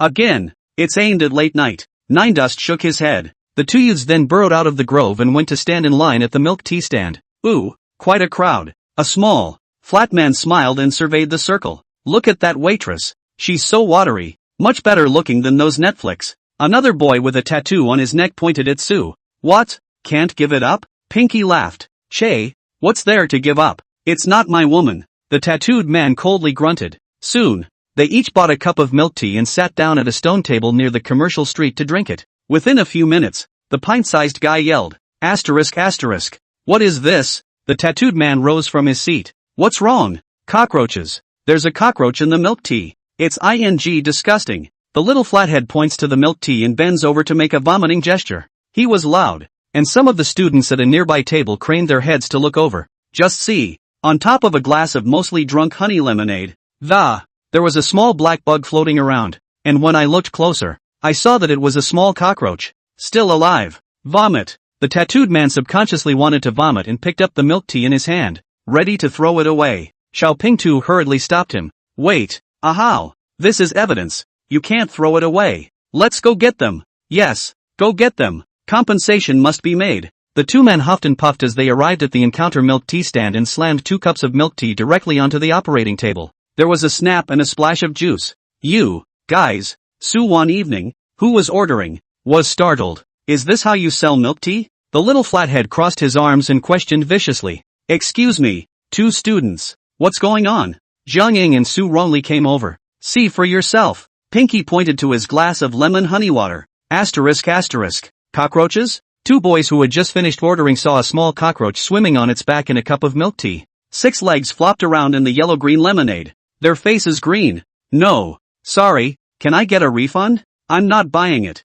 One of the boys said. I'm not buying it either. It's disgusting. The other one chimed in. The line that was forming behind them was in an uproar. Some of the students who frequented the encounter milk tea stand had hard faces. Zhang Ying and Su wrongly realized that things were not good, and hurriedly pacified the customers. Su, on the other hand, picked up the cup of milk tea and scrutinized it for a while, then hesitantly asked, the bugs were put in there by yourself, right? What did you say? The little flathead slapped his hand on the console, and angrily, which one of your eyes saw that it was me who went in? I've got nothing better to do than to come here and plant evidence on you. But our raw materials, all fresh fruits that we purchased just yesterday, how can there be bugs? Su argued. Li Mei runs a barbecue restaurant, never using gutter oil, not into the zombie meat. It's not very profitable because it's run by Benjamin. With her mother's words and teachings, Su Evening Night also puts honesty and trustworthiness in the first place in doing business. If you ask me, who the hell am I going to ask? Little Pingtu yelled at Su Wanjian. The tattooed man simply waved his hand and said, cut the crap and pay up. Chapter 63, you two actually have this kind of fetish? Pinky also put on a disgusted look. Yes, you must pay for it, at least $1,000. $1,000? Our turnover in a day is only $1,000. Su Evening Night looked at the customers skeptical, disgusted, and nauseous gazes. Her heart was really angry and anxious. Every cup of milk tea, she puts her heart and soul into it. With their hair coiled and their masks on so that not even a hair or a drop of spit would be spilled into them. How can there be cockroaches? Idiot. Who told you to ask for compensation? It's too obvious. Guan Xiaoman, who was observing from a short distance away, almost died of anger. Sure enough, at the mention of losing money, a few customers' eyes instantly appeared skeptical. You guys didn't really put the bugs in there, did you? A girl whispered. Yes, I buy milk tea here every day, and it's so hygienic. The more I see, the more I look like I'm here to blackmail. 2 more boys chimed in. Asterisk.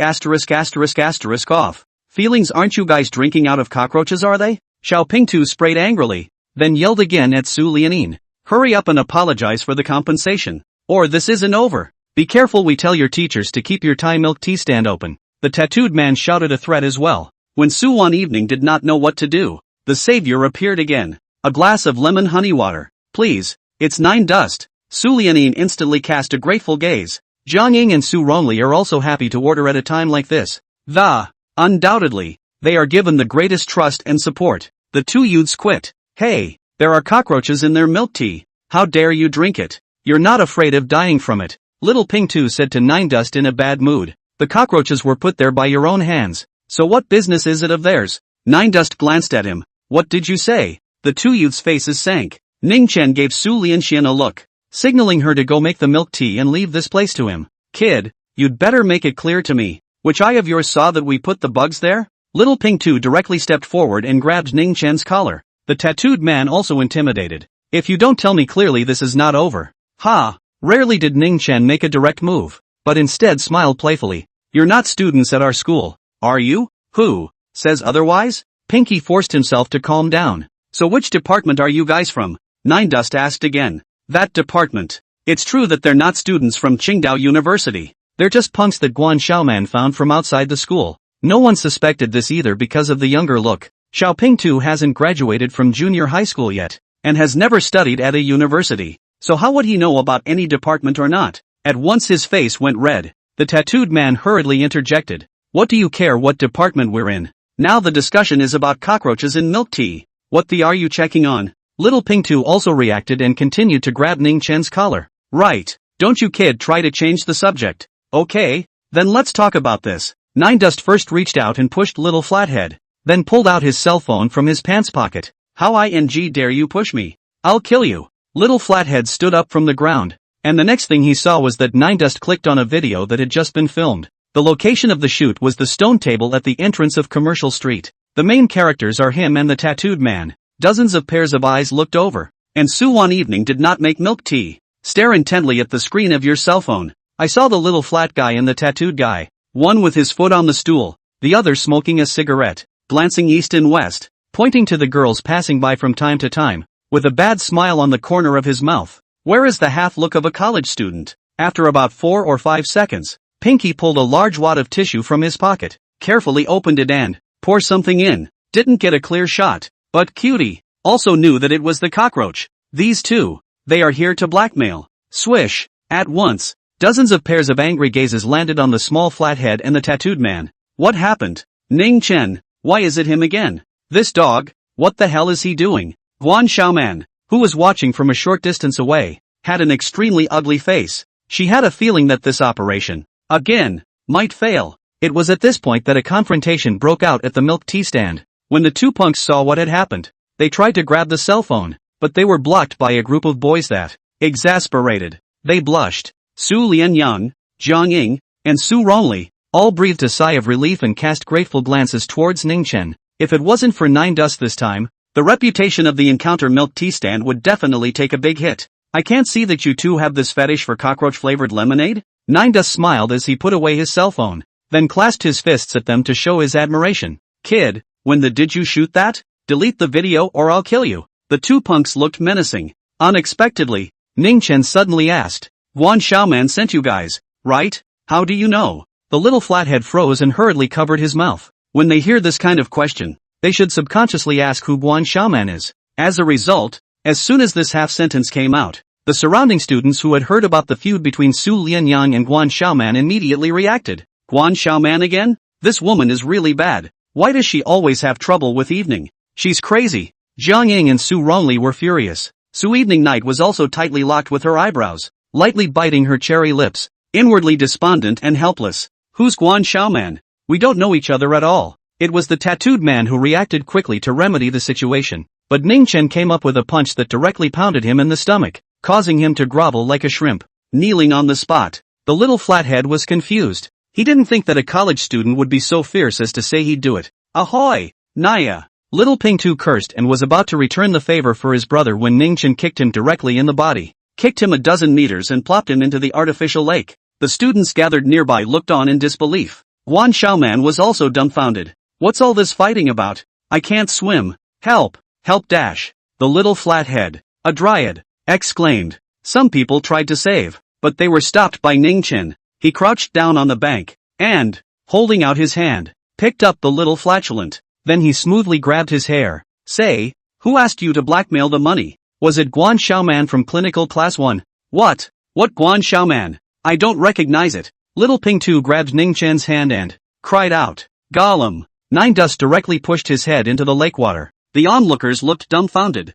A torture bridge from a movie. Moved into reality? After 4 or 5 seconds, Nine Dust let him float up to catch his breath and asked again. Is it Guan Xiaoman? Chapter 64. If you trouble Su Wan again, I'll kill you. Yes, it's her. Before Little Ping Tu could finish his sentence, Nine Dust pressed him back into the water again.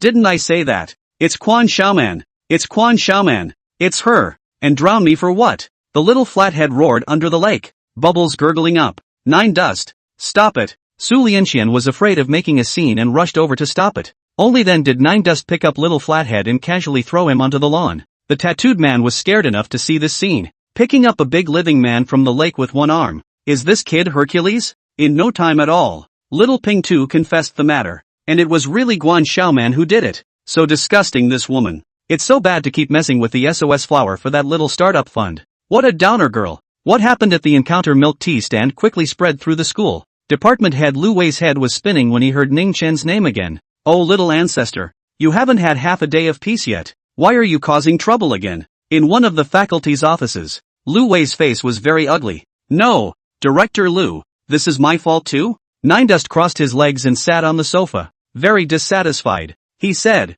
it was clearly Guan Xiaoman who colluded with off-campus personnel and planted evidence to frame Su Jianin, and I was the one who saw the injustice and pulled out a sword to help. Lu Wei was speechless. It's their business if they planted evidence. What's it got to do with you? How is that none of my business? Bon. Ning Chen knocked on the table in a righteous manner. If the encounter milk tea stand is gone, where am I going to whore out milk tea from now on? You bring it to me every day, right? Lo, as we were talking, a female teacher knocked on the door. Director Lu, Guan Xiaoman's father is here. Lu Wei's brows tightened slightly. Xiao Xie, bring them in. This female teacher is the counselor of the clinical class 1, called Xie Jing. Out. Immediately, Guan Xiaoman and a middle-aged man with a Mediterranean haircut were brought in. The middle-aged man looks like he's doing good business, and he's dressed in designer clothes. As soon as he came in, he was awesome and cajoling, with a completely different aura than the average parent. Director Lu, what's going on? Xiaoman said she was bullied? Middle-aged man walks in. Guan Xiaoman followed behind, and pointing at Ning Chen, she cried out aggressively, Dad, it's him. He's the one who bullied me. Mr. Guan, here, have a glass of water first. Lu Wei personally poured a glass of water over Guan Xiaoman's old man, named Guan Weiman. Didn't he take the water, rolled up his sleeves and took a big step in front of Nine Dust. You're the one who bullied Xiaoman. It's me. Nine Dust nodded. I'm too busy with my business to be yakking with a kid like you. You now immediately apologize to my family Xiaoman. And then you should clarify the clarification and pay compensation. Is that clear? Guan Weiman reprimanded. The average student, when reprimanded by a parent with such a strong aura, would be cowed. Ning Chen, however, felt amused. He said lightly, it's true that what kind of parents raise what kind of children come up indiscriminately and make me apologize. What did you say? Guan Weiman pointed at Nine Dust. Believe it or not, my lawyer will be here in 3 minutes. Sue until you lose all your money. By the way, where are your parents? I'd like to see what kind of people your parents are to teach something as uneducated as you. Not good. When Lu Wei heard Guan Weiman talking so aggressively, he knew that things had gotten out of hand. How scary should the background be of someone that even the old principal doesn't dare to mess with? Mr. Guan, you. Lu Wei had just opened his mouth when Ning Chen directly made his move. Splat. The sound of an explosion. Guan Weiman's entire body flew out horizontally. It hit the water fountain so hard that it knocked over even the greenery behind it. Xie Jing, the counselor of the first clinical class, was dumbfounded. Students hitting parents? In her 5 years as a counselor, she had never seen anything so outrageous. Dad, Guan Xiaoman cried out, but she was suddenly gripped by her hair from behind and let out a painful scream. Let go of my daughter. Guan Weiman forced himself to endure the sharp pain on the left side of his face, got up from the ground, and swung his fist to rush over. Nine Dust raised his foot and kicked him out 3 or 4 meters, hitting the corner of the desk. It hurt so much he almost fell to his knees. Little brat, you're finished. Old man will straighten you out. Guan Weiman's chest was hit by the corner of the table and he gasped in pain. Director Lu, what are you doing? Call the police. Call the police. This kid is going to revolt. This. How dare Lu Wei call the police? Afraid that it is not the head of the department does not want to be. Get off me. Get off me. Guan Xiaoman kept struggling and fighting Nine Dust. Nine Dust wasn't spoiling her either, and slapped her across the face, sending her sprawling to the ground, brain buzzing. Xiaoman. Guan Weiman's eyes instantly reddened and he glared at Ning Chen with a death glare that, little brat. Snap. Ning Chen walked over and slapped him again, directly sending 3 of his large teeth flying. Guan Weiman was finally powerless to resist. His mouth was full of blood and phlegm, and he couldn't say a word. The counselor, Xia Jing, was stunned and sat on her butt on the sofa, looking on with a face full of horror. Is this person really a student? I for one don't like bull *********. Nine Dust was calm and collected himself, saying, encounter milk tea stall. I'm covering. If you dare to trouble Suwon evening girls again, I'll kill you. With that, he pushed the door and left. Guan Weiman gritted his teeth and looked on with both anger and scorn in his eyes, but after seeing the bruises on his baby girl's face, the emotions in his heart, it eventually settled on revenge. Mr. Seki. At that moment, Lu Wei came to him and said with a solemn face, I'm sure you can tell that Ning Dust's coming is not simple. I advise you to endure it. Guan Weiman spat the filth in his mouth into the trash can, then asked, what the hell is he? I'm not sure. Lu Wei shook his head. Anyway, this young man has a lot of energy. Why you won't expel him? There won't even be any disciplinary action given. So I suggest you get a transfer for MS. Guan Xiaoman. It's better for everyone. Guan Weiman's fists clenched and creaked. After a long time, he nodded. Well, then, transfer to a different school. Evening, do you think Nine Dust will be forced to drop out of school? Downstairs in the administration building, 3 girls were waiting anxiously. I've heard that Guan Xiaoman's father has a big building materials business and earns tens of millions of dollars a year. Her dad contributed a lot to building the new gym at the school last year. Jiang Ying said worriedly. It's gotten pretty big this time around. There's a video on Shake Shack with hundreds of thousands of likes. Guan Xiaoman was scolded by netizens. Su Rongli said, then added, but it's not good for our students if this kind of thing gets out of hand. I heard that a schoolmate used to tweet about the school's management problems. As a result, once the wind died down, this schoolmate was expelled from the school for a reason. Expulsion. Su Lianxian's heart fluttered. Although she knew that Nine Dust was capable of fighting, the school shouldn't bother with such things, right? If Nine Dust was expelled, what could be done in the future? Chapter 65, $300,000 for a leg of Nine Dust. As he was speaking, Nine Dust's voice suddenly came. What are you 3 doing here? Su Evening Night hurriedly raised her head and ran all the way over. Ning Dust, how are you? What did Director Lu say? Ning Chen was at a loss for words. What how? Jiang Ying followed. Didn't Guan Xiaoman's father come to school? Ning Chen, is your dad here yet? As soon as the words left his mouth, several school doctors in white coats rushed into the administration building. 2 wounded men were soon helped out of it. It was the father and daughter, Guan Weiman and Guan Xiaoman. Among them, Guan Weiman was so badly injured that he was still carried out on a stretcher. The 3 Su Lianyan girls' eyes widened as they looked at Nine Dust with a horrified expression. Nintendo. The left side of Guan Xiaoman's face was swollen high, and as she passed by Ning Chen, almost making was looking at him with a murderous gaze, as well as Su Lianxian. Su Wanxian was a bit scared and subconsciously hid behind Ning Chen. Still not convinced? Ning Chen glared at Guan Xiaoman, went up and kicked Guan Weiman's stretcher directly over. Let this wounded man roll down the stairs. Nine Dust, you asshole! Guan Xiaoman screamed and rushed after her dad. And this scene was all watched by Lai Hyunming, who was hiding behind the railing on the 2nd floor. It's true, this scumbag Ning Chen, relying on his connections in the school, is so arrogant. Just you wait, I'm going to expose you, let you taste the flavor of cyber violence. After leaving from the administration building, Jiang Ying and Su Rongli left in a sensible manner, creating space for Su Evening Night and Ning Chen to be alone. Nine Dust, although it has been said many times, I still want to say, thank you. Su Lianxian walked beside Ning Chen, didn't hold back, and cried. She couldn't imagine that today, and last time, if it wasn't for Nine Dust's help, how far would she be pushed by Guan Xiaoman? I'm not doing you any favors. I just don't want to be unable to get free milk tea in the future. Ning Chen remained indifferent, not even glancing at the watery departmental flower beside him. If you're truly grateful to me, develop a few more milk tea flavors that, otherwise one day I'll get tired of drinking and won't help you anymore. Su Lianya first froze, then lowered her head with a light smile and gently nodded her head. This boy, what a tough talker. The 2 walked along the scenic man-made lake for a while, and when they were almost at the school gates, Su Lianin suddenly gathered her courage. Ning Chen, what for? Nine Dust turned his head impatiently. Will you be my girlfriend? even though she had practiced many times in her mind. When she really said it, Su Lianxian still slipped her tongue. She made a big blush and hurriedly changed her words. No, I'm the one doing your. Don't you dream. Nine Dust struck without mercy. Su Lianxian was silent for a moment. Do you not want to fall in love? It's fine. I can wait for you until you want a relationship. No, I don't think you look good. Nine Dust refused again, this time with a more straightforward reason.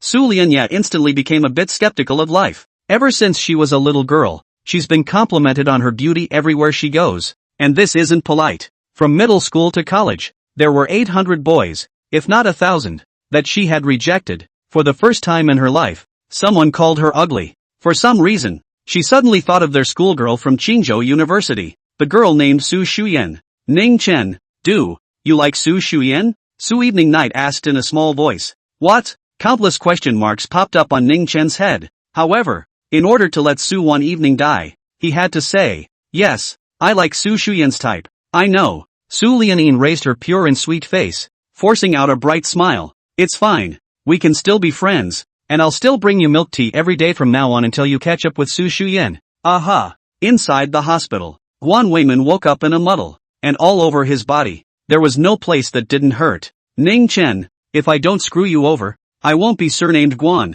Hiss. Enduring the excruciating pain, he grabbed his cell phone from his pillow and dialed a number. Hey, Panther. $300,000 to help me remove a man's leg. The other side of the phone, on the rooftop of the famous Diamond Clubhouse, Chen Zibao was practicing kung fu with his bare chest. Since practicing the ancient body strengthening technique and taking the body hardening scatter, he could feel his strength, which was surging every day. It's more than 10 times stronger than 3 months ago. When he received Guan Weiman's call, he instantly wanted to laugh. What kind of strength is my old man? And you're still taking small orders like yours? Boss Guan, who messed with you again? I've been too busy practicing to do that lately, so you give me a name, a picture of. I'll leave it to the handlers to get it. Chen Zibao said indifferently. Okay, Brother Panther. Guan Weiman nodded repeatedly. He's heard that the Water Moon Gang, under the leadership of Sister Silver Flower, it accounts for the underground half of the west side. Brother Panther, this is quite outrageous and a bit humiliating to say the least.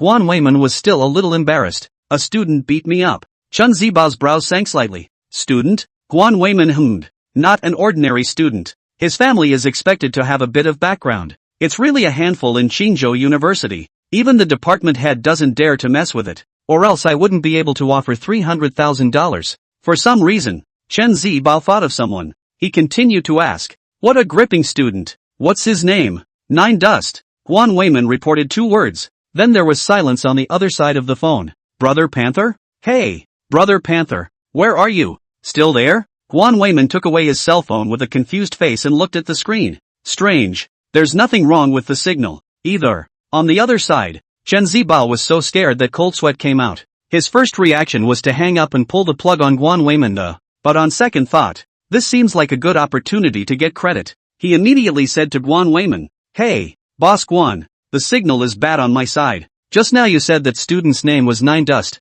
right? Guan Weiman, yes, just Ning Duan, from clinical class 2 of the medical department. Chen Zibao nodded. Good. I'll arrange for someone to come over right now. You call the deposit first. Guan Weiman was overjoyed. Good little leopard brother. Chen Zibao hung up the phone and immediately put on his clothes and went downstairs to tell Wang Yinhua about the situation. Wang Yinhua then relayed the matter to Nine Dust truthfully. $300,000 for one of my legs? Nine Dust smiled. Since he's so ruthless, I won't be polite. Call the police. Report. The police? Wang Yinhua thought she had heard wrong. Yes, buying a murderer and injuring someone is of such a bad nature that of course it should be punished. Nine Dust rightfully said. It's a society with the rule of law now. Yes, Wang Yinhua cried and laughed. Remember to gather all the evidence and hire the best lawyer you can find. Preferably one who will put him behind bars. Nine Dust instructed another sentence, hung up the phone, and leisurely walked into the Rose Garden Villa. Chapter 66 Lin Xiaoyang.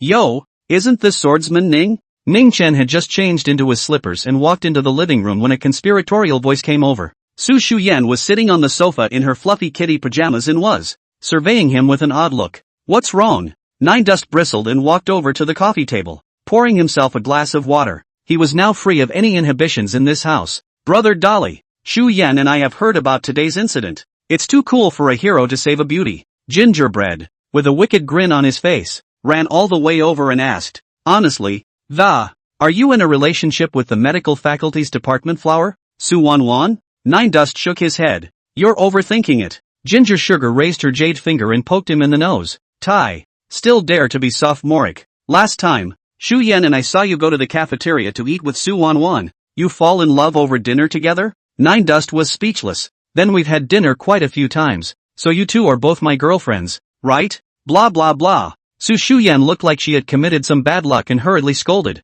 Ning Chen, if you dare to talk any more nonsense, I'll tell mommy you took advantage of me and Sugar. Rarely take advantage of you. Nine Dust bristled and went straight back to his bedroom. Che, always so noble. Sugar, do you think he's real or just pretending? Su Shuyan glanced at Ning Chen's bedroom door. With her and Sugar's good looks, they drew attention wherever they went, but usually at home.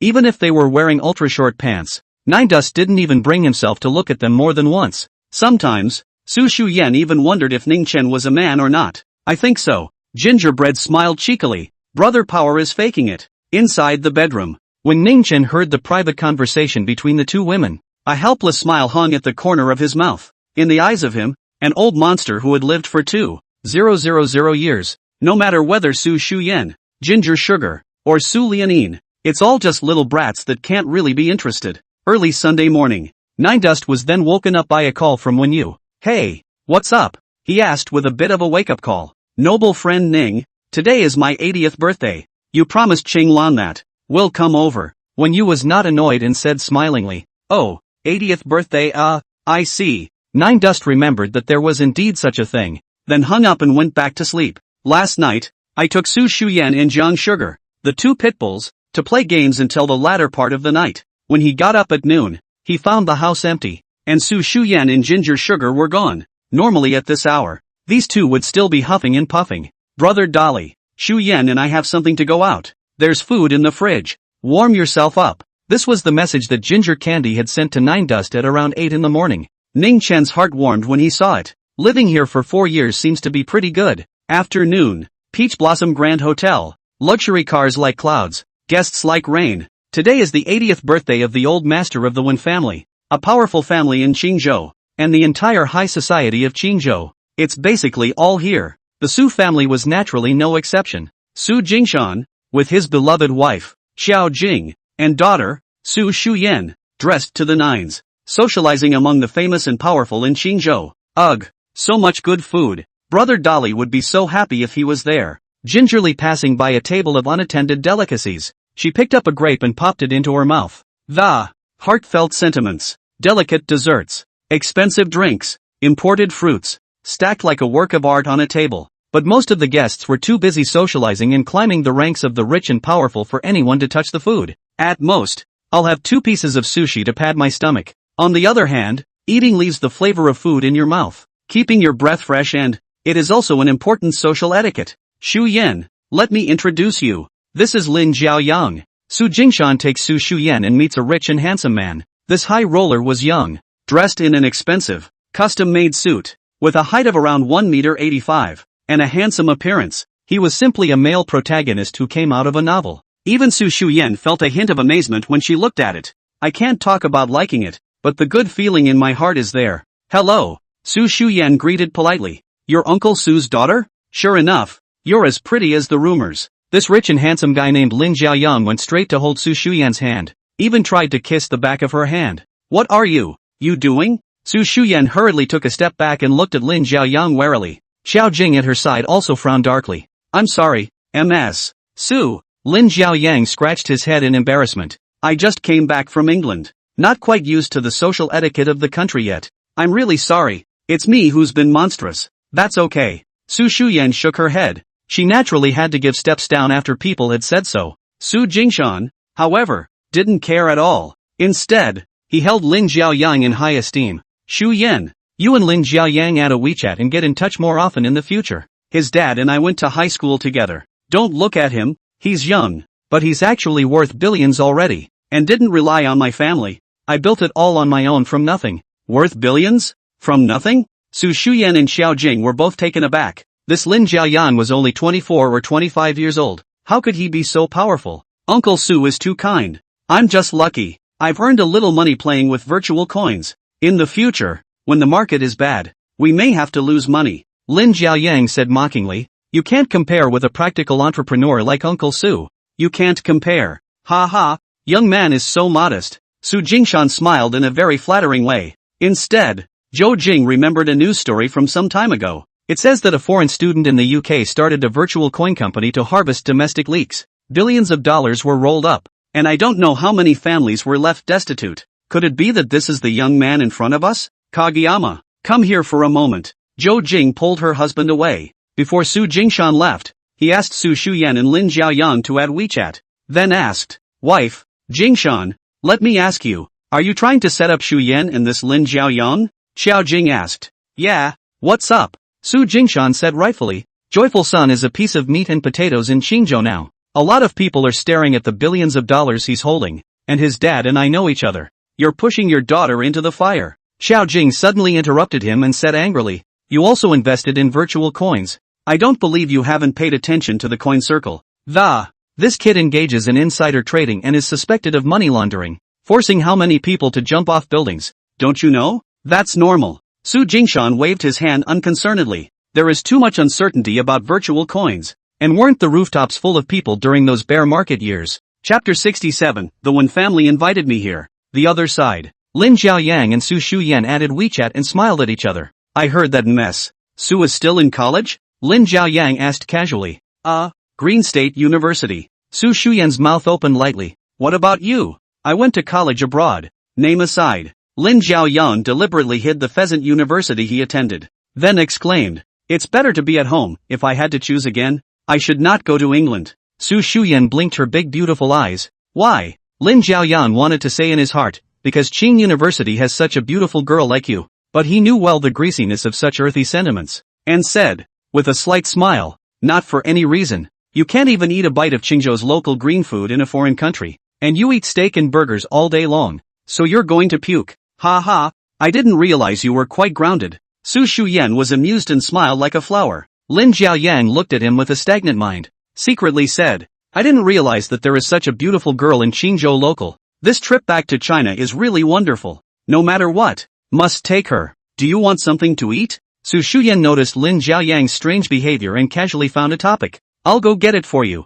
Yeah, thanks. Lin Xiaoyang scratched his head awkwardly. Just at the moment Su Shuyan turned around, his eyes uncontrollably glanced towards the girl's butt, and gulped a little. It just so happened that Su Jingshan and Xiao Jing came over. The latter keenly captured the blaze in the bottom of this young talent's eyes and frowned slightly. Afterwards, Lin Xiaoyang ran into a few friends and greeted Su Shuyan before walking away. Su Shuyan finally gets away and comes to join Ginger. Sugar, let me tell you, I just met a super rich guy. Su Shuyan had a good impression of Lin Xiaoyang. Her pretty face flushed slightly. Daddy and his dad still go to school together, and I have a feeling that sweet love is going to be my turn. Ginger Sugar took Su Shuyan's phone and looked through Lin Xiaoyang's circle of friends. Visible for only 3 days? Ginger frowned darkly. She knows that some scumbags will hook up with a new girl in order not to reveal too much information about themselves. Set your circle of friends to be visible for 3 days only. It also adds a touch of mystery. Shu Yen, you've only just met him. Don't be in a hurry. You're so pretty you won't worry about finding a boyfriend. Ginger Sugar laughed quaintly. Anyway, there's still a Dolly brother in the family to cover, so be reserved. Him? The anticipation on Su Shuyan's face was instantly replaced with disdain. But pull back. He and Lin Xiaoyang. One on earth and one in heaven. It's not as exaggerated as you make it out to be. Ginger Sugar crossed her small arms. I just think Brother Dolly is quite good. At least it will protect us in case of danger. Ha, little sugar. You're all up fighting for 9 dust. Su Shuyan laughed evilly. Honestly, are you interested in him? Which is not. I'm just making an analogy law. Ginger Sugar didn't admit it, then hurriedly changed the topic. By the way, Shu Yen, can you pack anything here? I want to take it back to Brother Power. Humph, caring about him so much and saying you're not interested in him. Su Shuyan glanced at Ginger Sugar without a good look. Although Ning Chen had saved their family's lives, she still looked down on this small-town youth in her bones. Thinks BFF with 9 dust is slightly spoiled. Still, if the two of them did get together, they would definitely want to give their blessing themselves. And at that moment, Su Shuyan swept her gaze diagonally and suddenly saw a familiar figure in the buffet area. The figure, who was wolfing down a plate of desserts, it didn't fit in with the socialites and the socializing around it. Nine Dust? Su Shuyan's petite body was stunned, and she dully patted Ginger Sugar's shoulder. Little Sugar. Am I mistaken? How did Nine Dust run here? What? Ginger Sugar turned around to take a look. Her pretty face immediately lifted up a flash of surprise. It's really Brother Daily. Brother Vigor. This way, this way. She shook her hand excitedly, drawing a lot of attention. This made Su Shuyan feel a hint of embarrassment. Su Jingshan and Xiao Jing also cast surprised gazes, obviously surprised as to why Ningchen had appeared at such an occasion. Sugar. Nine Dust raised his head in greeting, the corners of his mouth still smeared with cream. Brother Power, why are you here? Ginger Sugar bounced over to Ningchen, like a cute little white rabbit. The One Clan invited me. Ningchen told the truth. Bragging. Su Shuyan walked over, arms wrapped around her, and swept a somewhat disgusted glance at Ningchen.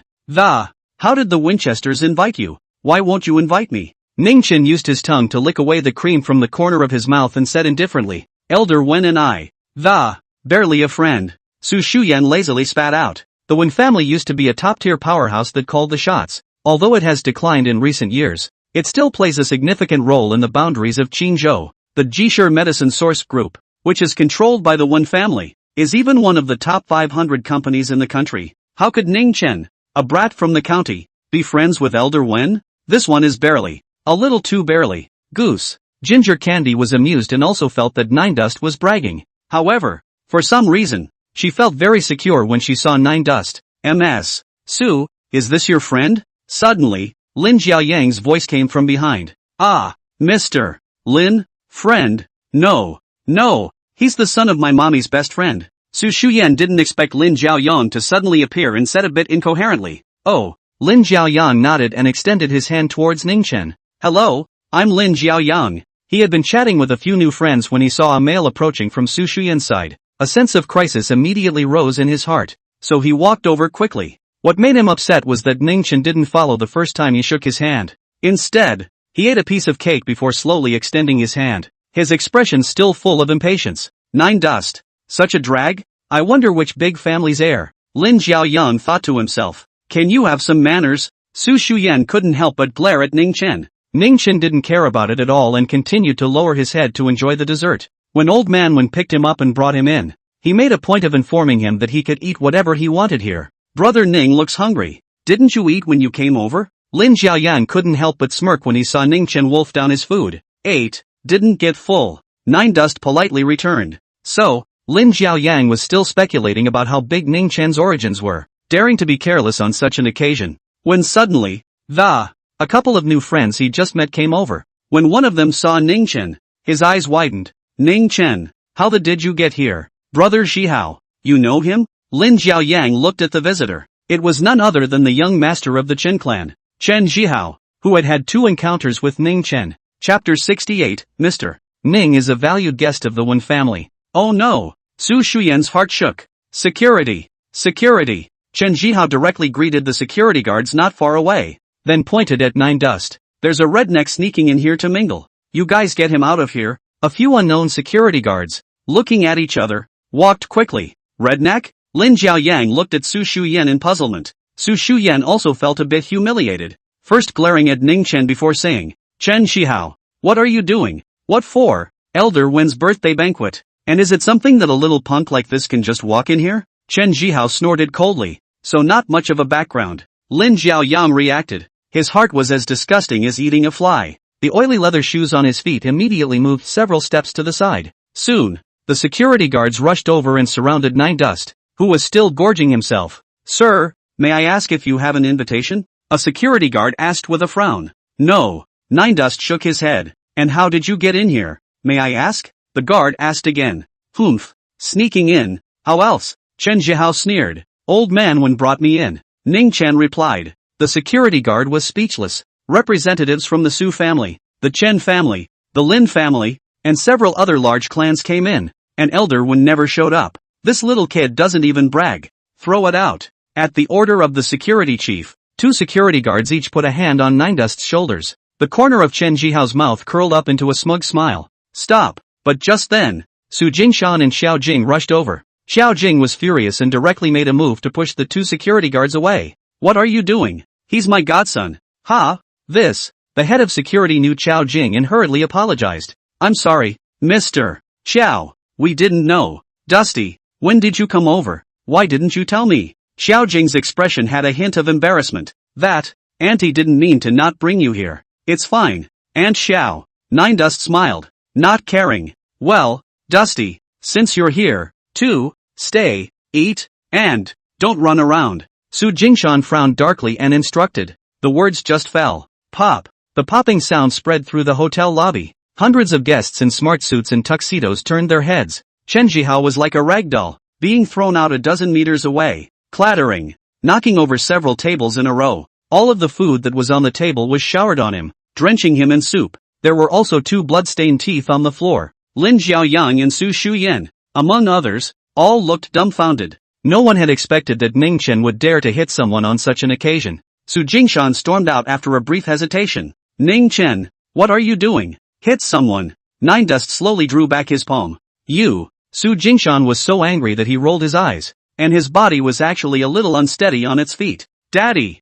Knowing that her father had a bad heart, Su Shuyan hurriedly went forward to support him, then cursed. Ning Chen, are you nuts? Nine Dust ignored her, was considering whether to stay for more food or to leave when Chen's father, a middle-aged rich man with a big belly, was told, Old Chen, your son has been beaten up. Go and take a look. What? Chen Jibiao was shocked and rushed over. His precious son, Chen Jihao, is lying on the ground like a dead dog. Blood was dripping from his nose, mouth and ears. 2 of his incisors had fallen out, and he was unconscious. What's the situation? A rich male who was picking up a girl looked towards Chen Jibiao in surprise. Young Qin. It seems like Chen Jihao of the Chen family was beaten up. A gaudily dressed celebrity. Surprised? How dare you make a move on such an occasion? Ha! Qinfen saw Ning Chen's face and realized that the man was 7 times similar to the portrait. Could it be him? Qinfen got excited and hurriedly took out his cell phone, took a picture and sent it to the Yi family's eldest son who was far away in Marina. And at that moment, Chen Jibiao finished the emergency call and swung his fist to punch Nine Dust. Little brat, dare to hit my Chen Jibiao's son. I'll damn you to death dash. Stop. A clear voice suddenly came from the crowd. I've only been gone for 5 minutes and this guy is causing trouble. No wonder Grandpa asked me to watch him. When Qinglan swept a glance at Chen Jihao, who was lying on the ground, and secretly sighed helplessly. MS. Whoa. Chen Jibiao gritted his teeth and pointed at Ning Dust. This, little brat, indiscriminately beating my son. This matter, the Wen family must give me an explanation. Angry voices echoed through the halls of the first floor. Everyone thought that Nine Dust was going to have bad luck. Unexpectedly, when Qinglan swept a glance at Ning Chen, then said, Account? What explanation? Mr. Ning is an honored guest of my Wen family. Quiet. There was dead silence all around. The guests thought they had heard wrong. A guest of the Winchesters? Is this the kid? What? Chen Jibiao froze, staring blankly at Ning Chen, then at Wen Chenglan. Miss Wen. You're not mistaken. This kid. Wen Qinglan had a solemn face. Chen Dong, please pay attention to your address. Chen Jibiao gulped. No wonder this young man had the audacity to hit someone without fear. So there's a big background. It dawned on the guests. Only Su Jingshan's family lingered in ignorance. Shu Yen. I didn't hear you right. Ginger Sugar asked woodenly. Miss Wen said that Brother Dolly is an honored guest of the Wen family? I'm not sure what's going on here. Su Shuyan suddenly felt like she didn't recognize Ning Chen as a person anymore. And then when he thought about what he had just said, it was like a slap in the face. Dusty, what the hell is going on? Zhou Jing's inquisitive voice came. Su Shuyan couldn't wait to press her ears over to listen. She was too curious about Ning Chen's relationship with the Wen family. It's nothing. I know a little bit of medicine. I've cured old man Wen, and he invited me to dinner when he had nothing else to do. One thing led to another and we became friends. Ning Dust was full of nonsense. I see. Xiao Jing nodded indistinctly. The last time there was a poisonous mushroom incident at the Intercontinental Hotel, Ning Chen had revealed that he knew how to heal. But what the Su family didn't expect was that he could become friends with Elder One. This is outrageous. Ahem. Dusty, even so you can't just hit people. Today is the old master's 80th birthday. Su Jingshan's tone eased up a lot. Oh, Nine Dust pulled out his ears. When Su Jingshan saw this attitude of his, he couldn't help but feel a little embarrassed, so he had no choice but to keep quiet. Brother Dolly, you're awesome. Ginger Candy looked at Nine Dust adoringly, with little stars in her eyes. Ning Chen smiled dotingly and reached out to touch her little head. Su Shuyan looked at this scene and wondered why it was a bit heartbreaking and sad. Chapter 69, He's no good. Mr. Ning. At this moment, when Qinglan's respectful voice came, The dinner party is about to start. We've reserved VIP seats for you. This way please. Nine Dust hummed. As he passed by Su Shuyan, he suddenly spoke. For Aunt Xiao's sake, a word of advice. Su Shuyan froze. What? Stay away from that Lin Xiaoyang. He's no good. Putting down these words, Ning Chen left in large strides. Su Jingshan and Xiao Jing glanced at each other, neither of them understanding the meaning of Ning Chen's words. Inexplicable. Su Shuyan was both puzzled and annoyed. He's the only one who's good. A perverted and violent maniac. Just know how to solve problems by force. Go away after. When Xinglan couldn't help but twist her head and ask, Lin Xiaoyang, that's Lin Quan's son, right? Nine Dust nodded. Probably. When Xinglan was already accustomed to this kind of attitude. Again, he asked, how do you know he's no good? Ningchen spat out two words, killing Qi. When Xinglan wondered, killing Aura? You said that Lin Xiaoyang, he's killed people? Ningchen said indifferently, it's not that I've killed people, it's that I've killed a lot of people. When Xinglan was full of skepticism, really fake, how can I not see it? Nine Dust laughed, with your three-footed kung fu, what kind of eyesight can you have? You. When Xinglan clenched her pink fists in anger, in the middle of the field, the crowd of guests slowly moved towards the banquet room on the second floor. Lin Xiaoyang also told his father, Lin Quan, what had just happened. Oh, there is still such a young talent in Qingzhou. Interesting. Lin Quan was an older man in his 50s, but so well maintained that he looked to be in his early 40s, dressed in a straight suit and wearing thin-framed glasses. He looked well-mannered. Not far behind the Lin family's father and son, Qin Fun's cell phone rang. It's the Yi family's eldest calling. Hey, Yi Xiao. Qin Fun pressed the answer button, and in the next second, his eardrums were almost roared through. It's him, Qin Fun. It's him. Where are you now? I'll fly over immediately. Yi Kulu's voice, filled with excitement. The Peach Blossom Hotel in Qingzhou. As soon as Qin Fun's words fell, Yi Kolo roared again. Peachtree Hotel. Fine. You keep an eye on him. I'm coming over now. Da.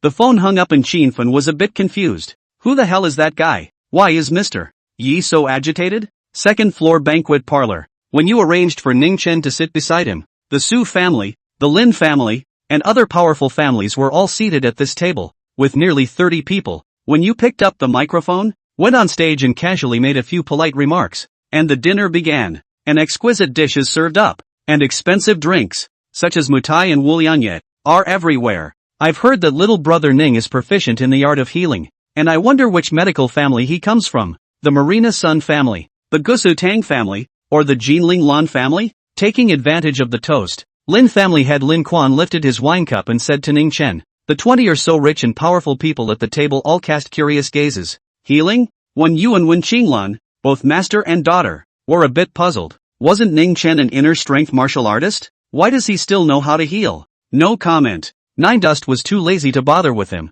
and kept using his chopsticks to pick up dishes. The table was full of embarrassment. The Lin family was also a big family in Qingzhou, and this young man was so disrespectful. Yo, you're so arrogant. You're not from one of the 7 families, or one of the most prestigious families in the capital, are you? Then we don't deserve to eat at the same table as you. A fat woman with dyed burgundy hair spoke up, her tone mocking. There was no rich and powerful person here who didn't know about the 7 households. Those are 7 of the most powerful families in the south, each thousands of years old, an incomparably terrifying underbelly, in which the Marina Yi family is honored. As for the capital's prestige family, that was an existence in another realm. Then why don't you get lost? Ning Chen directly cursed. What did you say? The fat woman was furious. Her meaty palms slammed on the table. Elder Wan, you invited such a frothing young. Is it trying to spoil everyone's fun? Mr. Sa. Xiao Jing spoke with a gloomy face. You're the one who started it. My godson didn't mess with you. Mr. Xiao, what are you talking about? I was just joking. Why is it shady? The fat woman's name was Xia Hong. She was in the medical equipment business and had a lot of cooperation with the Wen family. She and Chen Jibiao have been friends for many years. That's why she spoke out of turn. Little brother Ning has indeed gone too far. Lin Quan, who had just been refuted, naturally chose to stand on Xia Hong's side. He stroked the glasses on the bridge of his nose and said unhappily, everyone is here to celebrate Elder Wen's birthday. Little brother is hitting and cursing again. What's the decency of this? I'll beat you both up if you don't. Believe me? Ningchen held his chopsticks and looked towards Lin Quan and Xia Hong. The 2 entrepreneurs were so angry that they almost cursed. Well, cut it out. All of you. And eat your food. When you finally spoke, Only then did Xia Hong and Lin Quan sit down resentfully. Summer Red is still not stopping. She glanced at Lin Jiaoyang, who was sitting across from her, and smiled. This is the son of Mr. Lin's family,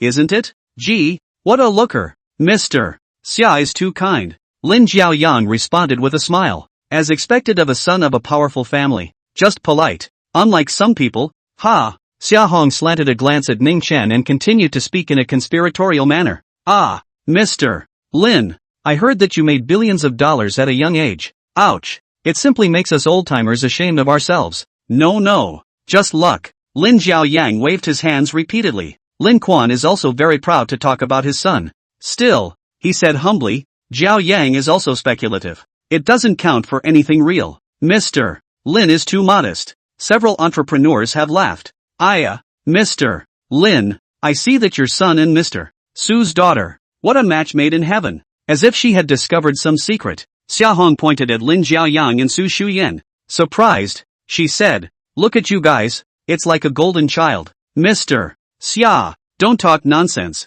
Seeing Su Shuyan blush, Lin Jiaoyang hurriedly waved his hand and, Ms. Su and I are meeting for the first time today. What's that got to do with it? We'll get to know each other later. Xia Hong got up a matchmaker's mind and kept on setting up the match. Lin Quan and Su Jingshan smiled at each other. Xiao Jing, however, was unwilling to let her daughter become a tool of capital association and intended to put an end to the topic. She picked up a bag from her feet and smiled as she asked the waiter to hand it to Wen Yu. Elder Wen, this is a piece of chicken bloodstone pendant I asked someone to buy in Lingnan some time ago. I'll give it to you as a birthday gift today, and wish you blessings like the East Sea. The crowd's attention was immediately drawn. Su Shuyan was embarrassed by what Xia Hong said, and seeing that her mother managed to change the topic, finally relieved. Lin Jiaoyang, however, was still not satisfied. As far as he was concerned, Su Shuyan was already in his pocket. Chapter 70, Priceless. You can't imagine. On to the giveaway. The 30 or so guests at the table took out their long-prepared birthday gifts.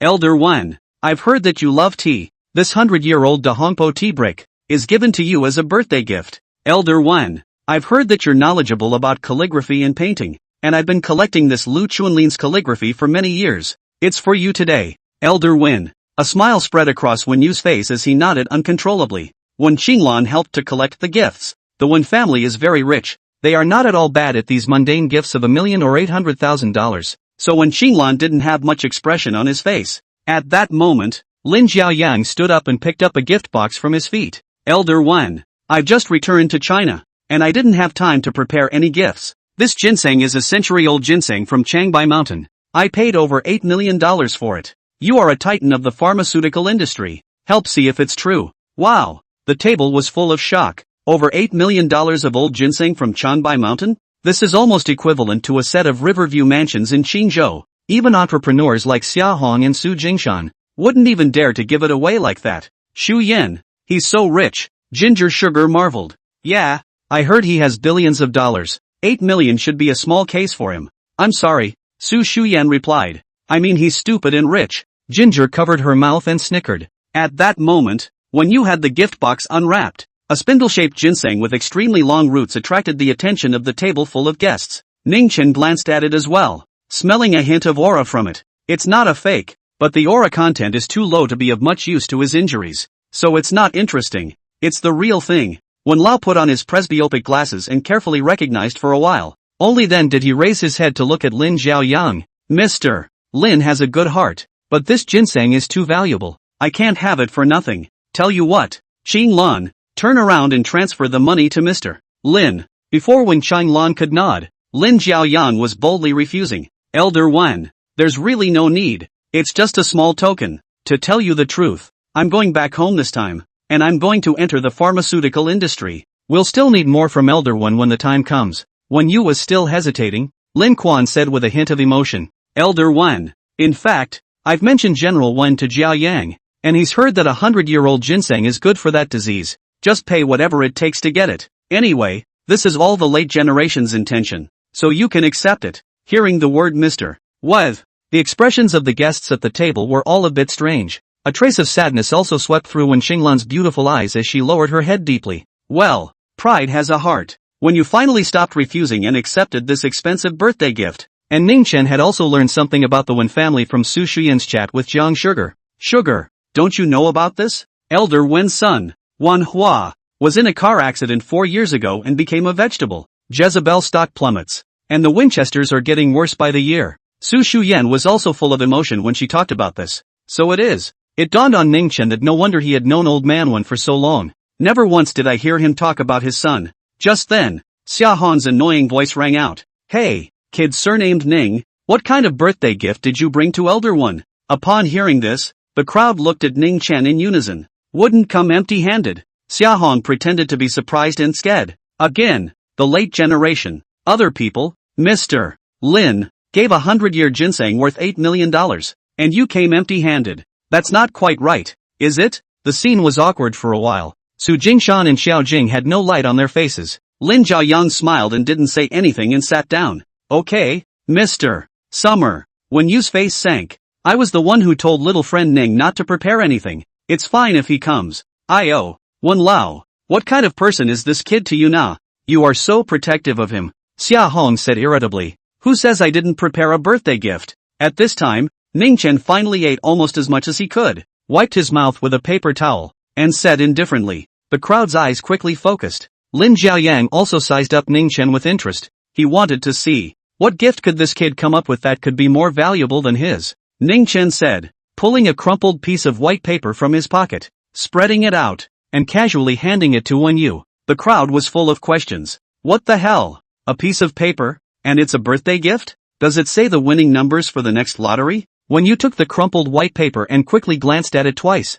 Puzzled, he asked, Gentian sperm pill? What is this? A prescription. Ning Chen's tone carried a hint of reprimand. Aren't you in medicine? You don't even know this. It's really a prescription. Wen Yu smiled bitterly. Xia Hong's mocking voice immediately came, laughing, fooling people with a prescription. You know, Ning Chen sneered, the value of this prescription of mine. It's many times higher than his broken ginseng. At those words, the corners of Lin Jiaoyang's mouth twitched twice, and he wanted to curse on the spot, but good breeding still allowed him to maintain a polite smile. Brother Ning, you've gone too far in pretending. It's just a prescription. Even if it's a lost ancient prescription, how much can it be worth? Nine Dust said with certainty. Priceless, you can't imagine. Lin Jiaoyang, what a way to blow awesome. The guests, including Su Jingshan, were speechless. It's priceless. You're giving it away? However, when you knew that Ning Chen likely had a patriarchal master, so he decided to find someone tomorrow and make this Gentian Xingjing pill and try it out.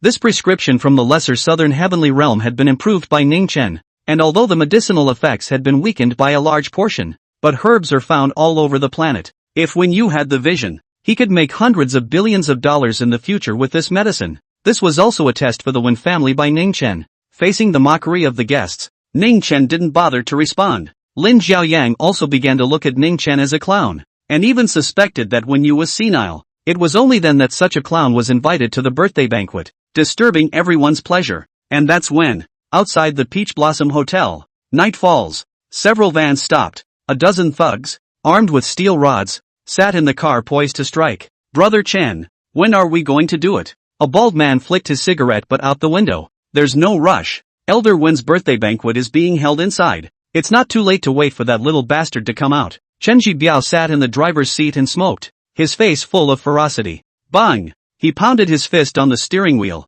Damn! Dare to hit my son. Chen Jibiao. I'm afraid you don't know what kind of business I used to be in. Dagger. Put up later and beat that kid to death. Kill him on me. The bald guy grinned. Alright, Brother Chen. Chapter 71, Goodbye Ikulu, Patriarch Teng Taizhan. 2 hours later, as one luxury car after another drove away from the hotel gates, Chen Shibiao watched intently. The Su family, the Lin family, their people are gone. Good. Very good. Suddenly, he saw a figure appear at the hotel's main entrance accompanied by the Wen family's master and daughter. That's him. Chen Jibiao pointed at Ning Chen with a ferocious look. Go, guys, get off. The bald man copied the throwing stick at his feet, pulled open the car door and jumped. Whoa whoa whoa. A group of hooded thugs jumped out of the car and followed the bald man with an aggressive approach. What's the situation? The Bentley that Xia Hong was traveling in had just driven out of the underground garage when she saw the scene. By now, the vast majority of the guests had already left. Someone tried to call the police, only to find out that there was a message blocker in the neighborhood and the call wouldn't go through at all. So it's old Chen's people. Xia Hong received a text message from Chen Jibiao and smiled knowingly. It's good to teach that kid a lesson. Let him go wild again. Let's go. She didn't stay to watch. She was busy. And at that moment, Ning Chen and the master and daughter of the Wen clan also discovered the group of raging fighters. Grandpa, be careful. When Qinglan hurriedly stopped in front of Wen Yu, looking vigilantly at the visitor. Who are you people? Nine Dust asked with a frown. What people? Humph. Someone who's here specifically to you. The bald guy sneered and also turned the shaking stick upside down in his hand. Suddenly at this moment, Qinfen rushed out of the hotel door with a few security guards and stopped in front of Ningchen. Bro, go, we'll hold it off here. Nine Dust looked at this person inexplicably. Who are you? Do I know you? I'll just recognize you. Geez, where are you getting off with all that crap? Get out of here, Qinfen said hotly, thinking that if it weren't for Yi Xiao's command. You think I'm happy to protect you? Seek death. The bald man's eyes were hard. Go, beat them to death. A dozen beaters were about to come forward. Suddenly, a hurricane of wind and a bright light prowled the field. The sound of whirring helicopter rotors appeared above the sky. Asterisk asterisk? What the hell? The bald man looked up with a shocked look on his face. Everyone was stunned. Even when you wasn't sure what had happened. A helicopter that actually appeared over the city? Blade? Someone jumped down. At that moment, a good-eyed junior exclaimed. Fart. The bald man cracked, but unexpectedly, a black shadow fell straight down from the sky. Dang! With a loud bang, smashing into the square in front of the hotel. The cement slab was smashed through and the cracks spread out for dozens of meters. Everyone was stunned, except for Nine Dust. How did he find it? Nine Dust glanced inside the helicopter's cockpit and frowned darkly. This nifty Superman, Chen Ji Biao, who was sitting in the van, saw a man jumping down from 100 meters in the air. Eyes nearly blew out. The person who jumped out of the plane was a burly man in a black lab coat. He bent his knees and leapt a dozen meters to land on the ground. The crowd froze. Soon, the helicopter landed, and a handsome-looking young man in old-fashioned clothes came out of the hatch. Young master, the burly man came to him and bowed. The costumed youth simply nodded his head, and then, with immense excitement, quickly, he walked over to Nine Dust. Young Yi, is it really him? He's the one you're looking for? Qinfen ran over. Yi Kulu nodded at him and patted his shoulder again to show his gratitude. Too excited. So damn excited. After searching for more than 4 months, I finally found this big Buddha in front of me. This time, he said he would learn from his master. Are you the young master of the Yi family, Yi Kulu? When you stared at the costumed youth for half a day before he suddenly gasped and shouted out his name. Unbridled. The burly man reprimanded in a deep voice. Patriarch. Forgive me. When you hurriedly took 2 steps back and bowed in apology. What? Patriarch? When Xinglan's pink lips were so wide open that it was enough to stuff an apple in. This guy who jumped out of the plane, he's a martial arts master? Uncle Tang. Yi Kulu hurriedly reprimanded. Martial King is present. Do not make a fuss. Yes, young master. Patriarch Tung Oda Bao, but always looked at Ning Chen with a very skeptical gaze. Such a little brat. A martial king? Ha! His own young master must be crazy and have his head bashed in. Senior. Yi Kulu gathered his courage. You're recognizing the wrong person. Nine Dust shook his head and wanted to leave. No, I'm not. It's you. Yi Kulu circled around in front of Ning Chen and, with a face of conviction, he said, Tokugawa. Shut up. Ning Chen glared at him without a good reason. If you dare to talk nonsense, I'll strangle you to death. Wen Yu's entire body was confused from the inside out. This was the eldest young master of the Yi family, the head of the 7 prefectures family. How did Nine Dust dare? One must know that the Yi family, as the number 1 family in the south, had more than one patriarch in their clan. Patriarch Tang's brows also furrowed darkly as he heard this, threatening to strangle their young master in front of him. You don't care about him, Tang Tai Shan? Fine. Don't say it. Don't say it. Yi Kulu could see Ning Chen's unwillingness to be exposed, then added, Senior, there are too many people here. Let's find a quiet place to talk. By the way, what do these guys do? Yi Kulu signaled with his eyes to Bald Knife and the other fighters. Ning Chen said indifferently, just a few ungrateful ants. Yi Kulu had long since seen that these people were coming from a bad place, and his face darkened violently. You guys are so bold. Uncle Tang, clean them up. Yes, young master. Tang Taizhan led the order and swept a glance towards the bald dagger and the others. Holy, where could these social thugs withstand the sight of a patriarch? Each one of them was scared less. Their souls were in danger, and they fled towards the outside of the square on their hands and knees. But in the next second, Tang Taizhan waved his sleeve robe, and a mist-white air force visible to the naked eye, sweeping towards the group of fighters. Ah, The dozen or so thugs all seemed to be hit by a speeding car, and were viciously thrown away. Some hang from trees, some fall into car windows.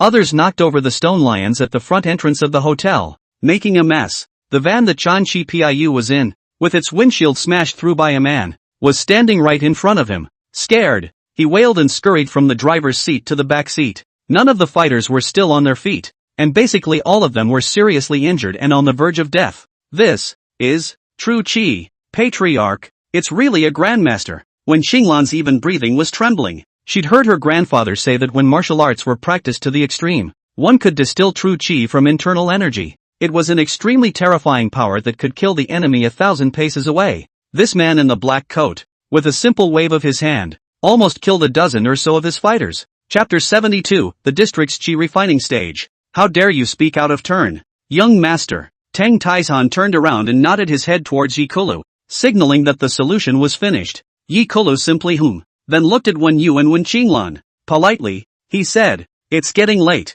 Aren't you two leaving yet?" What Yi Xiao said. Wen Yu could see what was going on, and after a deep salute, he left with his granddaughter Wen Qinglan. The head doesn't even bring it back. Qin Fun, go back to the hotel first. I'll come over to find you later. Yi Kulu supported Qin Fun away again. The security guards are also chased away. What are you trying to say? Nine Dust was a bit dissatisfied. Senior, why don't we talk somewhere else? Yi Kulu was polite. Just say it here. Nine Dust said. Good. Yi Kulu was full of anticipation and a little nervous. Senior, it's still the same thing as last time. I want to be your teacher. Don't dream. Ningchen didn't wait for him to finish before sternly refusing. I never take on disciples. Senpai. Yi Kulu was anxious. As long as you are willing to accept it, no matter what the conditions are, I can agree. Really? Nine Dust cast a sidelong glance at him. 1,000 times true. Yi Kulu nodded firmly. He had already decided that no matter how high a price Ningchen offered, even if he wanted half of their Yi family's assets, he would convince his father to accept it. It was only because the person in front of him was a legendary martial king. He saw him kill the sword Saint Tokugawa Ichiro with his own eyes, and he could never be wrong. Alright then, I want spirit medicines. Lots and lots of them. Ningchen opened his mouth. Spiritual medicine? Good. Uncle Tang, you immediately go back to the family. Yi Kulu twisted his head and ordered. Before Tang Taizhan could speak, Ningchen added, wait, the spirit medicine I want is not an ordinary spirit medicine, but a high-level spirit medicine. At the very least, it has to be the 1,000-year ginseng kind. Tang Tieshan's face changed greatly. What? 1,000-year ginseng? Your Excellency's appetite is too big. The 1,000-year ginseng is just a primer. What I really need is much more than that. Ningchen added. Tang Tieshan's face stiffened as he glanced at his young master. Yi Kulu's face was also a bit embarrassed, obviously unable to fulfill Ningchen's request. How precious is a ginseng that has truly grown for more than 1,000 years? Even for their Yi family. Mobilizing all of his resources, he was only able to collect a handful of them, not to mention the rest. Can't you get it? Then I'll go. Nine Dust pulled his leg out and left. Yi Kulu's fists were clenched tightly, and unwillingness was written all over his face. Grandpa, what are they talking about? Not far away, in the middle of a peach forest, the Winchester's daughter didn't go far, but was peeking. Can't hear you. When you shook his head. Grandpa, what kind of person is Ningchen? Why does the Yi family's young master treat him with such respect? When Qinglan really thought about it more and more fear, when he followed Duan Shui Lu to find trouble with him, perhaps, it really deserves Xia Hong's words. When Yu's gaze was complicated and, he's from the capital's prestige family. Grandpa, it seems like Nine Dust is leaving. At that moment, when Qinglan reached out and pointed, the master and daughter then saw that Tang Taizhan let out a bellowing cry the instant Ningchen turned around. Stop! Something? Nine Dust frowned and glanced at this patriarch in the black lab coat. Uncle Tang. Yi Kulu could see that Tang Taizhan was going to speak for him. Tang Taizhan waved his hand, signaling Yi Kulu to stay out of it. He stared slyly at Ningchen and said, I heard my young master say that. At your young age, Your Excellency. But the legendary martial king realm? I wonder if it's true or not. What kind of martial king and martial god? You've read too many metaphysical novels. Ningchen was not at all clear about the division of the ancient martial realms on Earth. I guess so. Martial king realm. There aren't many in the entire country of China. Tang Taizhan grunted coldly. I also heard from my young master that Ichiro Tokugawa, the sword saint of the Sakura kingdom, the death at the hands of your excellency?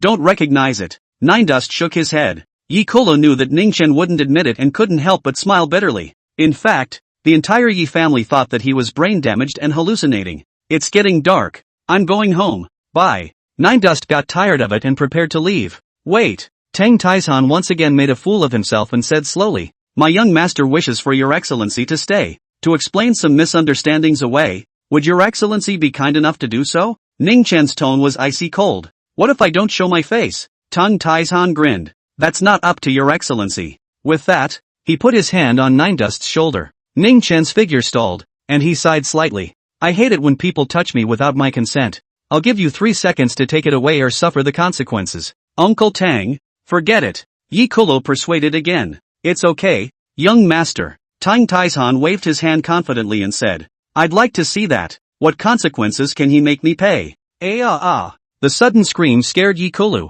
What did he see? Tang Taishan's entire right arm inexplicably exploded. The arm bone was broken into 6 pieces, piercing through the flesh and bloodying him. A stream of milky white qi emanated from Ning Chen's body, refining qi to become astral. "Grand Master, you're a Grand Master." Tang Taishan saw the milky white true qi enveloping Ning Chen's body, simply howling like he'd seen a ghost. Patriarchs, refining their true qi, carry artillery in their bodies and kill the enemy at 1,000 paces. And true qi can be further refined to produce astral energy. This power is even more terrifying and is said to be able to carry a missile bombardment. A patriarch who refined the astral energy was known as a great patriarch, and was several times stronger than an ordinary patriarch. These thoughts flashed through Tang Taishan's mind. A showy fist kept enlarging in front of his eyes, and finally slammed into his chest at a speed he couldn't react to. Boo! Tang Taishan directly disappeared in place. No one knows where he went. Hey! When Qinglan, who was secretly watching the battle, rubbed his eyes and asked Wen Yu,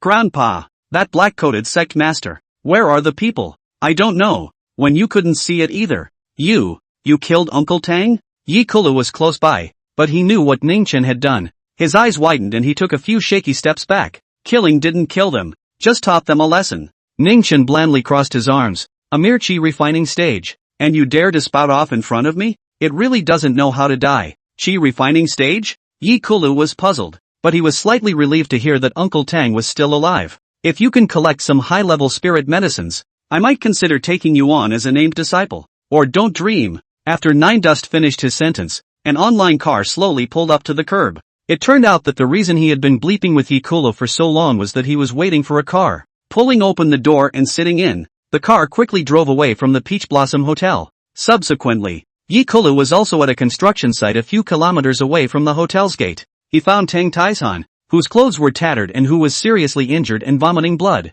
"Young master, I have eyes to recognize MT. Tai. This person is a great master. A great master comparable to the old ancestor." After Tang Taishan finished his last sentence, he actually fainted on the spot due to his injuries. Uncle Tang, you hold on." Chapter 73, A Martial King Reading Freshman Year? Back to the Rose Garden Villa. Su Shuyen was sitting in the living room playing with her cell phone, seemingly messaging someone. From time to time a sweet smile appeared on his face. When she saw Nine Dust come back, she immediately put her face on. Nine Dust ignored her as well and went straight back to the bedroom, preparing to play some games and then go to sleep. Ginger suddenly sent a message. "Ginger Sugar, brother Dolly. Shu Yan seems to be in love with that Lin Xiaoyang. I've been talking to him since I got back and surprisingly, he's ignored me." Nine Dust, "Oh. Then I'll take you to play king." Ginger Sugar, brother Dolly. Shu Yan is about to be abducted, and you still have the heart to play games. Followed by an angry look. Nine Dust, "It's none of my business if she's abducted." Ginger Sugar, "Auntie Chow has been trying to set you up with Shu Yan. Ning Duan, playing the game or not? If not, I'll play it myself." Followed by an expression of rolling eyes. Gingerbread, "Oh, brother Dolly, be serious. I always feel that Lin Xiaoyang is not a good person." Nine Dust, "Congratulations. You got it right. That guy really isn't a good person." Gingerbread, "I feel like he's a scumbag." Ning Duan. Ning Chen thought that Jiang Sugar had also seen the killing aura on Lin Xiaoyang's body. Didn't realize it only mattered if he was scum or not. As for whether Su Shuyen would be killed or slagged off later, it was none of his business. He'd already said hello anyway. Just after opening the game, a call from Wang Yinhua came again. "Tell him Guan Weiman came to the famous Diamond Club with a bag of cash to buy a murderer and is now under arrest. According to the projections of the lawyers they hired, attempted intentional homicide is at least like an 8-year sentence." Guan Weiman, this kind of small person. Ning Dust simply lazy to take care of. A few sentences and then hang up. As a result, when you called in again and carefully asked if he was free next week and wanted to invite him to dinner. Ugh, why are these people so annoying? Nine Dust simply turned off his phone and slept with his head covered. The early hours of the morning. Marina Bayun Mountain. Inside the Yi family's ancestral home, Tang Taizhan was lying on the hospital bed, pale and dying. How's it going? The Yi family had rushed over and asked an old man in hemp clothes. The hemp-clothed old man shook his head. His left arm was wasted. All his organs were cracked. But fortunately, his heart vein was not broken. Still alive. I can't believe you beat Lao Tang like this. The Yi family head was furious and said to Yi Kulu, who was guarding the bedside. Kulu, who the hell is that person? Why did you do this to your Uncle Tang? I've told you before. He's the same Martial King Sr. who killed Tokugawa Ichiro and saved me. Too bad no one believes me. Yi Kulu sighed heavily. Uncle Tang didn't believe me either, and provoked Senior 3 times, and as a result, LOL. Martial King, our entire China. A great country. The apparent Martial King is only 4 in total. There isn't a single one in Jiangnan. Where the hell did this young Martial King come from? The Yi family head was very depressed. If Tang Taizhan wasn't lying here with serious injuries right now, he simply didn't believe that a young man in his 20s or 30s could cultivate to the legendary Martial King realm. Dad, I've decided. At that moment, Yi Kolo got up and firmly uttered, I'm going to study at Qingzhou University. What? The head of the Yi family froze and looked at his son, not understanding what was going on. Yi Gulu explained, Qinfen just helped me find out that senior is a freshman at Qingzhou University. I want to be a classmate with him and slowly deepen my relationship. Maybe he'll accept me as his disciple once he's happy in the future. Martial King? Freshman year? The Yi family had wondered if his ears were out of order. Dad, there's no time to lose. Let's arrange for someone to help me with the enrollment procedures now. The more Yi Kolo thought about it, the more excited he became. If he were to receive guidance from a Martial King, how many years of hard work could he save? So much for an uneventful weekend. Aside from Lin Jiayang asking Su Shuyan out for dinner and John Candy complaining about why Ningchen didn't stop him, no further interludes occurred. On Monday morning, Nine Dust held a few large bags of potato chips as he leisurely made his way to class. After the morning session, Counselor Wang Chuan took advantage of the fact that no one had left, leading a transfer student in. Everyone, this is Yi Kulu who transferred from Binhai University. Everyone applaud and welcome. As soon as Wang Chuan finished speaking, an uproar started in the classroom. Yi Kulu, wow, what a cool name. Handsome guy, too, with a great body. Really handsome, schoolboy level. A group of girls started to get horny. Even Zhang Xinran, the class president who was a rich white girl from a good family, can't move her eyes from this Yi Kulu a little bit. It's practically her ideal type. When Ning Chen heard the name, he frowned. Looking up, Nima, it's really that Yi family kid. He changed into a school uniform, with glasses, shaved short hair. The whole is a big sunshine boy. No one knew that he was the young master of the #1 family in the south. Seeing Ning Chen's black face, Yi Kulu also revealed a pleasing smile and smiled sardonically. After Wang Chuan left, many girls gathered around to ask for WeChat, and after Yi Kulu dismissed them with a few words, quickly catching up with Nine Dust. Senior, what a coincidence. You're also attending Qing University? Yi Kulu playfully followed behind. What the hell do you want? Nine Dust was impatient. Didn't want to do anything. I just came to read a book. Senior mustn't misunderstand. I'm sorry, said Yi Kulu in a serious tone. Nine Dust shook his head and walked away quickly. For the rest of the day, Yi Kulu went wherever he went. The Yi family's youngest master was transformed into a follower. Even peeing is neighborly. At night, Nine Dust went to the Encounter milk tea stand to get milk tea as usual. Although Kul Sunya was an inner-strength martial artist who could go for months without eating. Back on campus, he had a mouthful too. Hello, I'd like a mango pearl milk tea, Yi Kulu said to the shopgirl who ordered the order. In his heart, he also added, it is said that Qingdao University is full of beautiful women. It seems to be true. Even a little girl selling milk tea is so pretty.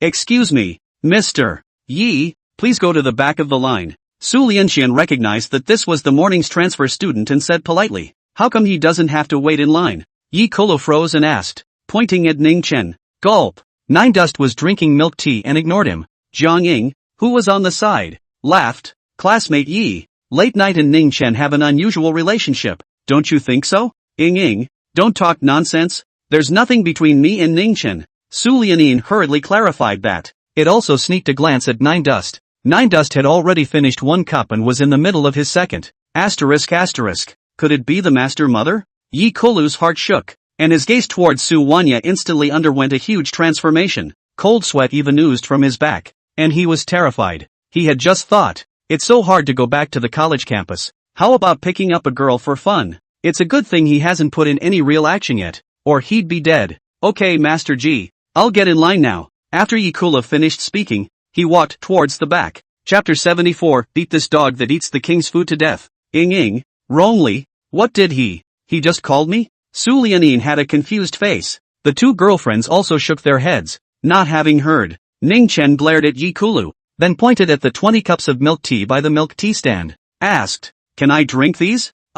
This won't work. It was rare for Su to reject him. These were ordered by someone else, so I'll make them for you to drink next time. Oh, never mind then. Ninedust threw the 2 cups of milk tea he had finished into the trash can and patted his butt in preparation to leave. Drinking so much milk tea every day, also not afraid of physical accidents. Jiang Ying and Su Rongli were gabbing at the back. Just then, a young man in a duck-tongued hat walked up to the milk tea stand and asked, I ordered 20 cups of milk tea this morning. Is it ready yet? It's done. It's $160. Su Lianxian looked at him with an enthusiastic service attitude. Oh, the duck-tongued youth bent down and picked up 20 cups of milk tea, then pulled out his cell phone and, waving it in front of her, awesome coaxing. We're self-publishers who do food scouting in college towns, and we have more than 800,000 followers on Jitterbug. Help you publicize it, and the money will be waived. Su Yan didn't react for a moment. Was this person trying to eat a bully's dinner? Excuse me, classmate. Su Lianxian hurriedly stopped him.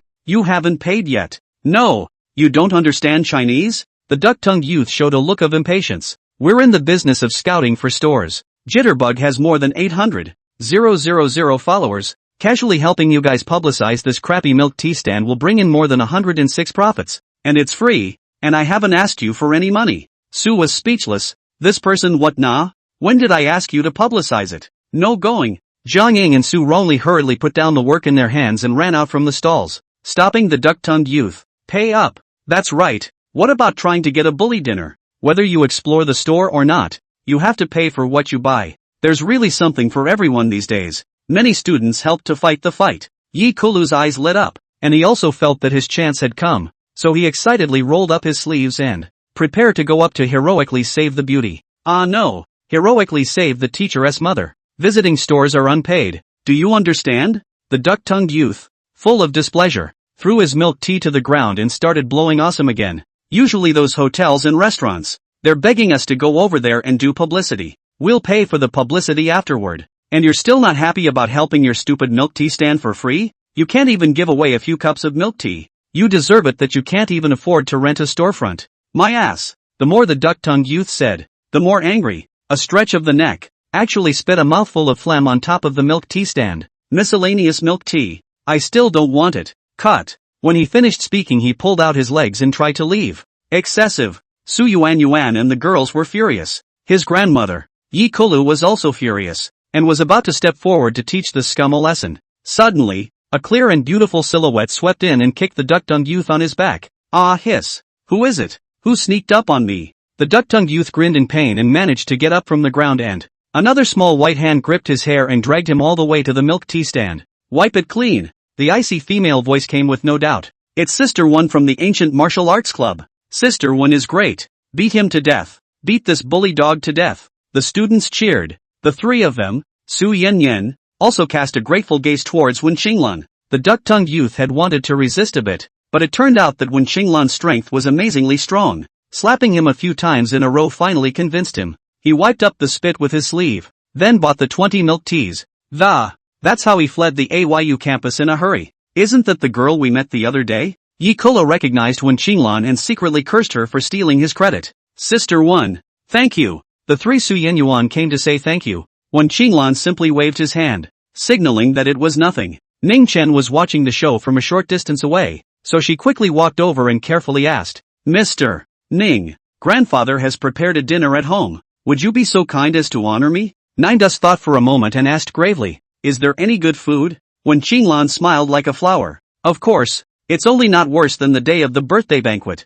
Ever since they knew that Ning Chen was a foodie, the Wen family had been trying to find top-notch ingredients by any means possible. Hire another top chef just to entertain him. So what are we waiting for? Ninedust rubbed his stomach. It just so happened that he hadn't eaten dinner yet. After the two of them walked off in pairs, Jiang Ying said to Su Evening Night worriedly, Evening night. Senior sister Wen seems to have gone to dinner with Ning Chen. They're not in love, are they? I don't know. Su Lianin lowered her head, and there was a sadness in her eyes that she couldn't hide. When Qinglan brought Ning Chen all the way to the outside of the school, a Rolls-Royce Phantom pulls up to the door. After Ning Chen got into the car, when Qinglan suddenly realized that there was someone standing behind her, and she turned around to look at him. It's a big shock. Yi Xiao? When Qinglan thought she had misread. Just call me Yi-san. Yi Kulo waved his hand. What's your name? Back to Xiao Yi. My name is Wen Qinglan. My grandfather is Wen Yu. When Qinglan clasped his fists and bowed 90 degrees, his breathing becoming ragged. The entrance to the school was extremely crowded and students were giving strange looks. Alas, it is said that there is no need to be formal. Yi Kulu impatiently helped her up. The Wen family, it seems that they have heard of it before. It used to be famous in Qingzhou, but it seems like there hasn't been much movement since then. Yes, Yi Xiao. Oh no, Yi students. When Qinglan nodded like a chicken pecking at rice, the mind is simply a mess. How could the eldest young master of the Yi family, the head of the 7 prefectures family, show up at Qingzhou University? What the hell is going on here? Miss Wen, where are you planning to take Elder Ning? Yi Kolo asked again. Elder Ning? Ning Chen? When Qinglan froze for a moment. Take him to my house for dinner. Dinner? Great. I happen not to have eaten. I wonder if I can dine at your house. I'm sorry, Yi Kolo said without any skin. What? When Qinglan was going to be scared to death, she hurriedly bowed, sidestepped, and reached out, all in one fell swoop. Yi Xiao, please get in the car. Good. You're a friend I'll make. Yi Kolo smiled broadly as he pulled open the car door and sat up. Yo, Senior Ning, what a coincidence. You're also going to the Wen family for dinner?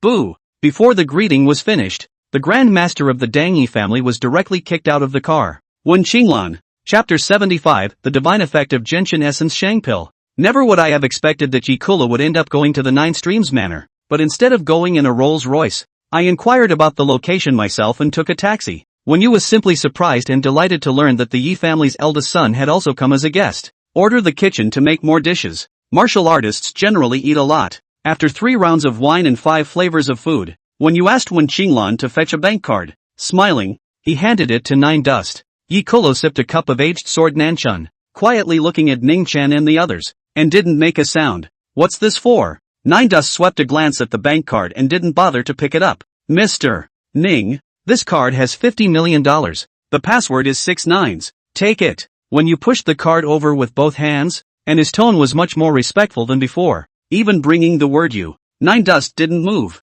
When you continued, the gentian sperm pill. I got someone to make it that day and night. The medicinal effect is really amazing. I've only been taking it for 3 days and it's already working wonders. Speaking of miraculous effects, Wen Yu's old face slightly reddened, but he did not go into details, only saying, such a divine medicine formula. The Wen family wouldn't dare to keep it all to themselves, except for this $50 million.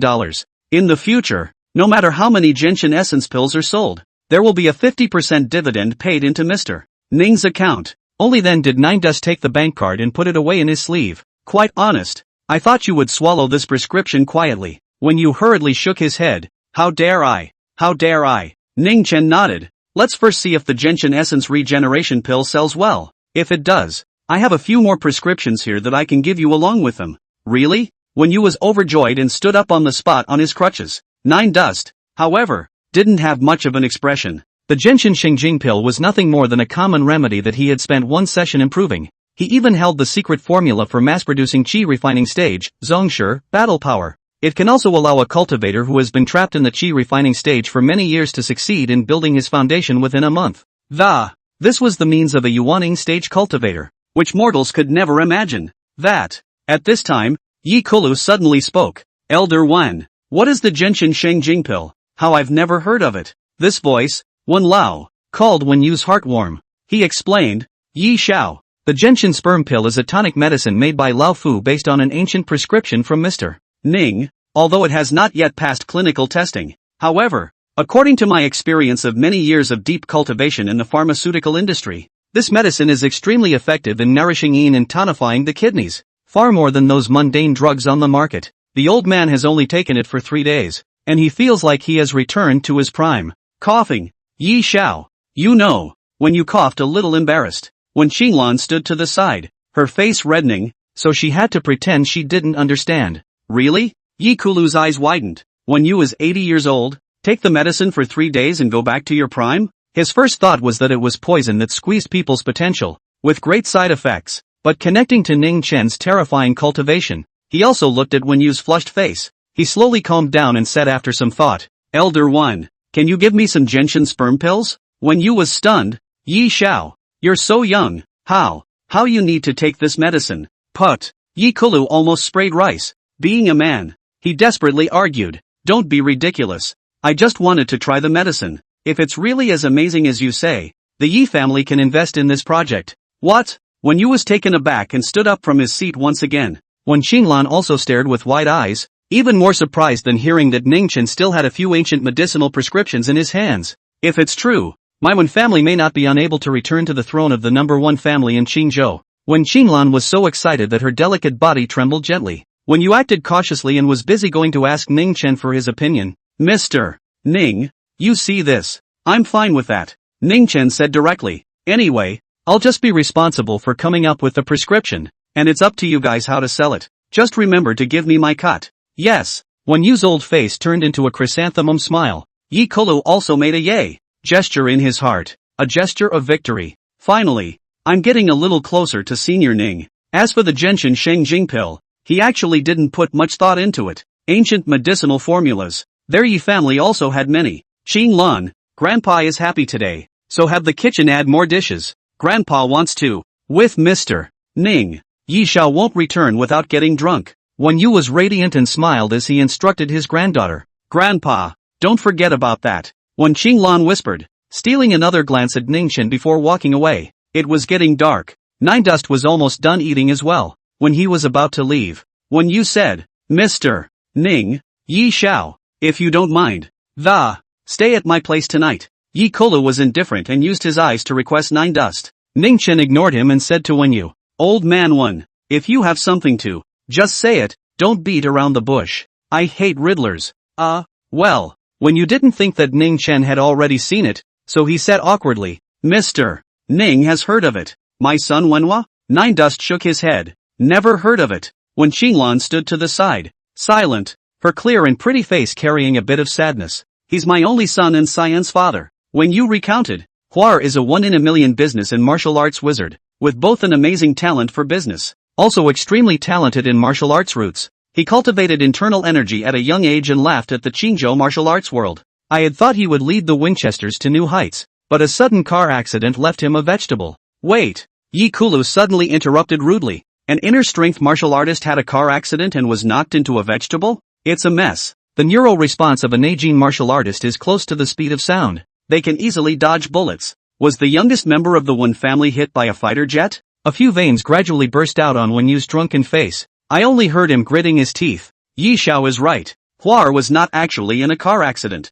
Instead, he was injured by a master. The man who, with very cruel martial arts, broke his limbs and severely damaged his brain. Turn him into a vegetable. When Qinglan heard these words, her yao nose began to sour and tears began to well up in her eyes. I see. Is it an enemy seeking revenge? Yi Kulu asked. I don't know. When Yu shook his head. For so many years, in order to search for the murderer and treat Huar, the Wen family has almost dispersed all of their family's wealth, and their stock price has fallen again and again. So, you want to ask me to make a move and cure your son? Nine Dust didn't dawdle any longer, and directly picked out the topic. Exactly. When Yu nodded his head in acknowledgement. When Qinglan also summoned up hope and looked at Ning Chen with a pair of pretty eyes that glistened with tears. Let me see what happens first. Soon, when you brought Ning Chen and arrived at the backyard of the Nine Streams Manor, inside a spacious bamboo house, Ning Chen and Yi Kulu met the young master of the Wen clan. With the servants taking good care of her, Wenhua was very well groomed. Even though she had been lying down for 4 years, the looks were also very handsome and looked like they were asleep. Chapter 76, I'm not telling you. Master, can it be cured? Yi Lulu came over and asked. Off. Who's your master? Nine Dust glared at him before shooing him out. Ning Chen sat on the edge of the bed and carefully observed Wenhua's condition for a while before spitting out 2 words. It can be cured. What? Master and daughter Wen's eyes widened. I said I could cure your son. However, I'm going to take 70% of the dividends from the Gentian Essence regeneration pill, including the drug program in the future. Ning Chen said. Okay, no problem. When you didn't think twice. Mr. Ning, can you really cure my father? When Qinglan cried, large tears had overflowed his eyes. It's not too late for you to cry when he wakes up. Nine Dust said, you guys go out, and remember, no one is allowed to come in without my order. No prying eyes either. And if you delay treatment, there will be consequences. Yes, yes, yes. Wen Yu was full of promise. Before reaching the door, Nine Dust remembered something. Right, get me a cell phone charger. Shortly afterward, the door to the bamboo hut was unlocked from the inside. When you sent more than 20 bodyguards to watch over the area, and he himself kept a personal eye on the area. There's even a large group of personal doctors and nurses on hand for emergencies. Elder Wen, with all due respect, the man inside is simply a charlatan. You must not be fooled. A male doctor in a white coat. Angrily, he said, in all the years I've been practicing neurology, I've never seen any vegetative patient who said he could be cured. That's right, Elder Wen. I'm 100% sure you've been tricked. Another rehab physical therapist pushed his glasses up the bridge of his nose. You might as well open the door and let me take a look at the medical license of the man inside. We're doing this for the sake of Mr. Wen's safety. It's not necessary. When you trusted Nine Dust, you guys just stay honest. A group of experts looked at each other. Elder Wen is treating a dead horse like a living horse. A female expert, an advocate of bereavement therapy, sighed. After all, Wen was over 80 years old, and his son couldn't cure him anyhow. You can imagine how anxious the heart is. This is when a charlatan pops up, clutching some folk remedy and bragging about it, also stepping on their experts in the process. It is understandable that one was deceived, waiting for the punch in the face you guys. Yigulo hugged his arms and sat on the stone table in the backyard, laughing at this group of cross-eyed rice bucket experts. The moment. Inside the bamboo house. Double kill. Triple kill. Ning Chen was lying on the big soft bed, holding his cell phone and playing a game, which was still connected to the charging cable. Sick Windward was thrown on the couch by him. If Wen Yu and Wen Chenglan walked in and saw the scene, they would probably die of anger on the spot. At noon the next day, Nine Dust stretched and rose from his bed, yawning several times in a row. He carried Wen Hua back to the bed. Then, he opened Wen Hua's shirt and poked both fingers into his chest. Put! The sound of a finger piercing between flesh and bone, blood flowing out. A second later, Ning Chen pulled out his finger, and there was actually a chirping bud between his fingers. What is it? Wen Yu was called in by Ning Chen and looked at the table in shock. The monstrous bug was covered by a glass and was hideous and horrible, crashing around. It's among compulsion. Before Ning Chen could say anything, Yi Kula took the lead. Master, how did this thing get here? Who is your master? Nine Dust glared at him again, and said in a nonchalant manner, caught in Wen Hua's body. I'm exhausted from scratching all night. Unsurprisingly, he could wake up any time in the next day. And that's thanks to all the care you've taken over the years. At these words, the surrounding area was shocked. When US old eyes glared round, rushed up to hold Ning Chen's hand tightly. Really? Really? Mr. Ning, Hua he'll wake up within a day? Nine Dust pulled his hand out. Pretty much. When Qinglan instantly burst into tears. Great, Dad. At this point, a couple of medical professionals in white coats couldn't look away. Young man, without a license to practice medicine to treat people casually, this is against the law, no? There was a male doctor who opened his mouth and reprimanded. Elder One is over 80 years old. It's okay for you to fool him.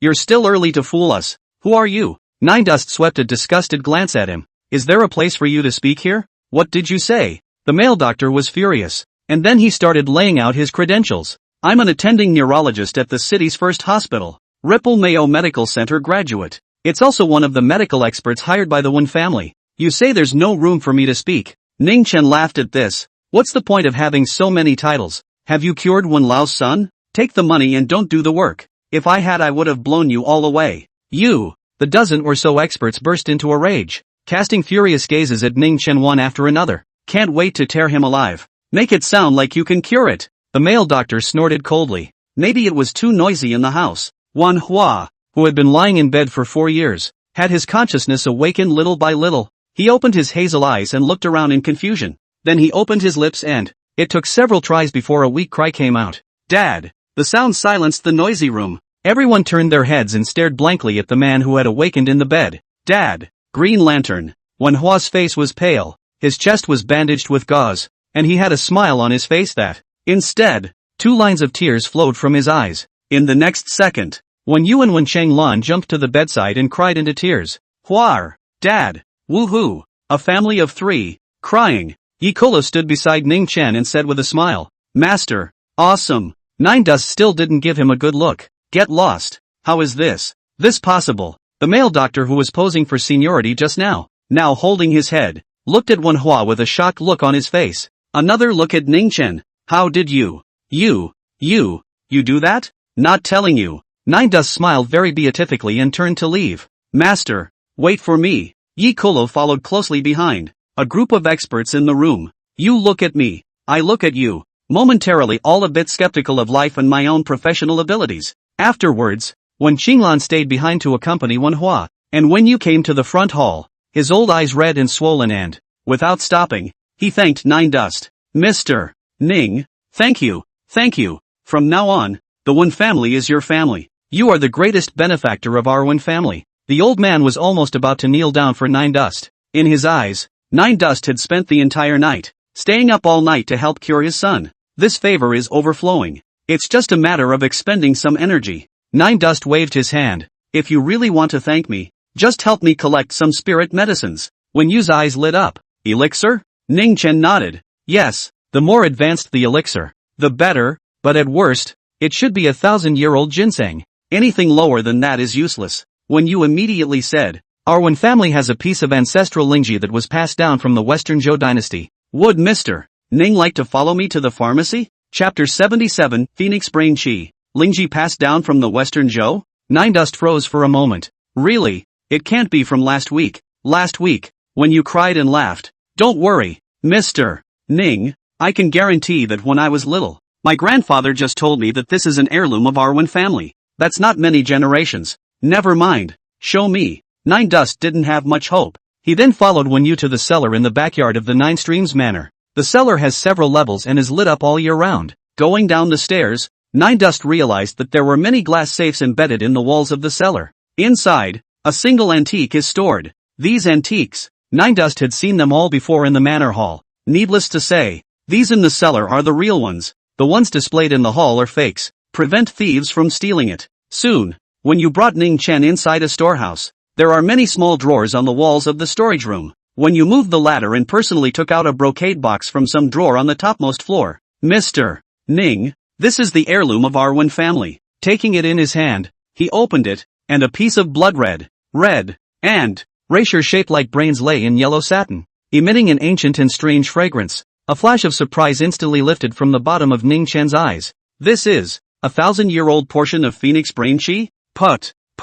Nine Dust's heart, quietly, beat. In the last 6 months back on Earth, he had never been so excited, because this piece of Ganoderma lucidum, called Phoenix Brain Chi, was helpful to his injuries. Mr. Ning, our Wen family's ancestors were great doctors. This strange Ganoderma lucidum was accidentally obtained by my ancestor in the mountains. Over the years, I've scoured medical books and consulted many people, and I don't know what species of razor it is. When you said from the side, this is Phoenix Brain Chi. Although Ning Chen was pleasantly surprised in his heart, he camouflaged it well, and his face was calm and unruffled. It's hard to see this herb in the world. Where did your ancestor find it? My grandfather didn't tell me that one. When you replied, if Mr. Nin needs it, I can go through the clan records. Okay, go ahead then. Nine Dust closed the lid of the brocade box. When you laughed dumbly and bitterly, he had thought that Ning Chen had asked casually. The clan records of the Wen family through the generations were as vast as a sea of smoke, and he didn't know how long he would have to go through them.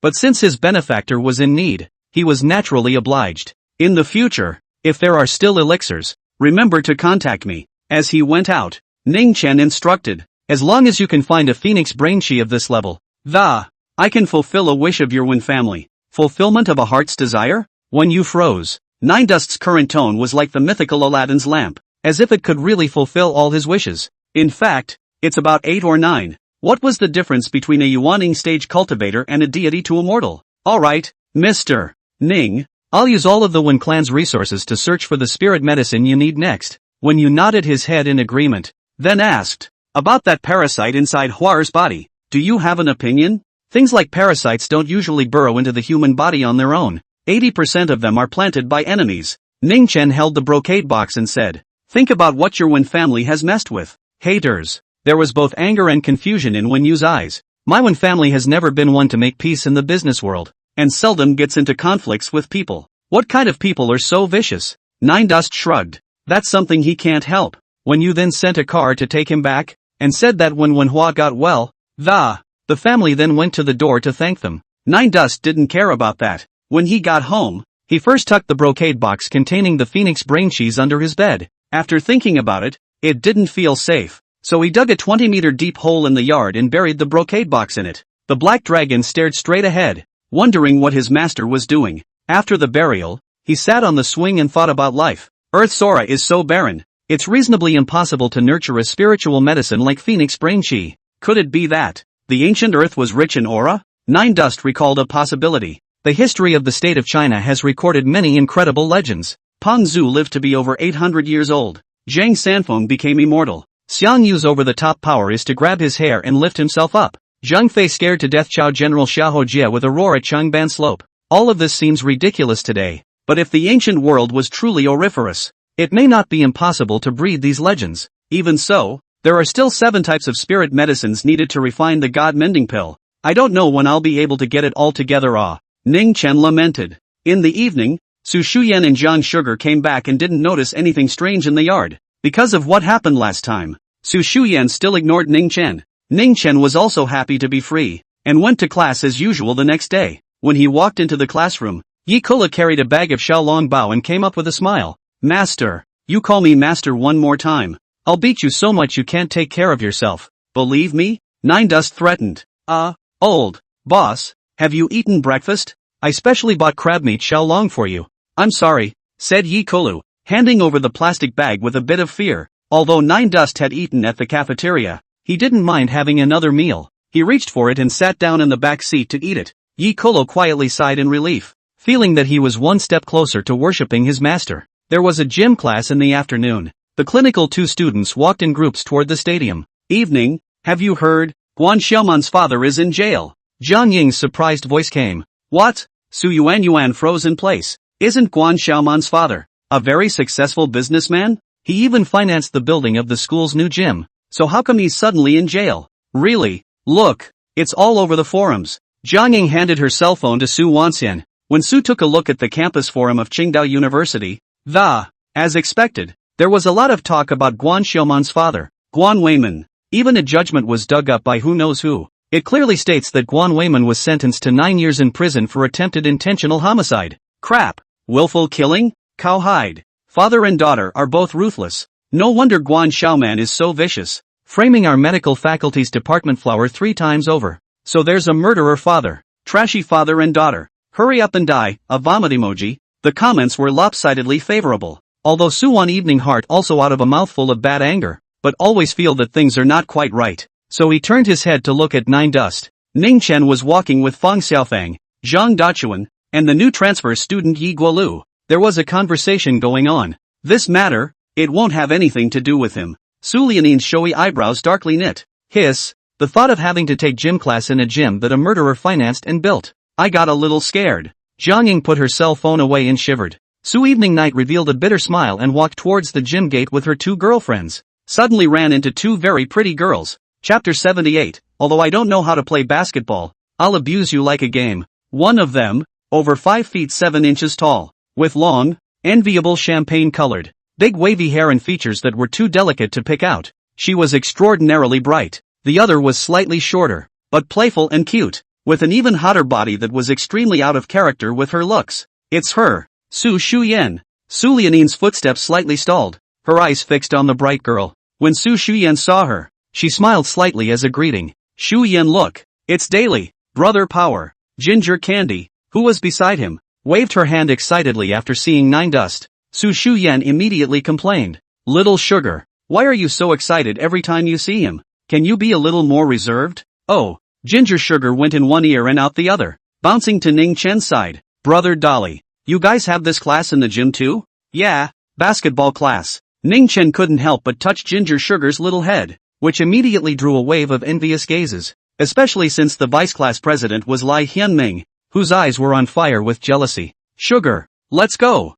Su Shuyan walked over and took the ginger candy away, and deliberately threw Ning Chen a humph. The blank stare. Master. Oh no, boss, can't see that you are so powerful. He. Yi Kula's lewd laughter came from the side. From my years of experience in picking up girls and getting them, both of these girls are superb. A 7. An 8. 9 Dust kicked him away. Get lost. A number of students gathered in the gym after class. In addition to the 2 classes that Ning Chen and Su Shuyan were in, there were many other students who didn't have classes. The sophomores and juniors who came over especially to see the school's flower. Su Shuyan. How annoying. Su Shuyan's eyebrows were lightly wrinkled, and she was a bit uncomfortable standing in the line. Almost all the boys in the audience were looking at her, and commenting on it. Every now and then a lewd laugh escaped. Maybe that's the trouble with beautiful women. Oh, I want that kind of trouble too. The schoolgirl really is the center of attention everywhere she goes. Girls in the same class, discussing with each other. Baskets of basketballs were then carried over by the gym reps.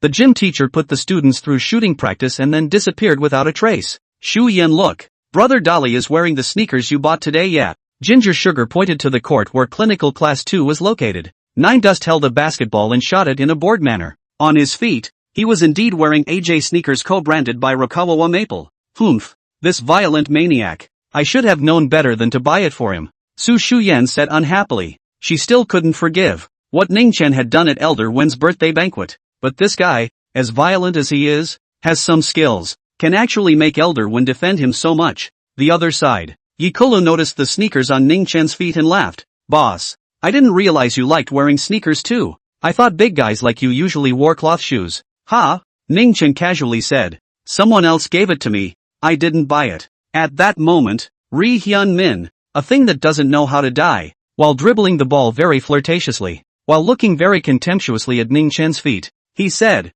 how dare you wear out fake shoes? Fake shoes? Yi Kolo froze for a moment when he heard Lai Hyunming's voice. He took a closer look at the shoes on Ning Chen's feet, definitely said to Lai Xianming, what are you talking nonsense? Old. Cough. The shoes on the feet of student Ning Chen are absolutely genuine. Bull asterisk authentic. Lai Hyunming stopped dribbling the ball and pointed to his feet in a very impressive way. I'm the genuine article here. His pair is 100% fake. You're full of. Ginger's voice suddenly came. This niece didn't know when she came to 9 Dust in their class. Said to Lai Xianming, this pair of sneakers of Brother Dolly, bought in Qingzhou Mansion, cost more than $80,000. How can it be fake? I think yours is the fake one. On Lai Hyunming's feet, he was wearing the same sneakers as 9 Dust. A trace of undetectable panic flashed in Lai Hyunming's eyes as he looked at Ginger Sugar and said, who is Brother Dolly? Brother Dolly is Ning Chen. We are good friends. Ginger Sugar stood beside Ning Chen, instantly attracting a wave of envy. The corner of Lai Hyunming's mouth twitched twice,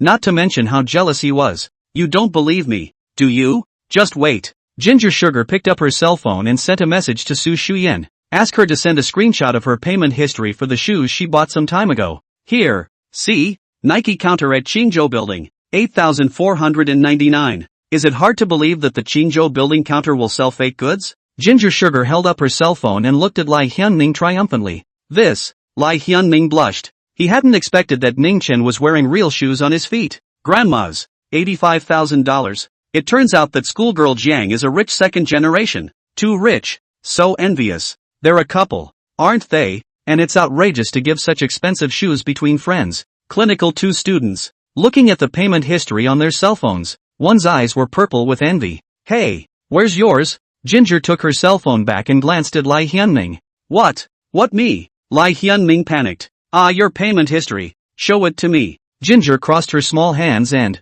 if you can't get it out you're wearing fake shoes. I accidentally deleted it last time. Lai Hyunming's old face turned red. Oh, deleted? Ginger Sugar sneered. Nothing to play with deleting payment records? I really accidentally deleted it. Lai Hyunming was still trying to weasel his way out of it, but the reddened cheeks had betrayed him. At once, a gaze of contempt was cast. Lai Hyunming was so ashamed and annoyed that he could not wait to dig a hole in the ground. Dare to bully my family's Brother Dolly, and don't weigh your own weight. Ginger Candy put her hand on 9 Dust's shoulder, but because she wasn't tall enough, she had to stand on her tiptoes. At this time, Lai Huinmin had another plan that didn't work. He looked at 9 Dust with a sour look of contempt. Humph. Sneakers are even more expensive to wear. What's the point of not knowing how to play basketball? Ginger Sugar didn't expect this guy to come on strong, and was so angry that he said, who says Brother Dolly can't play basketball? Ning Chen smiled bitterly. This, little sugar. I really don't know how to fight much. Ha ha, I told you. A smug look appeared on Lai Hyunming's face. He brought a ball on purpose, and then dribbled it in a fancy way. On his hips. Also said on the side, will not play ball wear such a good basketball shoes for what? not spoil it. It's none of your business what shoes our brother Dolly wears. Ginger Sugar held Ning Chen's arm and said angrily, Brother Dolly, ignore this lemon spirit. Let's go. Lai Hyunming was laughing when he suddenly heard Ning Chen say, even though I don't know how to play basketball, but abusing you is like playing. What? Lai Hyunming pointed at himself. You're talking to me? Or else? Ning Chen's face was flushed with laughter. Abusing me like it's a game? Awesome. Lai Hyunming sneered. Did you know I'm on the varsity basketball team? Chapter 79, Give me back my clothes. You're the NBA, and I can still abuse you. Nine Dust laughed slightly. Ha ha, Ning Chen can really brag. There was a roar of laughter from around the room. Lai Hyunming also couldn't help but think that I can finally find a chance to take revenge. So he said, fine,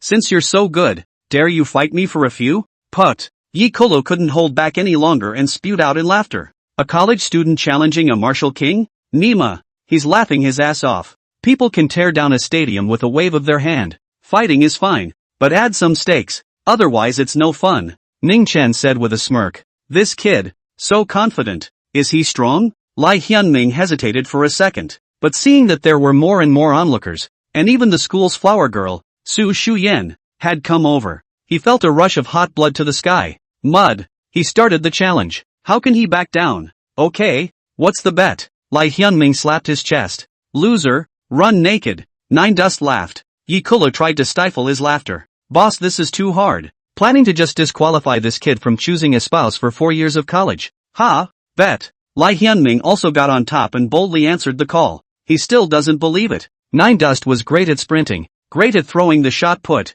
great at doing push-ups, and great at playing basketball? How can one person be so all-powerful? What about when you're the hero of a cool urban novel? How many balls? Lai Hyunming asked as he took the ball passed by his friend and dribbled it. Suit yourself. Nine Dust was indifferent. Let's play 5 then. You first and me first? Lai Hyunming asked again. You go first, just don't deny it if you lose later. Ning Chen said generously. Put. Get that down yourself first. Ri Hyunming snorted and came to the 3-point line with the ball. Looking at the defending Nine Dust in front of him, he laughed in his heart and decided to smash his head first, teasing him a bit. As a result, he had just thrown the ball, trying to hit Nine Dust's forehead, when the latter raised his hand in a smooth manner and picked the ball up and walked naturally to the 3-point line. Lai Hyunming was dumbfounded. Nima, reacting so quickly? Put. Yi Kolo didn't hold back and spewed laughter once again. Sugar, what is Nine Dust doing? At this time, Su Shuyen also walked over and looked curiously at Ning Chen, who was surrounded by a group of people. Shuyen, you're here. Brother Dolly is fighting his classmate one-on-one. Gingerbread told the story. Su Shuyen heard that the loser had to run around naked, and immediately watched with great interest. In her heart, she couldn't wait for Nine Dust to lose, so she could see this guy make a fool of himself. Mad. At this point, Lai Hyunming turned into the defensive side, his face ugly. What he didn't expect was that Nine Dust's first ball actually shot in place. The ball came out of his hand and flew straight toward the basket, albeit in a less than standard shot, but it didn't affect the goal in any way. Chop chop. The crisp sound of the net came and set off a roar of approval. Nice shot. So accurate. Lai Hyunming's face became even more ugly. For the next 4 balls, he was simply being teased by Ning Chen in various ways. Backs, through the hips, threes, there was even a dunk at the end. Boom! As everyone looked on in shock, the rim exploded into a white, glassy mess that, pouring down. Crap! He dunked the rim. Awesome! The entire indoor gym was abuzz. The boys in the audience, who had come to see the schoolgirl, stood up one by one and shock and envy were written all over his eyes. Lai Hyunming was also completely dumbfounded. A ball that didn't go in. He sat on his butt as if his whole body had been drained of its strength. Wow Brother Dolly is so handsome. Ginger Sugar let out a scream straight away, her eyes filled with adoring little stars. This guy. Su Shuyen was also surprised, looking at Ning Chen with unblinking eyes. Fong Xiaofang, Zhang Dachuan, Zhang Xinrun, as well as Su Lianyang, Zhang Ying, and the other students from clinical class 2. Unity was dumbfounded. Only Yi Kolo was very calm, as if he had expected this scene to occur. Keep your promise, Ri-san. Nine Dust walked over with a smile on his face as he held the basketball. What? Lai Hyunming got up from the ground, his face as black as charcoal. Don't play dumb and run around naked if you lose. Nine Dust said. Hey, it's just a joke. Are you taking it seriously? Lai Hyunming didn't even think about it. Running around naked in broad daylight. Is he still reading this book? But Nine Dust wasn't going to spoil him. Just as he was about to make his move, Yi Kulu suddenly scurried over, pointing at Lai Xianming and cursing. Marred. I hate people who go back on their word. Today you have to run even if you don't. Saying that, he stripped Lai Xianming of his clothes in 3 tries, leaving him with only a pair of sneakers. Although Lai Xianming fought back desperately, Yi Kulu was an internal strength martial artist. Is he not like a chicken? Give me back my clothes. Give me back my clothes. Lai Xianming, naked and hugging his body, arched his back and shouted angrily as he raised his head. Want clothes? Yeah, here you go. Yi Lulu laughed cheaply. He was seen walking under the basket rack, and with a throw of his right hand, he actually hung up Lai Xianming's clothes. Nima dash. Lai Xianming almost spit out blood in anger. The clothes are hanging so high, how can he reach them if he doesn't jump up? But if you jump up, won't it all be exposed? To top it all off, there was glass sludge laying underneath. Ning Chen, Yi Kulu, I'm not done with you guys. Lai Xianming was so angry that his eyes were red and glistening with tears, and before long, he was actually shedding tears, crying with anger.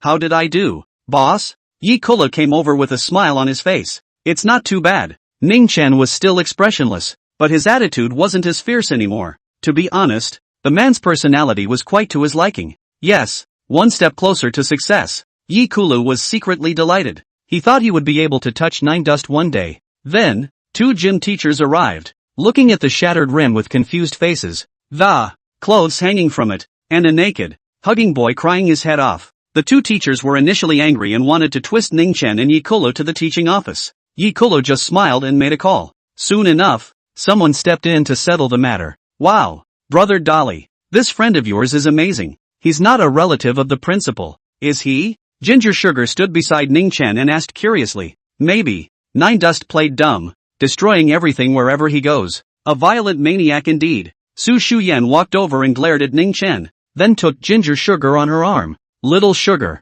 let's go. See you later, Brother Dolly waved gingerly. Aha. Nine Dust waved his hand as well. Chapter 80, I never go to places like bars. Su students. The 2 women had just left the gym and were discussing where they were going to go in the afternoon when there were no classes. Suddenly, a timid voice came from behind. You're the flower of a medical department? Su Shuyan recognized it once. No, I'm not some department flower. How dare Su Lianyang identify herself as some kind of flower in front of Su Shuyan? Hastily, he waved his hand with a red face. Ha ha, you're too cute. I've wanted to get to know you for a long time. Su Shuyan covered her mouth and laughed lightly. Looking for me for something? I have something to do. Su Lianxian glanced at Ginger Sugar. Sugar is my best friend. If there's anything you want to say, just say it. Su Shuyan said. Oh, Su Wan Evening hesitated for a moment, then gathered her courage again. I want to ask you, what do you think of Nine Dust? Nine Dust? Su Shuyan frowned. Why are you talking about this violent maniac for a good reason?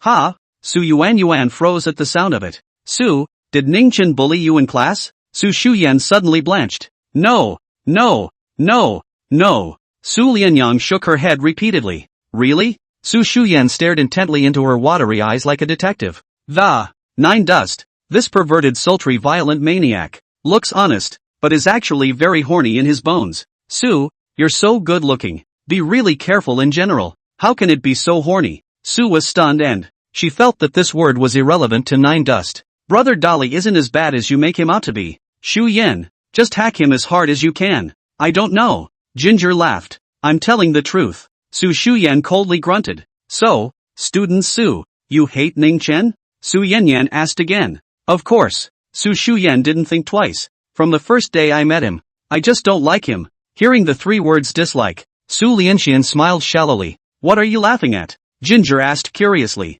Because I like Nine Dust. Su Lianin actually did not hide it. Graciously, he said. That's why I'm happy to hear that Su doesn't like Ning Chen. Ha! Both women were stunned. Su Shuyan was just about to advise Su Lianin not to go astray, when she suddenly felt that something was wrong. Su, I'm curious. Why did you come to ask me this question specifically? She asked, frowning. Because Ning Chen likes you. Su Yanyan blinked her big watery eyes and, you don't know? Su Shuyan's pretty face was filled with dismay. Ginger's cherry mouth was also open in an O shape. After chatting for a little while longer, Su Lianxian finally left. Shu Yen. No wonder Brother Dolly is always fighting with you and making you unhappy. So he's interested in you. Ginger Sugar nudged Su Shuyan and laughed playfully. Humph. Who wants him to like it? Su Shuyan's willow arm hugged, with a somewhat unnatural expression. he said. It's impossible for me and him anyway. Ginger Sugar laughed. I think Brother Dolly is quite good. Ah, with him,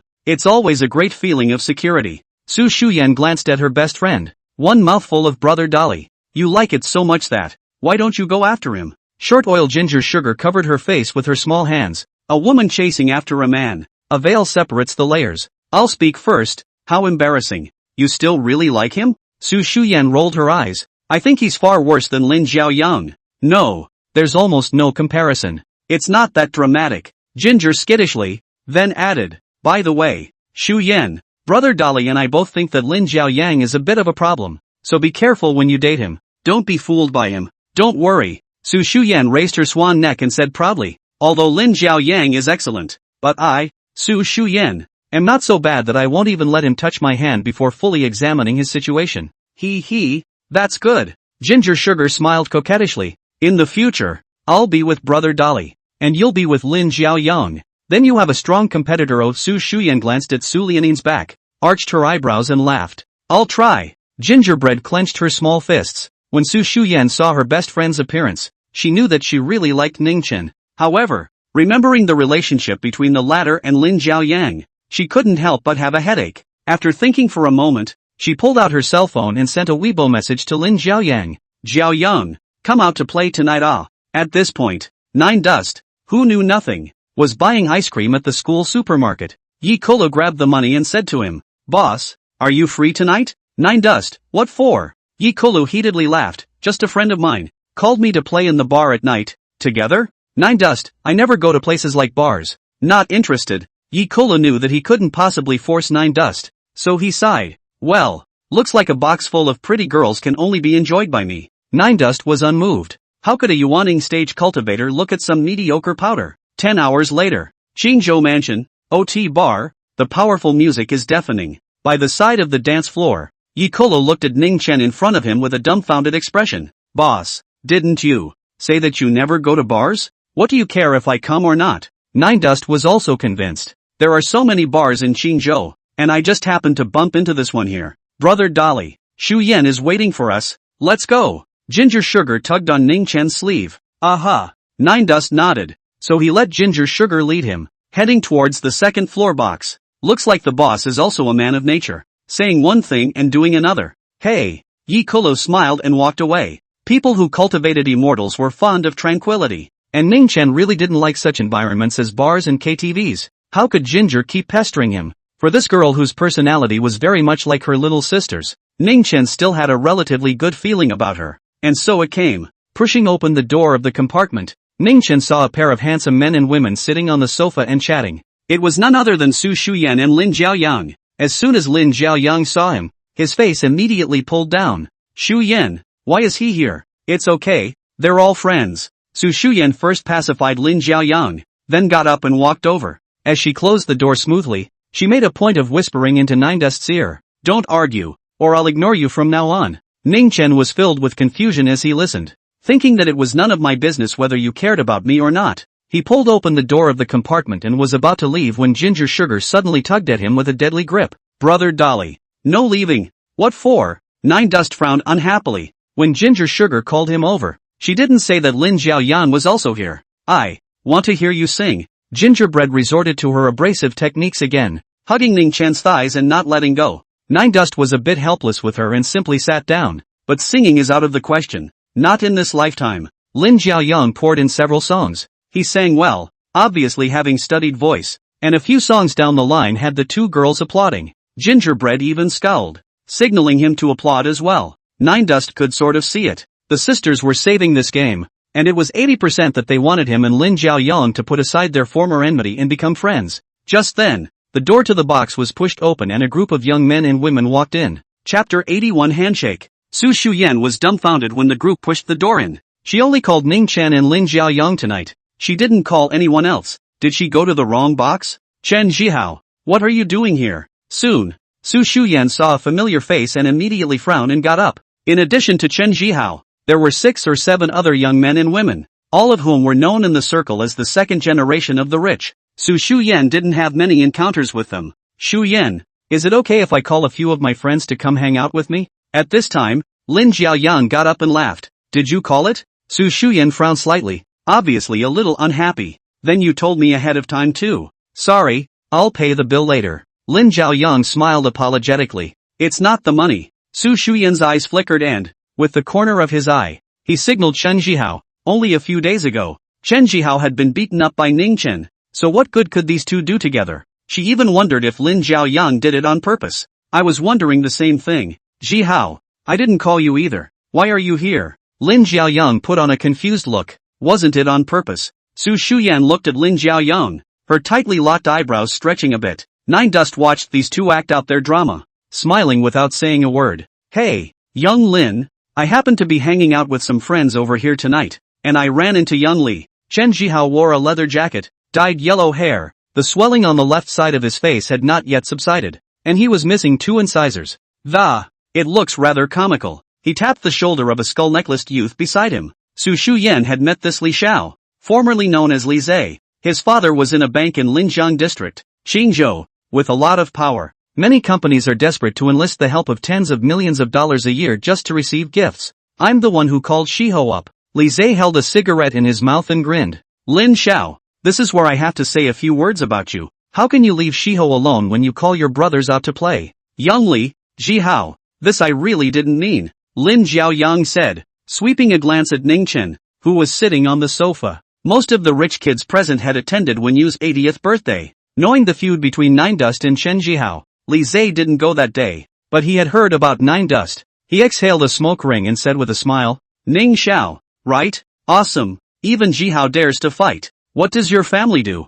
Nine Dust ignored him. Li Zhe laughed out loud. Okay, character. I like it. The atmosphere was a bit awkward. Ginger Sugar looked at Su Shuyan, and Su Shuyan didn't know what to do. Let Lin Jiaoyang get rid of his brothers? Doesn't look good. Tell you what, Nine Dust, Jihao, I'll be the host today, and you two will shake hands and make peace. How about an icy release? At this time, Lin Jiaoyang poured 2 glasses of wine. A cup was handed to Nine Dust. A cup was handed to Chen Jihao. In a sincere tone, he advised, everyone will be hanging out in the upper class in Qingzhou from now on. How meaningless to make such a scene when you can't see each other with your head down. Isn't it Shuyan, little sugar? Su Shuyan's head nodded lightly. Yes, I also want everyone to be in peace. Ginger Candy didn't say anything, just looked at Nine Dust. Nine Dust didn't move at first. Su Shuyan poked him twice with her elbow, and only then did he smile slightly. A handshake can be, but he has to apologize to me first. What? The rich kids were shocked.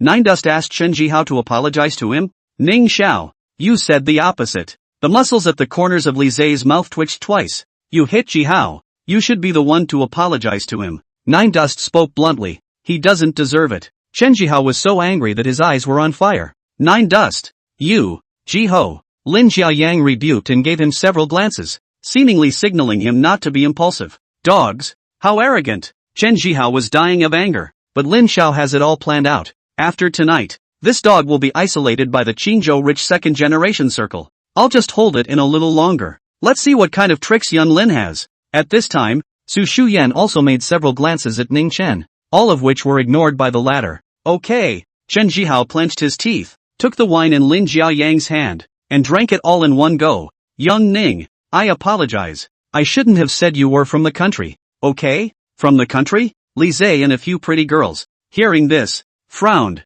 Nine Dust looked at Chen Jihao and knew that he didn't mean it, so he didn't drink either. There was no afterword after What's wrong with this guy? That's right. People are recognizing the wrong thing. So ungrateful. Zero emotional intelligence. I guess. Several of the rich daughters cast disgusted glances at Nine Dust. Lin Jiaoyang, however, rounded off the scene. Alright, since the misunderstanding has been resolved, so let's all sit down and sing. I'll get some drinks and we'll all have a good time tonight. All the spending is on my head. Lin Jiaoyang. The words came out, and the box was filled with cheers, screams, and whistles. Lin Xiao atmosphere. Su Shuyan looked at Ning Chen, who was out of place with everyone, and sighed breathlessly. Soon, all kinds of expensive drinks were brought up, and fruit plates, snacks, and there was a great atmosphere with games being played and songs being sung. Lin Jiaoyang and Su Shuyan sat together, sometimes attaching their ears and chatting, sometimes flirting, like a couple. Li Zhe and Chen Jihao and the others kept on coaxing as well.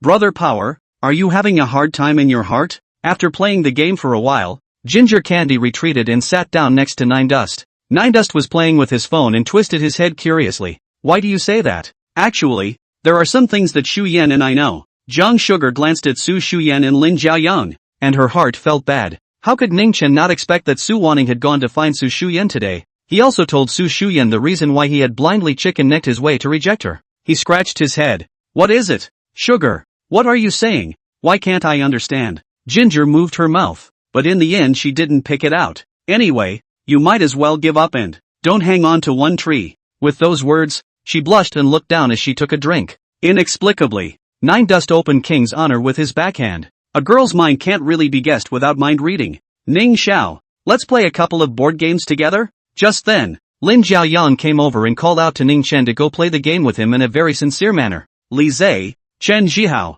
and the others, their faces were all a bit unhappy. Nine Dust was too stuffy and out of touch, and it was a bummer to call this kind of person to play the game. Su Shuyan, however, was happy. She was very hopeful that Nine Dust would mingle with them. We were all friends. Not interested. Ning Chen didn't even look at him and directly refused. The atmosphere in the box immediately became awkward. Chapter 82, Apologize to Sugar. How boring to sit alone. Come along and play a couple games. If you don't know how, I can teach you. Lin Jiaoyang continued to issue invitations. Nine Dust simply ignored him. A rich white woman who had a crush on Lin Jiaoyang couldn't stand to watch and spoke out. Young Lin, since people don't give face, we can just play by ourselves. That's right. People might have big business to talk about, so don't bother them. I don't know. Lizzie sneered, but everyone knew that Nine Dust had been swiping Jitterbug. Okay. Lin Jiaoyan put on a disappointed look and turned around to go back. Su Shuyan glared at Ning Chen with a bit of hatred. This guy that. Is it out to play or not? It's after 10 o'clock at night. Empty liquor bottles littered the floor. This group of rich kids were extremely good at drinking, and none of them were drunk yet. They chatted and bragged and chatted, and suddenly talked about the day of Wen Yu's 80th birthday. Lin Jiaoyang took advantage of Su Shuyan going to the bathroom and once again sent an invitation to Ning Chen, taking the initiative to strike up a conversation. Young Ning, I heard that you're a great healer, helped Elder Wen a great deal, and are a guest of the Wen family? Can you tell us how you learned this medical skill? Nine Dust remained unattached. Half the reason he's staying here is because of Ginger. Half of them wanted to see what tricks these two, Lin Jiaoyang and Chen Jihao, could pull off. Guest of the Wen family seat, TSK, no wonder it's so powerful. Li Zai pretended to be surprised. Wen family? Humph. The Wen family has long since died out, and the stock price of Jishur Pharmaceutical Source was cut to the waist a few years ago. The rich white woman who spoke before added, You, don't talk nonsense. The Wen family used to be the #1 family in Qingzhou. A skinny camel is bigger than a horse. Li Zai cautioned. Cut. Good men don't talk about the courage of the past. The Wen family just can't make it now. The girl named Yu. There was disdain in his tone. At that moment, Ning Chen suddenly spoke. The Winchesters can't do it again. Elder Winchesters celebrated his 80th birthday. All the dignified figures of Qingzhou are present. And who are you to disparage the Wen family? The moment these words came out, the box fell silent. No one had expected that Ning Chen, who had been silent all this time, would voice out for the Wen family at this time. Lin Jiaoyang laughed in his heart. The fuse. This is not lit. What did you say? You grew up pampered and hot-tempered, and stood up as soon as she slapped the table and, what do you call me? And what are you? You a country bumpkin. Well, Yu-san, he's just like that. Don't bother with him in general. Gingerbread hurriedly got up to appease. Who am I not to take it up with him in general? Yu was angry. If Lin Jiaoyang and Li Zai had said that she could have tolerated it, after all, her background was much tougher than hers. But who was a mudblood from the country to taunt her? The Wen family will soon return to the throne of the #1 family in Qingzhou. Nine Dust suddenly said. When the time comes, you'll be slapped in the face by what you've said. There was another silence in the box. Immediately after that, Yu's curses exploded. Surname Ning, you right? The Wen family has been reduced to nothing, and they're still back as the #1 family in Qingzhou. I think you're dreaming. Ginger was a little hard of hearing. Hey, don't talk too much. Yu was getting angry and picked up a glass of wine and threw it at Ginger Sugar. None of your business. Get out. Ah. Ginger subconsciously raised her hands to protect her face. Luckily, Nine Dust pulled her away in time, and the wine splashed onto the sofa. For some reason,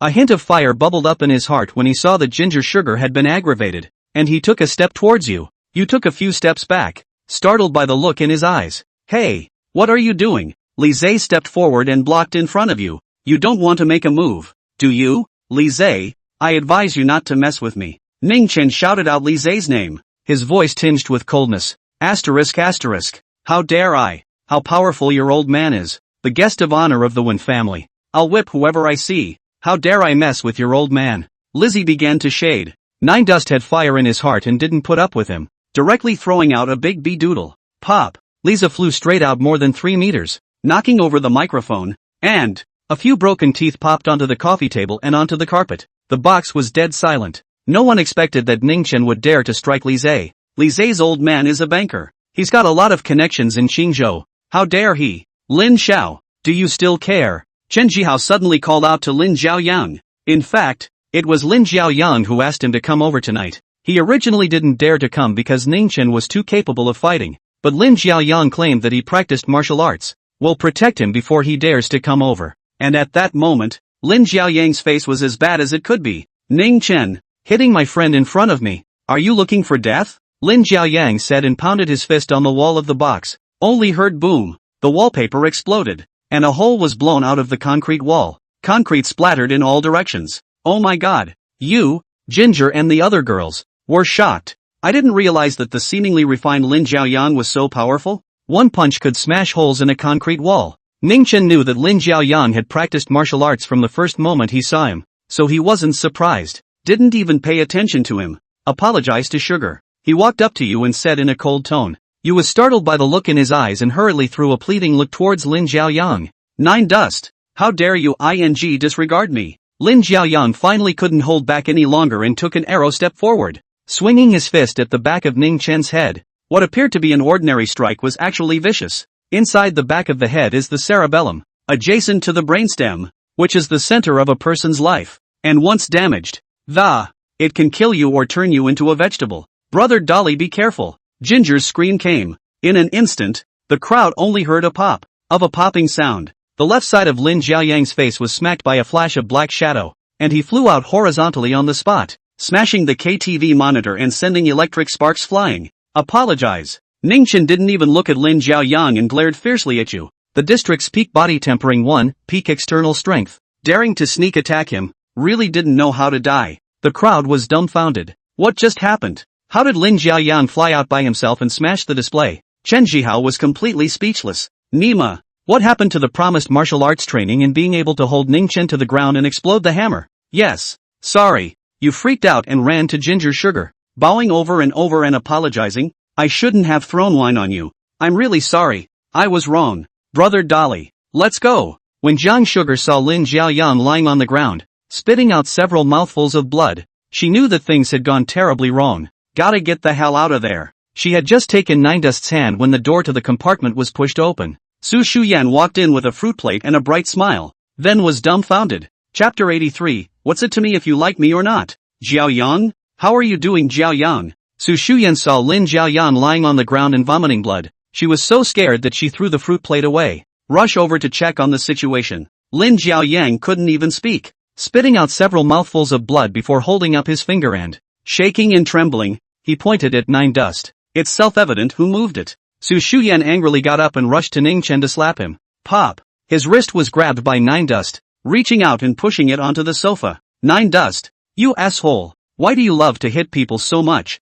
Why? Su Shuyan rushed over again and punched and kicked Ning Chen, crying like a pear. Jiang Sugar tried to explain that it was Lin Xiaoyan who moved first, but she didn't believe it at all. Nine Dust pushed her onto the couch once more and, coldly, he said, if it weren't for Aunt Joe's sake, I'd even beat you together. Fine. You fight. Try moving one of mine. Su Shuyan raised her pretty face, which was covered in tears, and approached Ning Chen. Brother Dolly, don't Ginger Sugar stood between them, desperately trying to separate them. Nine Dust ultimately didn't make a move and turned around to leave. Nine Dust, I can see through you. You're just a psychopath with violent tendencies. Su Shuyan wiped her tears while shouting, I'm saving this bureau today. It's to remove the conflict between you and Pride and Sun and to integrate into our circle. I truly consider you a friend. But you're good. You beat up Jiao Yang while I wasn't there. Su Shuyan got angrier and angrier as she spoke, disregarding everything. I'm telling you, you pack up and get the hell out of my house right now. I never want to see you again.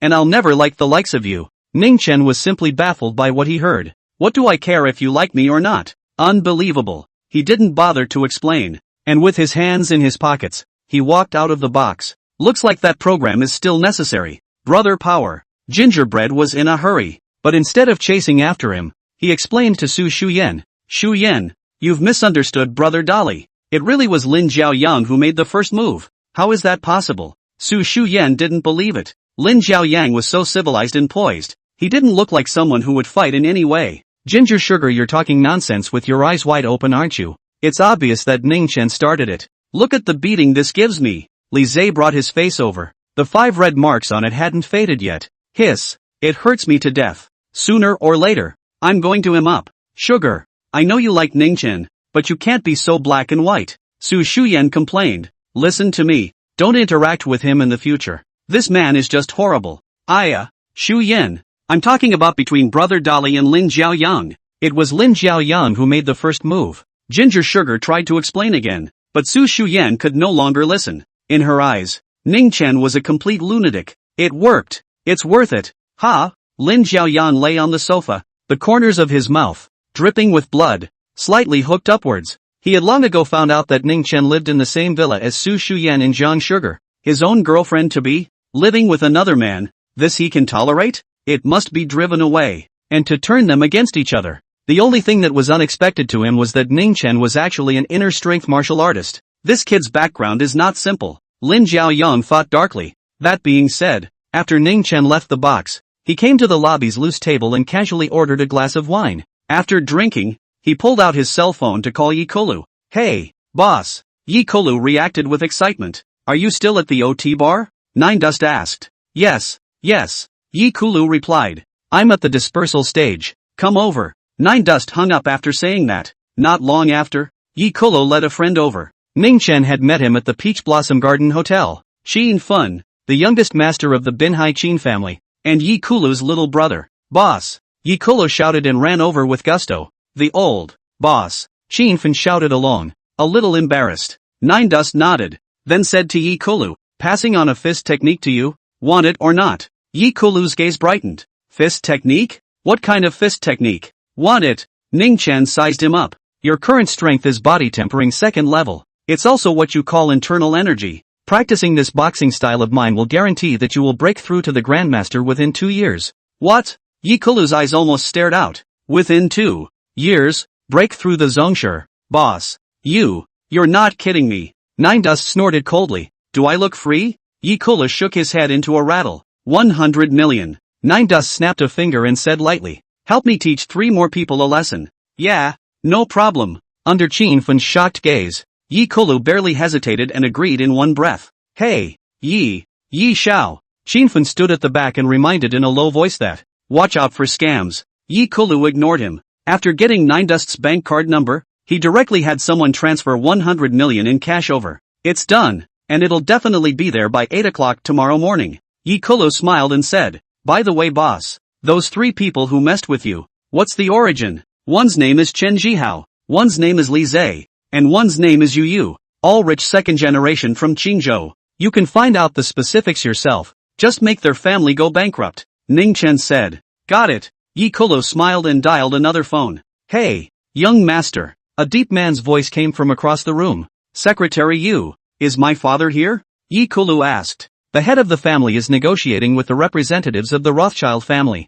so young master can just instruct me if there's anything. I don't know, the man said. Okay, then you help me round up 3 people. Yi Kulu reported 3 names and added, let their families go bankrupt. Another big debt, the kind you can't pay off in 10 lifetimes. Okay, young master. The man didn't ask why, and directly agreed. Boss, just 3? Are there any more? Yi Kulu hung up the phone and said smilingly, in the Jiangnan territory, as long as it's not the 7 households, he'll die if our Yi family lets him. There's another one. Nine Dust smiled faintly, but I want to keep it for myself. Qin Fun shivered as he listened in the back. They, the Qin family, must not provoke this god of death. Okay, hey. Yi Kulu piled a smile on his face and rubbed his hands. Boss, that boxing method. What's the rush? Come to class on Wednesday and I'll give it to you. Nine Dust left after he finished speaking. Yi Kulu kept sending him to the car. Qin Fun asked. Yi Shao, $100 million deal. Ah, you trust him that much? Yi Kulu glanced at him. What do you know? Let's not talk about $100 million, even $1 billion. I didn't bat an eye. Sheen Fun. He was really becoming more and more curious about Ning Chen's identity. Chapter 84, Flying Spirit Bone Forging Fist. And as soon as Ning Chen left in front of him, an ambulance came to the entrance of the bar and pulled Lin Zhaoyang away. Su Shuyan's eyes were red from crying, and in her heart, she hated Ning Chen even more. Sugar. This time I'm going to get rid of Ning Chen no matter what. And from now on, this family, there's me without him, and him without me. Back at the Rose Garden Villa, Su Shuyan kicked open Ning Chen's bedroom door, realized he wasn't in there. Humph. Count on him to be sensible and leave on his own. Su Shuyan coldly snorted. Brother Dolly, are you leaving just like this? Ginger Sugar looked at the empty room and the heart is empty. The next day, she had Su Shuyan and came to clinical class 2 to look for Ning Chen. Su Lianxian told him that Ning Chen didn't come to class, which made Ginger Sugar anxious. WeChat does not return. The phone does not answer. She was afraid that Ning Chen could not think for a moment, do something stupid, so in a fit of brainstorming, he told Zhou Zheng about it. When Xiao Jing heard that, she almost died of anger and rushed to the villa to scold Su Shuyan. Just as he was about to call the police, Nine Dust finally answered the phone. Hello, Aunt Zhou? Dusty, are you okay? Where are you now? Xiao Jing asked with concern. I'm at the hotel. Nine Dust replied. What are you doing at the hotel? Aunt Zhou wondered. Sleep. Nine Dust replied. In fact, he was improving his feats. In addition to the boxing techniques to be taught to Yikulu, there were other spells, secret arts, martial arts that, even the avatar. These things were properly hard currency when placed in the earth cultivation world. Hearing that Ning Chen was fine, Xiao Jing sighed in relief before advising. Xiao Chen, Aunt Zhou knows all about what happened the night before last. You hurry back now and stay here. No one can kick you out. Aunt Zhou said so.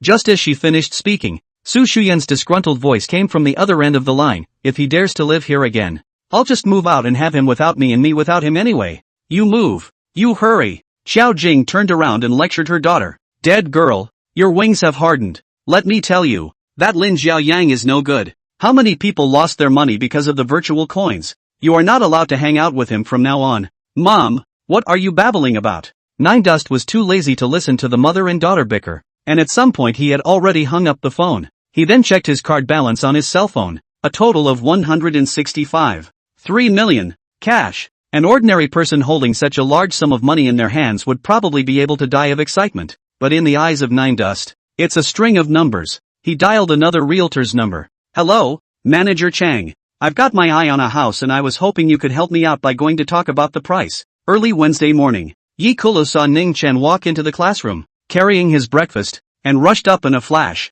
Boss, crab meat xiaolong, eat it while it's hot. Nine Dust let out a reached out to take it, and sat down in his seat to start eating. After eating, Yi Kulu took the initiative to throw the trash away again and came over with a smile. Boss, when are you going to pass on my boxing skills? Nine Dust said. Sent it to you on WeChat. Weebly? Yi Kulu pulled out his cell phone with a dumbfounded face, and sure enough, he saw that there was an unread message in the top chat. It's a document. The file name is, Flying Spirit Forging Bone Fist. Yi Kulu's first reaction was that Ning Chen was playing a trick on him. Boss, at least you've got a whole threadbare ancient book full of inscrutable mnemonics. Draw some more little people point meridian charts. Where do you send documents like that? Yi Kulu expressed his speechlessness. It's not burning newspapers at the grave and fooling ghosts. Actually, Nine Dust was quite helpless. When he used to grant people gongfu aptitudes, it was a little forehead and the memories were directly instilled. But now that I'm seriously injured, I'm using less and less of my spiritual energy. Had to resort to this primitive method. I've recorded a video, so you can learn by yourself, and come back and ask me if you don't understand anything. Ning Chen said. Well, Yi Kulu felt like he was being punked, but with a twinkle in his eye, he laughed again and said, Boss, since you've taught me boxing, should I change my mind and call you master then? Drinking in the morning is right. Ning Chen glanced at him. A mere body tempering stage and you want to be my disciple? At least it should be a chi refining stage. Yi Kulu was puzzled. Chi refining stage? Nine Dust waved his hand. That's what you mortals call a sect master. Mortal. Yi Kulu skimmed his mouth, thinking to himself that boss you are also too able to pretend, making it look like you are a god. This class, Yi Kulu directly skipped it. I don't know where I ran off to delve into the Flying Spirit Forging Bone Fist. After class president Zhang Xinran found Ning Chen and said with a red face, Classmate Ning Chen, can I ask you something? What is it? Nine Dust asked. Zhang Xinran is also a rich white girl. but she's a bit more well-behaved than Yu's kind, with better tutelage. So Nine Dust was happy to hitch a ride. Zhang Xinran's face flushed red as she asked in a small voice, "Do you have the WeChat of Yi Kulu's classmate?" I want one." Nine Dust pulled out his cell phone. "Okay, I'll give it to you." "Really?" Zhang Xinran's eyes lit up. "Thank you, Ning Chen. You're so nice." The two of them added WeChat, and Ning Chen pushed Yi Kulu over. But for several days in a row, Yi Kulu did not pass, causing the class president's students to be very sad.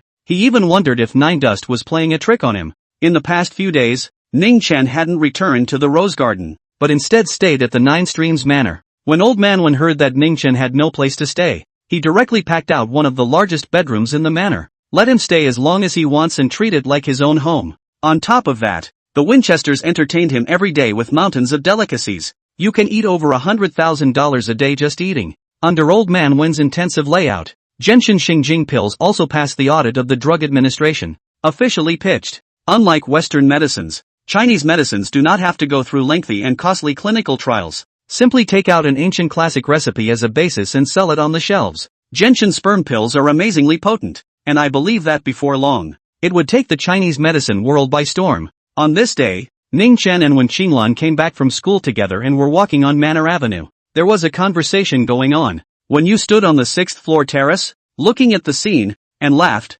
"Huar, you said how nice it would be if Mr. Ning were my granddaughter-in-law." "Dad, you're thinking too much." Manhwa smiled bitterly. "Mr. Ning is an existence that even the Yi family doesn't dare to offend. How dare our Wen family ask for this? If this were in earlier years, if Qinglan could marry him as a concubine, I as a father would have recognized it. Yes, one likes to dream when one is old." When you smiled and shook his hand, he then answered a phone call and his face suddenly changed drastically. "What? Things have been robbed. How?" Wen Hua frowned and stepped forward. "Dad, what happened?" Without a word, when you immediately found Ning Chen and briefly told him what had happened. "Do you mean that the 1,000-year-old elixir you procured in Lingnan was robbed?" Ning Chen frowned darkly. Chapter 85, Crisis of the Su Group. "It's not just us, the Winchesters. There's also this batch of herbs purchased by the Bin Hai Sun family, the Gusu Tang family, the Jin Linglan family, and 5 other medical families that have teamed up to purchase this batch of medicinal herbs, and it's all gone." When you was on fire with anxiety. "Grandpa, what's going on and who has the nerve?" When Qinglan brought tea and asked worriedly. "Alas, it must have been those outlaws of the black martial arts. Except that who else dares to kill the Martial Arts Association?" When you sighed repeatedly. "This time, I spent a lot of money to buy 2,000-year-old elixirs from an old friend in Lingnan, and originally wanted to give them to Mr. Ning, but it turned out, alas, what kind of 1,000-year spirit medicine?" Ning Chen asked. "I'm not sure about the specifics, but in any case, it's as rare as that phoenix brain cheese in the world." When you said, "Any pictures?" Nine Dust asked again. "No." When you shook his head, Nine Dust was in deep thought. "Should we go out and investigate? If it's the herbs needed to make the god-mending pill, then he'll have to get his hands on them no matter what." It was a long shot, but it was worth his while to try.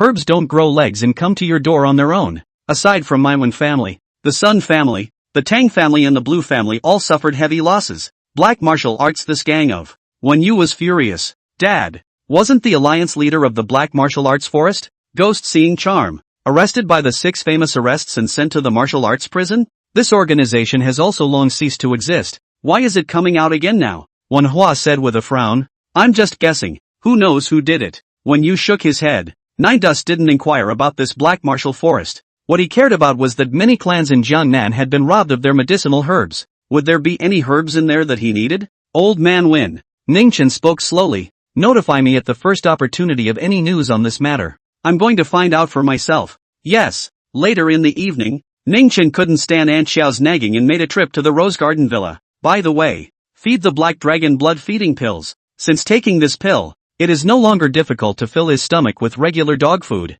Dusty, come on, eat this." Aunt Zhou made it herself. At the dinner table, Xiao Jing kept on giving dishes to Ning Chen, practically treating him as her own son. Su Shuyan, however, can be cold. Who's really pro-life? Su Shuyan took her chopsticks and pestled the bowl, glaring unhappily at Ning Chen. "Dusty, Shuyan has been spoiled by Auntie Qiao and has a little temper. You as a brother let her have it." Xiao Jing tried to restore Ning Chen and Su Shuyan's relationship. Nine Dust responded politely as well. Not long after, Su Jingshan came. Dusty came through the door, seemingly in a bit of a hurry. Honey, what are you doing here? Xiao Jing looked at him in surprise. Didn't he say that the company had a meeting that was going to go on until late? I'll go get the bowl for Uncle Su.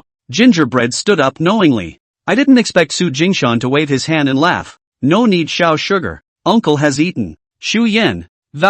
You come out for a minute. Oh. Su Shuyan put her chopsticks down and followed Su Jingshan to the courtyard. Daddy, what's wrong? Su Shuyan sat on the swing, swaying and swaying. She couldn't have imagined that there were two killers buried 10 meters below her feet. Shu Yan, there's something that's a little hard for Dad to talk about. Su Jingshan sat on a rattan chair, his arms crossed and his face filled with a difficult expression. Daddy, did something happen? Su Shuyan stopped swinging. The group's financial chain has a little problem. Dad intends to sell this house. I'm sorry, Su Jingshan said with difficulty. Selling a house? Su Shuyan froze for a moment. She's been a pampered woman for 18 years, and she's never imagined that there would be a financial crisis in her family, even to the point of selling the family fortune. Dad, what's going on? Is our family going broke? Su Shuyan came to her father's knees and asked incredulously. Don't ask too much about the specifics. In short, the group is now in dire need of a sum of money. Su Jingshan took his daughter's hand and said,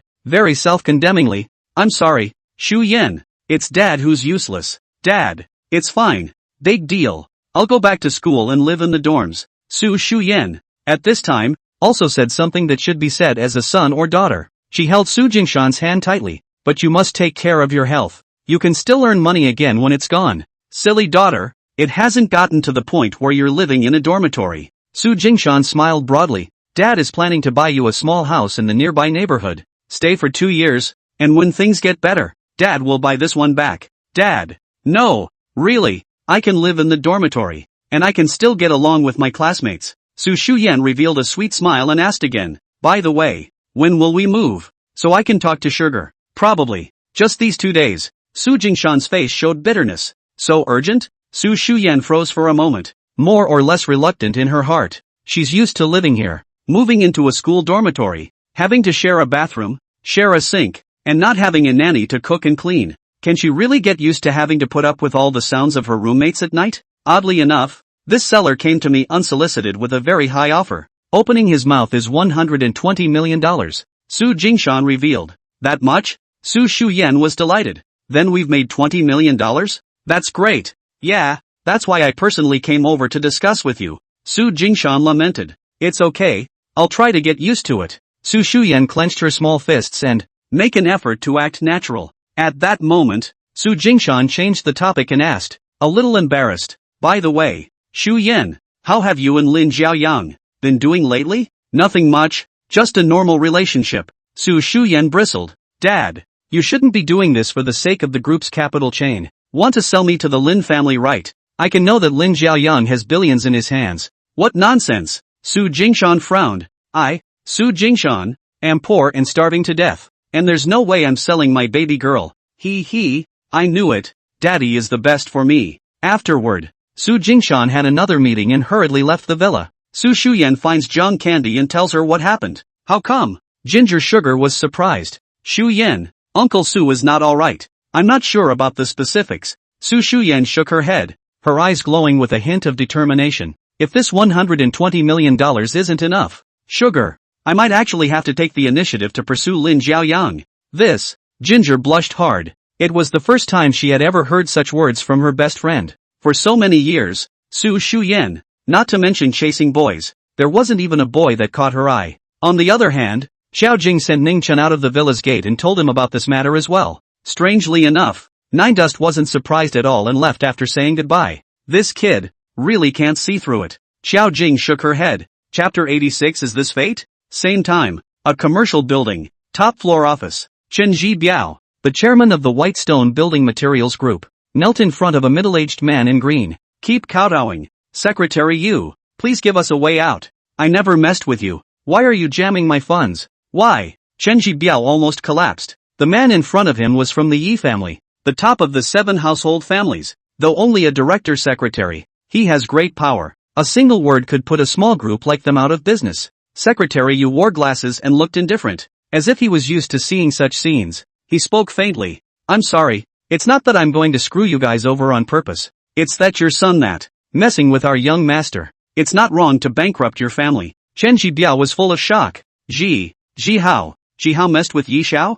Go back and ask your son yourself. Go! Secretary Yu had his bodyguard shoot a video before leaving in style. Chen Jibiao got up from the ground and hurriedly made a call to Chen Jihao. Hey dad. Little brat. If you don't get your ass back home in 10 minutes, I'll kill you alive. Chen Jibiao hung up after yelling those words. In the bar, Chen Jihao sat on the card seat with his arms around his two pretty sisters. The same thing happened at Lizzie's house and Yo-Yo's house. There was no sign. With one sentence, the Yi family directly jerked Li Zai's old man from the position of branch chief. Yu's dad. The company's financial chain directly broken. All factories to terminate cooperation. Overnight white. And their parents were both told that they had messed with the youngest member of the Marina Yi family. The three men, even if they were about to have their breath broken, didn't know exactly where they had messed with the Yi family's great young man. They obviously don't even recognize each other. A semester is quickly coming to an end. Unbeknownst to me, winter break is approaching. After taking the final exams, Nine Dust planned to go back to his hometown.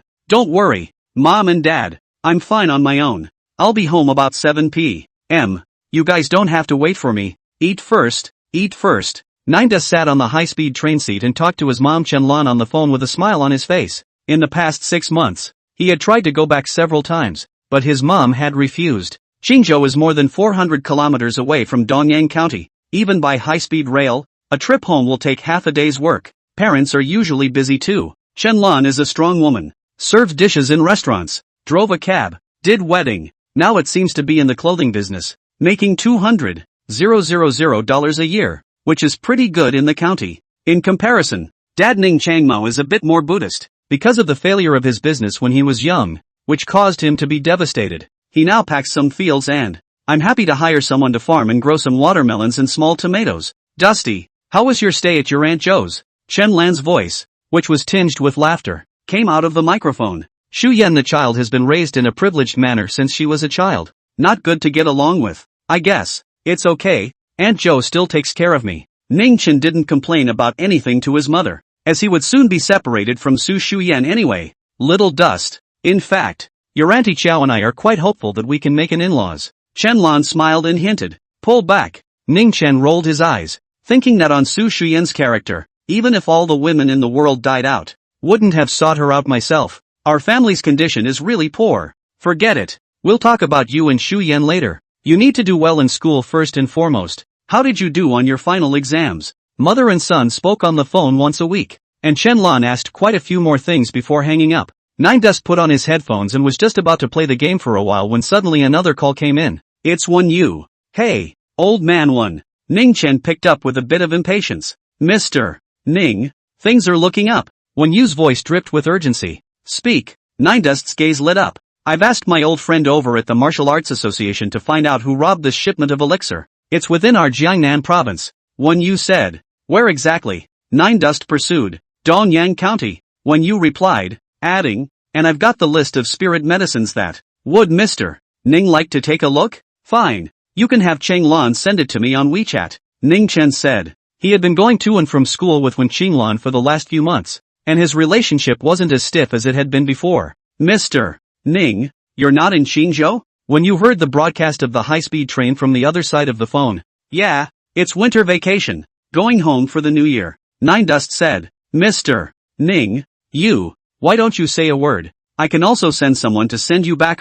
When you laughed bitterly, cut the crap and send over the list of spirit medicines. Ning Chen hung up directly. A few minutes later, when Qinglan sent a list of missing elixirs, Nine Dust tapped on his phone and gave it a cursory scan. Good lord, more than 30 kinds of spirit medicine. Things have gotten big enough. Centennial ginseng, yellow essence fruit, purple poppy. The site swept from line to line. Suddenly, his eyes fixed on a herb called earth jade liquid. 100-year ginseng, yellow essence fruit, purple poppies, these rare elixirs of the earth. The small southern heavenly realm has it all. Only this earth jade liquid. Surprisingly, he had never heard of it. Thinking of some sort of possibility, he asked Wen Qinglan about it. Mr. Ning, this earth jade liquid is a medicinal herb that the Marina Sun family purchased at great expense. It was said to have been recovered from a very deep mine. The texture is a rather thick, milky white slurry. When Qinglan called Nine Dust after checking it out. Mine. Thick lotion. Nine Dust was mentally shaken.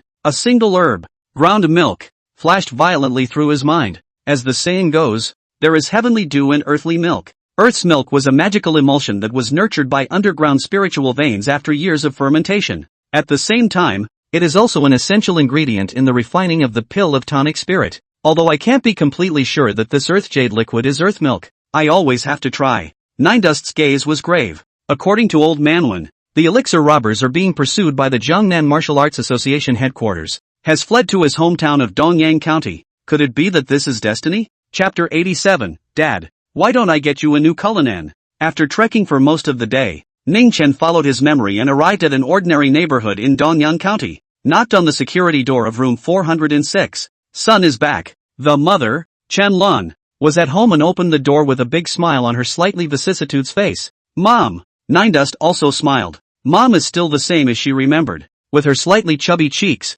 shaggy hair, an apron tied around her waist. The aroma of a meal wafted from the kitchen. Dusty's back. An old man with slightly gray temples walked out and was about to help Ning Chen carry his suitcase. There was also a handful of melons in his hand. Stoned. No, Dad. I'll do it myself. Nine Dust gently lifted and carried the suitcase into the house. Good boy. I haven't seen you in half a year. Your strength has increased. Dad. Ning Chang Mao patted Ning Chen's shoulder. How's it going at school? It's just like that. Time to go to class. Time to eat. Ning Chen sat on the sofa with his butt, his eyes looking around the room, quite impressed. Then he twisted his head and chatted with Ning Changmao. You two talk as a couple. I'll go make dinner. Chen-lan walked back to the kitchen with a smile. After a while eating, there was another knock on the door. Second sister. Second brother-in-law. What brings you here? Chen-lan opened the door and saw that there was an older couple standing outside the door. The face was a little unnatural then. Ning Changmao didn't look too good either.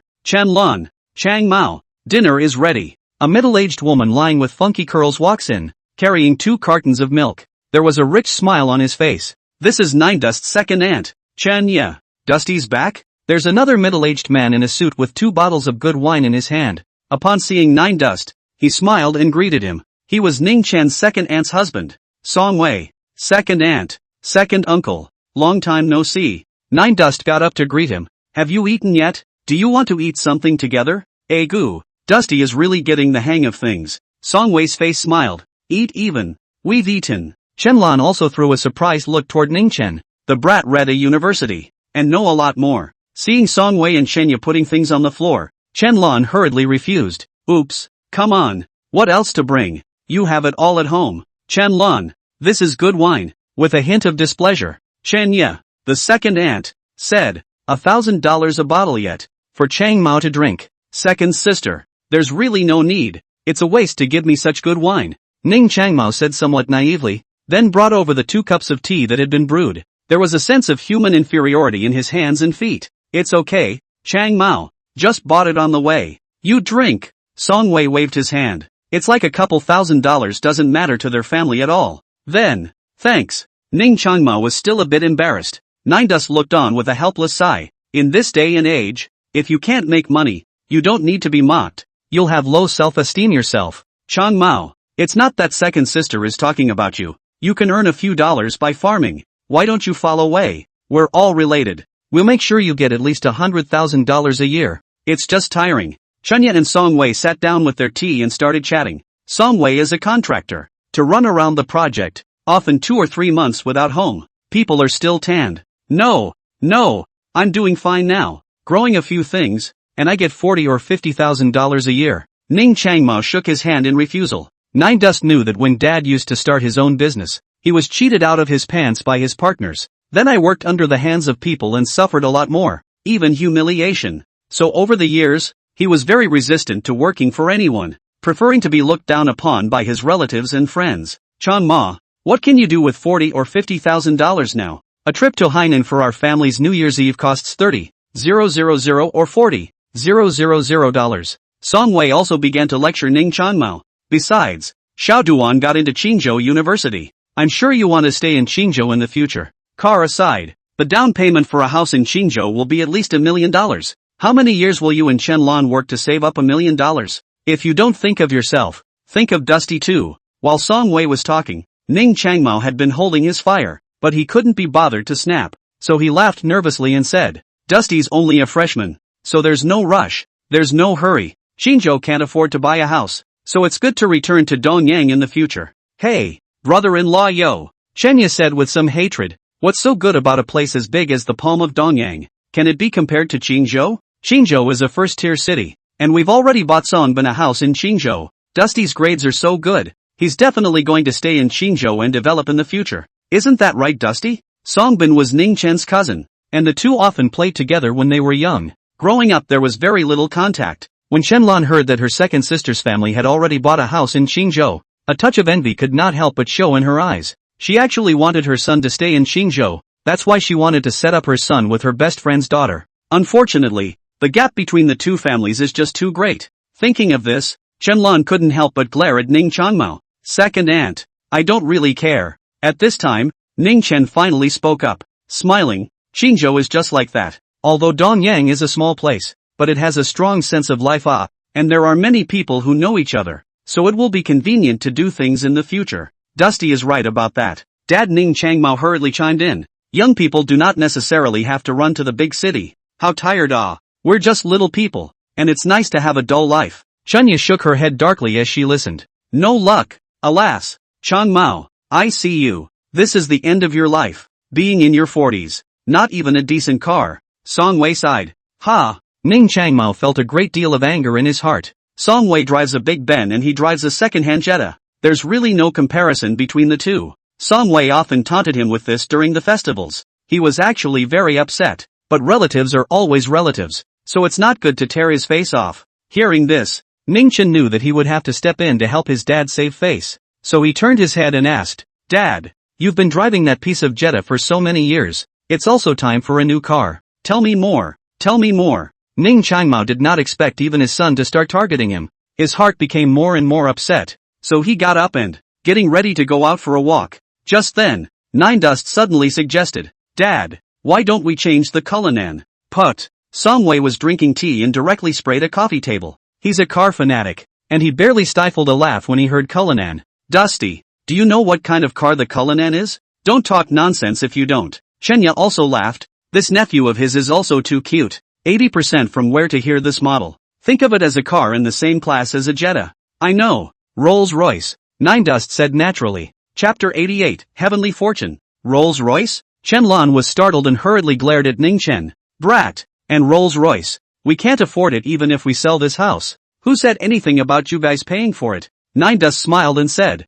I'll buy it for my dad. Chen Lan and Ning Changmao each rewarded Ning Chen with a blank stare. Ha ha, Dusty. I've been out there for so many years, but I've never ridden in a Rolls-Royce before. When the time comes to buy it over, remember to let me know and I'll come over to look at it. Songwei also joked. Nine Dust continued. No, I'll have my dad drive over there on New Year's Day. Greetings to my second aunt and uncle. Ha, ha. Songwei was simply speechless. This father and son are simply the same. No strength, one mouth. Well, Chen Lan, we still have some things to do, so we won't sit down much longer. Chunya saw that it was about time and got up. The Chunlan family sent them out with a smile. When they returned, the couple saw Nine Dust sitting on the sofa, talking on the phone. Hey, old man one, ask for me. Does Qingzhou have any current cars from Cullinan now? Get me one. I'll send you the address and you can have someone drive one over tomorrow. I don't drive it. I bought it for my dad. Chen-Lan twisted her head halfway through the conversation. When did your son go crazy? Ning Changmao squeezed his eyepoint with his hand, twisting it into a chrysanthemum with an expression full of helplessness towards life. The couple didn't take Nine Dust's words to heart, not even a hint of anticipation of the kind. An average college student who has to rely on his family for his living expenses, let alone Cullinan. It's hard to buy a pair of jeans. A night without words. Got up early the next morning. Chen-Lan went downstairs to buy groceries, and suddenly realized that the downstairs of his house was bustling with a bunch of people. Manfred, what's going on? Chen-Lan asked, pulling a random neighbor. Luxury car Chen-Lan, you quickly go and take a look, or else drive away in a while. The middle-aged woman in the flowery cotton jacket had a face full of excitement. She pointed to the dark olive-colored limousine in the crowd and, next to them were two bodyguard-like men in black suits, guarding the area and not allowing them to get close enough to take pictures. But one middle-aged woman, in direct defiance, jumped in front of the car and took a selfie just looking at myself and the double R badge. I'm sorry, ma'am. This is a private ride. No photos allowed. The bodyguard rushed to pull her away. Humph. Just one shot. And it's still broken for you. Ha. the older woman who got her way. Cursing, he walked away. Chen Lan, you often do business outside. What kind of car is this? Aside, Niu Manfang, a neighbor, asked. This is. Chen Lan was a bit dumbfounded. She used to do weddings. How could she not recognize the double R logo? A shock went through her as she remembered what her son had said last night, and then she shook her head. How can it be? Just then, Ning Chen received a call from Wen Yu, so he pulled Ning Changmao out of his room. What for? This early in the morning. Ning Changmao was still yawning. Dad, we agreed to buy you a car last night, and no, here it is. Nine Dust pointed at the Rolls-Royce parked underneath his commercial house. Yes, your ass is. Ning Changmao directly slapped Ning Chen on the head. Not sleeping early in the morning. Pulling me down to make fun of me, right? It's okay for your second aunt's husband to talk about me, but you kids dare to talk about me too. Just as he was cursing, the door of the Rolls-Royce opened, and a clean-cut girl, prettier than a movie star, get out of the car. Mr. Ning. The clear and pretty girl came behind Ning Chen. What brings you here? Ning Chen turned around and realized that it was Wen Qinglan. Grandpa was rather busy, so he sent me here. So I hope Mr. Ning won't blame me. Wen Qinglan smiled and said, there are no existing cars from Cullinan in Qingzhou at the moment. That's why Grandpa asked me to take out the family car and give it to Mr. Ning first, and then trade it in later. Well, tough run. Nine Dust nodded and took the car keys from Wen Qinglan. Then it was shoved into the hands of a dumbfounded Ning Changmao. Dusty, who is this? Chen Lan walked over quickly, incredulity written all over her face. How did my son know such a beautiful girl? And from a Rolls-Royce? No less. Auntie, uncle, how are you? My surname is Wen. My name is Wen Qinglan. Wen Qinglan was very polite and handed over a business card after introducing himself. This is my contact information, so if there's anything your uncle or aunt doesn't know about this car, feel free to look me up. What do you mean? Chen Lan hadn't understood. Ning Changmao, however, gulped, then tried to shake off his head as he grabbed Ning Chen by the ears. Cursed, little brat. Still dare to act. Say, where did you rent this car? And this girl, she's your classmate, right? Alas, Dad, you've misunderstood. This car was really bought for you. Nine Dust cried and laughed. Uncle, let go. When Qinglan hurriedly went up to persuade the fight, saying, this car is not rented. It's really Mr. Ning who bought it to honor you. I can swear to God. After a while of persuasion, when Qinglan said he could handle the vehicle transfer at any time, only then did Ning Changmao reluctantly believe it. Jesus Christ. Ning Changmao looked at Cullinan in front of him and stood a little unsteadily. Chen Lan, however, anxiously asked, Dusty, what the hell is going on? Your son is out there now, making a lot of money, that's all.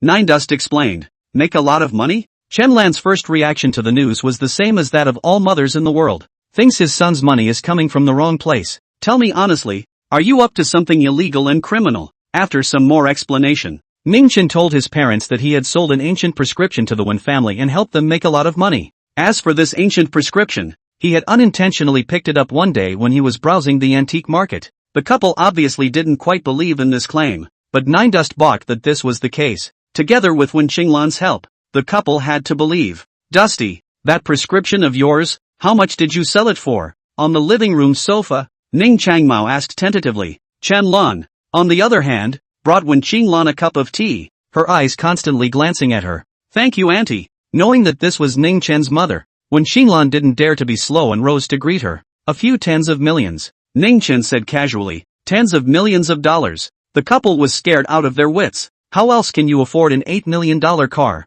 Nine Dust smiled. By the way, Mom, when you go grocery shopping later, check that card you have at ICBC. By the way, I put $10 million into it. You and my dad can buy whatever you want and get it from me when you've spent it all. The couple's brains went straight blank for a while. This heavenly fortune smashed them at a loss for words, and there was a strong sense of unreality in their hearts. Chapter 89, Spiritual Sense Search. Ahem. At that moment, when Qinglan spoke out, Mr. Ning, Uncle, Aunt, if there's nothing else, then I'll go back to Qingzhou first. With that, she slowly raised herself up. Chen Lan really called out to her. Girl, stay for lunch. I'll go buy food now. Ha, Auntie, that's not good. When Qinglan pushed back. Not good indeed. Nine Dust could see that little bit of the Wen family's mind and said bluntly, Mom, Qinglan is the big miss of the group. She has to study and take care of the company. She's busy. So, a disappointed expression appeared on Chen Lan's face. It was obvious that she kinda liked Wen Qinglan.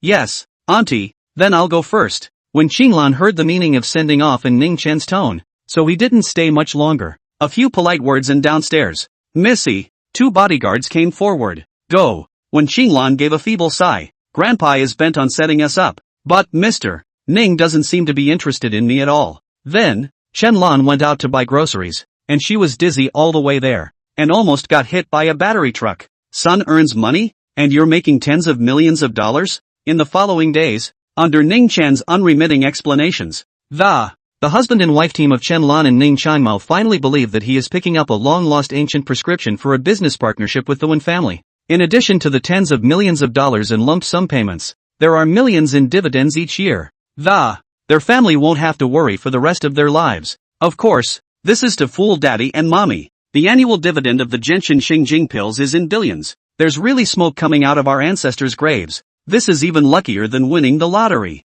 The couple was in tears, but instead of quitting their jobs and enjoying the benefits right away, they went on with their lives as little old people, because they're afraid it's a dream that's gone when they wake up. Nine Dust didn't have a few days of peace and quiet when a high school friend called and shouted at him to go out and play. Tang Yao, one of his high school buddies. The two have known each other since junior high school, and have spent countless days and nights in internet cafes playing Warcraft and CF together. Playing DNF creates a friendship. Unfortunately, later on, Tang Yao didn't get into a university in Qingzhou and went to Jinling instead. Contact between the two dwindled. Hey, Dusty, there's a class reunion at Wanda tomorrow. Come out and play together. I'm sorry, Tang Yao shouted with a big grin over the phone. I might have some business tomorrow. Nine Dust politely tried to refuse. What's more important than old school bonding? Tang Yao said unhappily. Secretly, I'm telling you, Gu Shiyao is also going. Oh, Gu Shiyao. Ning Chen was first stunned. Then a bright, beautiful, stunning face slowly came to mind. He'd almost forgotten about the girl.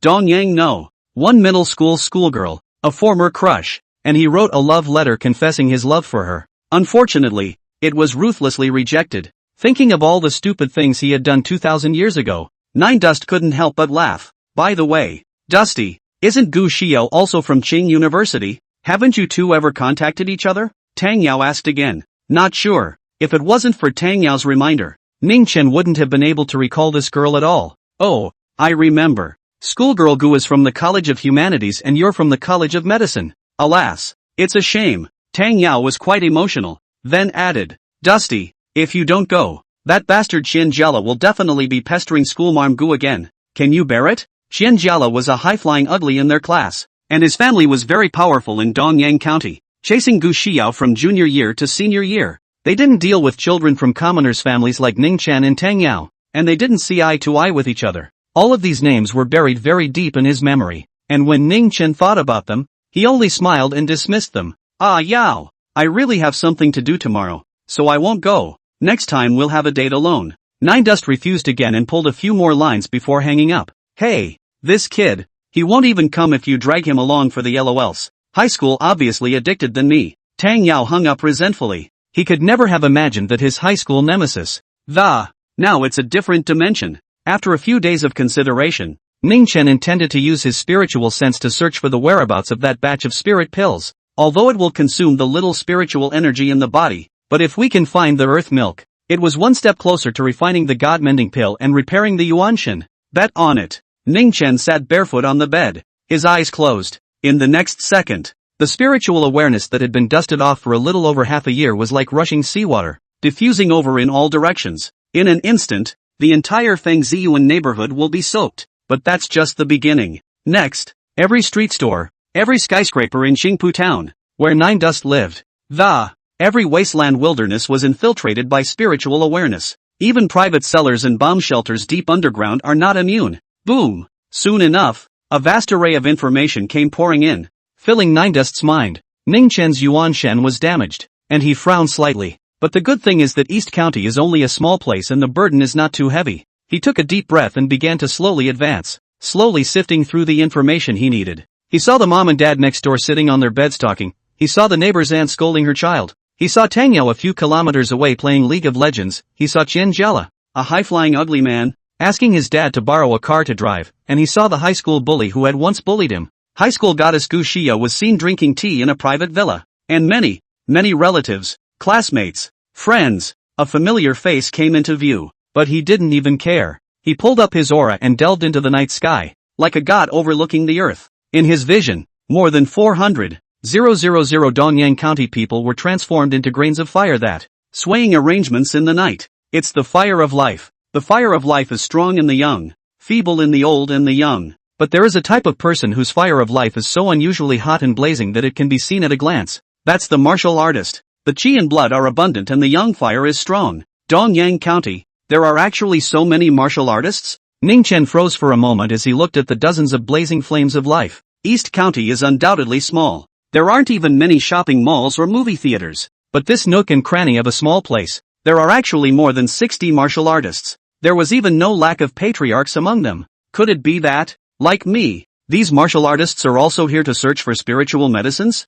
Nine Dust had a guess in his mind. Throughout the latter half of the night, he had been monitoring these martial artists, especially inner strength martial artists and sectors. Finally, on the evening of the second day, a phone call from a certain scar-faced martial artist staying in a hotel. It caught his attention. Humph, what's 100 years of ginseng? I have more medicinal resources in my hands than you can imagine. How about this? 300 million. 300 million, I'll sell you a 100-year-old ginseng plant. Tomorrow? Fengji Restaurant. Okay, I won't see you there. The scar-faced martial artist hung up the phone with a sinister smile on his face. Unbeknownst to him, he was already being watched by the Grim Reaper. And, based on the radio waves emanating from the cell phone, the Reaper followed the trail, tracked down the person who spoke to the scar-faced martial artist. It was within the territory of Dongyang County, inside a luxurious private villa. How is she? Nine Dust frowned darkly. Chapter 90, High School Goddess. Gu Xiao. When he withdrew most of his aura and opened his eyes, the two curious faces were surveying him. Mom and Dad. What are you guys doing? Nine Dust froze for a moment. Dusty. What are you doing? Are you okay? Don't scare us all. I'm sorry, Chen Lan said worriedly. She was afraid that her son had been exposed to something bad. Don't worry, it's fine. Ning Changmao smiled and straightened up. I guess I've read too many novels. Meditating and practicing. Ha! Nine Dust cooperated and laughed sardonically twice. He didn't eat dinner at home. He made a random excuse and went out, heading straight to Fengji Restaurant. Fengji Restaurant is one of the more prestigious restaurants in Qingpu town. The scar-faced martial artist had booked a private room at the moment and was eating and drinking inside. As an inner-strength martial artist, he ate a lot of food and watched the waitresses in disbelief. But what Ningchen didn't expect was that Tang Yao, Qian Jiala, and the other high school classmates who had gathered, also at Fengji Restaurant. Ningchen and Tang Yao bumped into each other at the doorway, and both of them were a bit confused. I thought you said you had something going on. Tang Yao looked at Nine Dust and pounded his fist on his chest. Things are done. Nine Dust smiled a bit awkwardly. He had just focused all of his attention on the scar-faced martial artist, and hadn't really seen the group of students. You kid. I still don't know you. You just can't rest assured that you can't get rid of schoolgirl Gu. Tang Yao gave Ning Chen a look of contempt, then turned around and yelled, Brothers, look who's here. Yo, if it isn't Nine Dust, it can't be that he's specially here to meet schoolgirl Gu. Nine Dust was pretty well liked in his high school class, and many of his classmates were willing to say hello to him. A few people, however, couldn't stand to look at him. Yo, Nine Dust, you came to dabble in the middle of the day? A boy with a pitted face, flinging the keys to his Mercedes, came forward. He was Chen Jiala, one of Nine Dust's mortal enemies in high school. The cause of the two becoming enemies was an exam. Chen Jiala's family is very rich, and he has no desire to study since he was a child. He asked Ning Chen to help him cheat in an exam. After being rejected by the latter, he had held a grudge against Ning Chen ever since. Even got someone to block him in his dorm room. Ning Chen's gaze swept over Chen Jiala and paid no attention to the. Instead, he looked directly at a tall and slender silhouette. Gu Xiao, high school crush goddess. It's been a long time, and she's even prettier than she was in high school. Her googly-eyed face is bright and beautiful, and her smile is even brighter and better. It's like a ray of sunshine shining into the heart on a cold winter day. With a beige knit top and black boots, it accentuated her svelte figure and drew frequent side glances from male students and passing dirtbags. Gu Xiao's pretty face flushed red. She herself felt a little embarrassed. If she had known that she would attract so many gazes, she wouldn't have dressed like this today. The only thing that she was surprised about was that Ning Chen didn't peek at her, and those eyes were clear as a bell, watching her from a short distance away. This made Gu Xiao feel some good feelings towards him and cast a friendly look. This scene was watched by Qian Jiala and was very upset. Hey, Nine Dust, I'm ING talking to you. Are you deaf? Qianjiao went up and tried to push Nine Dust. But Ningchen caught his wrist and twisted it lightly, causing him to wail in pain. Let go. Ah, you're going to die. Zhenjiala hurriedly drew her hand back, looking at Ning Chen with a face full of horror. It had only been a year since she had seen him. How did this kid get so strong? Nine Dust still ignored him. He looked at Gu Xiao, his lips moving, his gaze tinged with hesitation. Seeing this, a few girls snickered and joked with Gu Xiao. Xiao, look, Nine Dust wants to confess to you again. Don't talk nonsense. Gu Xiao blared at them without any good humor. Then he looked at Ning Chen with a somewhat helpless gaze. With her status, she was not destined to have a relationship with a normal boy. Dinner is served, so don't stand around. Everyone, go inside. At this time, Tang Yao greeted up. It was only then that the group of old classmates were talking and laughing as they headed for the second floor. You can do it, Dusty. After a year of college you dare to make a move on Qianjiao. Aren't you afraid he'll get Wang Qing to screw you? Tang Yao walked over and hooked shoulders with Ning Chen. Wang Cheng, as he called him, was a jerk in their class who dropped out of high school in his senior year. I heard that he's now tending bar. Zhenjiala was the one who sought out Wang Qing and bullied Ning Chen in the dormitory in the first place. Wang Cheng. Nine Dust smiled without saying anything. He had even subdued one of the underground gangs in Qingzhou, so he still cared about a small gangster from a county? Not far behind. Qianjiao rubbed his wrist and didn't go in. He was waiting for someone. It wasn't long before a tall boy with a cigarette in his mouth walked through the door of the tavern. Qianjiao saw it and immediately greeted it. Cheng, you're finally here. Chancellor went up and whacked the boys in the chest. Brother Qian, what's going on? I heard that kid Ning Chen went to a university, and now he's a drag, and dare to make a move on you? Wang Cheng has darker skin, but is very strong and has tattoos all over his neck. Help me him later. Zhenjiala patted Wang Cheng on the shoulder. I'll treat you to a night of dashing around at England International. Good point. Wang Qing playfully smiled. In his opinion, Ning Chen was an honest and generous student. He was able to bully him before, and he still can. A short while later, the two came to the box.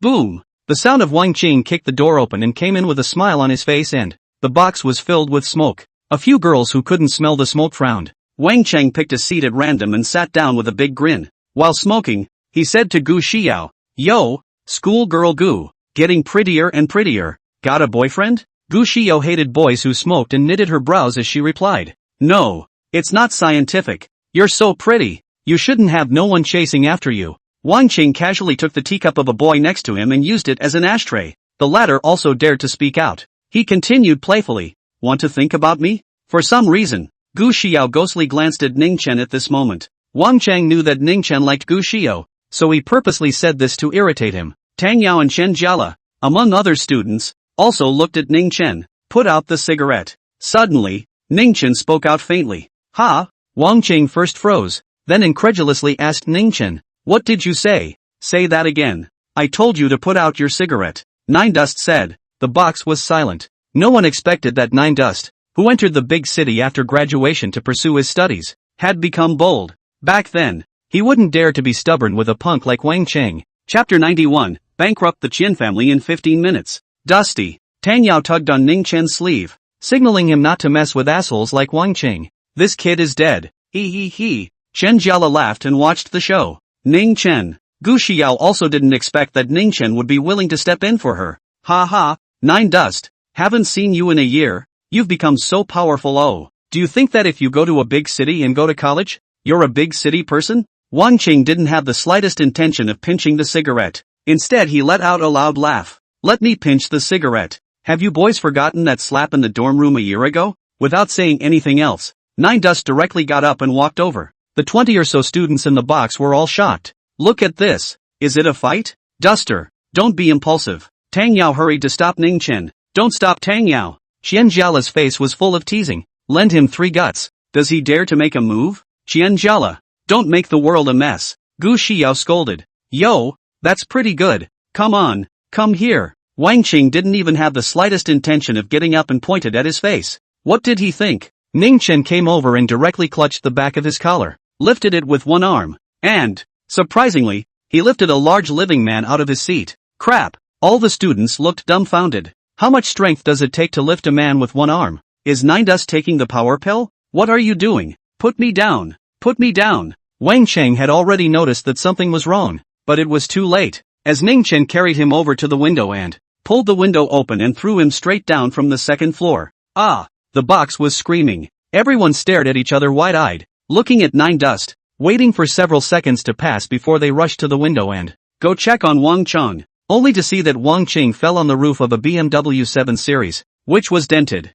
The windshield is pretty much shattered. He rolled off the cart again, wincing in pain, his features screwed up into a daisy. The hotel security guard rushed over and looked toward the second floor with a horrified look on his face. ***, my car. Qian Jiala suddenly let out a miserable scream, glaring at Ning Dust and said, You pay for my car. You're going to pay for my car. You want to go down too, don't you? Nine Dust looked at him. Gulp. Qianjiel gulped and, wincing, he said, The car is my father's. You definitely have to pay. Your dad's? A girl asked. Qianjiel, didn't you say your dad bought this for you? What kind of college student buys a BMW 7 Series? Nuts. I already knew you were taking the family car out to pretend. Tang Yao snorted coldly. Since Wang Cheng was not seriously injured, everyone's tension was loosened. The guy was so poorly liked that none of his classmates went down to see him, and even Qianjiel only cared about the car. Let me pay for it. Are you sure? Ning Chen had already sat back in his seat and looked at Chen Jiala, saying with a smile on his face, What if you don't pay for it? Wang Qing was thrown down by you. You don't just have to pay for my car, and pay for Wang Qing's medical bills. Chen Jiala felt that Nine Dust was dead, and said coldly, In any case, you don't want to eat this meal, either. Hurry back and tell your parents to get $300,000 ready. Fine. Nine Dust smiled faintly and pushed the door open. Haven't seen him for a year? How did this guy become so impulsive? And his strength. Gu Xiao sized up Ning Chen, her beautiful eyes filled with suspicion. Is this still her high school friend? It didn't take long for the call to go through. Boss, I've practiced the first weight of the flying spirit bone forging fist. Yi Kulu's excited voice came out. This fist technique is truly divine. I feel like I've gotten so much stronger. Wahahaha. Nine Dust was somewhat speechless. Am I calling you, or are you calling me? Yi Kulu hurriedly pressed down his excitement. Boss, if there's anything, just order. Just like last time. There's a guy named Qianjiel, from Dongyang County. His father should be running a construction company, so I don't need to tell you the rest. Nine Dust said. I know. It's just a matter of making him lose all his money. Yi Gulu didn't care. Dongyang County, Qianjiala. The family owns a construction company, right?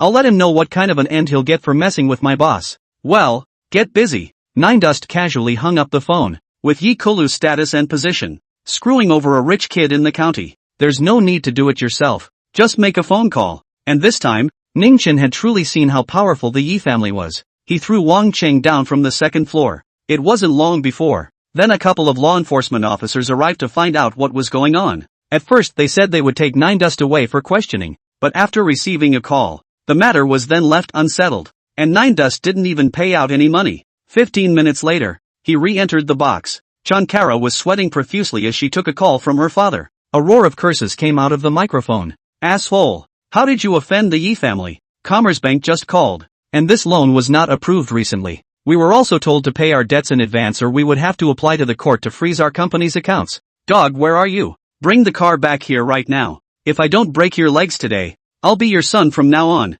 Chen Jiala was completely unaware of what had happened and sat in her seat in a daze to be lectured. There's something going on at home. First, Qianjiel got up hurriedly, her face ugly as hell, coinciding with Ning Chen opening the door and coming in. He asked, so flustered. What happened? Chen Jiala glared at him. Ning Chen, I'm in a bit of a hurry right now. I'll find you later to compensate for the car. Nine Dust laughed. It won't help if you go back. Your family will definitely go bankrupt anyway. Humph. Your family can't break even if you want to. Qianjiel dropped a sentence that, with a black face, he left. Dusty, what's going on? Tang Yao came over and asked. I've heard that Qianjiala's family is quite rich. How come they still have to go bankrupt? Maybe there's a problem with the money chain. Nine Dust shrugged his shoulders, and then greeted the waiter to serve the food. During the meal, Gu Xiao peeked at Ning Chen more than once, seemingly noticing some detail. Nine Dust went out and the Qian family was about to go bankrupt. Is there a cause and effect relationship?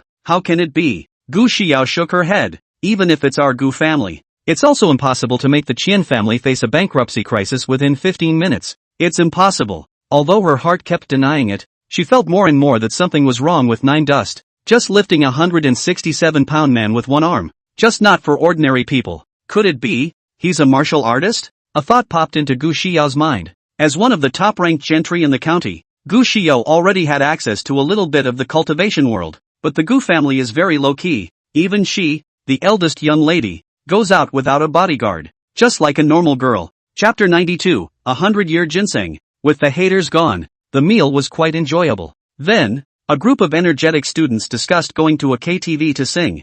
Gu Xiao, however, said that she still had something to do and couldn't go, and the boys called out their disappointment. After a while, a scar-faced man came down from the third floor of the tavern, looked around and, a hostile brow. Gu Xiao gathered her courage and went forward. Hello, are you Wild Ape? Wild Ape was a screen name that the scar-faced man had registered on the ancient martial arts forum. He couldn't hold back his loneliness last night and bragged to people on the forum that he had 100 years of ginseng. Unexpectedly, a little girl took the initiative to contact him, claiming that she was willing to spend $300 million to buy the ginseng in his hand. The two chatted and realized they were both in East County. So they made an appointment to meet at Feng Ji restaurant at 7:30 p.m. to pay with one hand and deliver with the other. That's you? The scar-faced man pointed at Gu Xiao. The blazing heat under his eyes flickered, then grinned lightly. And, little girl, do you really have $300 million?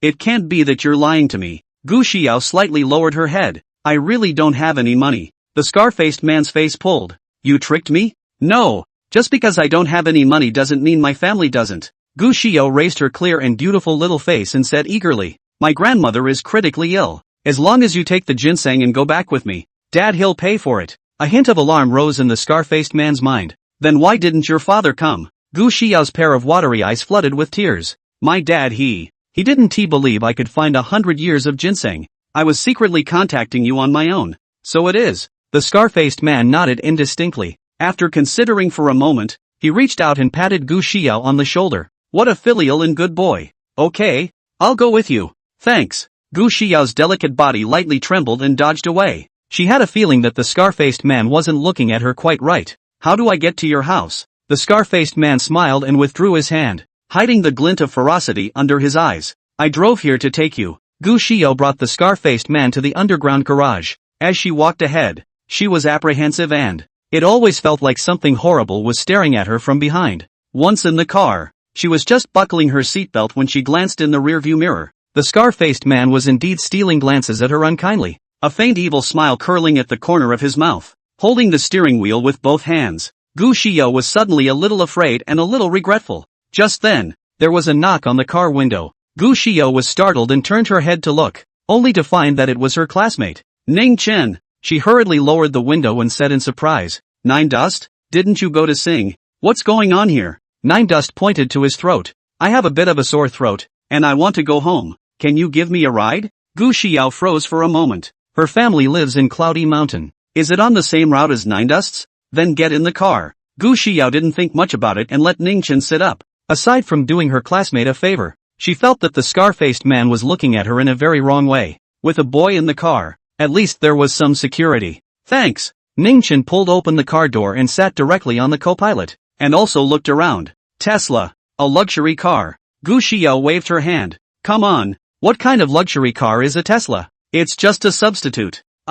This is. Nine Dust saw the scar-faced man in the back seat. Gu Xiao hurriedly explained. This is an uncle of mine, going to my house for a bit of business. Ning Chen hurriedly smiled and shouted. Hello uncle, I'm Gu Xiao's high school classmate. My name is Nine Dust. Well, hello. The scar-faced man seemed a little upset, his eyes staring at him like knives. An ordinary student, count yourself unlucky. Car on the road. Ning Chen and Gu Xiao talked and laughed about a lot of things in high school. Half an hour later, Gu Xiao's expression became a bit odd. Ning Chen, has your family not arrived yet? This is almost to South Phoenix Road, and my house is further down the road. Nine Dust looked out the window and slapped his head. Alas, just now I was focused on chatting with you. Forget I'm getting off. Gu Xiao first gave a ha, and then laughed goose-steppingly. You can forget even when you're home. You're too funny. Nine Dust played dumb and scratched his head, but he was actually planning to follow the scar-faced man to the Gu family. Then why don't you go to my house and sit down for a while,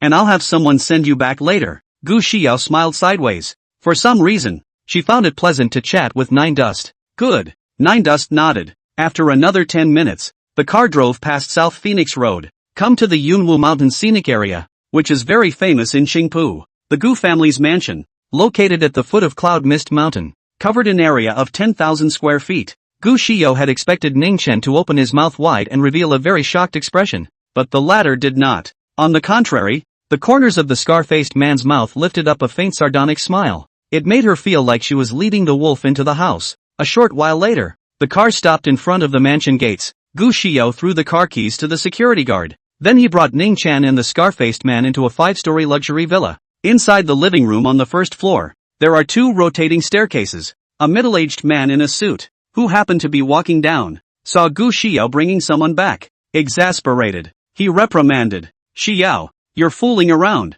Is it for you to get involved in the world of cultivation? After all the money Dad spent on, couldn't even buy 100-year-old ginseng." Gu Xiao hurriedly greeted her, her pretty eyes carrying worry. "Dad, I've really brought someone here. Ask yourself if you don't believe me." She signaled the scar-faced man with her hand before pointing at Nine Dust again and saying, "This is my classmate. Come to play." Gu Hongkai was completely speechless. What's the time of year to invite your classmates over? However, he didn't fail to give his daughter face and immediately blow Ning Chen away. Instead, he walked up to the scar-faced man, looked him up and down, and asked, "You're the one who contacted my daughter and say you have 100 years of ginseng in your hand?" "Correction, it wasn't me who contacted your daughter. It was your daughter who reached out to me." The scar-faced man smiled coldly and directly crossed over Gu Hongkai, sitting on his ass on their expensive couch. Gu Hongkai frowned slightly, but didn't snap. "Where's the stuff? As long as you can get it out, we'll buy it." "Here." The scar-faced man fished out a plastic bag from his arms and casually threw it to Gu Hongkai.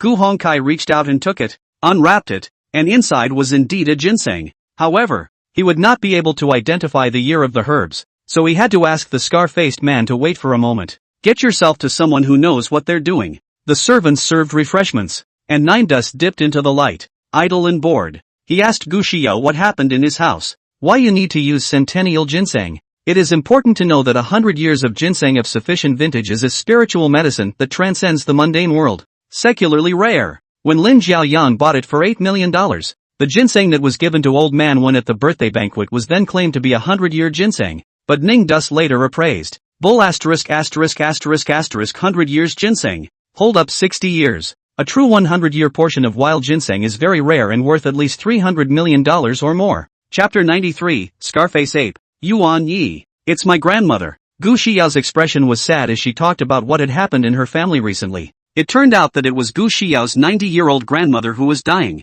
The family has consulted all the famous doctors, but only one old Chinese doctor is sure to prolong Grandma Gu's life. However, the prerequisite is to first find a 100-year ginseng of sufficient vintage. Gu Hongkai used all his connections and spent several $1 million before and after. You can't even buy a single whisker from the top of a 100-year-old ginseng. This level of medicinal herbs had long been monopolized by the medical giants of the South. Ning Chen had wanted to advise Gu Xiao to think about life and death, but the words reached his lips. Instead, it became, "Don't worry, Grandma will be fine." Aha! Gu Xiao had already cried her eyes red and nodded her head gently. For some reason, seeing Gu Xiao cry didn't sit well with him either. Having lived for 2,000 years and being accustomed to seeing life and death, one's mind should be quite hardened. Is it because of her? Nine Dust gazed at the beauty who was shedding tears in front of him. He had to admit that Gu Xiao's eyebrows and eyes were similar to those of his master, Yao Guang Shangren. Their personalities are also a bit similar. They both seem to be rejecting and high-strung,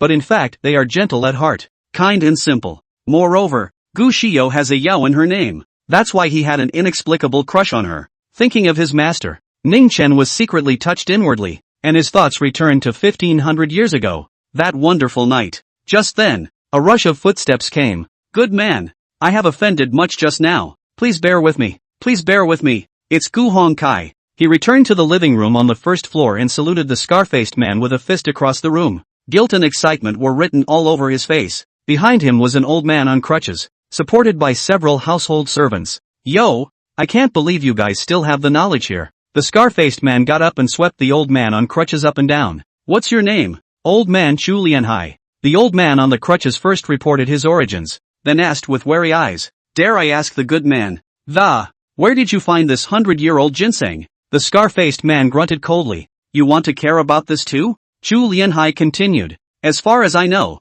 a month ago, the Jinling Lan family in Lingnan assert an auction for $480 million to auction 100 years of ginseng, but in the delivery of the way, by thieves looting, The Gu family's father and daughter looked at each other in disbelief as they listened. The scar-faced man's face turned gloomy. Old man, I don't understand what you're saying at all. This ginseng, I picked it myself in Xiangnan. Shu Lianhai thought for a moment and laughed dumbly. Then it should be that I'm overthinking it. But this plant in the good man's hand is indeed a 100-year ginseng without a doubt. I have a formula that can bring out 30% of the medicinal power of 100 years of ginseng. At least, it can also prolong the life of old Mrs. Gu for 3 years. Chu Lianhai stretched out 3 fingers and smiled proudly. It's only been 3 years. Gu Xiao's shell teeth bit her thin lips. 3 years? That's good enough. Grandma is 95 after all. Gu Hongkai patted his daughter's shoulder. But I can't let go of Grandma. Gu Xiao hugged her father and sobbed softly. Alas. Gu Hongkai touched his daughter's head.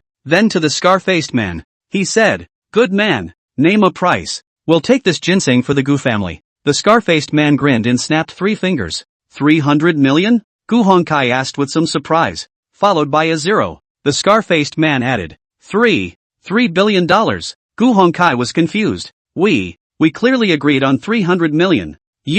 How can you sit on the ground? Gu Xiao is going to cry in a hurry. $3 billion? Almost equal to all of their Gu family's assets. This is simply a pipe dream. The stuff is old, and I can sell it any way I want. The scar-faced man smiled coldly, his eyes turning menacing. Listen up, Chica. In addition to the $3 billion, I want you to be my woman. You seek death. Gu Hongkai was furious, pointing at him and shouting, What are you talking about? But the next second, only to hear click. A clear fracture sound resounded through the hall on the first floor. Gu Hongkai's fingers were actually grabbed by the scar-faced man who rushed in front of him and snapped them off. Gu Hongkai fell to his knees in pain, screaming uncontrollably, his head instantly covered in fine sweat. Dad! Gu Xiao was terrified. She didn't expect this man to make a sudden move. What did he want? Xiao Gu. Shu Lianhai was also startled, and hurriedly said to a few houseguests, Quickly, get up there and help. Without him having to say anything, the 4 houseguests had already rushed up, saying that they were houseguards. But in fact, these 4 men were Gu Hongkai's highly paid bodyguards. Every one of them is a martial artist. For external powers? For external strengths? How dare they be arrogant in front of me? Yuan Yi? The scar-faced man let out a maniacal laugh as his entire body surged forward. He didn't swing his fists and throw his legs either. He just unfolded his arms and slammed them like this. Boo! The 4 martial arts bodyguards were like being hit by a train, spitting out large mouthfuls of blood and flying backwards.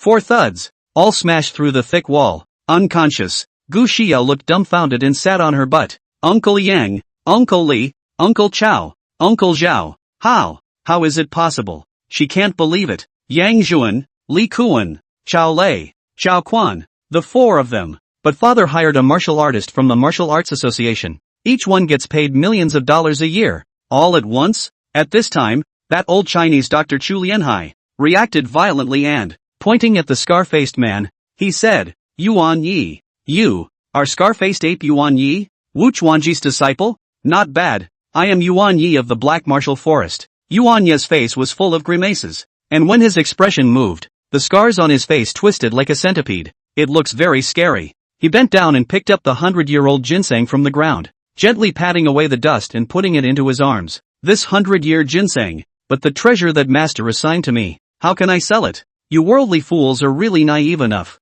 Gu Hongkai knelt on the ground, his heart like an abyss. He had never heard of Scarface Ape, but he had heard of the name Wu Chuanji. He is said to be a grandmaster of the Black Martial Arts Forest, and even the Martial Arts Association has been chasing him for years without success. This Yuan Yi is the disciple of a grandmaster. His strength must be at the level of inner strength. Otherwise it wouldn't have been possible to kill Yang Zhuan's 4 external strengths in a single move. Inner strength martial artist. It's over. It's completely over. Gu Hongkai didn't even have the heart to run away. He looked at Gu Xiao. Daughter. Daddy's sorry. No, Dad. It's my fault. Gu Xiao had already cried into tears, blaming herself inwardly. If he hadn't gone AWOL and begged for medicine on an ancient martial arts forum, he wouldn't have been able to lure the wolf into the house. And, in addition to her own family, even her classmates were dragged down by her. She's damned. Chapter 94, Soul Searching Technique. 9 Dust. I'm sorry. I'm really sorry. Gu Xiao twisted her head and glanced at Ning Chen,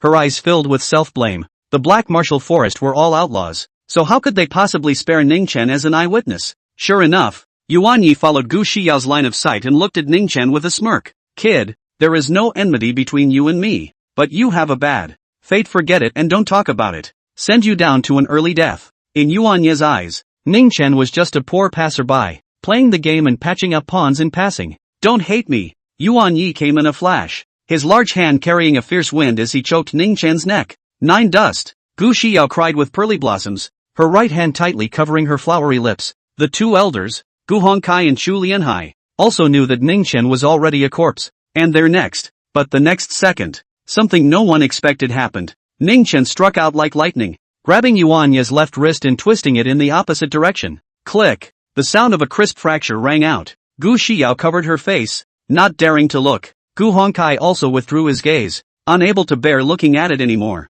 Ah! Yuan Ye's miserable screams, however, came over, causing the three to feel shocked and dismayed. Fixing his eyes, Yuan Ye's left wrist was broken. Ning Chen's face was indifferent, looking at him as if he were a retard. A mere internal strength. Also dared to make a move in front of me. Who gave you the guts? You're no ordinary student. Yuan Yi stepped back. His left wrist was broken raw, and the pain made him sweat profusely. But he didn't say a word. You're wrong. I'm a student. Nine Dust was expressionless. But who told you that students are necessarily good at bullying? Go! Without any hesitation, Yuan Yi turned his head and ran. One move to destroy his left hand. This kid's strength is definitely above inner strength. However, almost the moment he had the thought of escaping, Ning Chen's figure swept in and swept his leg in. Catching dash. The calf bone was swept off like a sugarcane. Yuan Yi lost his center of gravity and knocked over several sofas in a row. He crashed headlong into the middle of a fireplace piled high with fine firewood, and the leather shoes he wore on his feet were flung off. This time, Yuan Yi couldn't hold back any longer. He clutched his legs and screamed miserably at the top of his voice. Ah! My leg, aha! A servant heard the sound and rushed over, but was drank back by Gu Hongkai. Gu Xiao looked at Ning Chen with a confused expression, unable to react for a long time. Who are you? Who the hell are you? Yuan Yi howled miserably while glaring at Ning Chen in horror. You don't care who I am. Ning Chen walked over, his tone chilling, and he was practically a different person from before. I ask, you answer. If you don't tell me or lie, I'll stomp on your dog's head. Got it? Understand.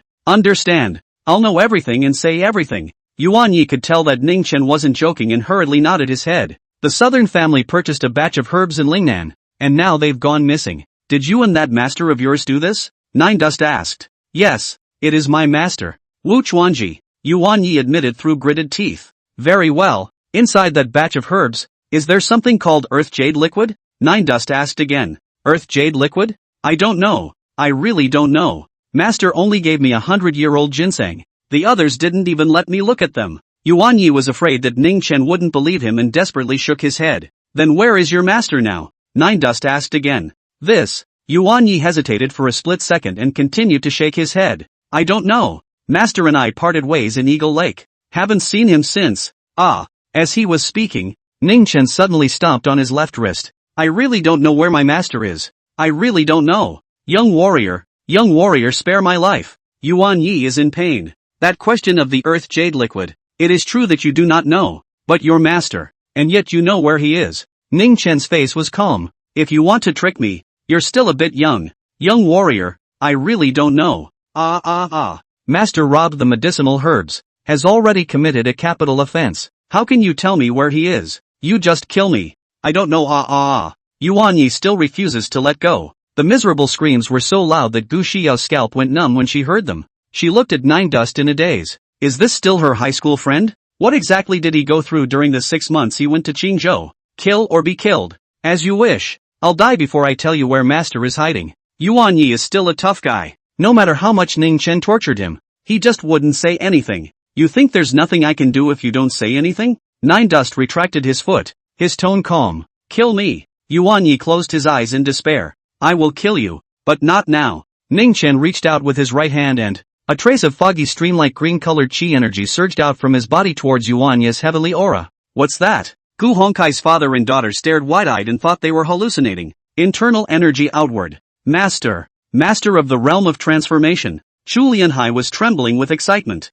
What? The realm of transformation? Gu Hongkai was terrified. This classmate of my daughter's is in the realm of transformation? That's a realm between inner strength and grandmaster. Not one in a million martial artists like that. He is honored as master in the cultivation world. What internal energy? This is clearly spiritual energy for me. Ningchen glanced at the old Chinese Dr. Chu Lianhai without any good humor, but he didn't bother to explain. Dad, look, what happened to the bad guy? Gu Shiyou pointed at Yuan Yi in surprise. Gu Hongkai fixed his eyes on Yuan Yi, and found Yuan Yi rolling his eyes white, his brain shaking, and his lips rippling, and the whole thing was like having a seizure. Soul searching, spells commonly used by immortals. Mortal bodies are too weak, that's why, and when the soul search is done, the person is wasted. This kind of spell is too vicious and detrimental to Yin and virtue, so for 2,000 years, Nine Dust had used it only a handful of times. What is this? The three couldn't understand. Not long after, Yuan Ye's memories were presented to Ning Chen like a movie reel. Nine Dust could fast forward, rewind, and pause at will to consult it. About 10 minutes later, he found what he was looking for. Takeshi Chuanji, a resounding figure in the black martial arts, a veteran grandmaster from the Wushu Association. 10 years ago, it was planted and forced by the top brass of the Martial Arts Association. He relied on an inside tip from the Martial Arts Association and planned the dart heist with his disciple, Yuan Yi. Now you want to sell the elixir to foreigners. Wu Chuanji, let me see. Where are you? Ningchen closed his eyes tightly and finally found a place name before Yuan Yi's sanity collapsed. Put! Yuan Yi collapsed diagonally to the ground, a large amount of blood gushing out from his mouth and nose. Nine Dust also opened his eyes. Black Blind Mountain. Chapter 95, Haixaizi Mountain. Call someone to clean it up. Ning Chen turned to Gu Hongkai. Then he took out his cell phone. Open the lack of map. Search for the Black Blind Man Mountain. The results cannot be searched at all. It would be futile to change it. Damn it. Nine Dust frowned. Utilizing his spiritual sense, coupled with performing the soul-searching technique, had already consumed some of his spiritual energy. Wouldn't it be a blood loss if all this work went down the drain? Not long after, Gu Hongkai got the housekeeper to dispose of Yuan Ye's body. The butler was a member of his inner circle, so he wasn't worried about anything happening. He carefully came to Ning Chen's side, bowed and asked, Grand Master, what's wrong with you? Nothing. Nine Dust turned around in exasperation, having intended to leave. But on second thought, wouldn't it be better to let the Gu and Wen families help with the investigation? He even saved his family's life himself. Uncle Gu. Nine Dust suddenly opened his mouth and looked at him slyly. Dare I say it? Dare I say it? Gu Hongkai was startled and hurriedly waved his hand. You are a master of the realm of transformation. Well, I'm going to ask you to do me a favor. Nine Dust waved his hand, not bothering to dwell on such issues. Please speak, Master Ning. Gu Hongkai was overjoyed. The fact that the master of the realm of transformation sought his help simply gave their Gu family face. Help me look up the name of a place called Black Blind Mountain. The sooner the better. Ning Chen said. The Black Blind Man's Mountain? Good. Gu Hongkai nodded his head repeatedly, pulled his leg and ran out of the room. I was so excited that I forgot about the injury on my finger. Subsequently, Ning Chen made 2 more calls to Wen Yu and Yi Kulu, asking them to help with the investigation as well. There is strength in numbers. I, Jinling Chu Lianhai, have met Master Ning. At this time, Chu Lianhai came forward and wanted to get close. Not recognizable. Nine Dust swept him away. Chu Lianhai froze slightly. He is one of the top 10 famous doctors in Jiangnan, more or less famous in the south. He smiled bitterly. Many thanks to Master for saving his life. Nine Dust hummed. Chu Lianhai see each other so do not want to take care of him. Also not hot-faced to cold ass, obediently walk away. Going upstairs. In the large first-floor living room, only Gu Shiyou and Ning Chen were left. It's getting late. Schoolgirl Gu, I'll go back first. Nine Dust got up. Unexpectedly, as if stimulated, Gu Shiyou clutched his left hand and looked at him with a choleric gaze. What are you doing? Nine Dust didn't like people touching him and subconsciously frowned. Yes, sorry. Gu Shiyou hurriedly spread her hands and lowered her head. Nine Dust knew that she was frightened, so he spoke out to comfort her. It's already fine. That man has a lot of human lives on his hands. Killing him would be doing the people a favor. Thank you, Nine Dust. Gu Shiyou raised her googly-eyed face, her eyes still a little red, then asked an inexplicable question. Are you really the Nine Dust I know? Yes and no. Nine Dust also gave an inexplicable reply. After crossing over to the lesser southern heavenly realm and crawling around for 2,000 years, he had long since ceased to be the same Ning Chen. Next, he went home and waited for 3 days. The Yi, Wen and Gu families have mobilized all their energies to investigate the location of Haixaizi Mountain. In the end, it was the Yi family that found a barren mountain of the same name in a prefecture-level city in the north. Nine Dust didn't even go there, directly saying that it wasn't right. According to Yuan Ye's last memory, Hiksayazi Mountain should be in the south. Ugh. Can't find it. Gu family mansion. A certain room on the third floor. The governors sat on their beds and chatted. On the bed lay an old crone with a head full of silver threads. It was Gu Xiao's grandmother. Gu Guaying. Gu Guaying took the soup made by Chu Lianhai and slept peacefully. Gu Hongkai, however, looked worried and whispered, "The Hiksayazi mountain that Master Ning asked us to find. I've had people search through the maps of the south and couldn't find it. Alas, things have gone wrong. How does Master Ning look at our Gu family? We can't even find a mountain. I have traveled through the many famous mountains and rivers of Jiangnan, and I have never heard of Hiksayazi mountain." Chu Lianhai smiled bitterly. Perhaps it is just an uninvited deserted mountain ridge that's why it's so hard to find. Maybe. Gu Hongkai sighed. Dad, why do I get the feeling that the name of this mountain sounds a little familiar? Gu Xiao knitted her willow brows tightly and said, "It seems like I've heard it somewhere." Gu Hongkai asked, "Really? Xiao, then think carefully about where you've heard it." "I remember." Suddenly, Gu Xiao's eyes brightened, looking toward the old crone who was lying on the bed. The Black Blind Man's Mountain was in the stories my grandmother told me as a child. Ningchen didn't expect that the first one to find the Black Blind Mountain wasn't the Yi family or the Wen family. Instead, it's the Gu family, which is the weakest in terms of power. And the truth that spilled out from old Mrs. Gu's mouth made him very speechless. As it turns out, the Black Blind Man's Mountain is right next door in the city of Matsudae. This name was called decades ago, and has long since been changed, and is now called Yuanbao Mountain on maps. Grandma, nothing to blindly change the name of the mountain. Really drunk. Nine Dust inquired about the situation and got up to leave. Master Ning, why don't we give you a ride from Dongyang to Songtai? It's over 100 kilometers. Gu Hongkai got up and offered. Good. Ning Chen nodded. Flying consumed spiritual energy. Gu Hongkai was overjoyed and hurriedly arranged for a 7-seat business SUV to send Ning Chen to Songtai City. Father and daughter Gu Hongkai and Gu Xiao accompanied them. On the way, Gu Xiao felt that the atmosphere was a bit depressing, so she asked, "Master Ning, just call me Ning Chen." Ning Chen was resting his eyes. Good. Ning Chen, are you still studying at Qing University now? Gu Xiao asked curiously.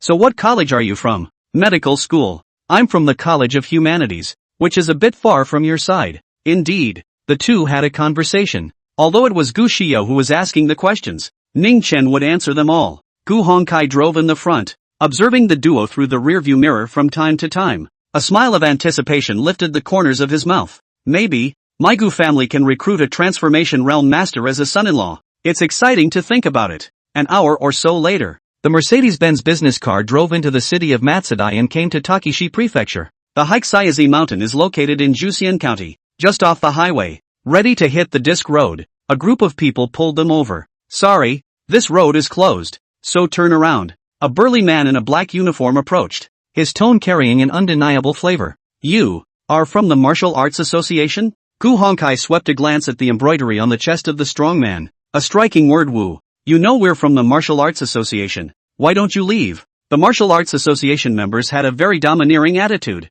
Hurry up. This. Gu Hongkai glanced at Ning Chen in the rearview mirror. Let's go first, Ning Chen said, his brows furrowing darkly. It seems that the people from the Martial Arts Association have found Wu Chuanji, but looking at the situation, both sides should still be tugging at the mountain, or there would be no need to close the mountain. Himself came at the right time. Chapter 96, Finding the Elixir. Then, the Mercedes-Benz commercial vehicle drove around Hiksayazi Mountain for a long time, and there were people from the Wushu Association all over the place. There was also a large number of law enforcement officers maintaining order, outwardly saying they were arresting fugitives. Oh my god, you can still see the WUA cars in front of us. Are they fencing off this mountain? Gu Xiao felt incredulous. The power of the Martial Arts Association is so terrifying that even the local law enforcement agencies can only cooperate with them. Master Ning, what should we do now? The places where we can go up the mountain are basically all blocked. Gu Hongkai asked as he drove. Master Ning? Turning to look, the back seat was actually left with Gu Xiao alone at some point.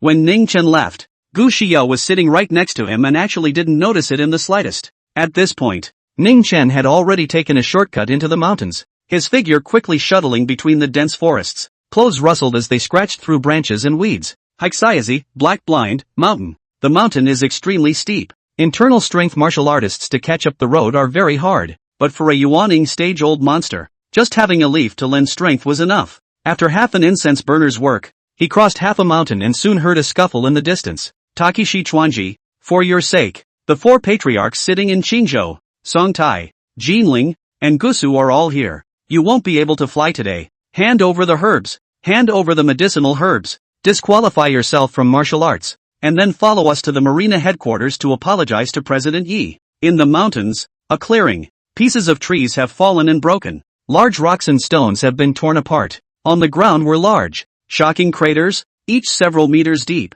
as if they had been blown out by a bomb. Such a terrible situation stretched all the way from the top of the mountain for dozens of miles. A black-clad martial artist leaning against a pine tree, bathed in blood and, gnashing his teeth, he glared at a group of martial arts association elites nearby. 4 patriarchs, 10 masters of the realm of enchantment, and 6 inner-strength martial generals, in a closed circle, sealed off all his retreats. Could it be that I, Wu Chuanji, am going to fall here today? The black-clothed martial artist was probably in his 50s, in the prime of his life, his body skinned and bruised. Brother Wu, with 1 against 4, it's impossible for you to escape. A middle-aged patriarch with an 8-bearded beard, his hands behind his back, and a solemn look on his face. It's better to hand over the herbs, you can suffer a little less skin. Humph. Wanting herbs? Dream on. Wu Chuanji smiled sardonically and spat on the ground. Be careful, Wen Long, don't let him kill himself. A female patriarch voiced out. She looked young, just over 40,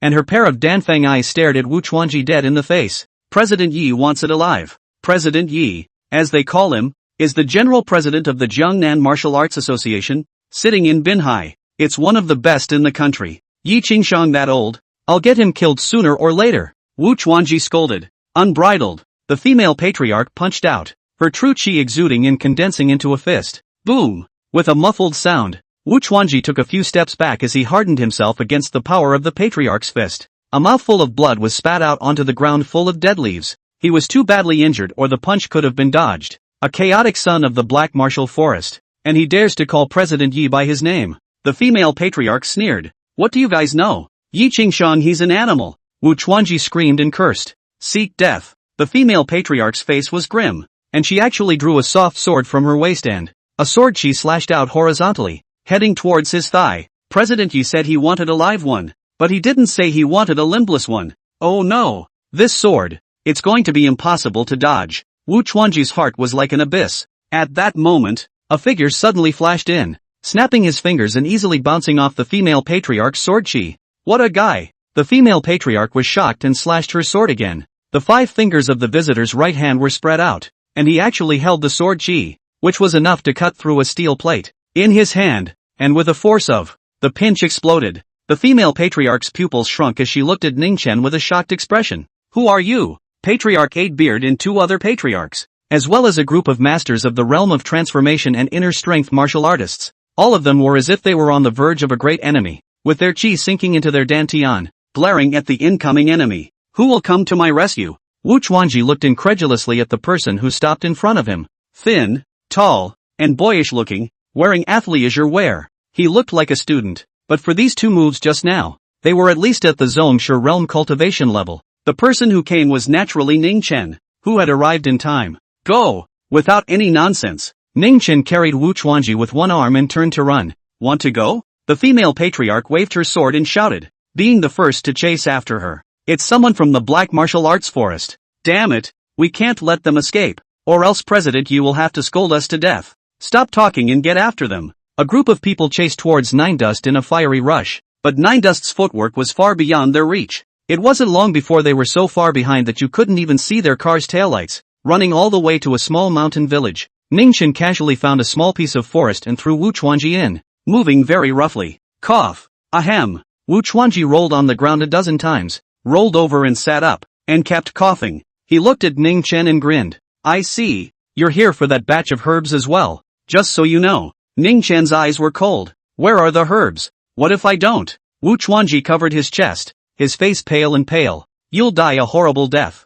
Nine Dust was blunt. It's death either way, so I might as well say, at least it can leave a whole body. Besides, it is better to give it to the brothers of the Black Martial Arts Forest than to the gang of the Martial Arts Association. He. Wu Chuanji was dumbfounded and quite optimistic. Nine Dust didn't say anything, waiting for the following. The herbs were hidden by me in the ventilation ducts at the Songdai Martial Arts Association headquarters. Wu Chuanji said. Martial Arts Association headquarters. Ningchen raised his eyebrows and sneered. Is the most dangerous place the safest place? That's a nice handful of lights to play with. Ha ha. Wu Chuanji let out a loud laugh, seemingly mocking the female patriarch of Songtai City. The thing she's been trying so hard to get is actually hiding on her own turf. I'm going to find it now, and you better not be lying to me. Ning Chen stepped forward and nudged Wu Chuanji's acupoints. Then with a flash of his figure, he disappeared into the grove. So fast. What is this person's origin? Wu Chuanji broke out in a sweat. 2 hours later, Ning Chen found the headquarters of the Martial Arts Association in Songtai City.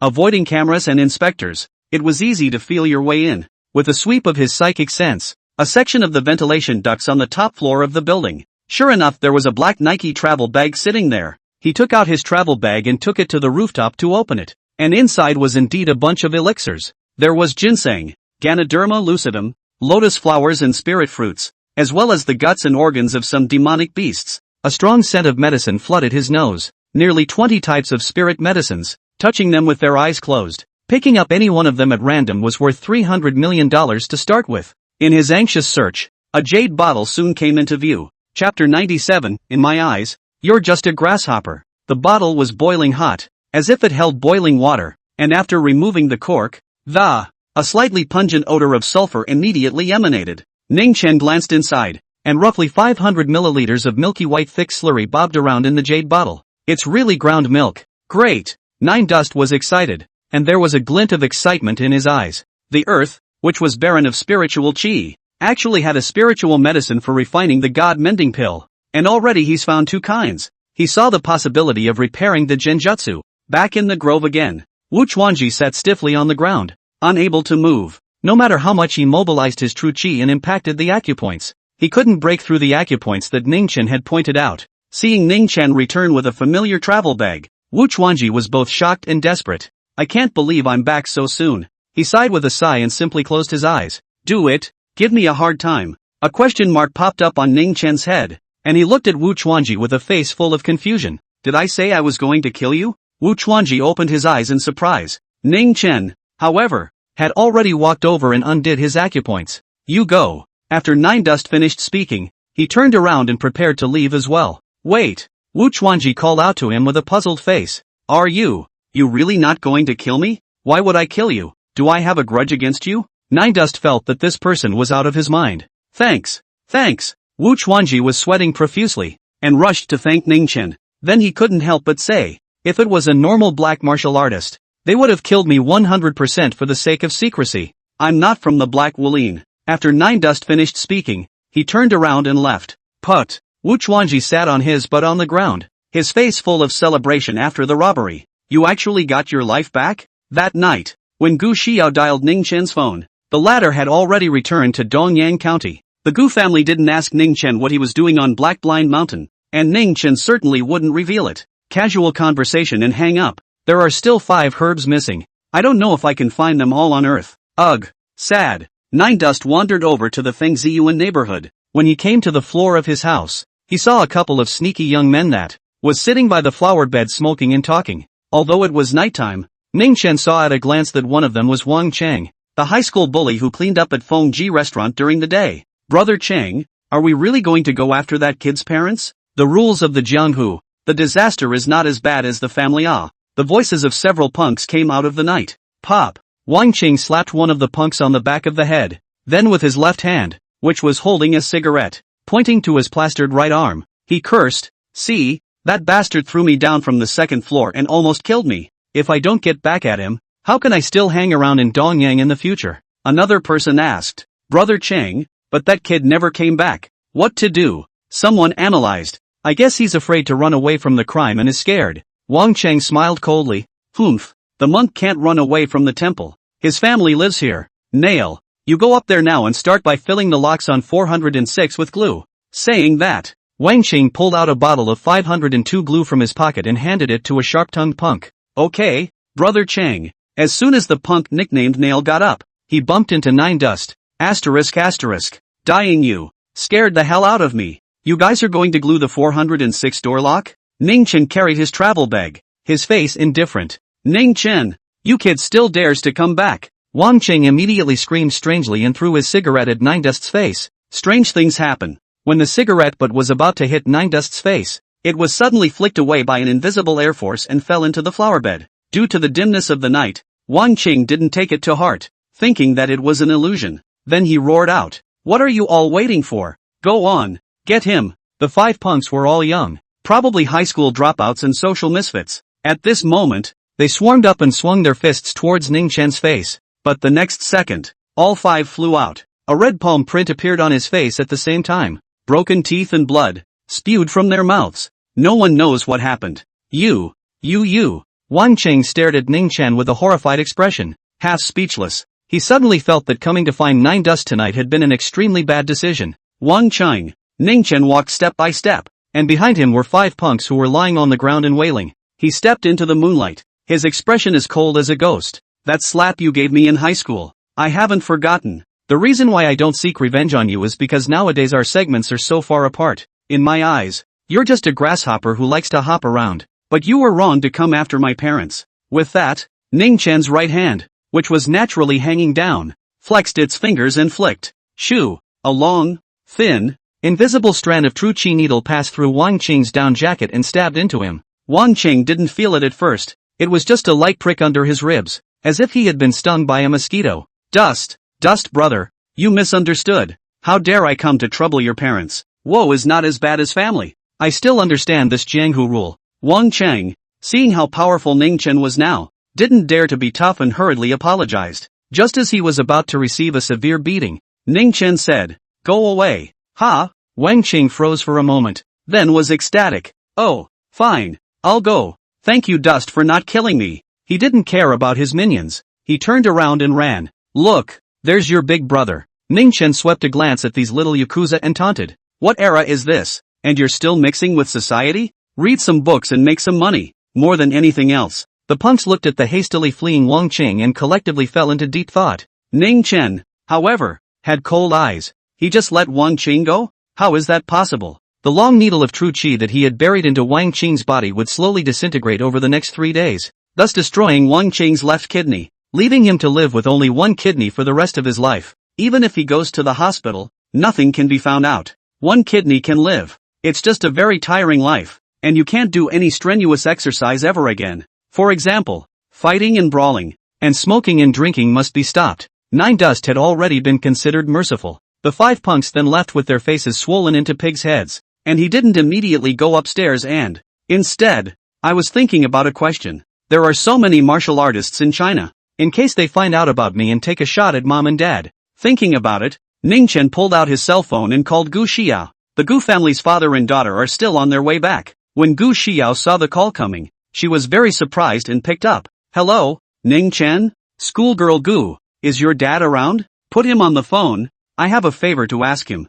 "I'm sorry," said Nine Dust. "Oh." Gu Xiao's tone was permeated with a hint of disappointment as she turned on the speakerphone mode. "Dad, Nine Dust, looking for you. Master Ning." Gu Hongkai was driving. "Uncle Gu, those 4 bodyguards your Gu family hired, can you spare 2 for me?" Ning Chen got right to the point. "I'm going back to school when school starts, and on my parents' side, I want to hire someone to look after them." "No problem," Gu Hongkai agreed in one breath, and his tone was even a bit excited. It was an honor for their Gu family to be able to help a master of the realm of transformation. What's more, Ning Chen was still so young now, and it was very likely that he would achieve the rank of Grandmaster in the future. Chapter 98, Visiting Friends and Relatives. Patriarch. At the mention of these 2 words, Gu Hongkai's mind was in a bit of a trance. "Uncle Gu, are you listening to me?" Nine Dust's voice came out from the cell phone. "Those 2 external strength bodyguards from your family. What's the annual salary? I'll call you." No.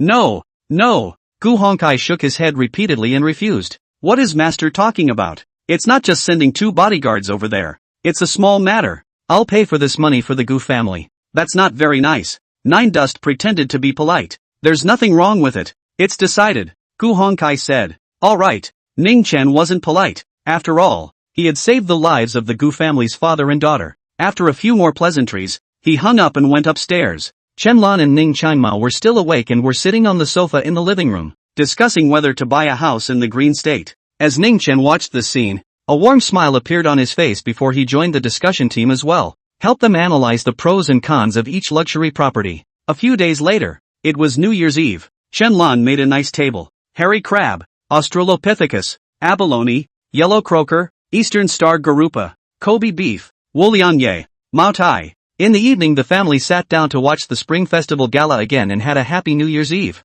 Second aunt's house. Chenya was soaking her feet, watching the boring Spring Festival Gala and swiping her friends. Brushing up to Chen Lanfa's New Year's Eve dinner, she was violently taken aback. Holy cow! Husband, come look! Chenya hurriedly called her husband Song Wei over. What's wrong? Song Wei came over. Hubby, look! Chenlan's family eats so well at Woolianya Mao Tai are drinking up. Chenya was surprised. In her eyes, her own family was the best off of her relatives. A New Year's Eve dinner was over $5,000, but with the Chenlan family, the 2 bottles of wine alone add up to more than that. Ha ha! Song Wei zoomed in on the picture and laughed directly after looking at it for a couple of moments. I said, Chenya, you're a vain sister. You have to steal pictures for New Year's Eve dinner. Stealing pictures? Chenya frowned. It seems like the last time we went over there. Their tablecloths are yellow. Why did they switch to white this time? This Chenlan is really something too. She's such a heavy climber. And don't compare your own family's condition. Can they afford to eat so well? Chenya was simply speechless. At this time, his son Songbin also came over and said after looking at it, oh, Auntie San's family ate well. Australian lobster, eastern star spot, abalone, oysters, hiss, and such a big yellowtail. Even if it's artificially farmed, it's still 70, 000 to 80, 000, right? Song Wei laughed disdainfully. What is this? Your cousin even said he'd buy your second aunt's husband a Rolls Royce. Songbin laughed out with a poof. Ha ha, Rolls Royce? This brat, Ning Chen. You couldn't afford one wheel of a Rolls Royce even if you sold him. Day 2. Song Wei and Songbin, father and son, looked at the Rolls Royce Cullinan parked in front of their house and fell into a daze. Nindust's family got out of the car, carrying gifts in their hands. Second aunt, cousin Bin. Nindust called out, a hint of amusement hiding in the bottom of his eyes. Dusty, Chan Ma, you guys won the lottery? Chenya was completely dumbfounded and reached out to point at the Rolls Royce. There were more and more neighborhood residents gathered nearby. Many people were taking pictures with their cell phones. Come on, go inside and talk. Ning Changmao carried 2 bottles of Mao Tai in his left hand and 6 bars of yellow crane tower in his right hand. And his whole person was glowing with radiance. Sweep away the old low self-esteem and depression. The clothes he was wearing were high-class at first glance in texture. Especially the leather shoes. They're shiny. They look like a foreign luxury brand. Song Wei cannot think too much. Vaguely remembered that a few months ago in the mall but the price is too high. He did not bother to buy. When they entered the house, Chenlan's family told the truth about Nindust's earning. Actually, it's no different from winning the lottery. Changma and I are both benefiting from Dusty. The son has come out on top. In the past, every time there was a New Year's Eve, she used to listen to her second sister, Chenya, bragging about it. This year, it's always a good idea to raise an eyebrow. Ancient medicine prescription? Cooperation with a big pharmaceutical company in Qingzhou? Millions of dividends every year? Chenya kept a half-hearted attitude towards these words. Song Wei, however, always had an expression of having seen through everything, surveying the family with a faintly teasing expression. The Rolls Royce is rented for $10,000 or $20,000 a day, and this family is really willing to pay blood money in order to pretend to be a bully. Patting Ning Changmao on the shoulder, he said, Changmao, since your family is so rich now, why don't you buy a house for Dusty in Qingzhou? Cars are constantly depreciating. Only houses are appreciating. We bought a house for Xiaobin in the Linjiang district of Qingzhou some time ago, 200 square feet, for over $7 million. We'll put a down payment and let him make the monthly payments. That property is in a good location. Why don't you guys buy a set for Dusty, too? In the future, the two of them can also be neighbors. Ha ha. Songbin listened on the side, secretly observing Chenlan's family's reaction. He also didn't believe that his cousin could be so lucky as to casually pick up and miss an ancient prescription in the antique market. It can sell for so much money. He had heard of Jishir Pill Source. It was a big enterprise in Qingzhou. Dusty, what do you think? Chenlan and Ning Changmao twisted their heads to look at Ningdust. Forget it. Ningdust smiled. Why don't you forget it, Dusty? With a hint of sarcasm in his tone, Song Wei asked. You earn so much money. You won't plan to stay in Dongyang in the future. That would be too unproductive. Dusty, the location of this property, Shanghua Mansion, is really good, even though it's not a school district. But with the subway and shopping malls next door, there's a lot of room for appreciation in the future. Songbin also continued to test the waters. If you buy a house over there,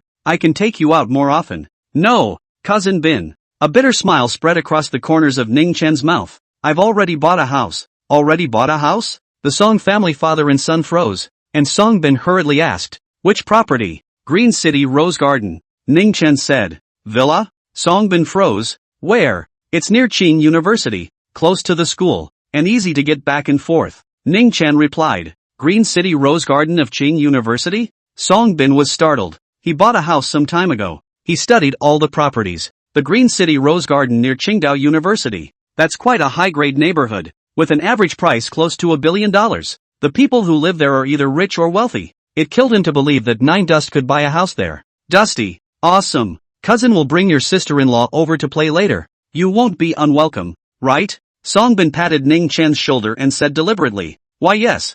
Feel free to welcome you guys to play. Ning Chen said. Shenlan blushed with a little embarrassment. The villa that her son was talking about is actually the house of that good girlfriend of hers, Xiao Jing. My son is just borrowing the house. How can he claim it as his own? How humiliating if this is revealed. By the time Xiaobin does go over, let's see how he'll round it up. Song Wei glanced at the embarrassment on Shenlan's face and laughed. Chapter 99 Gu Xiao's cousin. This year is the happiest year for both Shenlan and Ning Changmao, because there's no need to worry about money. The relatives were shocked when they saw the gift in a Rolls Royce. The news of Ning Changmao's family's fortune soon spread among relatives and friends, and after the 4th day of the first month, many relatives who had not been in contact with each other for many years paid a visit with gifts. There were hush-hush people who were planning to go into business together, and of course, people who were borrowing money. If it weren't for this year, Nine Dust wouldn't even know that his family had so many relatives. The threshold is all over the place. The poor man stands at the crossroads and plays with 10 steel hooks,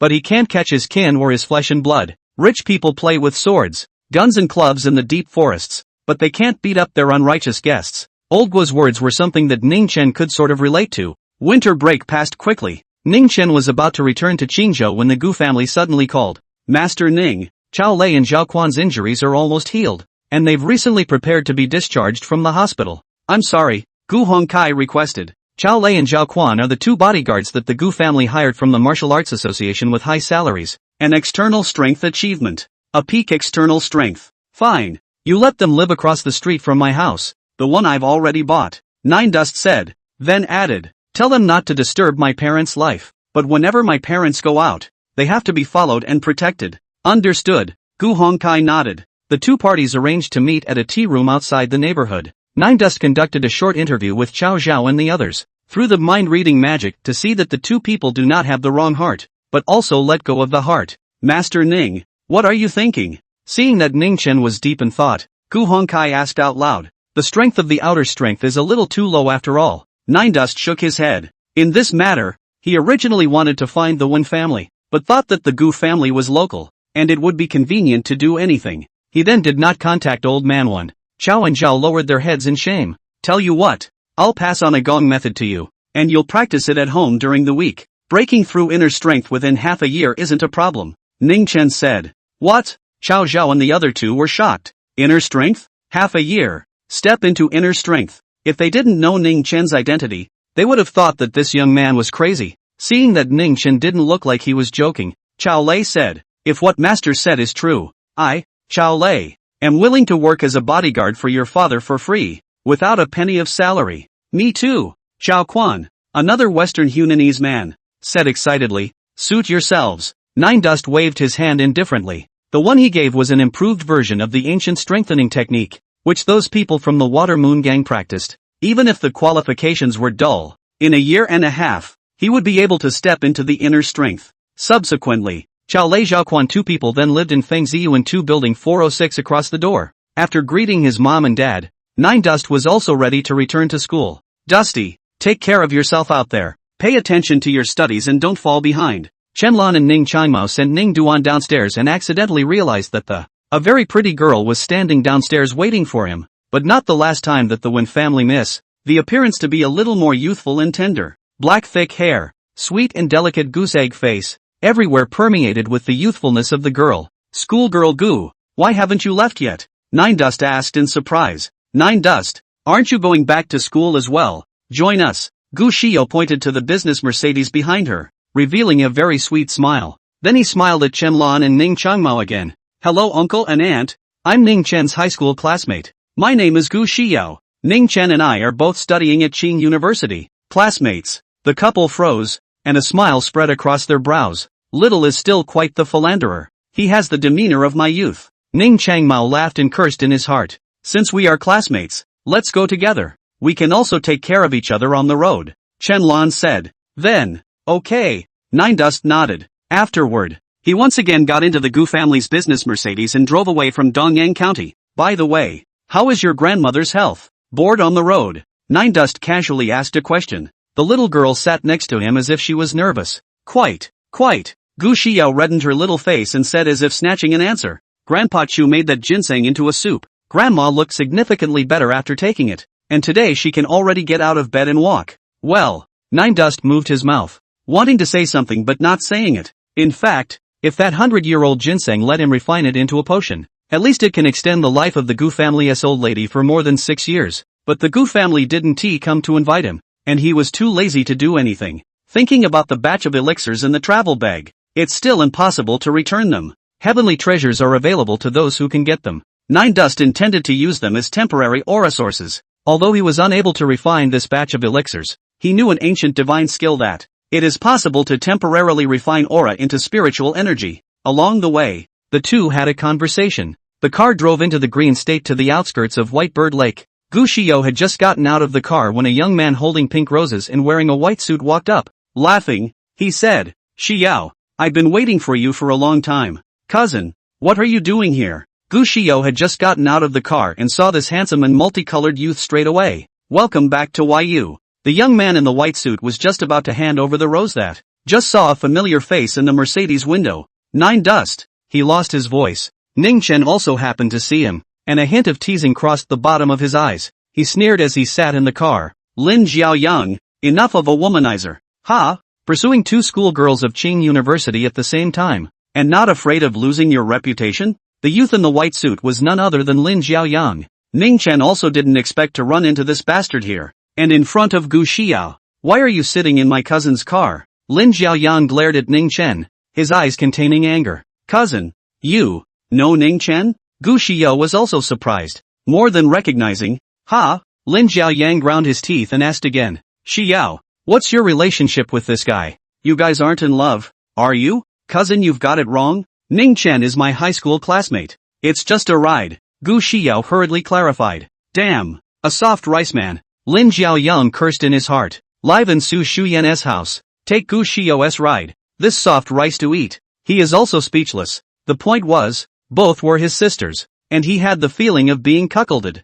He had wanted to mock Ning Chen for a moment or two, but he was afraid that the latter would go to Su Shuyan and complain, so he suppressed his anger and explained. Nine Dust, Xiao is my cousin. If you want to go to Shuyan and complain, go ahead. Let's see if Shuyan believes you or me when the time comes. He was confident in explaining himself. Su Shuyan had told him more than once that she hated Ning Chen. Chapter 100, Qingzhou, Jiang Wenlong. You're overthinking it. Ning Chen's face was full of disdain.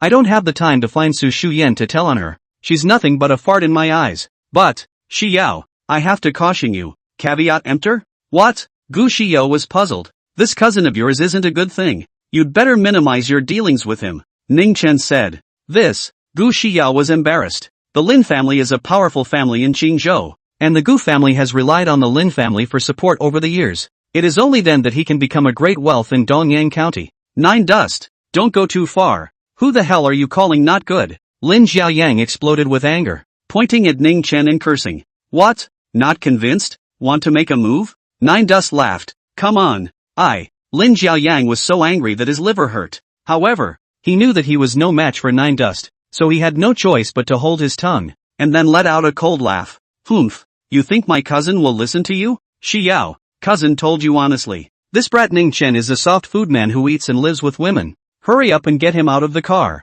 It was expected that Gu Xiao would turn toward him. Unexpectedly, the girl was whispering, Cousin, you better come to me less in the future. Yo, what did you say? Lin Jiaoyang thought he had heard wrong and stared with wide eyes. Gu Xiao's shell teeth bit her lip and said with difficulty, We are cousins, after all. You look for me to play every other day. The sisters in the dormitory all think we are boyfriend and girlfriend. This is not good. Bastard. Ning Chen's voice came from the car, tinged with grief, even trying to pick up your own cousin. What an animal. Yes, Lin Jiaoyang is also a proud person. Being rejected by a sister like this, he directly exploded with anger. He slammed the roses on the ground and shouted angrily, "Gu Shio, you'd rather trust an outsider that, nor do you trust your cousin. You remember what you said, and one day you'll regret it." When he finished, he left with a big stride. Many students cast astonished glances at the gate of the White Bird Lake campus. Gu Shio was yelled at and didn't look too good. "Nine Dust,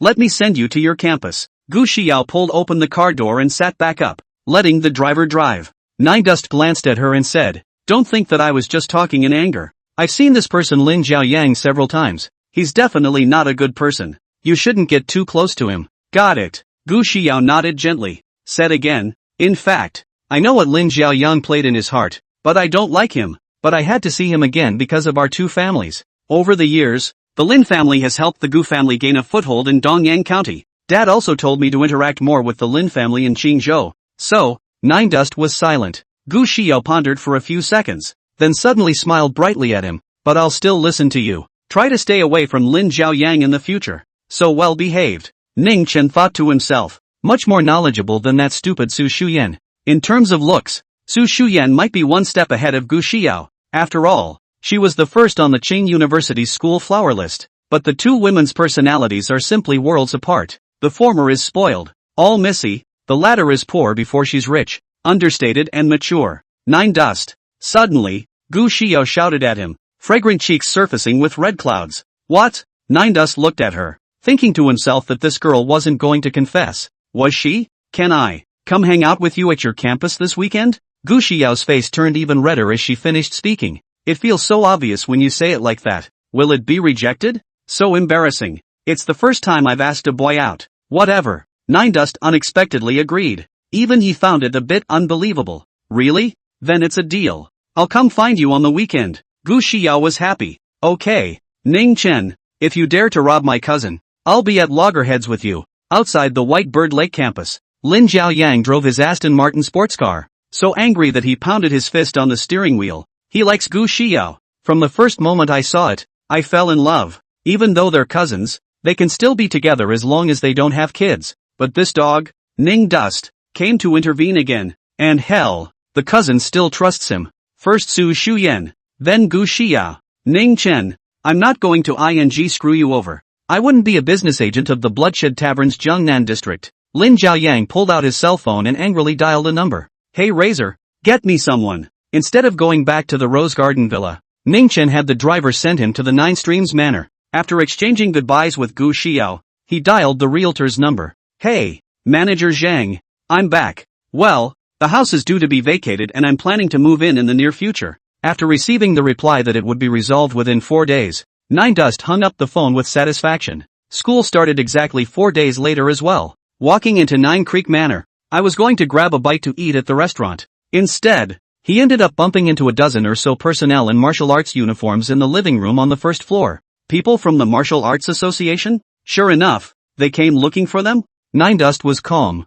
The Wushu Association team is headed by a man with an 8-bearded face, Vice President Liang Yongji, and Riot Squad leader Wang Qi. Supervisory Captain Hogel is all over it. When Yu was trying his best to explain something to the man with the 8-bearded beard, groveling, the housekeeper and the servants were heartbroken at the sight. The 8-bearded man was the first to spot Nine Dust, and his eyes surged with brilliance. "Mr. Ning, when you saw the savior and hurried over, Mr. Ning, you quickly explained to President Zhang to explain. They said that you are the Black Martial Arts Forest Chairman. He's Ning Chen." Liang Yongji pointed at Ning Chen, hatred surfacing in his eyes. "Last time, while your old man was away, he's the one who ran amok at our headquarters and injured many of our brothers. President, we can't let this kid go." Huago was also gritting his teeth, itching to immediately arrest Ning Chen and put him in jail for a big punishment. And through Wen Yu's introduction, Ning Chen had learned of this man with the 8-bearded face. It's the president of the Qingzhou Martial Arts Association,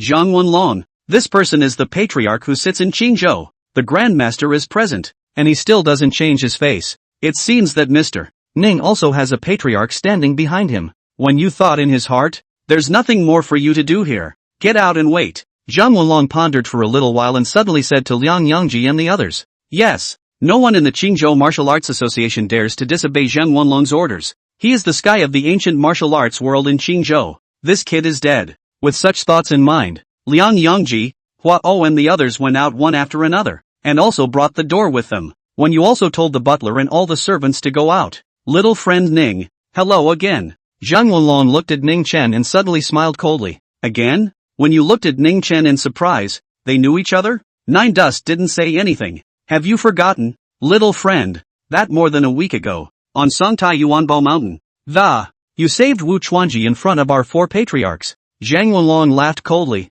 What? You dare not do it. Chapter 101, you don't deserve to know my name. What? When Yu was stunned, dabbling and retreating 3 large steps in a row, glaring at Ning Chen as if he had seen a ghost. News that has been circulating in the ancient martial arts circles lately. The 4 great masters of Jiangnan joined hands to capture the black martial arts master Wu Chuanji, and when they were about to succeed, the 4 great masters of Jiangnan joined hands to capture the black martial arts master Wu Chuanji. Instead, he was saved by another black martial artist. This expert, is it Nine Dust? Even if this news came out of the mouth of the president of the Qingzhou Martial Arts Association, when you couldn't believe it. I don't know what you're talking about. Of course Nine Dust wouldn't admit it. The ancient Martial Arts Association was, after all, the top power in China, and once he was entangled, he could only tearfully exterminate it. That would be a pain in the ass and a big loss. I expected you to say that. Zhang Wenlong stared at Ning Chen and said, Yi family's Tang Taizhan, you're the one who injured him, right? Nine Dust didn't say anything. One Yu, however, had already stuttered in fear. Tug, Tung Taizhan, Patriarch Tang, Nine Dust, it's useless even if you don't admit it. Zhang Wenlong narrowed his eyes. When you sneak attacked Tang Taizhan, there were witnesses next to you. You can't renege. Ning Chen's face was colorless. So, Zhang Wenlong continued. I know all the sect masters in Jiangnan province. Ning Chen, I'm curious as to where you popped up from. There doesn't seem to be an explanation other than the black martial arts. Ning Chen laughed at that. So, as long as one isn't a registered martial artist of your martial association, all belong to the black martial artists? All guilty? Chivalry is forbidden by martial arts. Zhang Wenlong said stiffly. Martial artists possess unimaginable power that ordinary people can't imagine, and they must be registered for the record. It must be controlled. It's martial law. Anyone who challenges the martial law will pay the price. Nine Dust, I'm not going to bull **** you anymore.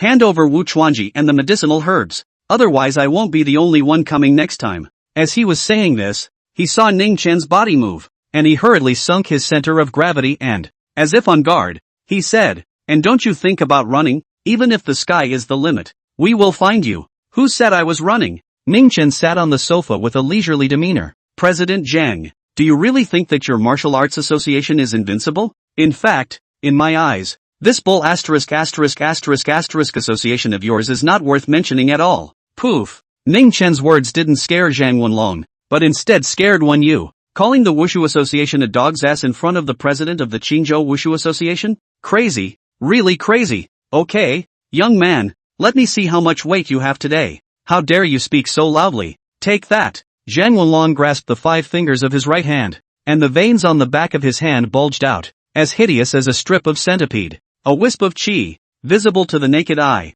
lingered around his fingertips. Roar. Before Wen Yu could react, a fierce tiger roar struck. Zhang Wenlong's right hand presented a claw, his qi coalescing into a tiger's head, his fangs bared and his roar tearing his ears. Before the attack arrived, just the terrifying sound of the tiger's roar had already shaken Wen Yu's liver and gallbladder. Tiger Claw Kung Fu. Grandmaster Zhang's lookout. Wen Yu's mind jumped to this thought. The martial arts of China are so profound that each martial art has a representative patriarch. Tiger Claw Kung Fu was born out of the Wudong school, and is said to be evolved by Grandmaster Zhang Sanfeng according to the Black Tiger's power. The power of a claw can open up monuments and crack rocks, and with the addition of true qi, it can even tear tigers and leopards alive. A tiger's paw? I'd say cat's paw is more like it. Nine Dust sat on the sofa, not even moving, and after a scoff, his fist slammed out directly. Nothing fancy, just a punch, only a click. A crunch and a muffled grunt came from the living room. When you fixed his eyes on the 5 fingers of Patriarch Zhang Wenlong's right hand and saw that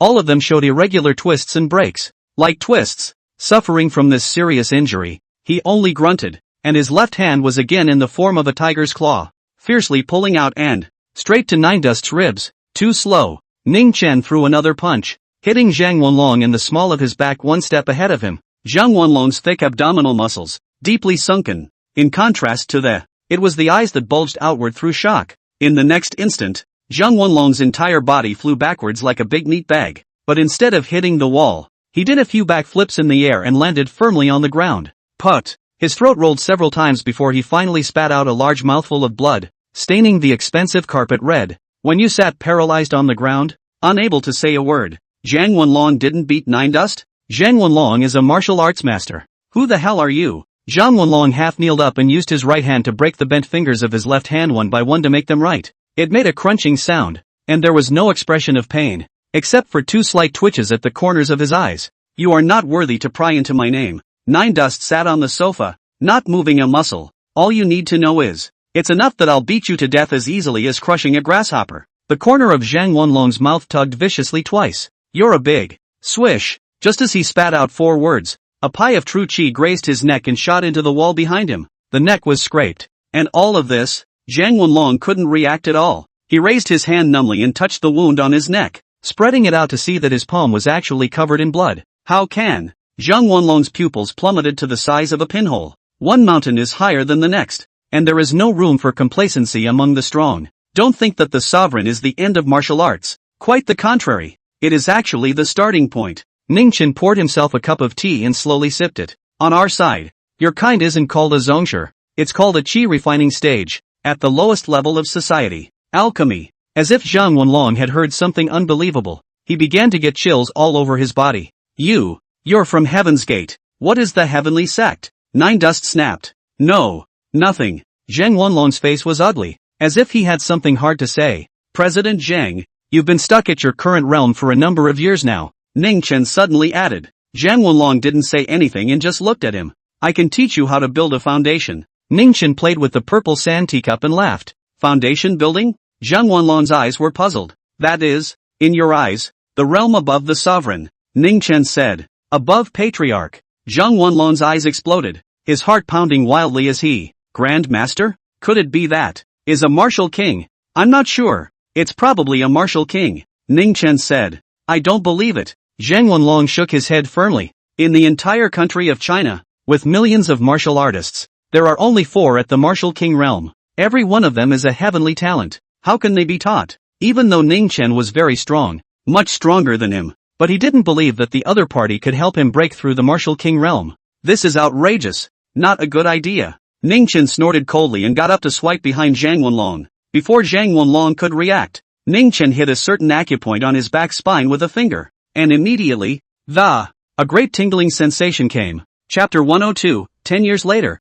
I'll build your foundation for you. Zhang Wenlong thought he was going to be killed. When you thought the same thing and hurriedly advised, Mr. Ning, leave your men alone. Ning Chen didn't say anything, and he continuously shot out 24 fingers, striking Zhang Wenlong's acupoints all over his body. Zhang Wenlong was a grandmaster, but he was like a rag doll playing in Ning Chen's hands. There's no way to fight back. Can it be that Mr. Ning is a martial king? When you up and down 2 rows of teeth? Scared straight fight. Brain a pulp. Soon, as Zhang Wenlong let out a long whistle, the tendons and veins in his body trembled, and in his acupuncture points, it actually ejected rolling true chi, and the entire person was even kneeling on the ground, sweating profusely. President, what happened? President, we're here. Liang Yangji, Wang Qi, and Huao heard the commotion outside and fishtailed in. Zhang Wenlong climbed up, but he shouted angrily, who let you in? Get out. The crowd had to retreat.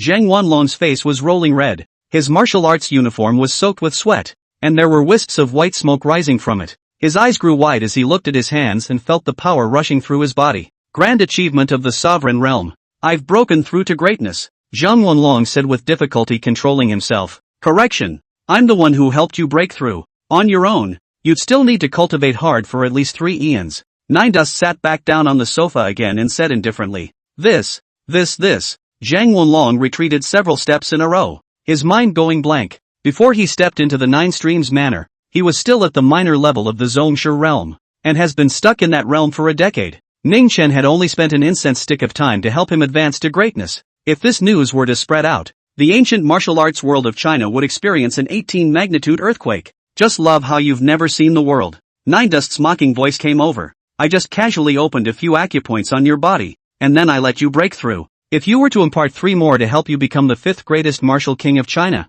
Do you think it would be difficult? Zhang Wenlong's body began to tremble. His knees gushed, almost ready to kneel down for Nine Dust. But he didn't. Ra resisted the urge within. What do you want? Zhang Wenlong stared at Nine Dust dead in the face. It seems like you're the one who came to trouble me today. Nine Dust replied. Mr. Zhang has eyes and doesn't recognize MT. Tai. Please forgive me. Martial King. Zhang Wenlong made a deep bow and added. Thank you, Martial King, for elevating Mr. Zhang's realm. Mr. Zhang is grateful. Just come and trouble me less in the future. Ning Chen coldly snorted. Definitely, definitely. Zhang Wenlong nodded repeatedly. A sect master himself, looking for trouble from a martial king. Isn't that crazy? This matter seems to be reported to the top.